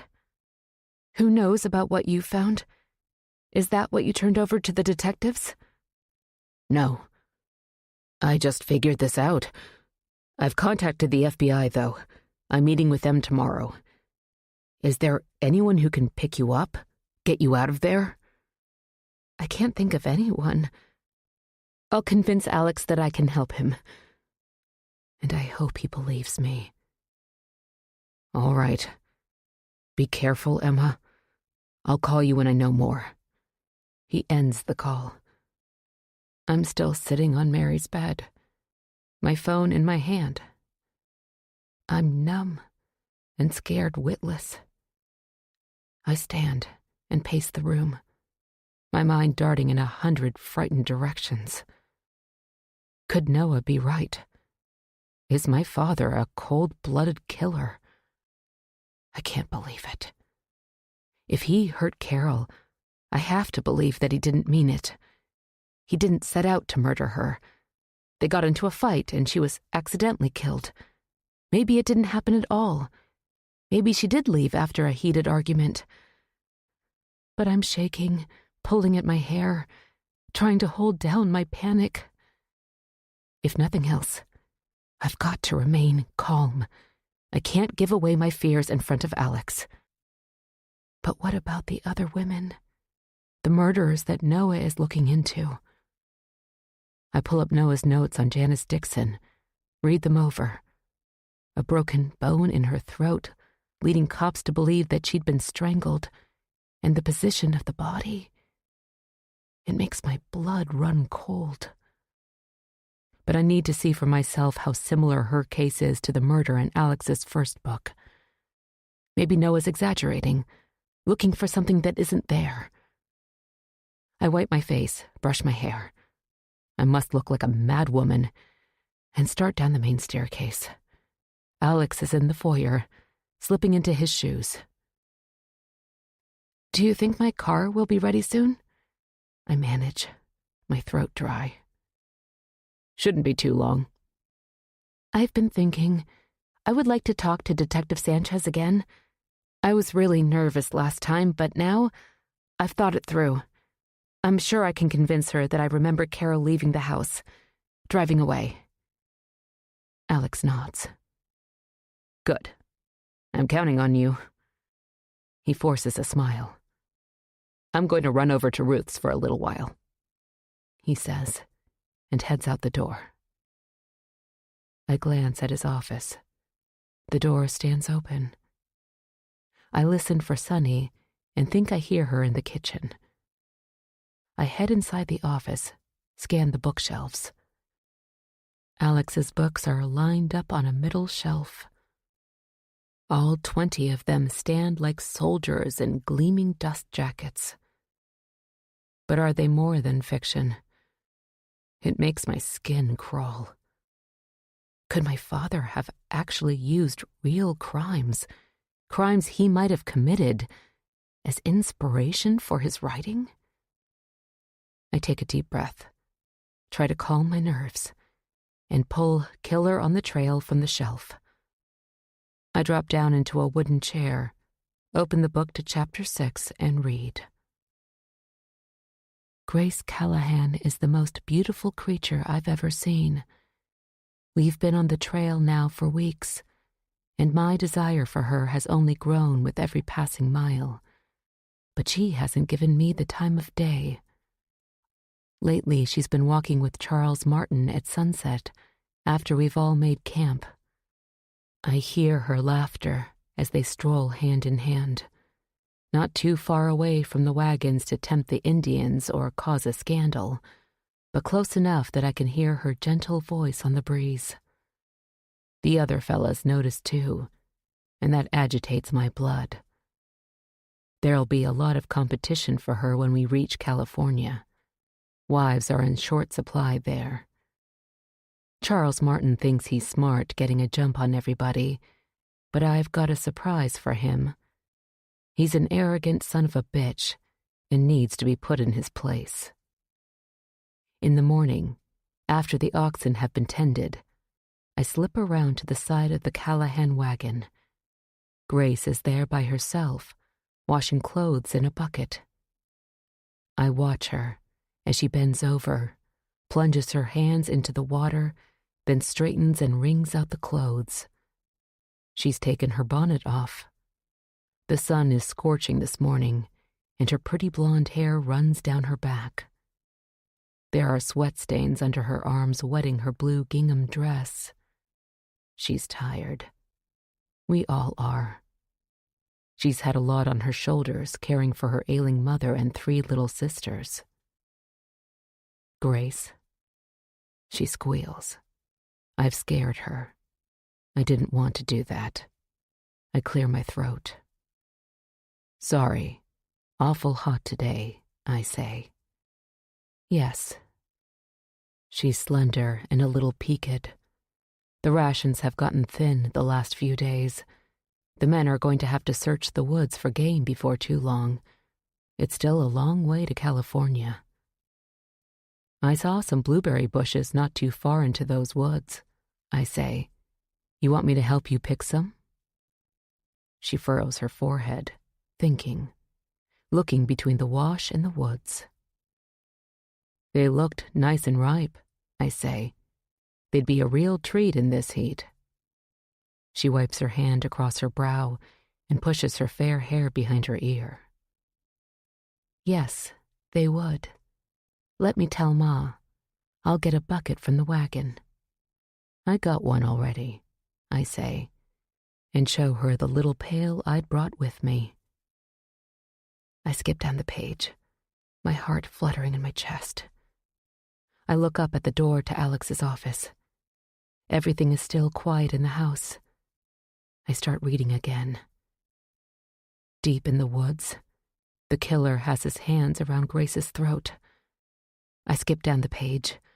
I remember that Alex's descriptions of the killings in his book are graphic. I don't want to read that part. She looks so sweet lying there in the weeds, wildflowers around her head. I sigh. She shouldn't have resisted me. It's her own fault. But I can't leave her out here like that for the animals to get at. So I pull my knife out of my pocket and use it in my hands to scrape out a small grave under a pine tree. When I've got it dug, sweat running into my eyes, I place her in it. I point her head west, the destination she'll forever be yearning for. Then I raise her arm up over her head and open her hand like she's waving us all goodbye. Godspeed to California.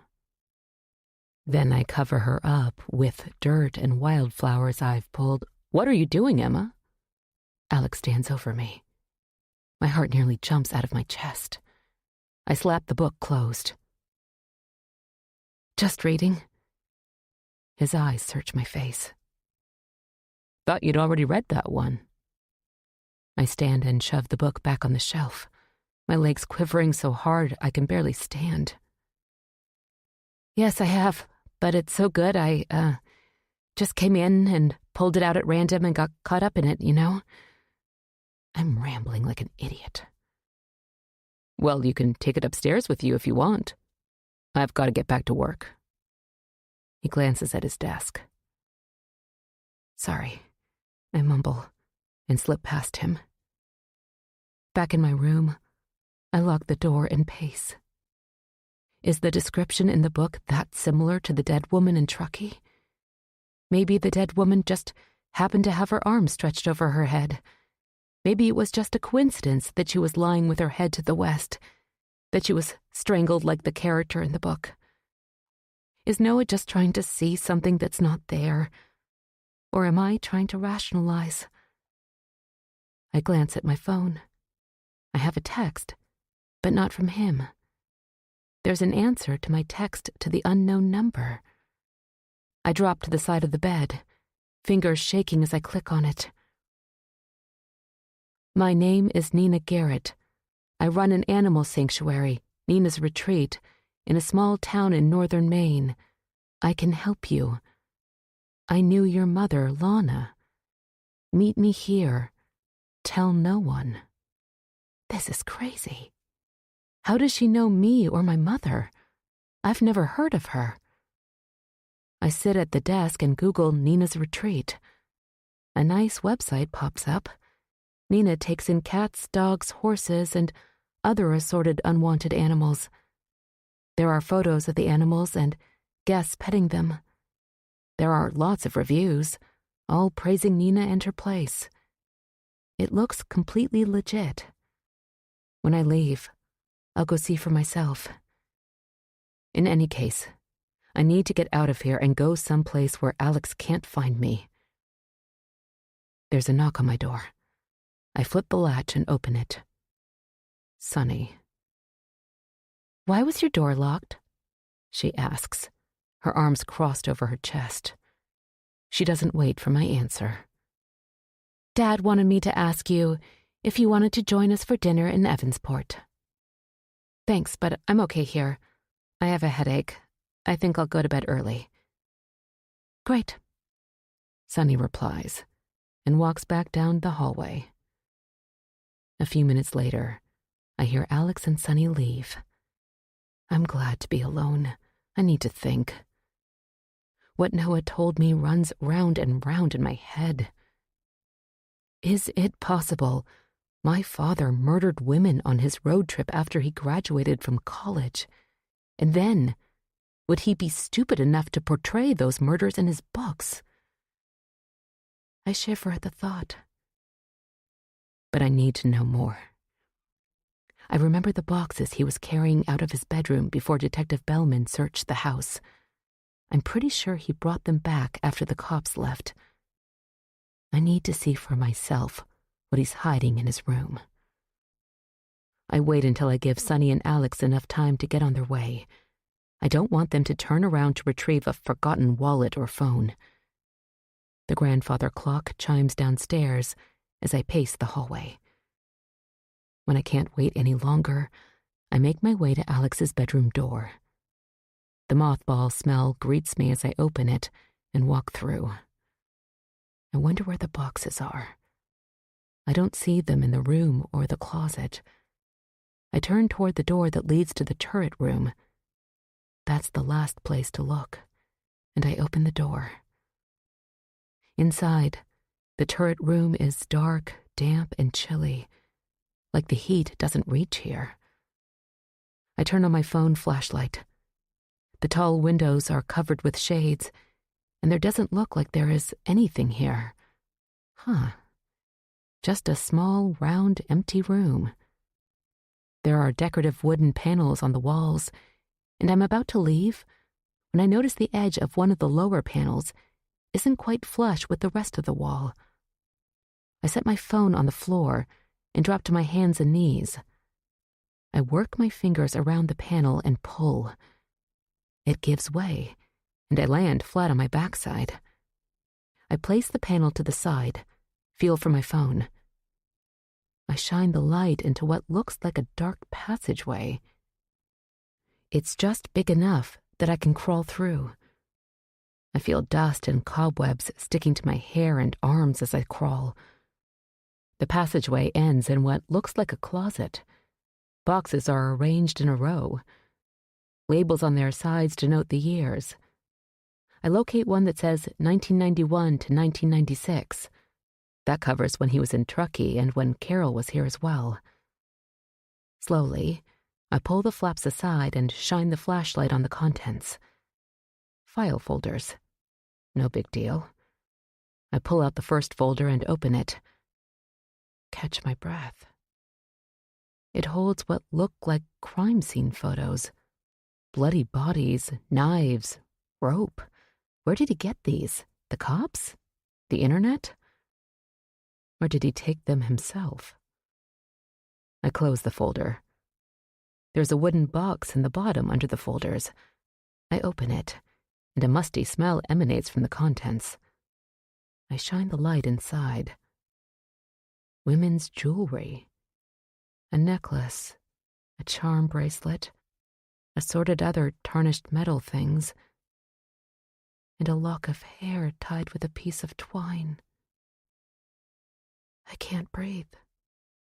My heart feels like it's beating out of my chest. Red hair. 1991 to 1996. I grab one of the photos, look closely. There is a bracelet around a dead woman's wrist, a 4-leaf clover pendant attached. I rifle through the wooden box and there it is. These are trophies. Everything falls into place. My father not only killed Carol Lawson, but it appears that Noah is right. She wasn't his only victim. Maybe there's something in the box that belonged to Janice Dixon. And maybe the cops have found something and are on Alex's trail. I hear a car coming up the macadam road. I hastily put the box back, stuff the file folders on top, and close the flaps of the cardboard box. I'm choking on my breath. I think I'm going to be sick. My stomach contracts, and I shove my hand over my mouth. The car stops. Engine turns off. I have to get out of here. Hurry. Hurry. I push the box back into line and crawl as fast as I can back out into the turret room. Downstairs, a key jangles in the front lock. Tears dot my face as I replace the panel, trying to replace it just as I found it, but I don't have time to be sure. I shut the turret room door and dash out of Alex's room, gently closing the door behind me. I run for Mary's room as Alex's laughter drifts up the stairwell. I'm in my room, gasping for breath. My father doesn't just write about murderers. He is one. That's the only explanation. And I know that killers come from every background. I've read about psychos who have committed escalating violent crimes leading eventually to multiple murders. Men who were known to the police for years before their killings were finally uncovered. But then there are others. Charming, smart, accomplished men. Men who, when they were finally exposed as cold-blooded killers, left astonished and devastated families in their wake. My father hid behind his wealth and celebrity until I showed up, and things started falling apart. Chapter 44. The next morning, I try to hide my sleep-deprived eyes with makeup, rub blush into my cheeks. Without my car, I'm a virtual prisoner here. I decide to go for a run, get out of the house and avoid Alex. I hear him and Sonny in the kitchen as I pass by. I could call the cops, but what if Officer Tilden shows up? He's obviously got something going on with Alex. The rain stopped overnight, but the day is gray. I run toward Noah's house, running in the opposite direction for a change. I slow, hoping to see his light on, his car in the driveway, but the house is dark and silent. He's not back from California yet. I wonder how his meeting with the FBI went. I head around the swamp, where birds chatter among the reeds and cattails wave in the cold breeze. I stop, pull out my phone, and try Noah again, but he doesn't answer. I leave a message to call me ASAP. The FBI needs to know about the boxes in the turret room. I stick my phone back in my pocket and continue my run. I round the bend, and the Thompsons' house is in sight. I wonder again where Aubrey is, and hope that she's safe. Her house is also dark, empty. Dale's car is gone. There's no one here at Cheshire Lake to help me. I'm on my own. The feeling of being watched creeps over my skin as I approach Jeffrey's cottage. How much does he know? Did he disable my car? He'd been lurking around the house yesterday. Or maybe Larry. There seems to be a connection between him, Jeffrey, Ruth, Sonny, and Alex. Like a faction set against me. It seems like I can either be one of them, or I'm the enemy. But I'm stuck here, and can only hope that they believe I'll help them until I get my car back. When I finish my run, I'm exhausted, but I have to pull myself together, play my part. I managed to stay away from Alex and Sonny all day. It's nearly evening when my phone finally rings. Noah. Thank God, I say. What's happened, Emma? Are you okay? Yes, at least for now. Did you get your car back? No, not yet, but listen.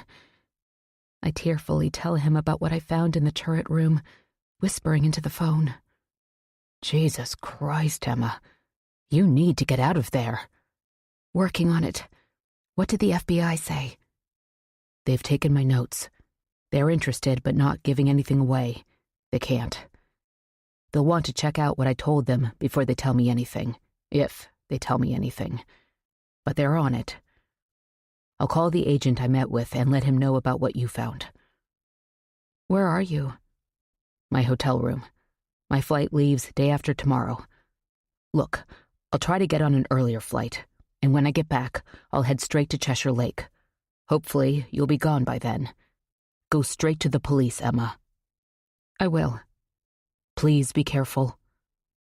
The call ends. The sun is nearly down when Alex calls from the hallway.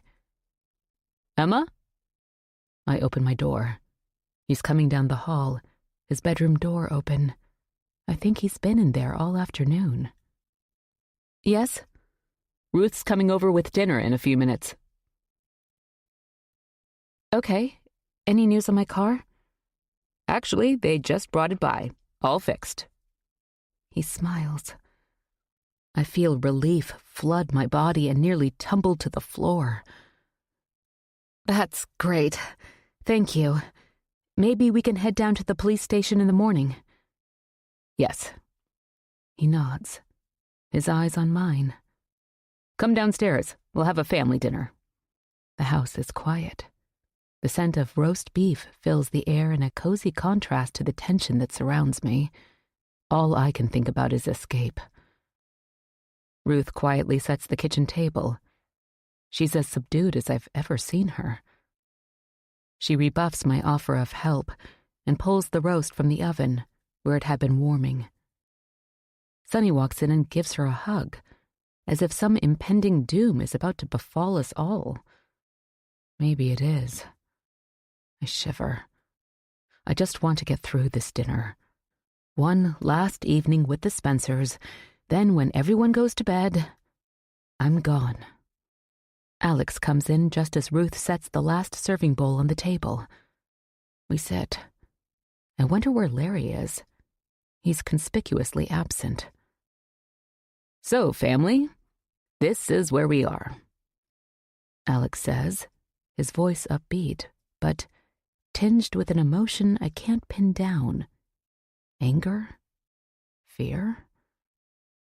I found out that the cops will be back the day after tomorrow to search Spencer House. Again? Ruth asks. Alex's gaze cuts to me, as if this is all my fault. Yes. They're looking for something specific. They're getting a warrant. How do you know this, Dad? Aren't warrants served unannounced? Sonny asks.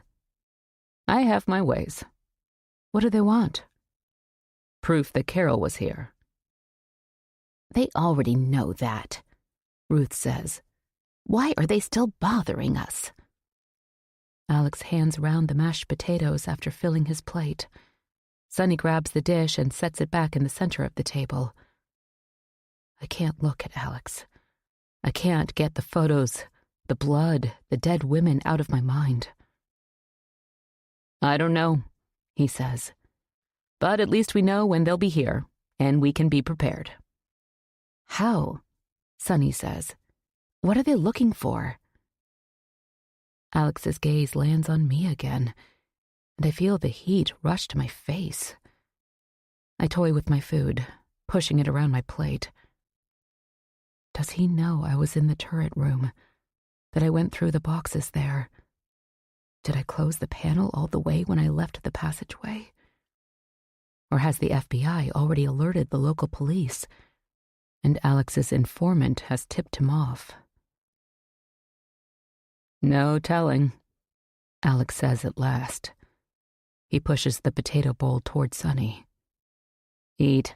You're thinner every time I see you, honey. I'm fine, Sonny says. I'll be better when the police finish their business and move on. Leave us the hell alone. Alex sighs. I'm sorry this has taken a toll on you, baby. You too, Ruth, he says. I am distinctly left out. But we'll make it through. They won't find anything here. We'll be fine. He reaches over and gives Sonny's hand a squeeze. Chapter 45. I wake up with the sun hitting my eyes.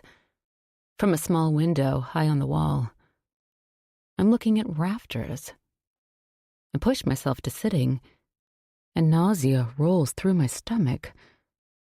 Where the hell am I? The attic. How did I get here? Then I remember.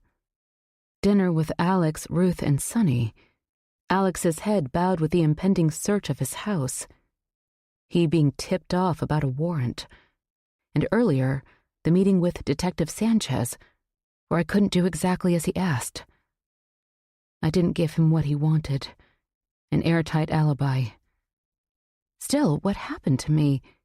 And why am I in the attic in the old servants' quarters? The bed I lie on is lumpy, narrow, and dust is everywhere.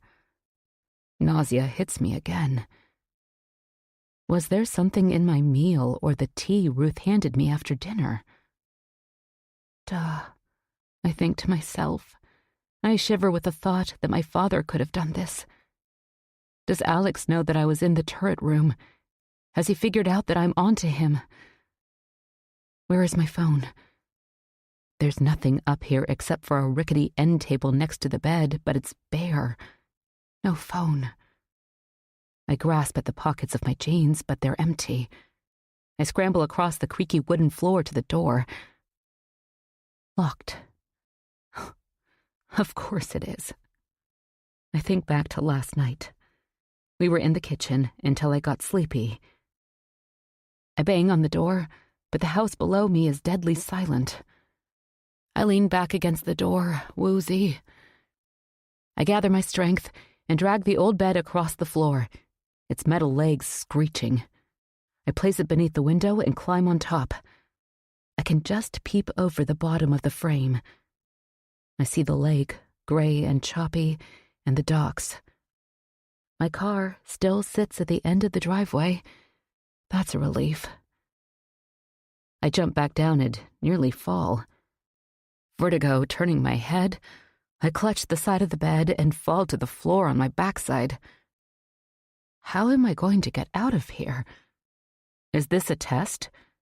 Will Alex let me out if I promise again to tell the detectives that I just remembered more details of the day Carol was here? If I put on a convincing performance? Only if he doesn't know that I've discovered his secrets. I try to think through yesterday. Did I give myself away? I draw my knees up to my chest.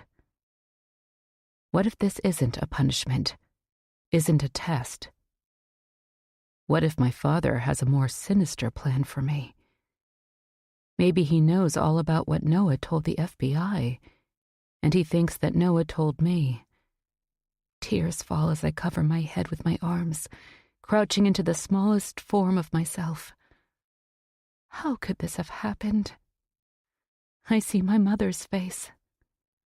Oh, Mom, you were so right. I listen for voices or cars, anything to give me hope that someone who will help me is around. Was Noah able to get on that earlier flight? I hear nothing but the groans of the house and the wind. Have Alex and Sonny left, gone back to Boston? But the cops are due here tomorrow with their warrant if Alex's intel was correct, so he and Sonny wouldn't have gone anywhere. What about Ruth?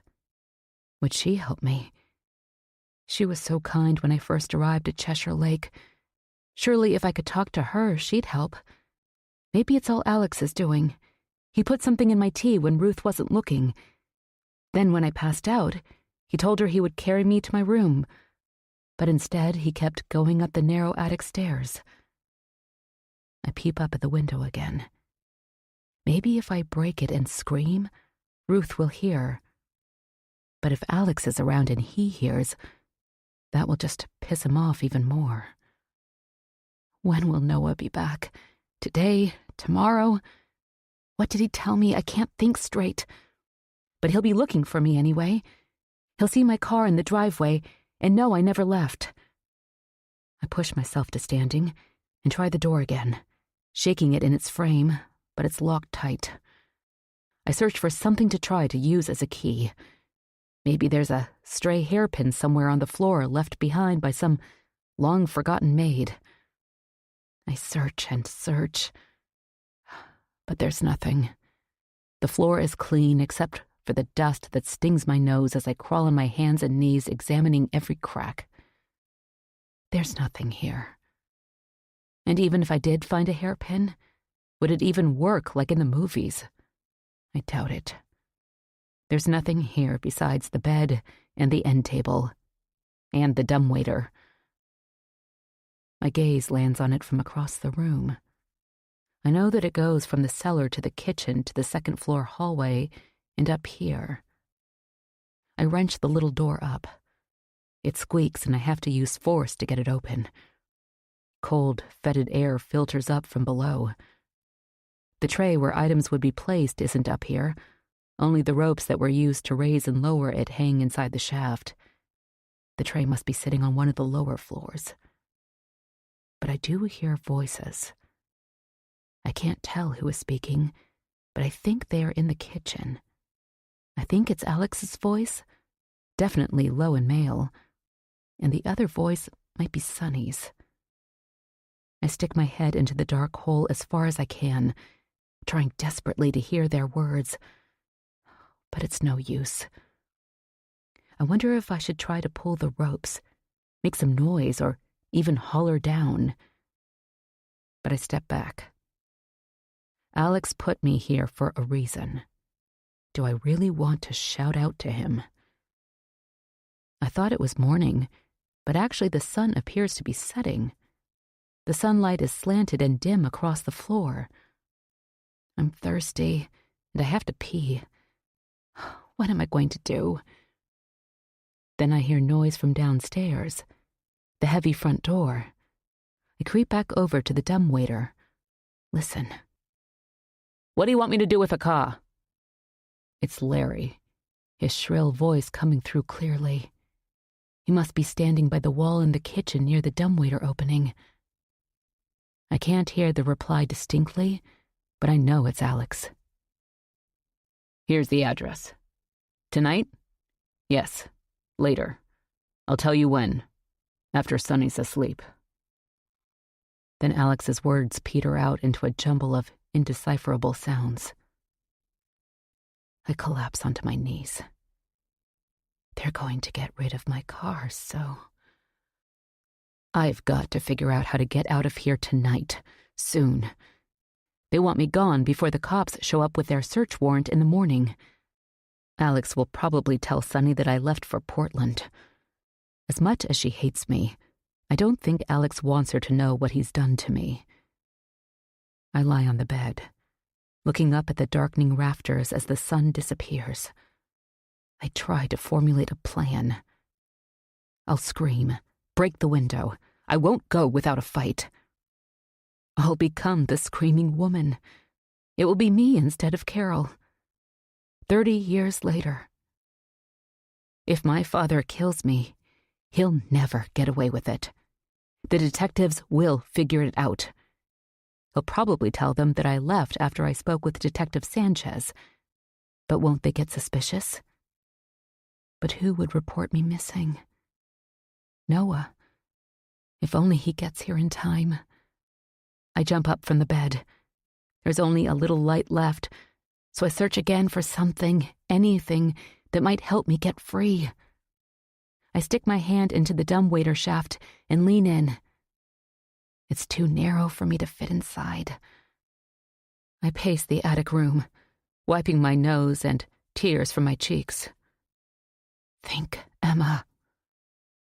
Maybe I should just scream. Bring Alex up here and force a confrontation. Maybe he'll believe me if I promise to tell the detectives that I suddenly remembered what happened that day. But that ship has sailed. There's no way he'll let me talk to the cops again. He suspects I know something, and he won't take that chance. He's done with me. I'm only a liability now. I drop back down on the side of the bed. My mind keeps flipping back to what I found in the turret room. How could I have come from such a monster?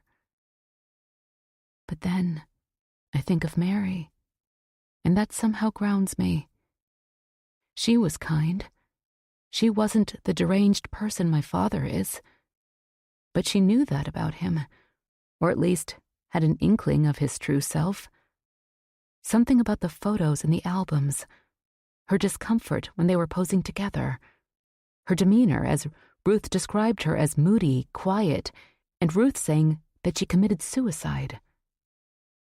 To get away from her demented brother, maybe. Then a horrible thought sends me scrambling from the bed. Maybe Mary didn't kill herself. Maybe Alex got rid of her just as he plans to get rid of me. Mary was there that day. Maybe she saw what happened to Carol. My pulse races as I pace. I'll fight him with everything I've got. And I'll leave enough DNA in this place that the cops will have no trouble figuring out what happened. I'll beat him at his own game. He's been able to hide who he really is for decades, but modern forensics will get him in the end. To that end, I push up my sleeve and bite down on my arm.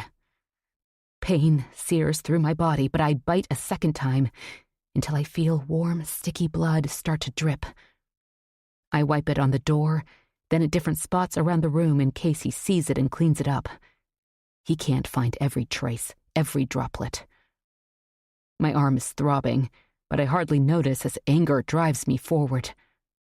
Finally, I pull my sleeve back down and put pressure on it like a bandage. I perch on the side of the bed, my head in my hands. What now? I look up at the window.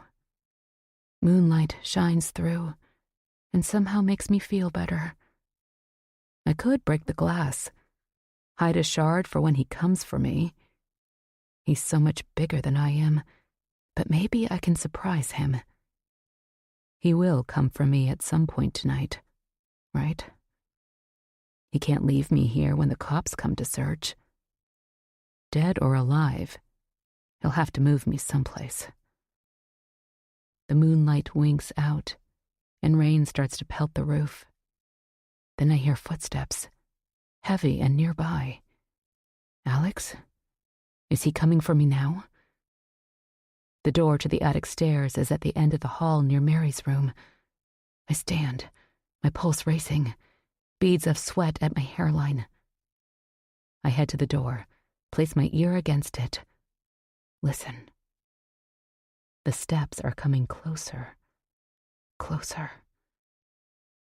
I glance at the window. Do I break it? Arm myself now with a piece of glass?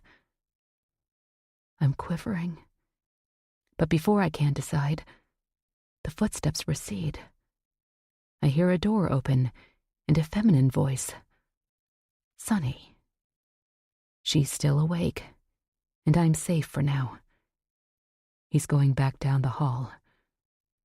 I blow out a ragged breath and sink to the floor, my back against the door. The house is quiet now, the rain reduced to a soft patter. Maybe Sunny and Alex have both gone to their rooms. Sunny to sleep and Alex to wait. But when he thinks his precious daughter is in dreamland, he'll deal with me. He must protect his baby girl from anything as deplorable as killing your own child. He looks to Sunny as his chief admirer. I see the dynamic clearly now. In his narcissism, he needs worshippers, and Sunny is number one in his orbit. So maybe I owe her. A couple of hours reprieve, anyway, if I'm lucky. I try to make a plan as I sit on the floor, but the residual effects of whatever drug he gave me and my own terror make thinking straight nearly impossible. The night drags on, and it must be late. With every passing moment, my fear grows like a greedy beast. I pull myself up and walk over to the dumbwaiter again. Listen. I hear the chime of the grandfather clock, not distinctly, but like it's on another planet. I can hear enough to count the chimes. 2 chimes. 2 a.m. My teeth chatter. Alex must be coming for me soon. I hear nothing from the second floor. I picture Sunny in her princess room dozing peacefully, while Alex plans and Larry waits. I pace as quietly as I can, trying to come up with a plan of my own. Then I hear a noise, and panic hits my bloodstream. Is Alex finally on his way? I'll scream. I'll wake Sunny. But the noise isn't coming from the attic staircase. It's coming from the dumbwaiter. I tiptoe over to it. There's a soft rattle. It's coming up. Maybe Alex is sending me water laced with more drugs. Maybe lethal this time. The tray is slowly making its way up, as if the sender is trying to be quiet. I try to see it, but it's too dark in the shaft. It's getting closer. And then the noise stops. The tray scrapes to a halt. There's something on it, but I can't see what it is. I reach out my hand and grasp a set of keys. My car keys. Beside them is my phone, and tucked under the phone is what feels like money, a couple of bills folded together. I quickly stash them in my pocket. I'm so jittery I nearly dropped the phone on the floor trying to turn it on. The screen lights. The battery is at 30%, but it's on.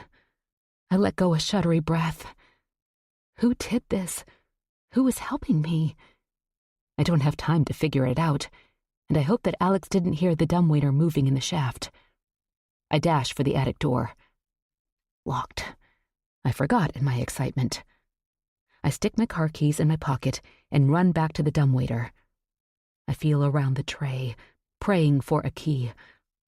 I grasp something metal. It feels like the key ring from the pantry. It's cold and grainy as I pick it up and nearly drop it as I head back to the door. I listen. Is anyone on the second floor? Is Alex in his room? I don't hear anything, so I try to slide the first key into the lock. but it won't fit.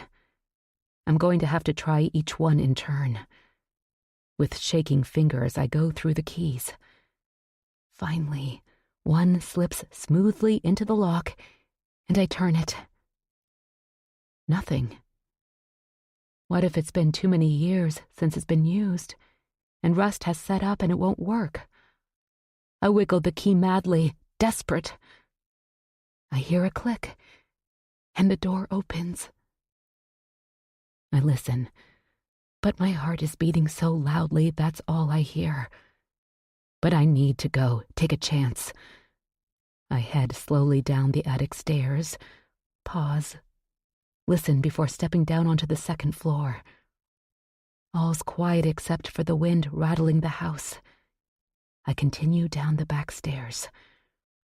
I step on a tread that creaks loudly. Shit! But I continue, a little faster now. I pause before entering the kitchen. The grandfather clock chimes again on the half hour and scares me.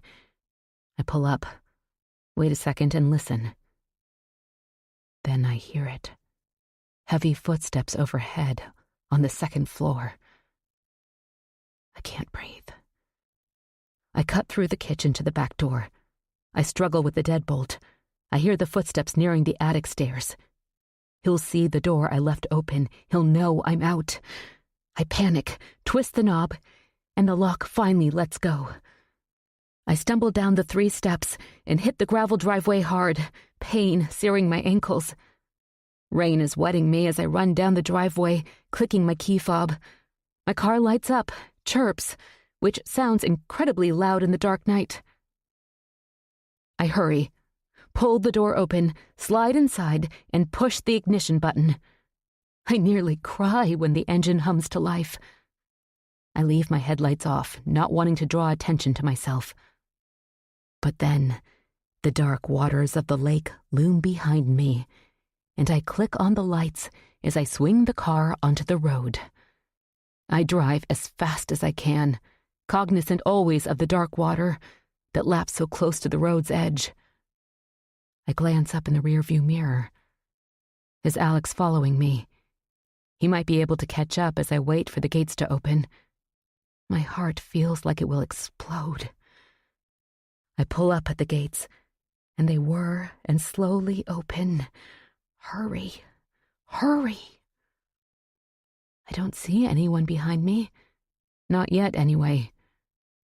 I pull into the street, then realize I have no idea where I'm going. Then I remember Nina's text. I'm torn. I should head straight for the police station, but when I get to the highway, I change my mind. I'm heading to Nina's first. I'll call the detectives from there. I need an ally, and I need answers. And Nina's hinted that she will provide both. I clear my throat and calmly ask Siri for directions to Nina's retreat. Chapter 46. When I get to Interstate 95, the rain is steady. At the red light, I text Noah and ask him to call me ASAP. I drop my phone in the cup holder. And I wonder now, who helped me? Who put the keys and phone in the dumbwaiter? I have no clue. Nothing makes sense. It's highway driving most of the way to Nina's, but I have 4 hours to go, nearly to the New Brunswick border. I glance at my gas gauge. I'll need to stop before I get there. And I need a restroom and some water, so I'll have to stop anyway. Thank God for the money my helper left me. I just hope it's enough for the gas I'll need. My head is spinning, but adrenaline is keeping my eyes open. There are only a couple of cars on the road with me. It's Maine and the middle of the night. I feel the encroaching presence of pine trees and other vegetation in the darkness along the highway, and I search the roadside for a sign that there is civilization and a gas station coming up soon. I glance in my rear-view mirror periodically, looking for Alex. I didn't see anyone behind me as I left Cheshire Lake or entered the highway, but I'm sure I heard his footsteps overhead as I fled through the back door. Maybe he decided not to follow me. I can only hope. A sign finally appears advertising a gas station and a diner at the next exit. I pull off. The gas station is dark. Closed. Of course it is. But I park and cut the engine.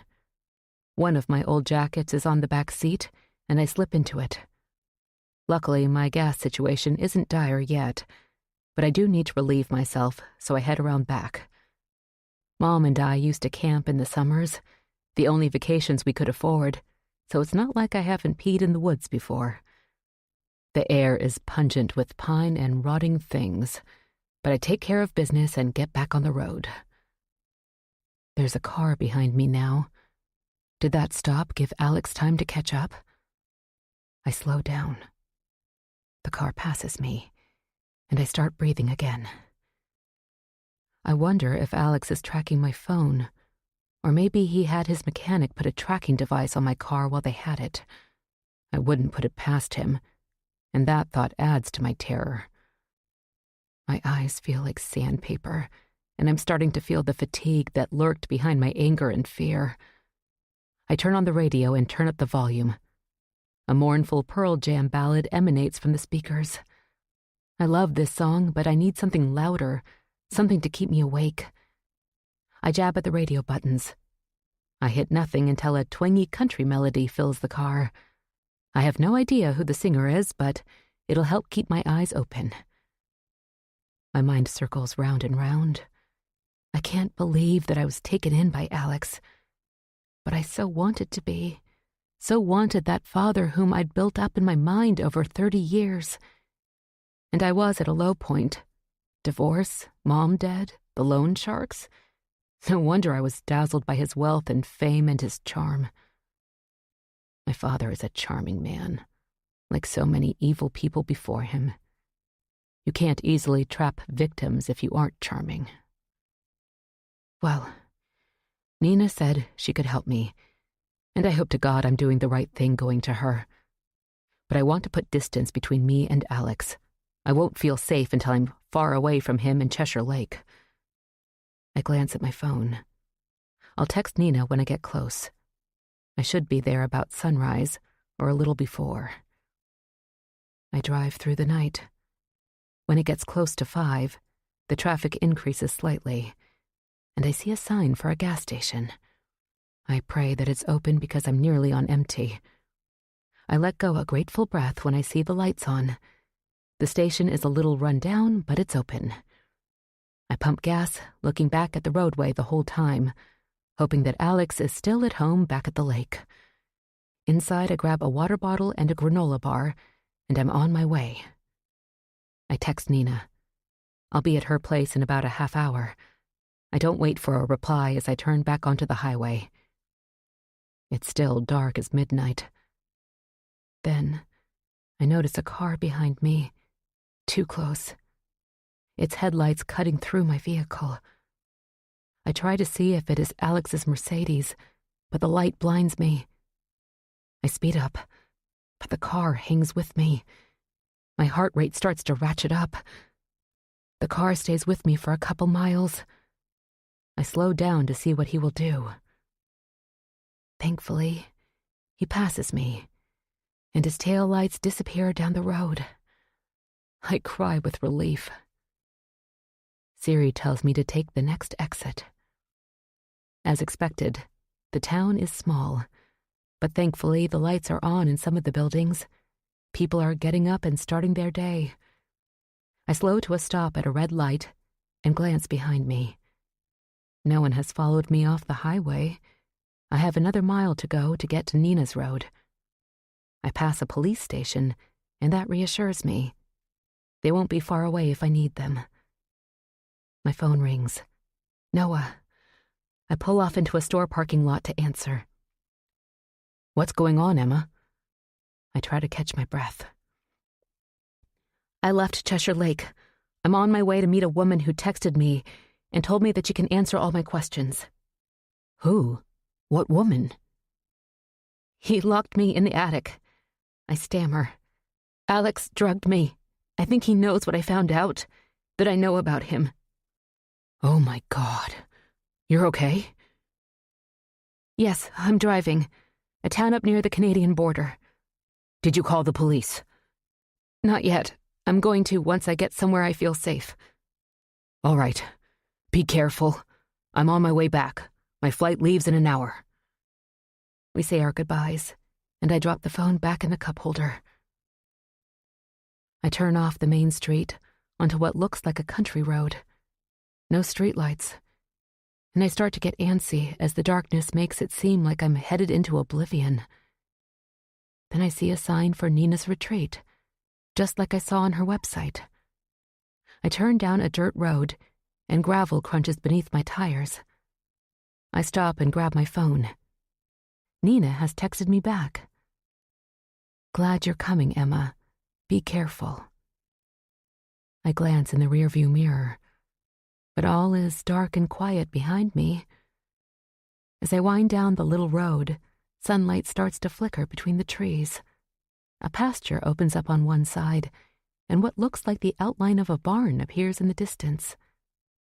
Then I hear a rooster crow, and that makes me smile in spite of everything. A little white house with an old truck in the driveway comes into view.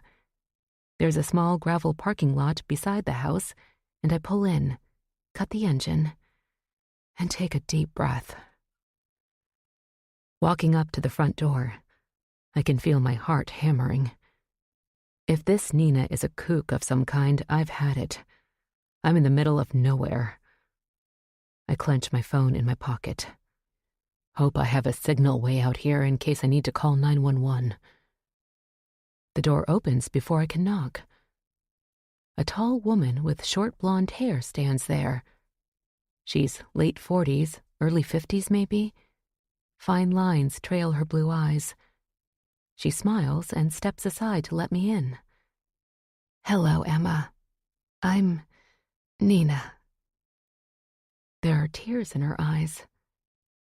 Two large dogs, one a German shepherd, the other one a huge fluffy mix of some sort, follow her as she leads me into a cozy farmhouse kitchen. The room smells of coffee and baked goods, and I shiver for a moment, thinking of Ruth. "I'm sorry to burst in on you like this," I stammer. "I'm thrilled you're here." But her eyes look troubled, and she glances back toward the front door. "Please sit. Coffee?" "Yes, thank you." Nina goes to the counter. She wears jeans and a flannel shirt and looks every inch the country woman. We're both seated with our coffee. I sip the rich brew gratefully. The air is still and silent. Finally, I blurt out, "How did you know my mother?" My voice is shaky. Nina leans back in her chair, glances at the ceiling. "I met Lana once." "When? In Albany?" "Years ago, but not there." Nina seems to look through me, searching for an old memory. There is something familiar about her. She draws a deep breath, swallows. "My name wasn't always Nina Garrett." I feel myself shaking. "Emma, I'm Mary Spencer." Chapter 47. I can't breathe. I don't understand, but I know it's her, despite the blonde hair. I do recognize her now from the photos, the painting in Spencer House's hallway. How can that be? I manage. Nina, Mary, gets up and goes to the counter. She holds on to the edge, her back to me, her knuckles white. I know this is a tremendous shock. Does anyone know? Does Alex know you're still alive? I want to throw 1,000 questions at her. I'm confused, angry, but thrilled. Here's the aunt I had so wanted to know, thought I would never know, and she's here. She exists. Yes, he knows. I glance toward the door. Does he know where you are? She shakes her head. I don't think so. I slump back in my chair. What happened? My voice is a hoarse whisper. Mary pours herself more coffee. The German Shepherd whines and pokes at her hand with her nose. Mary pets her. That seems to calm the dog, and she comes back to the table.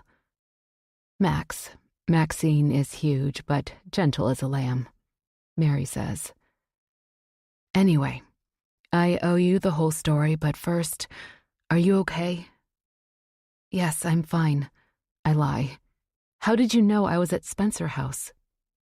The news. Because Alex is a celebrity, he gets more coverage than the average person. When I saw that Simon had been killed, I started paying more attention to what was going on at Cheshire Lake. Then I saw that you were there from an article on Alex's long-lost daughter. Then I saw that they'd found Carol's car. I was worried. So I had my friend, who's good at internet sleuthing, track down your phone number. That's when I started texting you to leave. I couldn't give you much of an explanation by text. It would have been too much. Her gaze settles on her coffee. Why did Alex tell me that you died? I saw your gravestone. My voice rises an octave. Mary nods. I know. No one knows that Mary Spencer is still alive except Alex, and Ruth, of course. She glances at a photo attached to her refrigerator with a magnet and smiles. And Wyatt, my friend, well, my partner, that's more accurate. I don't understand. Mary squeezes my hand. I was there that day. The day that you and your mother were at Spencer House. Do you remember? Yes, a little. Mary nods and sips her coffee. What else do you remember, Emma? My legs tremble like an electric current is running through my body. I'm tired of people asking me what I remember.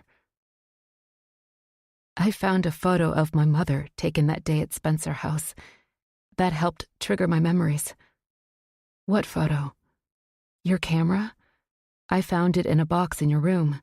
I developed the pictures. That's how I knew that my mom had been there. And I remembered the doll you let me play with. My camera? She seems to be thinking. Yes, I took her picture. Mary's eyes meet mine. I'd forgotten. But what happened? I don't remember much more than that. I don't remember you. Mary takes a deep breath. Her gaze shifts to the window over the sink, where weak rays of light are filtering through. You and your mom showed up out of the blue one summer day. I had no clue that Alex had fathered a child. You were a little doll, only 3 years old. Lana was a nice woman. I found out, well, Wyatt found out for me, that you recently passed. I'm sorry. Is that why you went looking for Alex?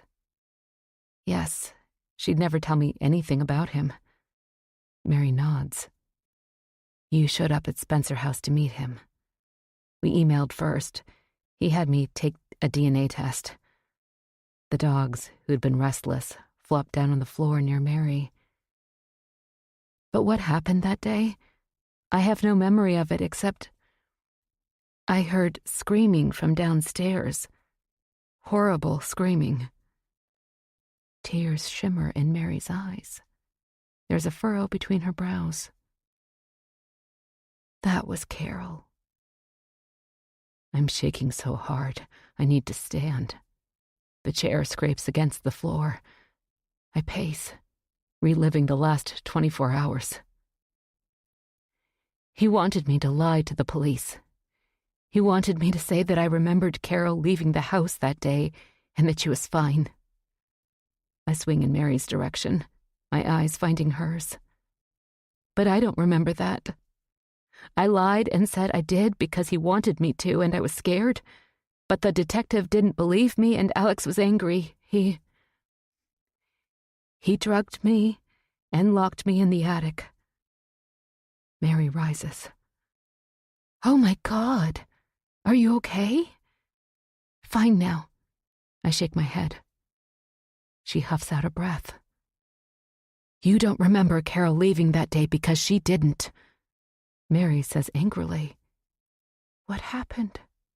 I ask, my voice nearly a whisper. He killed her, Emma. My brother killed his fiancée. Mary collapses back into her chair, leans back and closes her eyes as if all her strength has fled her body. And you knew?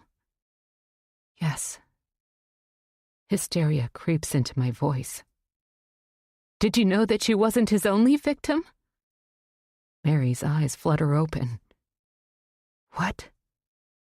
I found pictures, trophies. I can't breathe. He killed other women? I sink back into my chair. You didn't know? Mary's mouth falls open. She tries to speak, but she can't seem to form words for a moment. You know this for sure. I rub my eyes with my hand. I'm not completely sure, but he must have. I describe what I found in the turret room. Mary's face drains of all its color. And my friend, he's been going through cold cases, women dead across the country, starting with my mom's hometown when Alex was there. My friend thinks that Alex killed women and then used those details in his books. Oh, Jesus. Mary's head falls into her hands. What happened that day? What happened to Carol? She clears her throat, bangs on the table with her fists, as if to gather her strength. The day before you and your mother arrived, Alex called Carol and broke up with her over the phone. He had just sold his first manuscript and was on top of the world. He'd been a little less enchanted with Carol after our parents died. They didn't approve of her, so that made her more enticing to him. Anyway, she was livid, and I didn't blame her. Alex didn't treat her very well. You and your mother were only there an hour or so when Carol pulled up, angry as a wet hen. When she saw you and your mother there, she was even more upset. Alex had been talking with Lana, trying to make excuses, saying that he wasn't ready to be a father and that she had no proof that you were his. Mary shakes her head. Even though you looked just like him. Anyway, that's when Carol arrived. They got into a huge fight. I took you and your mother up to my room to get away from them. That's when you gave me the doll. Mary smiles slightly. I don't remember that. I hope I helped you. The scene downstairs was escalating. So, I told your mother that you guys better leave. I walked you down the back stairs and out to your car. Then you and Lana drove away. My mother never knew that he killed Carol? No. Mary lets go a deep breath. When I went back inside, her eyes meet mine. Everything was quiet, deadly quiet. Then I heard Alex sobbing. I went into the front room. There was blood everywhere. On the fireplace hearth, all over the floor. On the poker that lay beside Carol's lifeless body. Oh my God. He'd killed her, Mary whispers. Then what happened? I told him I was calling the police. He begged me not to, said that it was an accident, that Carol fell and hit her head. And you believed him? No. There was no way that happened. But Alex, he's strong-willed. He wants everyone to do as he says, believe what he believes. He was always the golden child who could do no wrong. What happened next? I went for the phone in the kitchen. He followed me. He grabbed the receiver from my hand and told me he'd kill me too. when I wouldn't let go of the phone. He put his hands around my neck and choked me. Mary's hand covers her mouth. Tears roll down her cheeks. I begged for my life, Emma, and he let go. I collapsed on the kitchen floor. I didn't know what to do. I stayed there curled up in a ball while he went back into the front room. I heard noises, terrible, scraping sounds. I found out later that he'd taken Carol's body to the cellar. Mary gets up, and I think she's going to pace again, but she sits on the floor between her dogs, her arms around them. Then Alex called Ruth. Mary tips her face up. Her gaze meets mine. We sat around the kitchen table with tea and muffins and made a plan. Chapter 48. I can't believe any of this, but my gaze keeps returning to Mary's face, as if I could find the answers in her eyes. I don't know how to feel. My emotions are bouncing all over. Mary calmly gets to her feet and walks to the pantry. The dogs want their breakfast. Then I need to head out to the barn to feed the rest of the animals. She stops, stands still, and runs her hand through her hair. Sorry. Taking care of my animals is what has kept me sane. You never went to the police? She shakes her head. I was 21 and scared out of my mind. My brother always terrified me, and when our parents died, it was worse. He was king of the castle. Everything was in his name. I felt helpless. What plan did you all come up with? She scoops kibble into 2 dog dishes. I told Alex I wouldn't tell the police, ever, but that I couldn't stay there with him and just pretend that Carol had left. I needed to get out of Cheshire Lake. He suggested I move far away and change my name, sever all ties with the family. I agreed. Then they came up with a plan to tell everyone that I had died. How did they get away with that? Wasn't there an inquiry of some sort?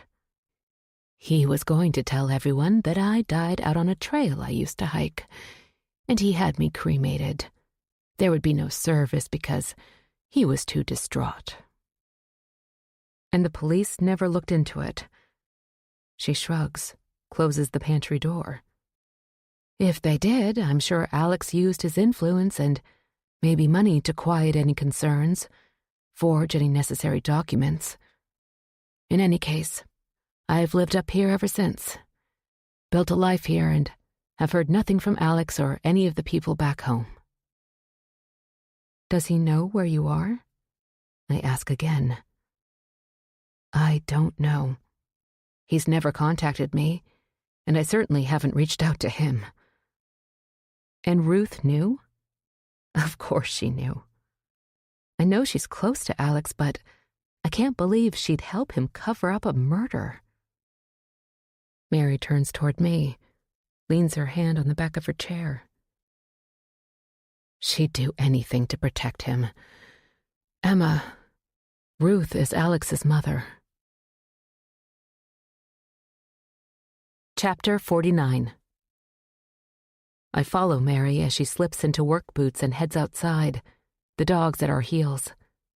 The sun is barely above the horizon, and its weak rays struggle through heavy cloud cover. The air is cold and penetrates my jacket with icy fingers. I hug my arms across my chest and try to keep up as Mary strides for the barn. The smell of animals and hay with a slight tinge of mold assails my nose. Horses whinny when they see Mary and bob their heads, 2 cream-colored and 1 chestnut. A donkey brays and bats his long eyelashes. Mary quickly feeds them and opens their stall doors. 3 cats poke up from the straw and come running as Mary lays down their food. 1 cat is a calico, and the other 2 are tabbies. Mary drops to her haunches and strokes their backs. These guys were feral, and I've slowly gained their trust. I hope to be able to get them inside and make them indoor cats before winter. Mary sighs. I guess you need an explanation about Alex and Ruth, she says, getting to her feet and brushing off her jeans. My head is spinning. That would be nice. I follow her deeper into the barn, where she opens a gate and frees 3 woolly sheep, who baa and trot past her, heading for the pasture. Despite the emotions that tear at my insides, watching the animals, inhaling their musky scent, does have a calming effect, as if nature in its beauty and simplicity can mask the ugly human world. Mary and I walk outside and stand at the wooden rails. We look out over the pasture where the animals are grazing. One of the cream-colored horses kicks up his heels, as if he's happy just to be alive.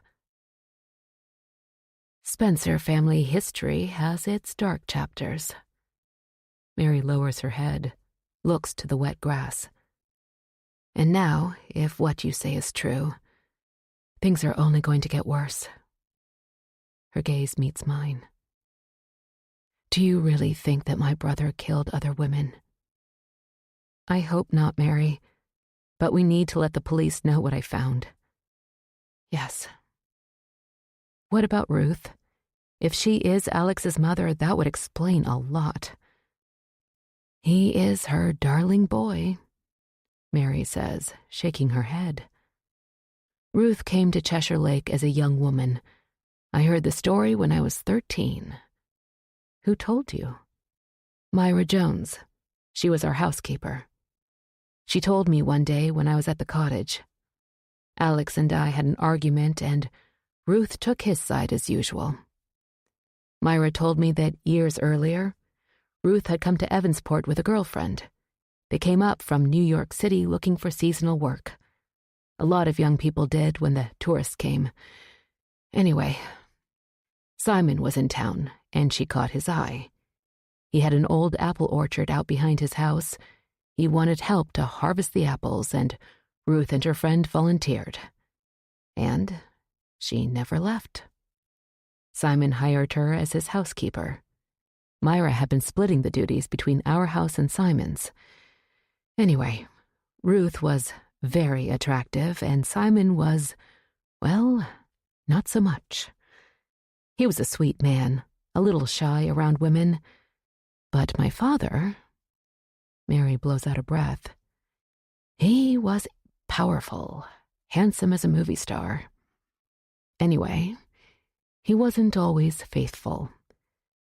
My mom was a quiet woman, self-effacing and, frankly, a doormat. Mary grimaces. My father was a scary and sometimes violent man, but that didn't stop him from womanizing. He and Ruth had a brief affair, and she became pregnant.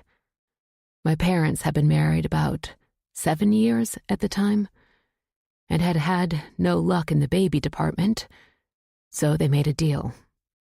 Ruth would surrender her child to my parents. And then Ruth married Simon? Yes. Simon was more than happy with the arrangement. He was older and didn't have any other prospects, Myra said, despite his wealth. And Ruth got to watch her son grow up and be part of his life. Your mother, what did she think about that, having Ruth right next door? I'm sure that whatever my father wanted, she agreed to.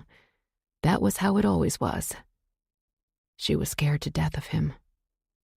But they had you together. Yes, I came along a few years later, my mother finally getting pregnant. I shake my head. A horse's whinny emanates from over a knoll. From what Ruth said, she and your mother were friends. Mary chuckles. They were of a sort.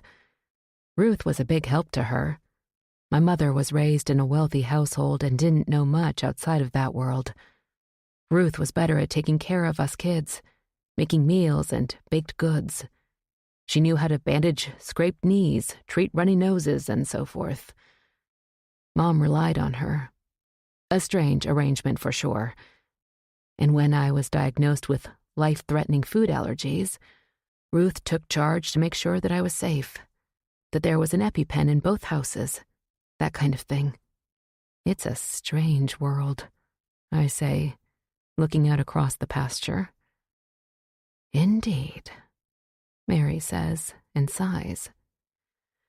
Let's go back to the house and call the sheriff. Chapter 50. Rain starts to fall as we walk across the grass, the day gray as twilight. The dogs hurry in front of us, as if eager to get in out of the wet. I glance back at the pasture, where the farm animals don't seem fazed by the rain. The barn doors are wide open in any case, if they want to stay dry. Inside the house, a clock chimes and reminds me of Spencer House. That's the only detail that is similar between the two places. The house darkens as the clouds converge. It's really coming down, Mary says. Good thing we got the chores done when we did. She pours us both more coffee. I hear a series of low grunts. Mary leans over and scoops up a white rabbit. She cuddles him in her arms. This is Leroy, she says, and sits at the table with him on her lap. When I was 6, my mother gave me a bunny for Easter. Mary swallows and clears her throat. My father was furious. We weren't allowed to have pets. He hated animals. But I loved Bonnie the bunny. Mary wipes a tear from her cheek. I didn't have Bonnie for long. My father made my mother return her to the pet store, just out of meanness. Anyway, I've always loved animals, Mary says and smiles slightly. I prefer them to most people. She picks up her phone. We need to call the sheriff. But before she can make the call, a car pulls up outside. Mary stands and puts Leroy in his cage.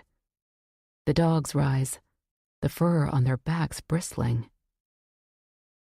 It's too early for visitors, Mary says, and goes to the door. Before she can grab the knob, the door bursts open. Alex. I stand behind my chair, trembling. His tall frame fills the doorway. He and Mary face each other, her back to me. He grabs her arms and they stumble forward into the room. What are you doing here? Mary screams. In spite of everything, it's good to see you, he says. He pushes Mary to the side, where she clutches the edge of the counter to keep from falling over. Alex's gaze shoots past her to me. What were you thinking, Emma, running off like that? And here to her? I creep backward. You locked me in the attic. What was I supposed to do?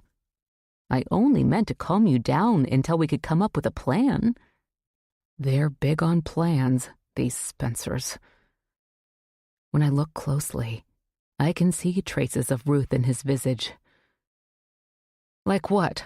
I ask, stalling, racking my brain for a way to get him out of here. He draws a deep breath. Something to get the cops off my case? He grimaces. Your nosy boyfriend really stepped into it. He's made it his mission to frame me for Carol's death, and there's no real proof that she's even dead. He's not my boyfriend. And how can he say this in front of Mary? Mary is the one person who knows the truth. I look at her, her face white, her breath coming in gasps. She's inching toward the table where her phone sits. You need to leave, Alex. This is my home, and I don't want you here, Mary says. Come on, Emma. He holds out his hand. I can barely catch my breath. No, I'm staying here. I back away. I suppose you filled her head with lies, Alex says to Mary. I know what I saw. It was an accident, and you know it. Mary shakes her head. No. Now leave. Alex walks toward me. Not without my daughter. Mary jumps between us, and Alex shoves her. Mary stumbles, hits her head on the counter, and falls to the floor. I start toward her, but Alex stands in the way, a towering monolith. There's no way I can get to Mary with him between us. I clutch my back pocket, where I've tucked my phone. I need to get help, so I turn and run back into the interior of the house, looking for another door, a way out. I need to get away and call for help. I fly down a hallway, Alex breathing heavily behind me. But I find what looks like an exterior door, and I'm through. The sun is up enough now to clearly see my way forward. I run through the cold, icy rain toward woods that stand beside the pasture. I hear the sounds of the animals in the distance. My heart is beating wildly as I run. But I'm a seasoned runner, and Alex is not. That's my hope. I'll lose him in the woods. I hear him behind me as I dart into the trees, hoping for a path. But I don't see one. Only trees and brush that pull at my clothes, and a lumpy forest floor that tests my ankles. He's still after me. Stupid choice, these thick woods. I can barely make my way through the vegetation. Stupid, stupid, stupid. Then I see an opening ahead, and I burst out into a meadow. But the woods slowed me down enough that Alex has nearly caught up. Emma, he calls. We can work this out. I'm your father. Icy tears coat my cheeks, mingling with the rain. My breath is ready to give out, and I'm dizzy with fatigue and lack of sleep. My legs slow like they're filled with lead. I feel myself fall, almost like slow motion. My face hits the grass, wet and cold. My palms skid into the ground. I whirl around on my side, try to scramble to my feet. But he's over me. Tall and massive, his dark hair wild about his face, teeth flashing in a determined grimace. Alex reaches a hand down and grabs my shoulder, dragging me to my feet. I struggle in his grasp, scream and kick. Then a flash of beige and black shoots past my side vision. Alex gasps and hollers, stumbles back, letting me go. I collapse back to the ground and roll over. Max has Alex's arm clenched in her powerful jaws. The dogs must have followed me out the back door. You bitch! Alex screams and grabs the dog's neck with his free hand. A strident voice emanates from behind Alex. If you hurt my dog, I'll blow your fucking head off. Mary stands, a gun pointed in Alex's direction. He slowly turns, the dog still clasping his arm. Blood drips through his sleeve. Alex's face is white as ivory, his mouth twisted in pain. Mary calls Max. Release! The dog dutifully lets go of Alex's arm and trots to Mary's side. Mary reaches one hand down to pat her head. Good girl. Alex cradles its injured arm. Look, this doesn't have to go this way. Put the gun down, Mary. He smiles at her, and I feel my heart knock against my ribs. His smile. My father's smile right now is one of the scariest things I've ever seen. The rain has stopped, and there's the sound of a vehicle in the distance. I hope that Mary was able to call 911 before she came looking for me. Minutes seem to pass, as Mary holds Alex in place with the gun. I look across the field for the cops, but instead, a single man jogs over to where we stand. What's going on, Nina? I see my aunt's face relax, but she holds fast to the gun trained on Alex. I need the sheriff, Wyatt. This is my brother, Alex Spencer. The man is tall as my father, and strong, like he's worked on a farm his whole life. He wears a thick suede jacket over a flannel shirt, jeans, and worn boots. His graying hair is thick, and his eyes are kind with fine lines trailing their corners. Alex glances between Mary and Wyatt, like he's trying to figure out what to do. He's lost control of the situation, which is something he's not used to. He clasps his arm where blood drips from the dog bite. Wyatt pulls his phone from his pocket. Chapter 51. The sheriff has taken custody of Alex. He cooperated, but demanded as they marched him across the field to the patrol car the right to call his lawyer ASAP. The sheriff, a short man with a wide chest, reassured him that he'd get his phone call. Mary and I ride with Wyatt in his truck to the sheriff's office to give our statements. In the sunlight, the little town is neat and friendly. Storefronts and diners are filled with people, but not crowded. Up here by the Canadian border, there isn't the tourist trade like farther south near the coast. Mary's town looks like a nice place to live, and I can see why she chose to live here. While we sit in the lobby, waiting to be called back to talk to the deputies, I glance at my phone. My messages are a mile long, but I can't deal with them now, and I know that the media attention is going to be brutal. "Do you think I need a lawyer?" I ask Mary, who is sitting beside me. She smiles and glances at Wyatt. "We've got the best lawyer in Maine right here," she says. Mary goes on to tell me that she and Wyatt have been a couple for more than 20 years. He knows all of her secrets and has been asking her to marry him for the last 19 years. But she won't, until her part in covering up Carol's death is dealt with. He's repeatedly told her that he will be with her every step of the way. Mary grasps my hand. "I've got the courage now, Emma, to do what I should have done nearly 30 years ago. You were so young and scared. Surely the courts will take it easy on you." Wyatt leans forward. His gaze meets mine. "That's what I've been telling her. In any case, we'll finally get this off your chest, Nina, and I'll be right there with you."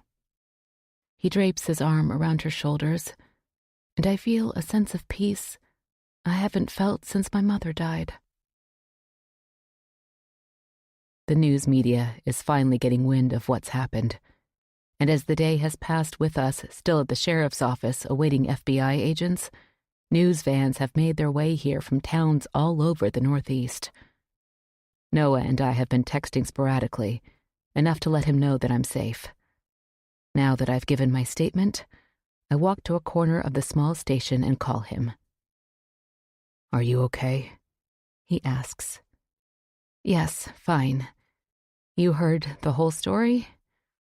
The news coverage has been nonstop. I glance out at the parking lot, where reporters clamor for statements. The sheriff told them that they'll put together a press conference when they are able, but no time soon. That doesn't stop the reporters from congregating, hoping for crumbs. "I've seen what they've been reporting," Noah says. "You made a mad dash to northern Maine. Alex followed and has been arrested. Oh, the police executed their search warrant this morning at Spencer House, and apparently found damning evidence." "The boxes in the turret room? Alex would have removed them like he did the first time. He wouldn't have left them there. He was tipped off about the search." "I don't know what they found then. They won't say. They can't yet." "Have they reported on Nina?" "The woman who helped you. What about her?" "Apparently not." "I'll tell you when I see you. Do they know who helped me get out of the attic?" "That whole thing hasn't made the news yet. But I know who it was. I spoke to him, and the cops took him down to the station." "Who?" "Jeffrey." I lean against the wall, let go a breath. "Wow. Really?" "Yes. He apparently has a wealth of information about the Spencers, and he told the cops that it was Alex who pushed his grandmother down the cellar stairs 3 years ago because she knew too many of the family's secrets.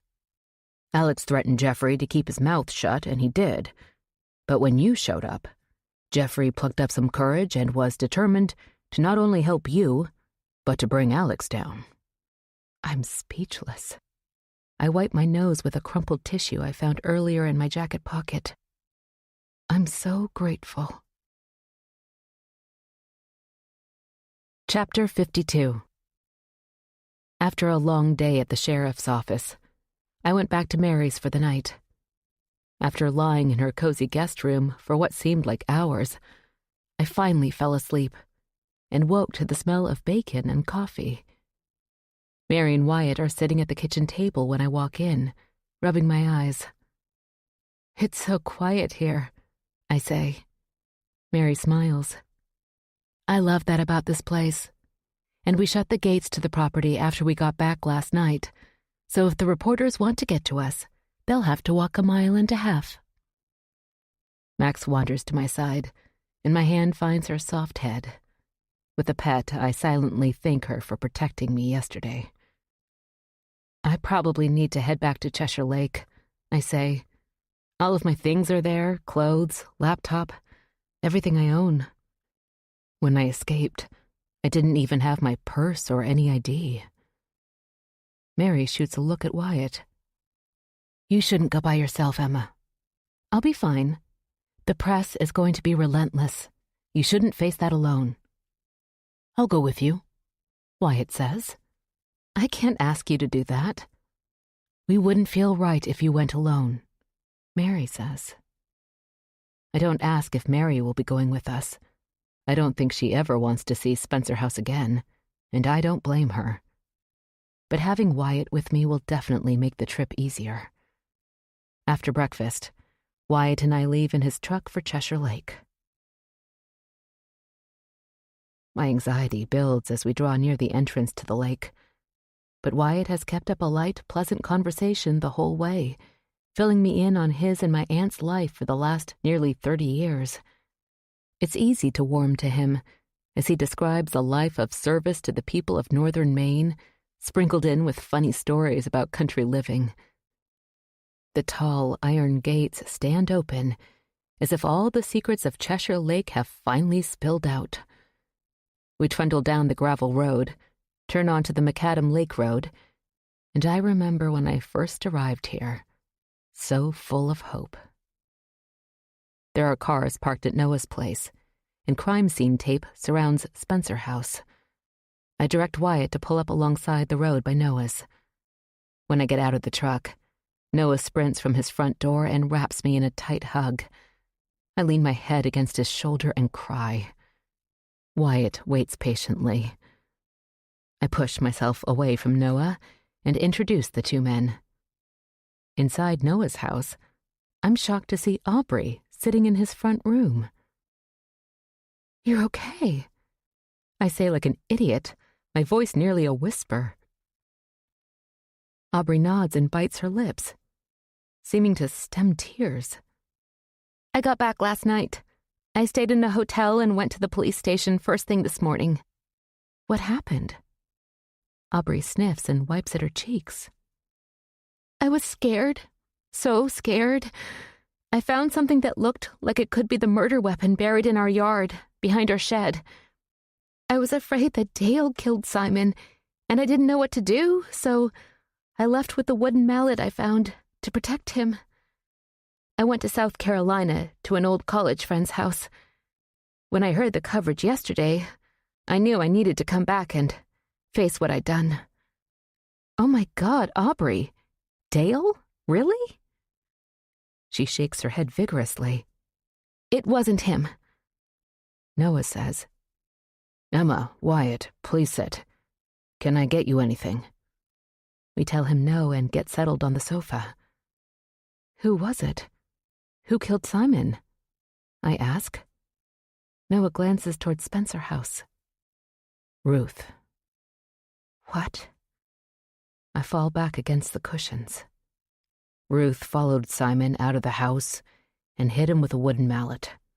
Then she had Larry buried in Dale's yard. I try to respond, but words stick in my throat. The cops are talking to Ruth now over at her house, Noah says. Apparently, Jeffrey knew about it and confessed the whole thing. Why? Why would Ruth kill Simon? Noah shrugs. My theory is that he was asking too many questions.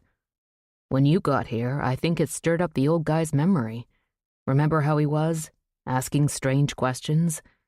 And I think Ruth felt like he might say something about Carol that would get Alex into trouble. I think she did it to protect Alex. I wonder if anyone here knows that Alex is Ruth's son.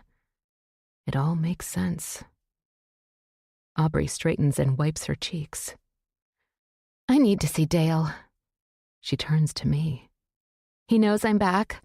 I told him everything on the phone. He's upset with me, of course. She sniffs. But I'm hopeful we can work it out. I told him I'd come over to the house after I left the police station this morning. I just stopped by to tell Noah that I was okay and to pluck up my courage. Dale will be thrilled to see you, Aubrey, Noah says. You guys will get through this. He walks her to the door. After Aubrey leaves, Noah sits heavily in the chair opposite me. What a crazy 24 hours. Absolutely, I say. I need to go next door and get my things. I'll go with you, Noah says. I lean forward, place my hand on Noah's knee. First, I want to tell you something. I glance at Wyatt, and he smiles his encouragement. What? Noah's eyes are wide behind his glasses. The woman who helped me up in northern Maine, Nina Garrett. But that's not her real name. The woman who helped me is Mary Spencer. All the color drains from Noah's face. His mouth hangs open. What? I fill him in. Wyatt helps with the details. There are tears in Noah's eyes when we finish. I never would have guessed in a million years. God, I'd like to see her. You'll probably have to come up to see us, Noah, Wyatt says. I don't think she ever wants to come back here. Of course not. Right. Who would blame her? Noah leans back in his chair, as if all the strength has left his body. Just when you thought things couldn't get any weirder. I give him a minute, then stand. Do you want to go with us, Wyatt? Over to Spencer House? Totally up to you, Emma. I'm here to assist any way I can. I think for a minute. Maybe you want to see where Mary grew up. Wouldn't mind. The three of us leave Noah's and stop out front. Talk to the young cop who's guarding what is a crime scene.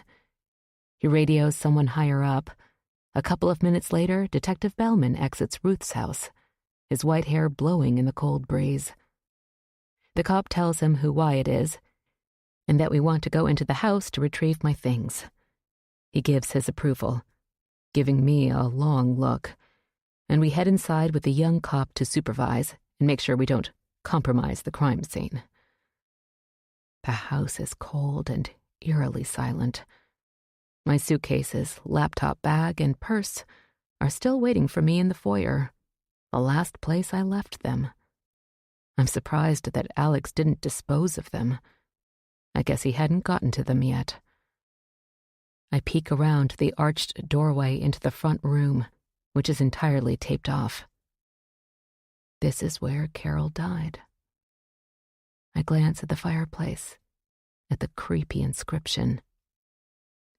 Tempus fugit, memento mori. Time flies, remember death. I take a deep breath. I've seen enough. It's time to go.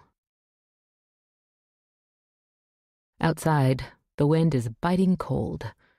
We pause on the porch as Ruth, in handcuffs, is guided to a patrol car.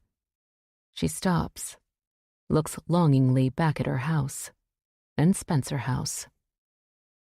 She doesn't seem to notice us, her thoughts probably somewhere else, thinking of better times.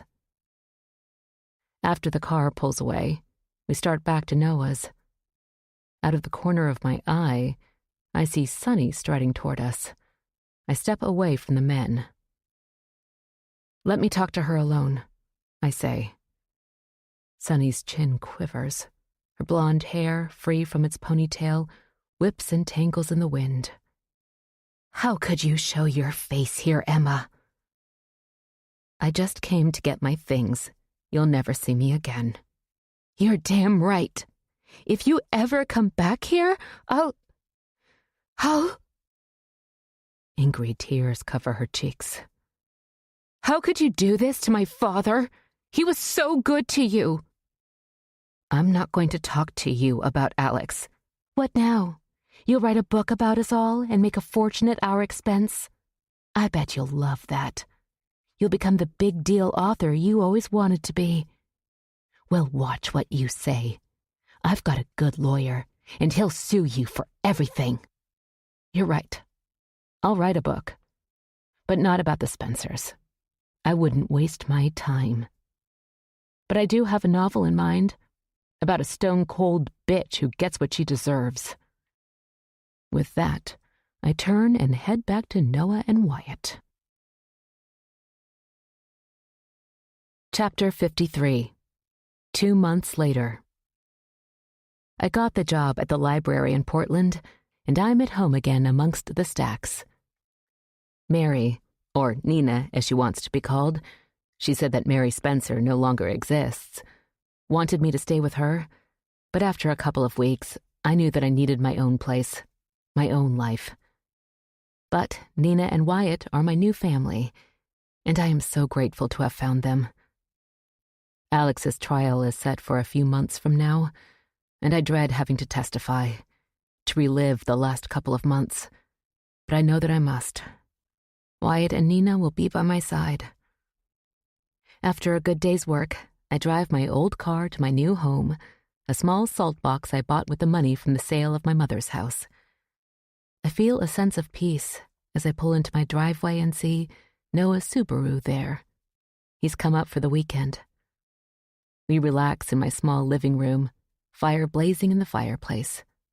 My lab mix, Sophie, snores on a little rug a bit too close to the flames, but she's happy and content. Nina sent me home with her, and a black one-eyed cat named Jack, who is contentedly curled on Noah's lap. Nina said that Sophie spent the first 2 years of her life tied to a tree before Nina rescued her, and that Sophie and I both needed a new beginning. Jack, she said, wandered up to her front door one day, seemingly coming out of nowhere, demanding to be rescued, she said, as cats sometimes do. Alex has been charged with Carol's murder. The rest are pending, waiting for the evidence needed to file charges in the cold cases. Apparently, the police didn't find the boxes in the turret room when they executed the search warrant at Spencer House. As I suspected, Alex moved them ahead of time. But what they did find was major blood evidence in Carol's case. Luminol was sprayed in the front room and revealed a deadly, bloody scene. So, along with Nina's statement, the case is solid against Alex. And after an exhaustive search of Spencer House grounds, they located Carol's remains buried in Mary's grave. Noah is still working on connecting cold cases to my father, sharing what he finds with the FBI. I'm glad that Noah is still searching. We don't talk much about his work. I don't really want to know the details, as long as Alex is brought to justice and the families that he has devastated know that he will get what he deserves. I've started a new novel. Barry Staunton had the audacity to call me and ask if I'd be interested in writing a tell-all. I'm amazed at how quickly he turned from Alex to me. But I have absolutely no interest in writing about Alex or my life with him. Despite what I told Sonny, I'm not writing about a stone-cold bitch, but a book about family, using my mother's courage and Nina's as well as inspiration. I don't know if I'll ever get published, but I'm content just to be writing, finding myself in the stories I create. And with Nina, Wyatt, and Noah, I've found my family at last. And that's all I've ever wanted. The end. This is Kelly Taker. We hope you have enjoyed this production of She Thought She Was Safe by Terri Parlato. Recorded books are available wherever audiobooks are sold. If you liked She Thought She Was Safe, here are two similar titles you may enjoy. What Waits in the Woods, written by Terri Parlato and narrated by Christina Moore and Leah Horowitz. What Waits in the Woods is about an injured ballerina returning home to discover her friend murdered and evidence the killer once targeted her. You may also enjoy The Couple at Table 6, written by Daniel Hurst and narrated by Deirdre Whelan and Harriet Dunlop. The Couple at Table 6 is about a waitress who becomes obsessed with a seemingly perfect couple and discovers they both hide deadly secrets. What Waits in the Woods and The Couple at Table 6 are both available now, wherever you get your audiobooks.